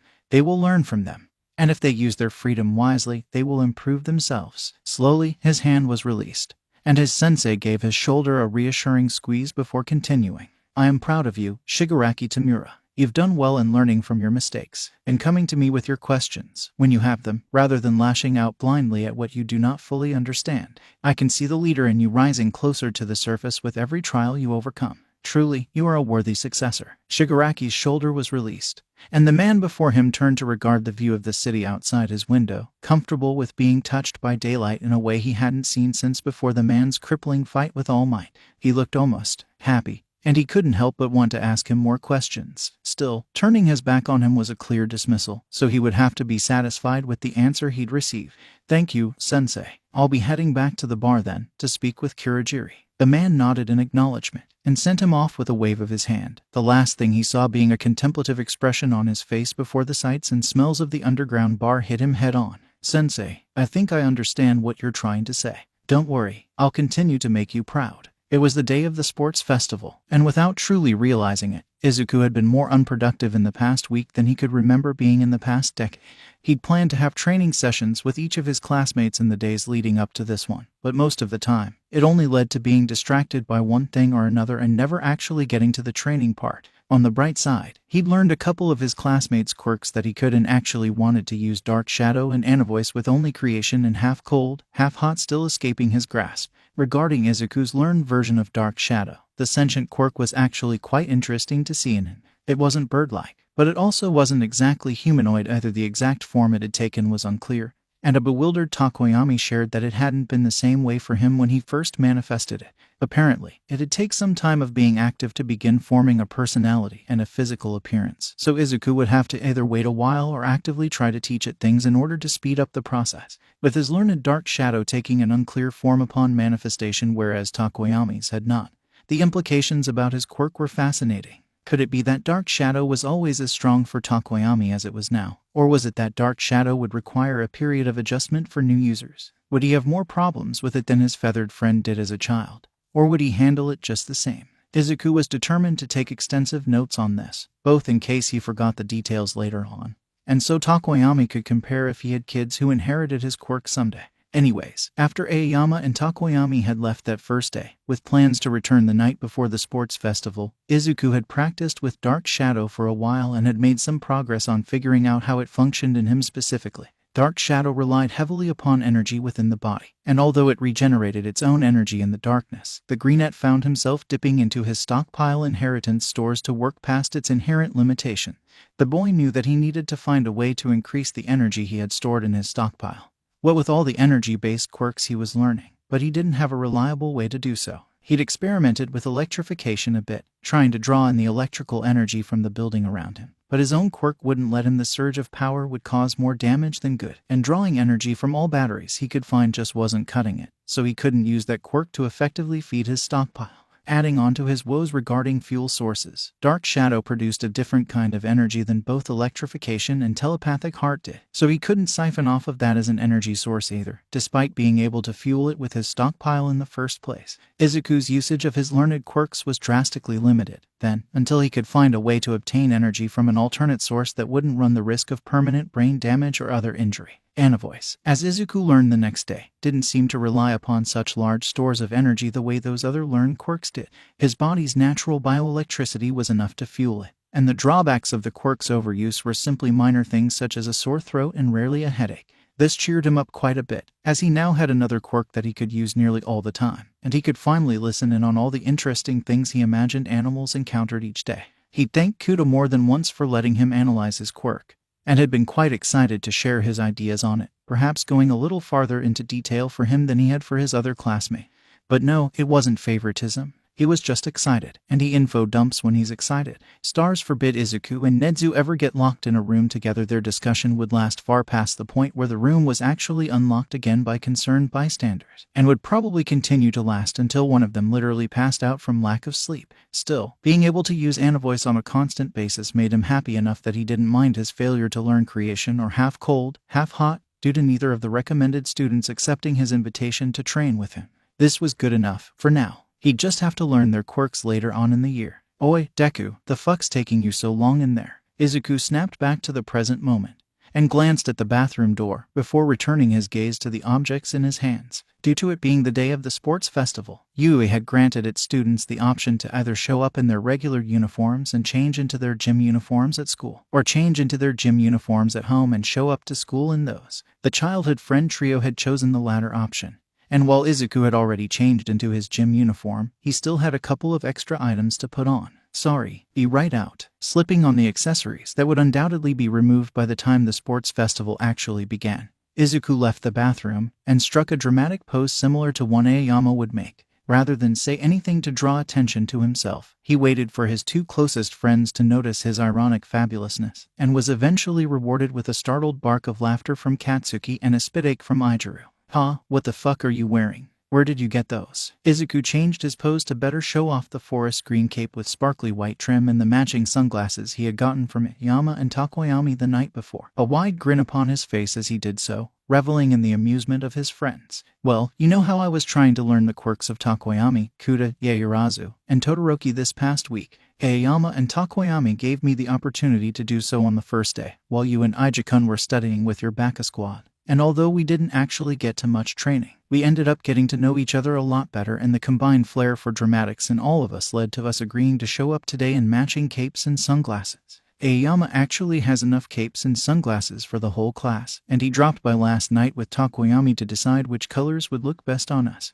He even grabbed a few sets for you two as well, and I helped pick the colors, knowing what the two of you would prefer. Here, I'll go grab them, filled with energy. And not letting his friends get a word in edgewise, Izuku darted off into his room and grabbed the red and orange-yellow sets of capes and sunglasses he'd chosen for them. They were the same colors as their friendship bracelets, as he couldn't help but apply such sentimentality to a visible display of friendship and unity, even if more people were joining them. Darting back into the hallway, the edges of the greenette's cape flowed past him as he came to an abrupt stop before his friends, hopefully amplifying the dramatic vibes the accessories were intended to exude. Here you go. Explosion orange for Kaken and true red for Ijuku. For reference, Takoyami will be wearing a dark purplish-black set, and Aama will be wearing a lavender set. Katsuki slowly reached out and accepted the items with a critical eye, glancing between the cape and the Yui gym uniform in particular. Meanwhile, Aaru immediately grabbed the set offered to him, and darted into the bathroom next, intending on changing there to get a good look at himself in the mirror while doing so. Katsuki. Izuku, Itsubiadass. I feel like I'm about to walk out of an action movie with explosions going off behind me. Barely a minute went by before Aaru screeched with delight, and Izuku grinned wider, eagerly looking to Katsuki for him to put on his set too. Their red-headed friend burst out of the bathroom shortly after his yelling, and struck a pose that mirrored Izuku's previous one, allowing them to get a good look. Katsuki squinted at the two, and eventually grumbled about the white trim being the only thing that made these things acceptable to wear with their gym uniforms, before stalking off to change in the bathroom himself. It was a success. There would now be at least 6 people. Takoyami had mentioned roping in someone else during the week wearing capes and sunglasses as they arrived to school, and for when the rest of their class saw them, Aama was bringing the rest of his assorted capes and sunglasses for them to pick from. Alright, whatever, let's get going already. Izu, don't forget your bag or your notebooks. Don't forget your phone or charger. I've got the snacks and drinks so we don't have to pay for that overpriced shit they call food during the final event of the festival. Let's go. Homeroom was a loud assortment of noise and excitement, And as Izuku stood off to the side watching most of his classmates crowd around Aama, he couldn't help but smile. Everything was so upbeat and positive, despite the nerves and weight of the whole pending event pressing down on them, and he'd had a part of that. It was him, with his friends, bringing levity to ease the pressure and improving their classmates' moods by great measures. Well, most of their classmates, anyways. Todoroki stared at everyone from the side, his expression as blank as ever, though Izuku could see a bit more than most people. As Quirk pointed out the slight downwards curve to the corners of his lips and the minor crease forming between his brows, interpreted the body language of suppressed irritation and exhaustion. The teen who rejected half of his quirk wasn't in tip-top shape for the festival, but he was going through with it anyways. There could be any number of reasons why. If only Izuku knew him better, he might be able to help him relax. Oh, there he was, approaching him. Despite the blank expression upon his face, his heterochromatic eyes gave away an icy intensity that could only belong to his thoughts. It looked as though it was so cold that if it could be touched, it would burn, and Izuku thought that was an apt description for the Todoroki in general, despite not seeing his fire yet. I will see his fire eventually. Suppressing a part of one's quirk isn't healthy, I know that well, and even beyond that, both halves of his quirk seem like they'd balance out each other's weaknesses. From observation, I've noticed that Todoroki-kun gets frostbite when he overuses his ice, and I've heard that Endeavor overheats when he overuses his fire. By that logic, both halves of Todoroki-kun's quirk working in tandem should make him even more powerful than he already is. Fingers snapping in front of his face caught his attention, and Izuku returned to reality, following the sight of Todoroki's fingers back up to his black and blue irises. The boy looked slightly irritated now, and as he lowered his hand, the greenette noticed that his approach had drawn the attention of a few of their classmates before he began to speak. Midoriya, you're the one to beat, aren't you? Well, that was straightforward. Our classmates still look to you for help, even after you denied the position of vice rep, and they always improve after training with you. Bakugo and Kirishima are at the top of the class right now, other than Yaoyorozu and myself, but you're even more powerful than they are. And All Might has his eye on you three. Izuku tilted his head to the side, as Ijiru drew closer to listen in with a few of their classmates, and Todoroki briefly glanced at them from the corner of his eye. I'm not going to ask why you hide your true strength, but I won't go easy on you because you're holding back. Mark my words, Midoriya Izuku. Today, in this sports festival, I will defeat you. Consider this my personal declaration of war. The declaration of war from his socially secluded classmate was unexpected, but Izuku could roll with it. He'd have to figure out how the other teen had known he was still holding back before he ended up freaking out about it though. He gave himself the rest of the week before he ended up going mad with intrigue and the worry over how and when he'd messed up along the way. For now though, rolling with the metaphorical punches, he had to respond to Todoroki's declaration in a manner befitting the situation. Otherwise he'd be acting plain rude about it, and that just wouldn't do. Removing his sunglasses and looking the taller teen in the eyes, Izuku smiled wide and held up a fist before his chest. I accept your challenge, Todoroki-kun. You'd better put your all into this sports festival, 'cause I won't be going easy on you either, especially since you're holding back too. The two held eye contact for a few moments, before Uraraka muttered something about men's rivalry and Ijiru whispered something in return. At this point, they nodded in sync, and proceeded to go back to their previous choice activities. Todoroki returned to his corner of the classroom and waited for things to begin, while Izuku adjusted his cape and replaced his shades back to where they were before. And then Aizawa came in, took one look at everyone wearing capes and sunglasses, and told them that they couldn't be worn during the festival. What was even the point of a festival if the participants weren't allowed to be festive? Several classmates argued, but he was immovable. As he went around the room, temporarily confiscating the unnecessary and dramatic accessories, he made brief eye contact with Izuku before both looked away. There wasn't really any time to think about that, though, as the reason Aizawa had come into the room was to lead them to the field entrance. Class 1 would be leading the rest of the first years into the eye of the public, and Ijiru would be giving his speech. Hopefully he hadn't forgotten about it, and then everyone would be fighting for the top spot. Todoroki's declaration of war and his own promise sat heavy in Izuku's mind, as the roar of the crowd beyond the large entrance door echoed through and down the hallway behind them. The teachers were hyping them up, and then it was time to get moving. Izuku grinned on his way out to the field, knowing that now was his opportunity to get a higher protection without truly being shackled by it, and wanting to make the best first impression to the world that he could. I have to give a speech. He'd forgotten about it. Midnight called Ijiru's name again, and in the amused faces of his childhood friends, the redhead whined with panic before turning to approach the stage. He'd just have to make a speech on the fly then. All Might's comment about him announcing that I am here made so much more sense now. Licking his lips, Ijiru felt the weighted gazes of the crowd upon him, but avoided looking at them. He knew that if he met their eyes, he'd buckle and do something stupid like squeak into the mic, so he instead focused on the students lined up on the field. His friends were there, and he could rely on them. He could make a speech on the spot if he was only talking to them. The athlete's oath. In the crowd, Izuku gave him a reassuring thumbs up to accompany his cheeky yet slightly stressed grin, and Katsuki rolled his eyes. Kaminari and Ashido gave encouraging gestures of their own, and he was filled with resolve, feeling the smile on his face become a little more relaxed. So, the sports festival, the event that all but replaced the Olympics here in Japan. All of you are here to watch us UE students prove ourselves worthy of becoming heroes, for whatever reasons you may have. We're here to fulfill that simple expectation, but not only to you, we're here to do that for us as well. No matter where we started, we're here now, and we have a long way to go before we become pros. So we're gonna work hard today, and show everyone why we're students of UE High. Izuku raised a fist to the sky, his sharp teeth gleaming in the sunlight. We're gonna go beyond. Plus ultra. The students gathered before the doors that led to the obstacle race track, the starting line of the first event. Katsuki and the only two people he trusted with his life were close to the front, being in Class 1A, and as such were likely to get through the doors without getting caught up and squished in the bottleneck. Once the red lights around the doorway turned green, everyone would run forward, with himself and Izuku and Izuku in the lead. And they're off. Present Mike announced the start of the race as the students rushed forward, and Katsuki sprinted forward, his hands thrown behind himself to propel himself forward with his explosion.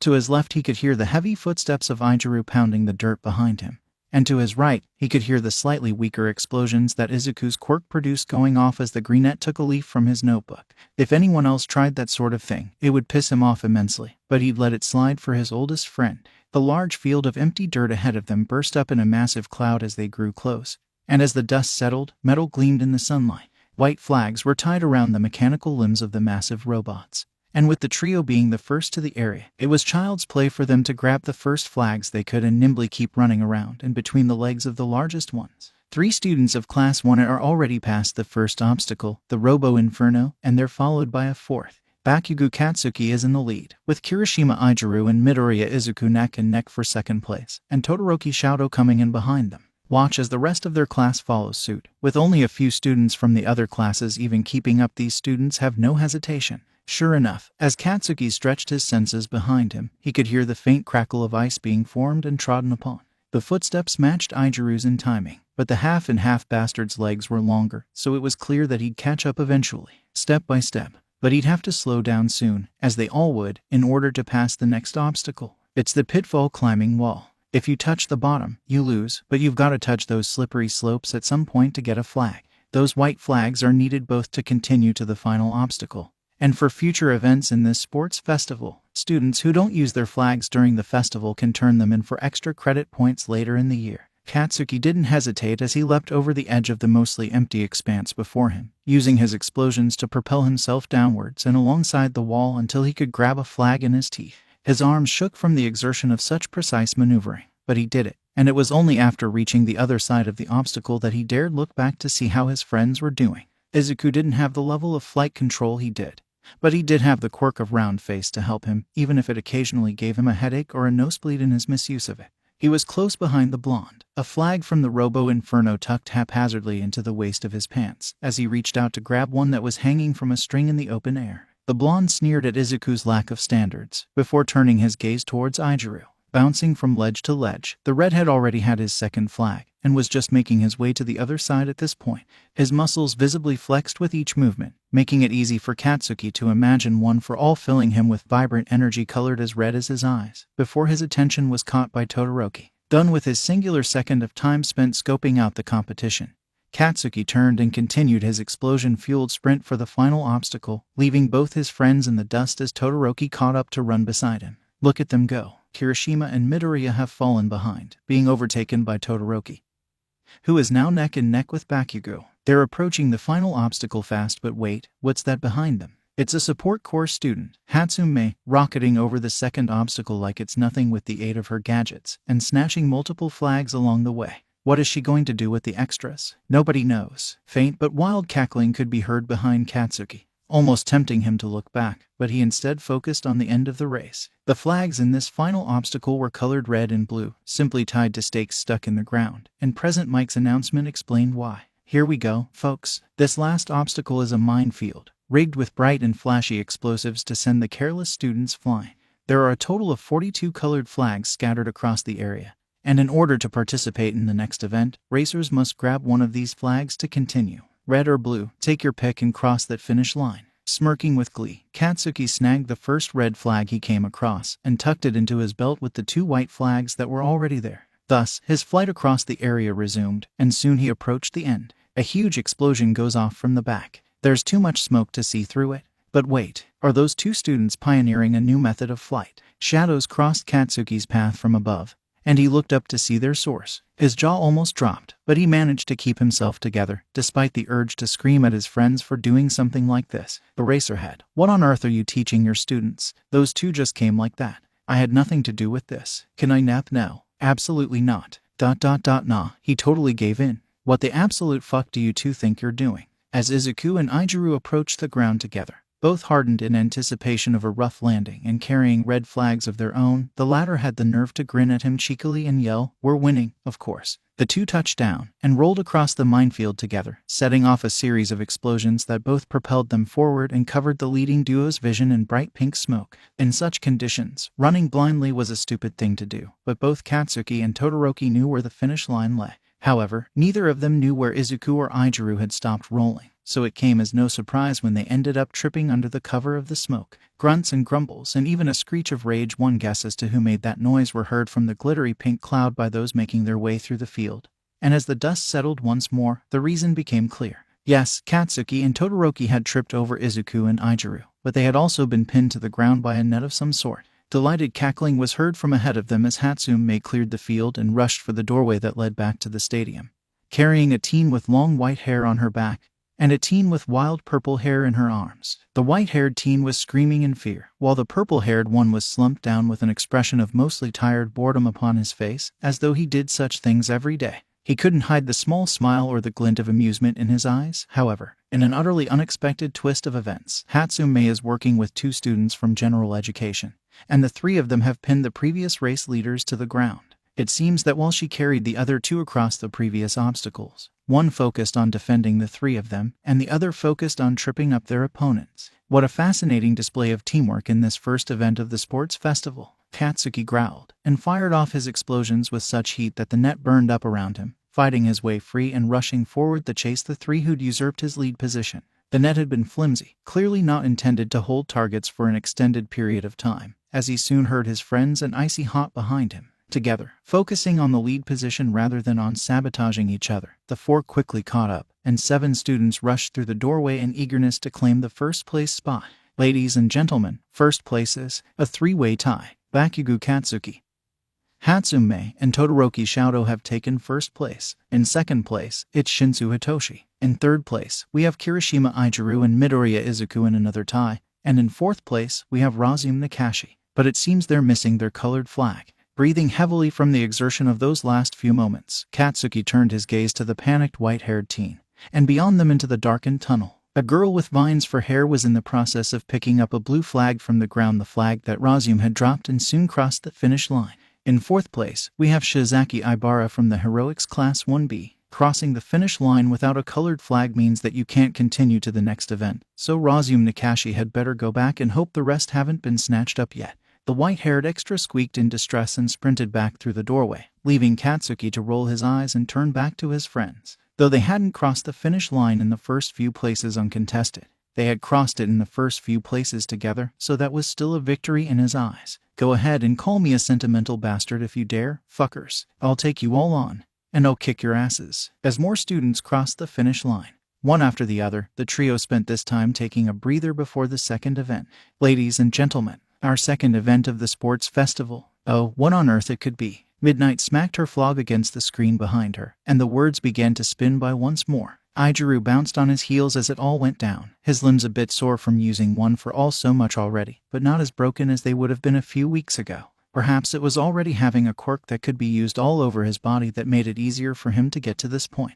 While he did break himself the first few times he used OFA, the help of Izuku and previous experience with hardening made it easier for him to safely wield 1% of its power. However, since then, he's only ever been able to stay at that 1% without breaking himself again. Still, even if he was stagnating a little bit, he was still stronger than he was before by a good margin. He probably just needed to train up his body more before he could access more of One for All, anyways, so there was no reason to worry or rush. All Might wouldn't be leaving them for some time, and his arch-nemesis or whatever was long gone. Izuku could take this at his own pace, and give it all the focus and attention it deserved. Look at that wheel spin, anticipation is rising. Students, keep your flags close. The redhead pat his side, where 2 white flags and 1 red flag lay tucked into his waistband, and glanced over at his 2 friends to see them doing the same. He knew that Izuku had initially grabbed a blue flag, but in the middle of their mind-sledding stunt, he dropped it and had to grab another flag on the way. That new flag was red, so all 3 of them had 2 white flags and 1 red flag. And it's dodgeball, a Western event suggested by our very own All Might. Students will be splitting up into 2 teams based upon the colors of the flags they picked up in the previous event. Now, those of you on the red team, line up on the east side of the field. Those of you on the blue team, to the west with you. You all have 15 minutes to prepare. Go, go, go. The students quickly rushed to their sides of the field, and Cementos was put to work creating a slightly raised platform for them to play ball on. Robots, like those that brought injured students to Recovery Girl, efficiently painted lines on the cement as it was dried, marking the boundaries and where the dodgeballs would be lined up. Large nets were brought out through one of the tunnels, and the few students who hadn't passed to this event were escorted off the field, directed to the seating areas of their respective classes. Izuku noticed the white-haired teen from before leaving the field with a disappointed and guilty expression on their face, before their 2 friends split up and went to their respective teams. Hatsune was joining his team, the red team, while the purple-haired kid was heading over to the blue team's side. All right, let's see who we have here. Everyone, please say your names and a quick description of your quirks. The gaggle of assorted teens peered around at each other somewhat distrustfully at Izuku's request, waiting to see who would be the first to offer themselves up on a silver platter to potential future enemy.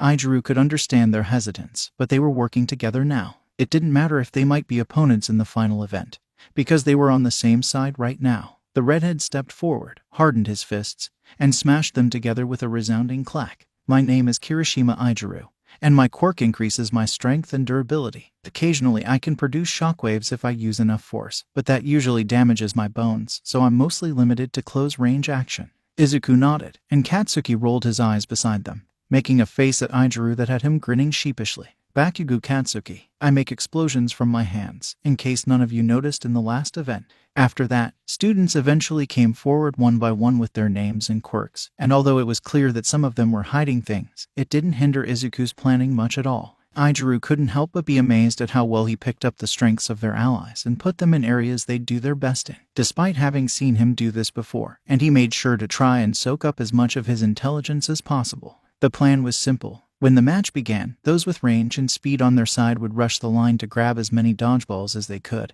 before retreating behind a line of people with more defensive quirks. Izuku, Shiro, Kaminari, Ashido, Kanoko, Takage, and Tsunotori would be the ones moving forward in that initial charge, and when they retreated with their hull, it would be behind Hatsune, Kendo, Tetsu, Manga, Tsuburaba, and Izuku, with Ashido joining the defensive line from then on. Once the defensive line was established, those people would be using their quirks to redirect and catch incoming dodgeballs so as to prevent their teammates from being taken out. Behind them, the slow but heavy hitters like Sato and Shishida would assault the enemy's mobile security by attacking low, while those with good speed but poor aim would be running the dodgeballs on their side to the players who needed them most. Everyone else would attack from mid-range to high, either as distractions or to take them out, and the team would march on to victory. Those on their side were Katsuki, Izuku, Izuku, Ashido, Shiro, Kaminari, Sato, and Yaoyorozu from Class 1A, Kendo, Tsuburaba, Tetsu, Tsunotori, Fukudashi, Kanjuro, Oase, Kaibara, Komori, Shishida, and Takage from Class 1B, and Hatsune from the support course. Those on the opposing side were Todoroki, Shoji, Ida, Uraraka, Ajuru, Asui, Hagakure, Takoyami, Jiru, and Kuda from Class 1A, Shizaki, Kiwaro, Honuki, Monoma, Rin, Yanagi, Kodai, Shouda, and Kamakiri from Class 1B, and Shinsu from the General Education course. Izuku could barely remember half the names said throughout the planning, but he understood well enough what he was supposed to do, and that they were at a disadvantage. The other team had some strong defenders, and although their offense might not be as strong as their own, he couldn't afford to underestimate them. Not only would it lead to defeat, but it wouldn't be a manly thing to do, as he wouldn't be respecting them if he did.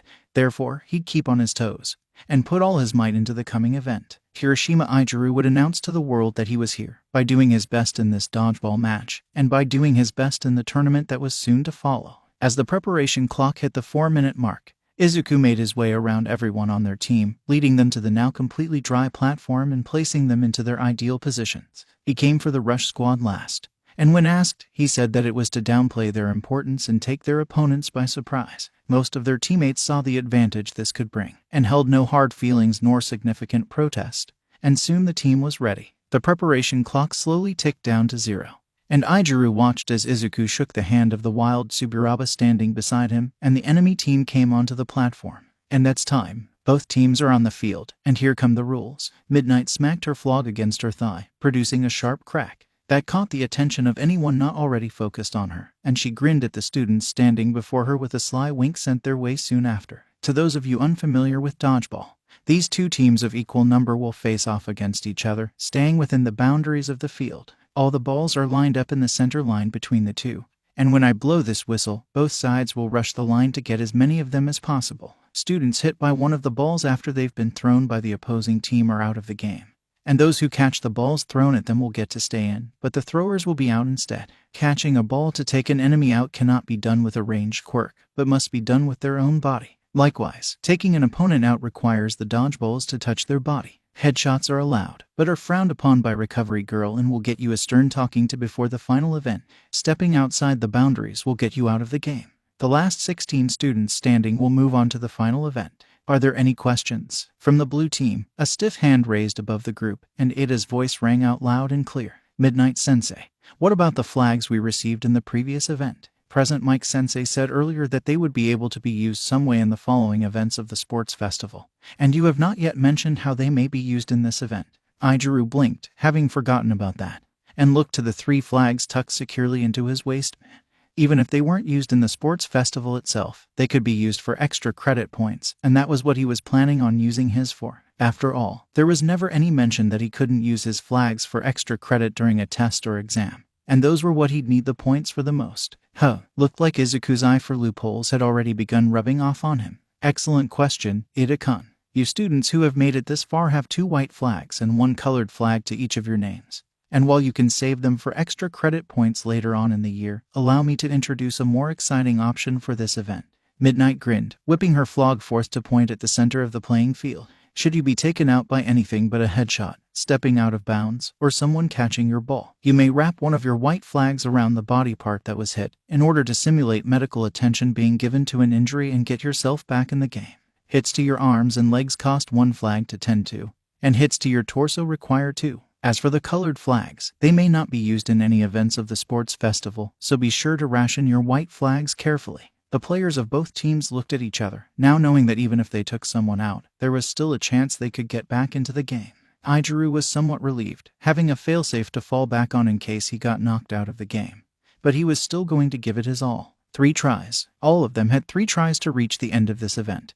And once it was all over, only the last 16 standing would continue forth to the final event. With a sharp grin, one mirrored by the steel-quirked boy in Class 1B, Izuku hardened his resolve to win, and prepared to rush forth the second the game began. Kaminari, N-O-O-O. The golden blonde with the black zigzag in his hair coughed heavily, dust settling over his fallen form, as a pink-haired Valkyrie cried his name from the midst of battle. Projectiles soared over his body and towards his allies both left and right, the enemy exploiting the weakness he'd exposed in his fall. And he felt a brief surge of guilt as one of the Class 1B students yelped at the ball, suddenly smacking them in the face. A headshot. His lapse in awareness had caused the downfall of one of his allies, and while he could still recover from the grievous bruising upon his arm with but a single white flag, his teammate was out of the game permanently. Fear not, lovely maiden. Fear not, fallen ally. I shall rise once more and continue to fight for our cause. Sir Zero, cover my return. As Zero moved forward, tape shooting from his elbows to intercept the enemy fire from hitting either of them, Kaminari tied one of his white flags around his arm. A ball rolled towards him from one of his allies, the elegant goddess of black hair and black eyes, and he accepted it with a charming grin. You have my thanks, milady, he declared as he stood up and returned to battle, and winked in Yaoyorozu's direction, barely catching sight of the smile forming on her face before she was already out of sight. He'd rushed forward, ball in hand, and aimed at their most powerful enemy. For victory, for milady Yaomomo. His chosen weapon soared true, approaching the Ice Prince at speeds faster than his knight could defend against, and Kaminari watched as Ida failed to stop the ball in time. The ball approached Todoroki, getting closer than any had previously gotten before, and eyes from both sides watched as the ball neared its target. Was it going to hit? Would the prince lost to darkness finally fall? No. The darkness that the prince was allied with saved him, and an unholy screech pierced the battlefield as Dark Shadow announced his presence. It was so close to taking him down, closer yet than any before. Kaminari would not bow to the enemy, even wounded as he was. The next dodgeball that soared his way, the golden blonde caught with every bit of energy that sparked through his veins, and an enemy fell to the side of his grin. There would be no return for the girl who weaponized her heartbeat, Jiru being banished to the sidelines by her own attack, and the quiet curses leaving her lips made it clear that she knew the same. Blowing a kiss her way, Kaminari used the ball she'd given him for justice and sent it flying forth with a song of victory in her honor. After some time that felt a lot longer an hour, but was in reality just a little bit shorter than one, the game was down to just 20 people. On the red team, those still standing were none other than Katsuki, Izuku, Ijiru, Ashido, Shiro, Kaminari, Yaoyorozu, Tetsu, Takage, Tsuburaba, and Hatsum. Those working heavy offense were Katsuki, Ijiru, and Takage, with supportive fire from Kaminari, Ashido, and Yaoyorozu. Those focused on defending the team were Izuku, Shiro, Tetsu, Tsuburaba, and Hatsum, with supportive defense measures from Yaoyorozu and occasionally Ashido, though they tried to avoid using Ashido's acid too much. They needed ammunition, after all, and with opponents like these, they couldn't afford to waste a single ball. On the other side of the playing field, those still standing on the blue team were Todoroki, Eda, Uraraka, Takoyami, Ajiru, Shizaki, Monoma, Yanagi, and Shinsu. They may have been down 2 players in comparison to the red team, but their formation was nothing short of formidable in its strength. Todoroki used his ice to shield himself from enemy fire with little effort, and threw his dodgeballs with chilling accuracy. Shizaki did something similar with her vines, but a fair distance away from the ice her ally had brought forth, perhaps because plants don't do so well in the cold. Shinsu hid behind her vines as well, and did the fighting for her, while she retrieved fallen dodgeballs and supplied them to their allies. Eda and Uraraka worked together to fire dodgeballs their way at incredible speeds, almost too fast for anyone but Izuku or Kaminari to dodge. Of course, that was why Izuku had made himself a defender with his analytical skills and the gut instincts of telepathic heart guiding him. He threw his own dodgeballs with just the right trajectories to knock the enemy fire off course, preventing anyone from getting hit and irritating his newer friends in the process. Whoops. Takoyami and Ajiru used their quirks to avoid being hit by incoming fire, be it by blocking or evading, and to return fire with brutal force. Kaminari had been taken out by one of Dark Shadow's shots before, but used a flag to return to the game, and had been cautious of those 2 in particular since then. However, even with the incredible power they displayed, those noted previously barely held a candle to the combined power of Yanagi Ryuko and Monoma Nito. Izuku stared grimly over the battlefield, having made a mental note a long time before to ask Yanagi and Monoma if he could analyze their quirks once the sports festival was over, but knowing that he had to focus on defending his teammates right now. Poltergeist and Copy. Those 2 had the ability to both defend themselves and go on the offense with such skill and vigor that his team had all but given up on trying to take them down. Most of the dodgeballs thrown their way just halted in midair, and were sent flying back from whence they came soon after, and Izuku was only still taking shots at them to keep them from moving forward and guaranteeing victory for their team. You've left yourself wide open, Tails. Now die. A slew of dodgeballs assaulted Anjiru's personal space when he ventured too far away from Takoyami's range of protection. And even with his martial arts training, he couldn't dodge the intense focus of Bakugo Katsuki. He was taken down swiftly and without mercy, no flags remaining to bring himself back into the game, thus bringing the total number of players remaining down to 90. Todoroki used that moment of distraction to take down Tsuburaba, aiming a spike of ice to destroy the nigh-invisible shield of solid air before him and hitting him in the face directly afterwards. The spike didn't touch the ground on the red side, and it was quickly removed after achieving its purpose. Midnight allowed it for those reasons and the excitement that such surprise attacks would provide in the future. 18 students left in the game. The next 2 to be taken down would signal the end of the game. And judging both by the skillful focus demonstrated by the blue team and by the greater numbers on the red team's side, it was more likely that those 2 people were going to be from Izuku's team. Something that Izuku had noticed was that the members of Class 1B weren't aiming at each other that often, but were instead focusing on the members of Class 1A. Occasionally Monoma would spout off something or laugh with delight when one of Izuku's classmates were taken down, especially after his more stoic classmate with the shaggy hair was taken out of the game. Kaibara was it. Well, with him gone, Monoma had seemed to be a bit more emboldened than he was before, and that had become a problem. Izuku's attention was almost completely taken by defending against the incoming dodgeballs from Monoma and Yanagi, a headache forming in light of how much he was using his quirk. Tetsu's steel body reflecting the light into his eyes on occasion wasn't helping either. But he couldn't exactly ask him to move somewhere else, especially since his current position was the optimal one. The greenette would just have to deal with the pain and hope that it was gone by the time that the final event, the tournament, began. Takage Setsuna is out. Izuku winced internally, seeing the girl pull herself back together literally and walk off the field. She still had both of her flags, but she never made a move to rejoin them, so he'd just have to guess that she was taken out by a headshot or by someone catching one of her dodgeballs. Or maybe she wanted the extra credit points on hand just in case. He knew she was a recommended student though, and her being taken out of the game had distracted the Class 1B telekinesis duo on the opposing team, so now was his best chance to take someone down. Taking a deep breath, Izuku's emerald gaze scanned the enemy for weaknesses, and almost immediately spotted two. Previously, Ida had been running defense around his teammates, which was an excellent use of his quirk. However, after Kaminari's close attempt at hitting Todoroki, the class mom had switched to play offense with Uraraka. The brunette would make the balls float, and he'd kick them towards the red team at incredible speeds. The last shot he'd made, blue flames came from his exhaust rather than the usual orange, and he hadn't taken another shot since. That was the first weakness that Izuku had noticed. But Ida was very much a friend to him, so he wanted to at least see if he could reasonably exploit the other weakness he'd spotted. Shinsu Hitoshi, one of the general education students who had teamed up with the support course student Hatsume in the obstacle course, had yet to display any usage of his quirk. There was nothing to even suggest he had one. And although Izuku hated to think like this, taking down a quirkless student that he didn't know from a hole in the wall would be a lot easier than taking down his friend in the midst of vulnerability. The only reason he hadn't tried to do so already was the place he'd been positioned in, both behind Shizaki's vines and within a few meters of Yanaga's defensive line of dodgeballs. He was one of the safest members of the enemy team, and even though he was a glaring weakness on their side, it would be more trouble than it was worth to try taking him out. Shoving back the guilt at what he was doing, Izuku turned towards one of his first friends in the heroics course of Yui High and aimed, his arm wound back in the same position it had wound back in many times before this game. A dirty dodgeball clutched between his fingers, and soon the ball was sent flying through the blue team's airspace. It went past Todoroki, seeming to startle him as a slight flicker of fire burst up from his hair, and past the area Dark Shadow was currently defending.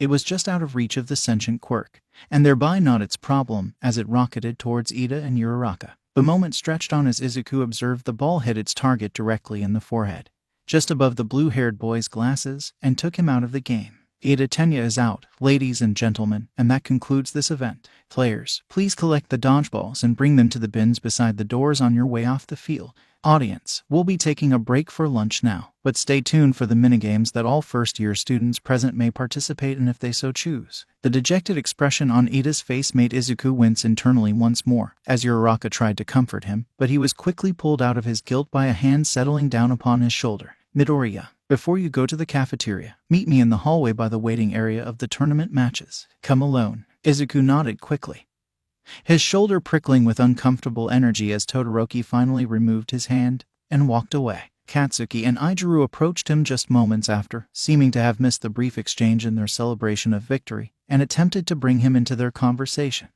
Sorry guys, I've gotta do something before the tournament. Grab my food and save me a seat, alright? I shouldn't be too long. Katsuki raised an eyebrow at the green-haired teen, and opened his mouth in what Izuku knew was going to be a question about what he was doing, when Izuku cheerfully cut him off with an agreement and started pulling him away. Izuku was left alone on his side of the playing field, and once he finished putting away the dodgeballs he'd collected, he was off to meet with Todoroki. Whatever he wanted had to be important, if he was being singled out like this, and Izuku was intent on seeing this through. Whistling a cheerful little tune beneath his breath, a man clad in a sharp business suit and expensive sunglasses made his way through the abandoned hallways in the back of the stadium, slowly closing in on his target location. He moved forward with confidence oozing from his very aura, having learned long ago that few people ask questions to those who seem like they belong in the places they're in, even if the contrary was the truth. Nobody would stop him from seeing his plans through. Not today, anyways. Not today. The sound of two voices echoed down the empty hallways, and recognizing one of those voices, the man perked up significantly. An excited grin formed upon his face, and he sped up the pace to meet with the owner of said voice, when the words of the other began to come through clearly. Wealth and fame. My father made my mother's family agree to the marriage, all to get his hands on her quirk. raising me as a hero who could exceed All Might, just to fulfill his own ambitions. I hate it. I hate being no more than a tool for that living dumpster fire. The man slowed down, his grin slowly fading away, as he listened carefully to the conversation he'd been so carelessly about to interrupt just moments before. And every time I remember my mother's face, it's wet with the tears he made her shed. "Your left side is unsightly," she said to me when I was still just a child. As she poured boiling water on my face, she defended my siblings and I from him all those years before, and he broke her for it. That's why I refused to use my left side. By rising to the top without using his power, I'll have denied him everything. Suspicious that he knew the identity of the boy speaking, the man in the business suit rounded the corner that he'd stopped behind, and abruptly came across another boy who'd had the same idea. Sharp red eyes beneath a head of spiky blonde hair turned towards him, and the boy's lips began to part in preparation to speak, and he was already rushing forward with great speed to slam a hand over his mouth. Red eyes widened, and a hand grasped at his wrist.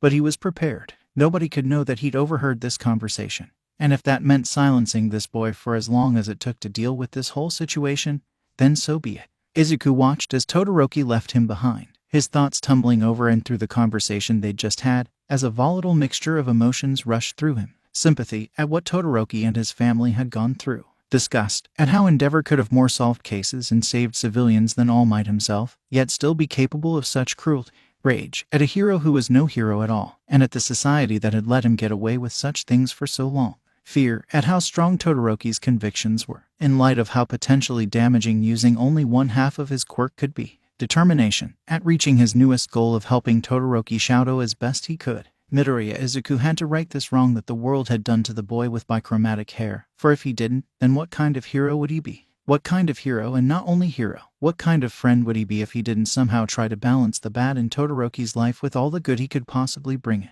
He'd have a lot of work ahead of him, but he could do it all if it meant that he'd brought a lasting smile to somebody's face. The next time Izuku saw Endeavor in person, he was going to punch him in the balls. Wait, no, he wasn't going to do that. He very much wanted to do that, but such an action would be more petty than anything else, and wouldn't have lasting results. Maybe he could sick All Might on him. Todoroki had never asked him to keep their discussion secret, after all, and although he was planning on keeping it secret anyways, telling an authority figure they both trusted who could help him wouldn't be a true betrayal. All Might was the best option. Too, he was higher ranked than Endeavor in hero society. He was definitely seen in a more positive light than Endeavor in Todoroki's eyes, and he had the power to take care of anything Endeavor might attempt to pull. Although, All Might was going to retire soon. His physical power was waning, and he wouldn't want to use up his few remaining hero hours in court. That meant that he'd have to bring Endeavor to court after he retired, after he revealed his loss of power to the world, after he was no longer on the hero ranking boards. Public opinion would be swayed against him if he did so in the wrong way, too, so he could be going up against the new #1 hero at a disadvantage when the time came. Izuku would just have to think of other ways to deal with Endeavor in the future. For now, he'd have to focus on helping Todoroki, and the first thing in that line of thought was his quirk. In the worst-case scenario, using only half of his quirk could cause permanent damage to Todoroki if he continued to do so, and in the best-case scenario, he'd never have any control over the half he doesn't use. Not having control over his fire made him especially dangerous, and although it seemed like he could hold it back well enough, he couldn't always do so in a tense situation. I startled him during the dodgeball match. That's when he lost focus, and his fire flared up. It was just for a moment, but Dad says that every moment counts in a real fight. One moment of distraction could end his life, and the lives of any civilians around him at the time. Not to mention the lives of the civilians that he would have gone on to save, had he not lost focus. And I'm getting ahead of myself. Bad Izuku, stay on topic. Think about how to convince Todoroki-kun to use his whole quirk. As Izuku made his way towards the cafeteria, around the corner that he'd seen his oldest friend's right shoe peeking out from earlier, he was met with an empty hallway. The lack of distractions did well for him, as he moved forward at a pace that would allow him to think for an optimal time period, but also give him enough time to arrive at the cafeteria and eat lunch. Assuming that Aaru was saving their seats and had gotten food as Izuku had requested, he'd have to eat fast, but that was no problem for him. He was more concerned about whether he could keep a poker face through the turmoil he was experiencing with his thoughts. He has to use his whole quirk. He doesn't use his left side because it's the same power his father has, pyrokinesis. Spite holds him back. How can I get him to realize that his spite will hold him back like this if he keeps going the way he is now? How can I make him realize how many people he's putting at risk to cripple himself like this? It's bigger than himself, and sure, he wants to be a hero of his own volition, but his strongest reason seems to be petty. Does he have any other reasons, or is everything out of spite? Would Todoroki-kun risk hurting others just to get back at his father? Izuku mumbled to himself, trying to put his thoughts into distinctive words and phrases so that he could work with and around them. He didn't truly believe that Todoroki would do such a thing on purpose, but if he kept going the way he was, there was a possibility that it could happen on accident. So to avoid that, Izuku would just get to the deepest roots of the problem that he could handle on his own, or with the help of Katsuki and Izuku. Neither of his closest friends would want their classmate to suffer if they knew what was going on. And Katsuki already knew because he'd been eavesdropping, so it would be that much easier to convince him to help. And Izuku would want to help the second Izuku mentioned the issue. That was it, then, once Izuku got to talk with his friends alone. He'd tell them the situation and try to come up with a plan to help Todoroki. If he got to the cafeteria quickly enough, and ate quickly enough, there'd still be some time to pull them aside and discuss a few ideas that were already brewing in his mind. He could do this. They could do this. Picking up the pace, Izuku made his way to the dining hall in record time and pushed open the doors. The laughter and confused yelling coming from inside had him performing a double take, as he saw his two best friends arm wrestling one familiar adult across a table, with half the class cheering them on and the other half panicking at how wide of a grin Katsuki was sporting. Crazy black curls, sharp attire, a pair of sunglasses on the table that were the same brand and model as his own. "Dad, is that you?" The man slowly brought the hands of his friends down to the table, winning both arm wrestling matches at once, and turned to smile at him with the same bright grin he saw in the mirror each day. Midoriya Izuku stood up and held his arms out wide, and Izuku rushed forward to hug the man tight, his aversion to touch vanishing in the midst of the surprise and joy he was feeling. His dad was here, and had been waiting for him with his friends. His dad was here, within arm's reach, for the first time in 6.5 years. "Heya, Squirt. It's been a while, hasn't it?" The sound of a phone's camera shutter clicked nearby, but Izuku didn't pay much mind to it, focusing on the sharp and musty scent of burning basement that he could smell from his dad's suit. The burning part was familiar, as it was an undeniable sign of his quirk, but the basement part was new. Had he been underground for long? He looked the same as always last he'd heard. His dad hadn't yet come home to visit because he'd been seriously disfigured in one of his villain fights, and wanted to try and get healed first so his family never had to see him like that. Obviously he'd succeeded in getting healed, then. "Dad." The man being pinned to the table by his son chuckled, and Izuku blushed with embarrassment at the cooing he could hear from most of the girls in his class, before quickly releasing him and taking a step back. He avoided the gazes of his classmates, flicking his own a few feet over their head as he processed the situation. Midoriya Izuku was here in front of him, in the dining hall of the stadium, with his classmates. He was no longer disfigured, and while the quirk that healed him must have been powerful, if it was able to reverse the damage and scar tissue gained over 6 years ago, maybe it belonged to an underground doctor, and that was why his dad smelled like basement. Or maybe he'd been doing more vigilante stuff, and had to lurk around basements to do his thing. Either way, Izuku was just happy that his dad was here for him during the first sports festival he'd ever participate in. Wait, if his dad was here, was his mom too? Had he told her that he was coming here, or was it going to be a surprise? It was a surprise for him. That was certain, and it wouldn't be out of character to surprise both wife and son in the same go. "Dad, does mom know you're here? Is she here too? How did you even get past security? Spectators aren't supposed to have access to the dining hall." Ada gasped in the background, standing up from his seat with arms ready to start gesturing with the full force of his dedication to the rules, and Zero quickly slapped some tape over his mouth. The class mom looked highly offended at this action, and attempted to remove the tape from his mouth so he could start the chastisement of them both as soon as possible. Stifling a snort, Izuku watched Zero turn and give him a sneaky thumbs up, and Hisashi also watched this with visible amusement before speaking up. "Don't worry, son, I have a pass." Ada calmed down at that, and squinted at Zero, likely intending on punishing him later. "Sorry, Zero, your sacrifice will be remembered. I didn't know people could get passes to talk with us, though there aren't any reporters around, so is it a family-only thing? Why aren't anyone else's family members dropping by to visit them? Oh no, now I feel bad." The man huffed a laugh, and smoke drifted up from the corner of his mouth as he tapped Izuku's nose to get his attention. Once the greenette stopped mumbling, Hisashi reached into his pocket and pulled out a torn and folded slip of paper, holding it out for Izuku to inspect. "Here's my permission slip. It's pretty unique, so it makes sense that nobody else would be back here right now." Izuku unfolded the piece of paper and stared. "I do what I want." Midoriya Izuku, curious at what it said, Katsuki walked around to read it from the side, and released a sharp bark of laughter as a snickering Izuku refolded and returned the paper. When Ida looked at him, probably hoping for a confirmation on the legitimacy of the pass, Izuku gave him a sly smile. "I saw no lies on that paper, Ida-kun." Katsuki laughed harder, and the blue-haired teen looked confused, but accepted his answer. Asashi, after pocketing the paper, clapped his hands together and grinned wide. My own son getting to the last event. I'm so proud. I expected nothing less, of course, but I'm still proud. You're gonna be such a good hero. You're gonna save so many people. What's your hero name? Have you decided that yet? Don't think I didn't notice your little homage to me and your costume. I presume Inko did that. Still, I can't wait to see what you'll do. The man reached forward, seemingly overcome with emotion, and hugged Izuku to himself tightly. The greenette's cheeks flushed pink where they were squished against his chest, and he could hear more pictures being taken, at which point he groaned and started shoving at Hisashi's arms. Dad, stoop, he whined, trying and failing to get out of his father's embrace. Never. It's my sworn duty as a father to embarrass you in front of all your friends. Just be grateful I don't have the baby pictures with me. Izuku flailed in his grip for a few seconds more, as his dad turned to face his classmates. If any of you want to see this adorable child as an even more adorable baby, come to our house sometime and ask Inko. The baby pictures are her domain, and I dare not tread there myself, but you kids get a free pass. This was it. Izuku was gonna die. He'd lived a good life, though. However, while I may not be able to show you his baby pictures, I do have some lovely pictures of him and Katsuki playing together in the park when they were 8 years old. And I have a picture of him first using his mother's quirk. He was so excited to figure it out, he passed out at first.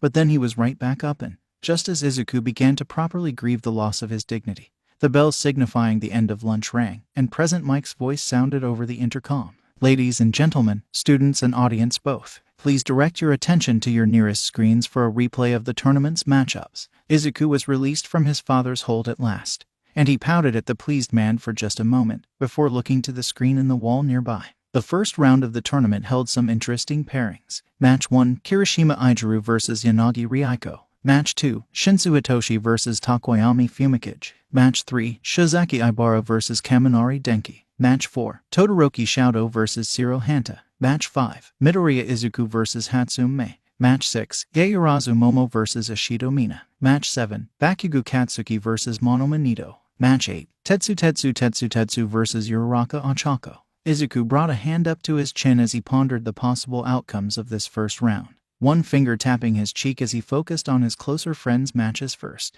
Well, Iji-kun shouldn't have it too hard for his first match. Yanagi-san seems to require materials outside of her own body, so she won't have anything to help her on the field, unless she can lift people too. Kaken might have it a bit tougher against Monoma-kun, as his quirk is a copy quirk, and he could go to several of his classmates for help right before the match. It depends on how long his copies last, and how strong they are compared to the originals. Izuku's gaze turned towards his own match, and from the corner of his eye he noticed Hisashi watching him, but ignored it for now. Hatsume. She's the support course student who teamed up with those two from general education.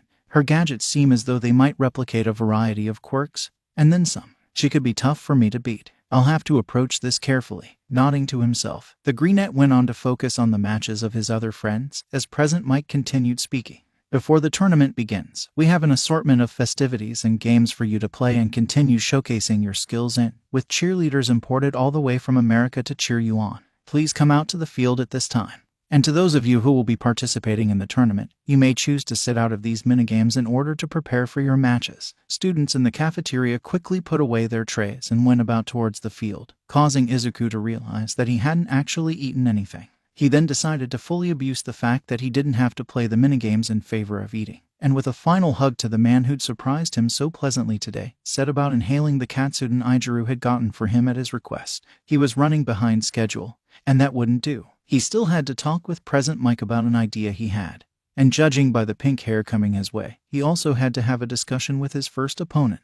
Ladies and gentlemen, let the games begin. So let me get this straight. As a gesture of goodwill between the departments of Yui, you want me to use some of your babies during our match. Izuku and Hatsume stood together in a hallway between the two waiting rooms, with a window's view of the stadium and the festivities going on within. The pink-haired girl had pitched her idea with enthusiasm and cheerfulness, and although it might have grabbed one of his classmates' hook, line, and sinker, he didn't miss that sly gleam to her crosshair eyes or the smirk that lifted the corner of her lips. Yep, that's about it. The girl nodded, and Izuku couldn't help but smirk a little himself, caught up in her energetic atmosphere. He knew that she had ulterior motives, and he knew that she probably knew he was onto her. Booed. He could feel his mischievous side wanting to come out to play, especially with her quirk staring him in the face, quite literally. Well, that idea definitely sounds interesting. However, I don't have support equipment registered as necessary for my quirk, and I'd have to put in extra effort to convince Midnight to let it slide. But he grinned, and she grinned back at him, her sly gaze recognizing him as an interesting specimen.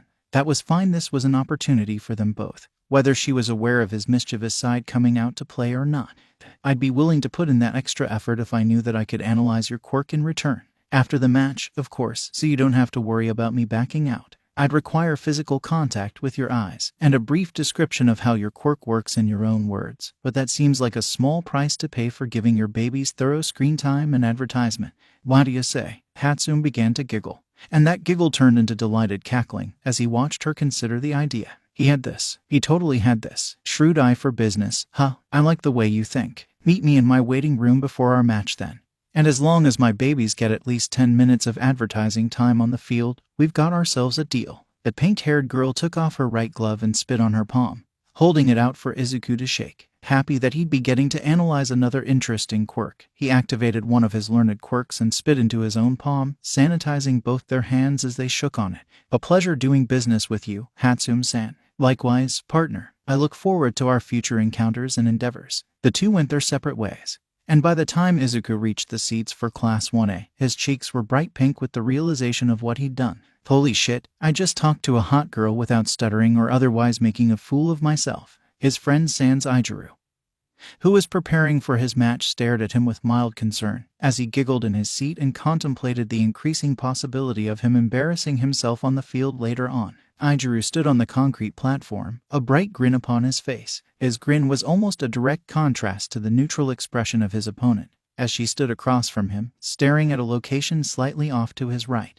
He remembered her from the dodgeball match, given how equally flashy and powerful her quirk was, but she didn't have anything to use her quirk on here. At least, that was what he thought, before he began to float. Nope. In a moment of adrenaline-fueled quick thinking, Ijiru slammed his hand into the ground and held on that way, hardening his body so as to make it more difficult for the girl to manipulate his limbs. He knew that if he'd been a moment later, she would have been able to move him out of bounds with ease. He wouldn't have even been able to put up a fight. After several minutes of invisible pokes and prods and tugs, the supernatural force acting upon Ijiru's body ceased, and he clattered to the ground like a poorly balanced mannequin. He glanced up to see if his opponent was going to do anything else, and she stared back at him, her brows furrowed as though she were trying to solve a moderately difficult puzzle. One of the 4 cauldrons with fire in them was pulled free from outside the ring and whizzed his way, rather than stand there and take the hit as he might have if he'd only had his hardening. Ijiru rolled to the side with a speed boosted by 1 for all, keeping low to the ground in case she tried to pick him up again.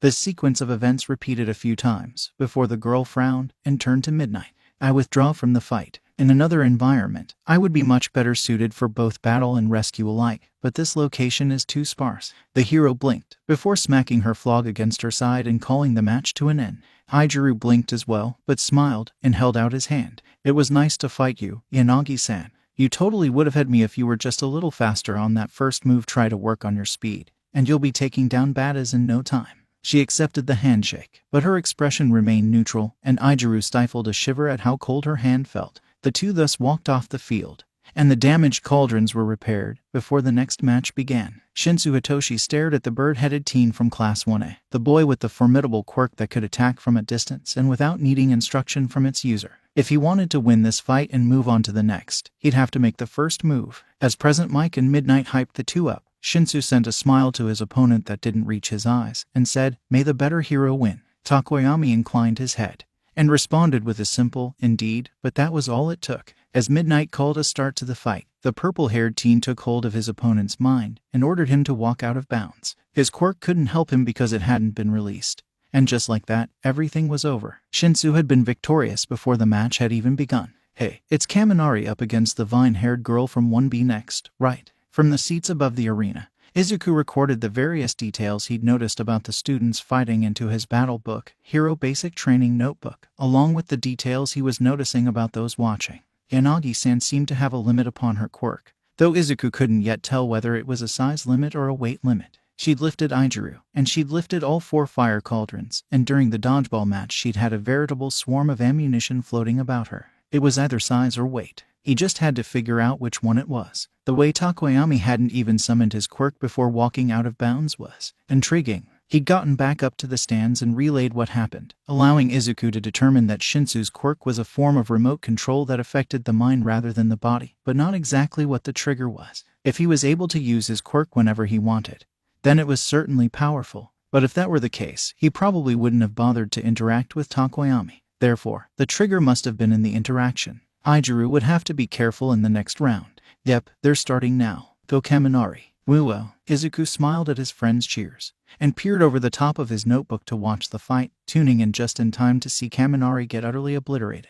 Holy shit, she didn't even take a single step. The greenette scribbled down notes on the apparent range, tensile strength, and flexibility of Shigaraki Ibara's vines. And the match was over almost as quickly as the one between Takoyami and Shinsu. It seemed as though the crowd was getting somewhat bored of the quick finishes, though Izuku didn't exactly see an end to them soon, unless, turning his head, Izuku looked to the empty seats of Todoroki and Shiro, and stood up to leave the seating area. It was time to meet Hatsume, and prepare for their upcoming battle. With a gaze that's as unsettling as watching a spider devour a bug 3 times its size, it's Midoriya Izuku from the hero course, Versuus, fully equipped with her mechanical marvels and dozens of tricks to take anyone down. It's Hatsume from the support course. Which of these new challengers will move on to the next match? Stay tuned to find out. Izuku pouted at being introduced this way, and made his last adjustments to the gear he'd been given by Hatsume. He had an auto-balancer of some sort on his back, which would supposedly keep him from falling if he didn't want to, along with some surprisingly lightweight boots that were intended to increase his speed by reducing the friction between his feet and the ground, without sacrificing traction. Furthermore, he had some gauntlets over his hands and forearms, which would passively increase his grip strength as well as protect him from minor physical and energy attacks. But that was about it. Then there was Hatsume, with so many different things on her that Present Mike was correct to introduce her the way he had. She had her helmet, the headset she was going to use to broadcast her sales pitch, a jetpack, some boots that would supposedly make her able to leap much higher than she normally would be able to, and a whole slew of even more interesting devices. Is that a gun that shoots nets? That's some neat shit right there. With how much brilliant stuff she's showing off, I might have to ask her if she'd be willing to work on my costume sometime. It was odd how these mini gadgets were supposed to work. But as long as they did work, the support companies that Hatsume was wanting to catch the eyes of would be drawn in hook, line, and sinker. Hero Course students cannot use any support gear unless they have to, Midoriya, and you didn't fill out the proper paperwork.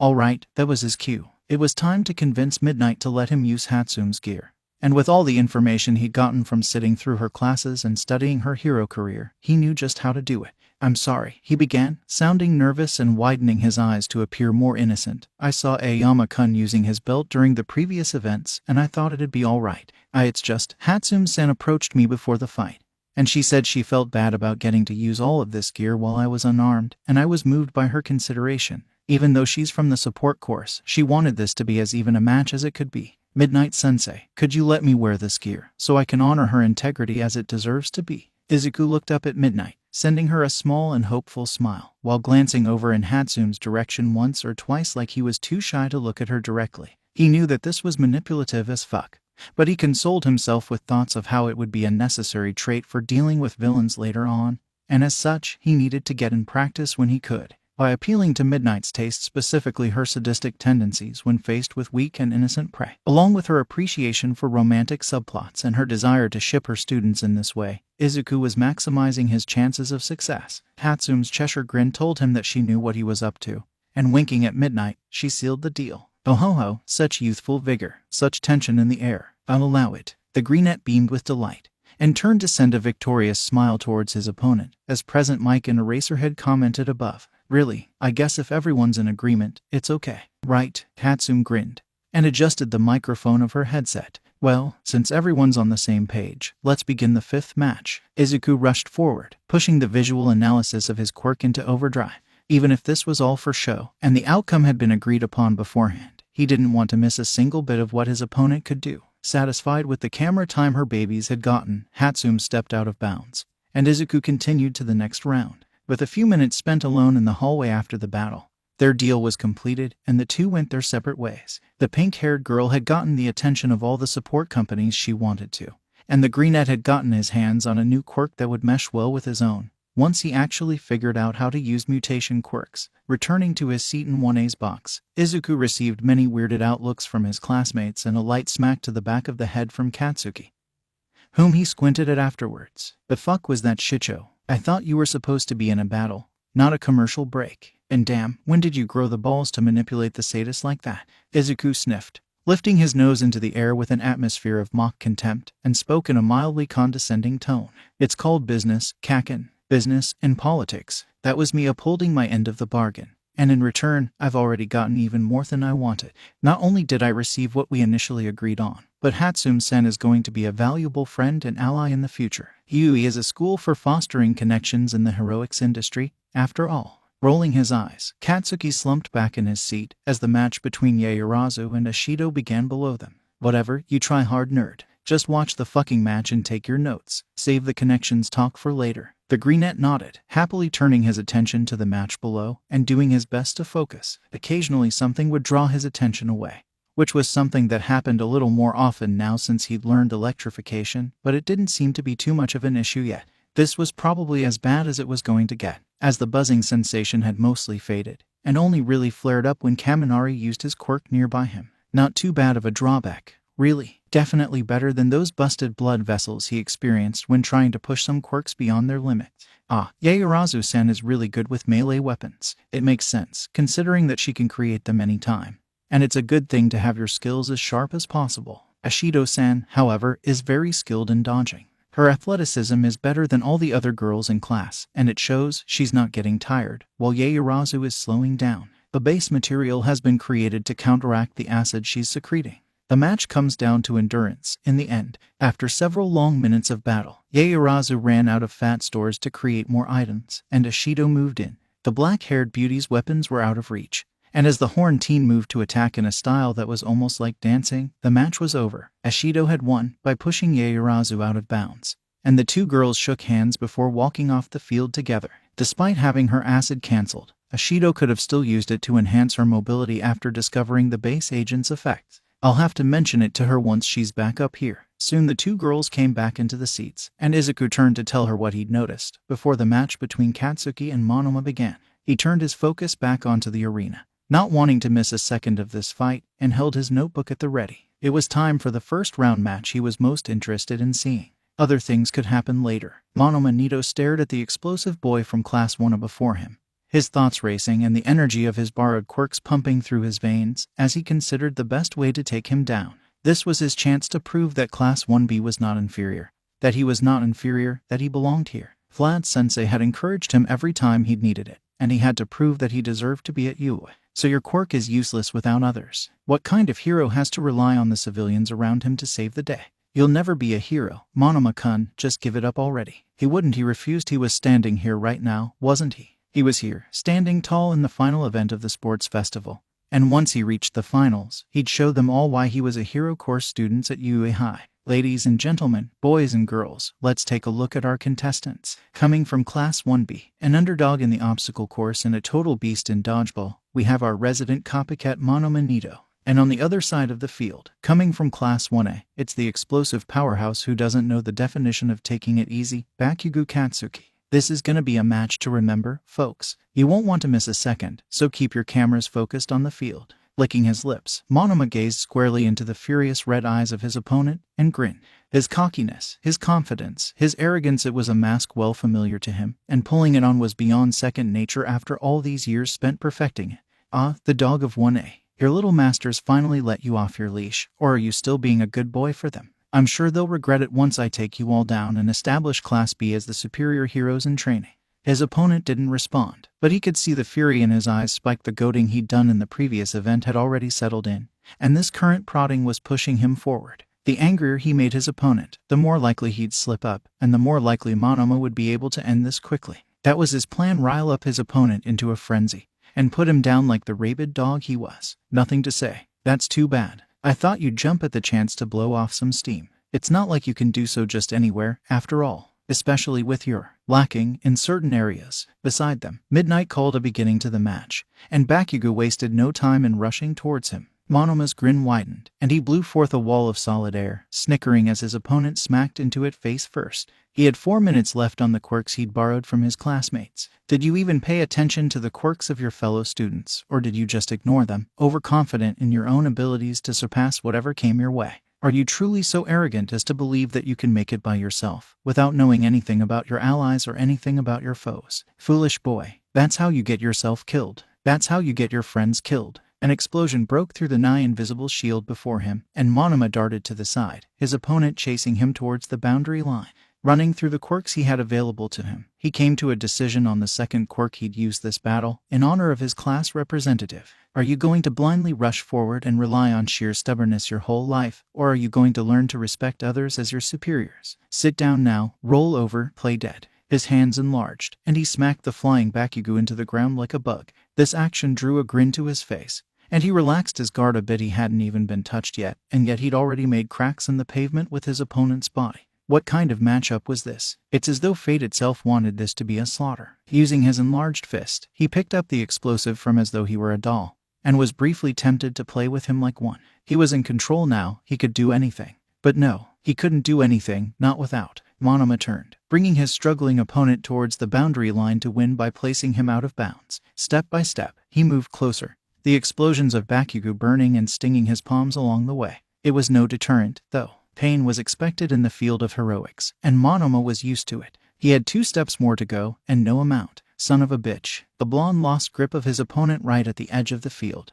one of his hands cramping severely due to the way it had been attacked, and instinctively dropped the usage of this borrowed quirk. The pain lessened significantly once his hands were small again, and he knew he'd have to avoid using Big Fist until the cramps went away. Kendo had never told him that her hands were weaknesses just as much as they were strengths. Are you done fucking around, copycat? Monoma looked up and saw his opponent approaching, smug superiority in his burning gaze. He grit his teeth at the sight of it, that little voice inside his head jeering at his failure to complete such a simple task as placing the boy out of bounds, and stood up straighter. I don't know, is your class done crying to the rest of the world for attention? Just because you faced real villains doesn't make you better than we are. Quit acting like you belong on the absurd pedestal you've been placed on, and make room for the rest of us. He rushed forward, palms sparking with the explosive power he'd borrowed from the boy, intent upon clawing his way to the top. As much as he taunted otherwise, he knew that Bakugo was one of the stronger members of Class 1A, and he knew that it wouldn't be so easy to defeat him. Trying to throw him out of bounds was a plan doomed to fail from the start.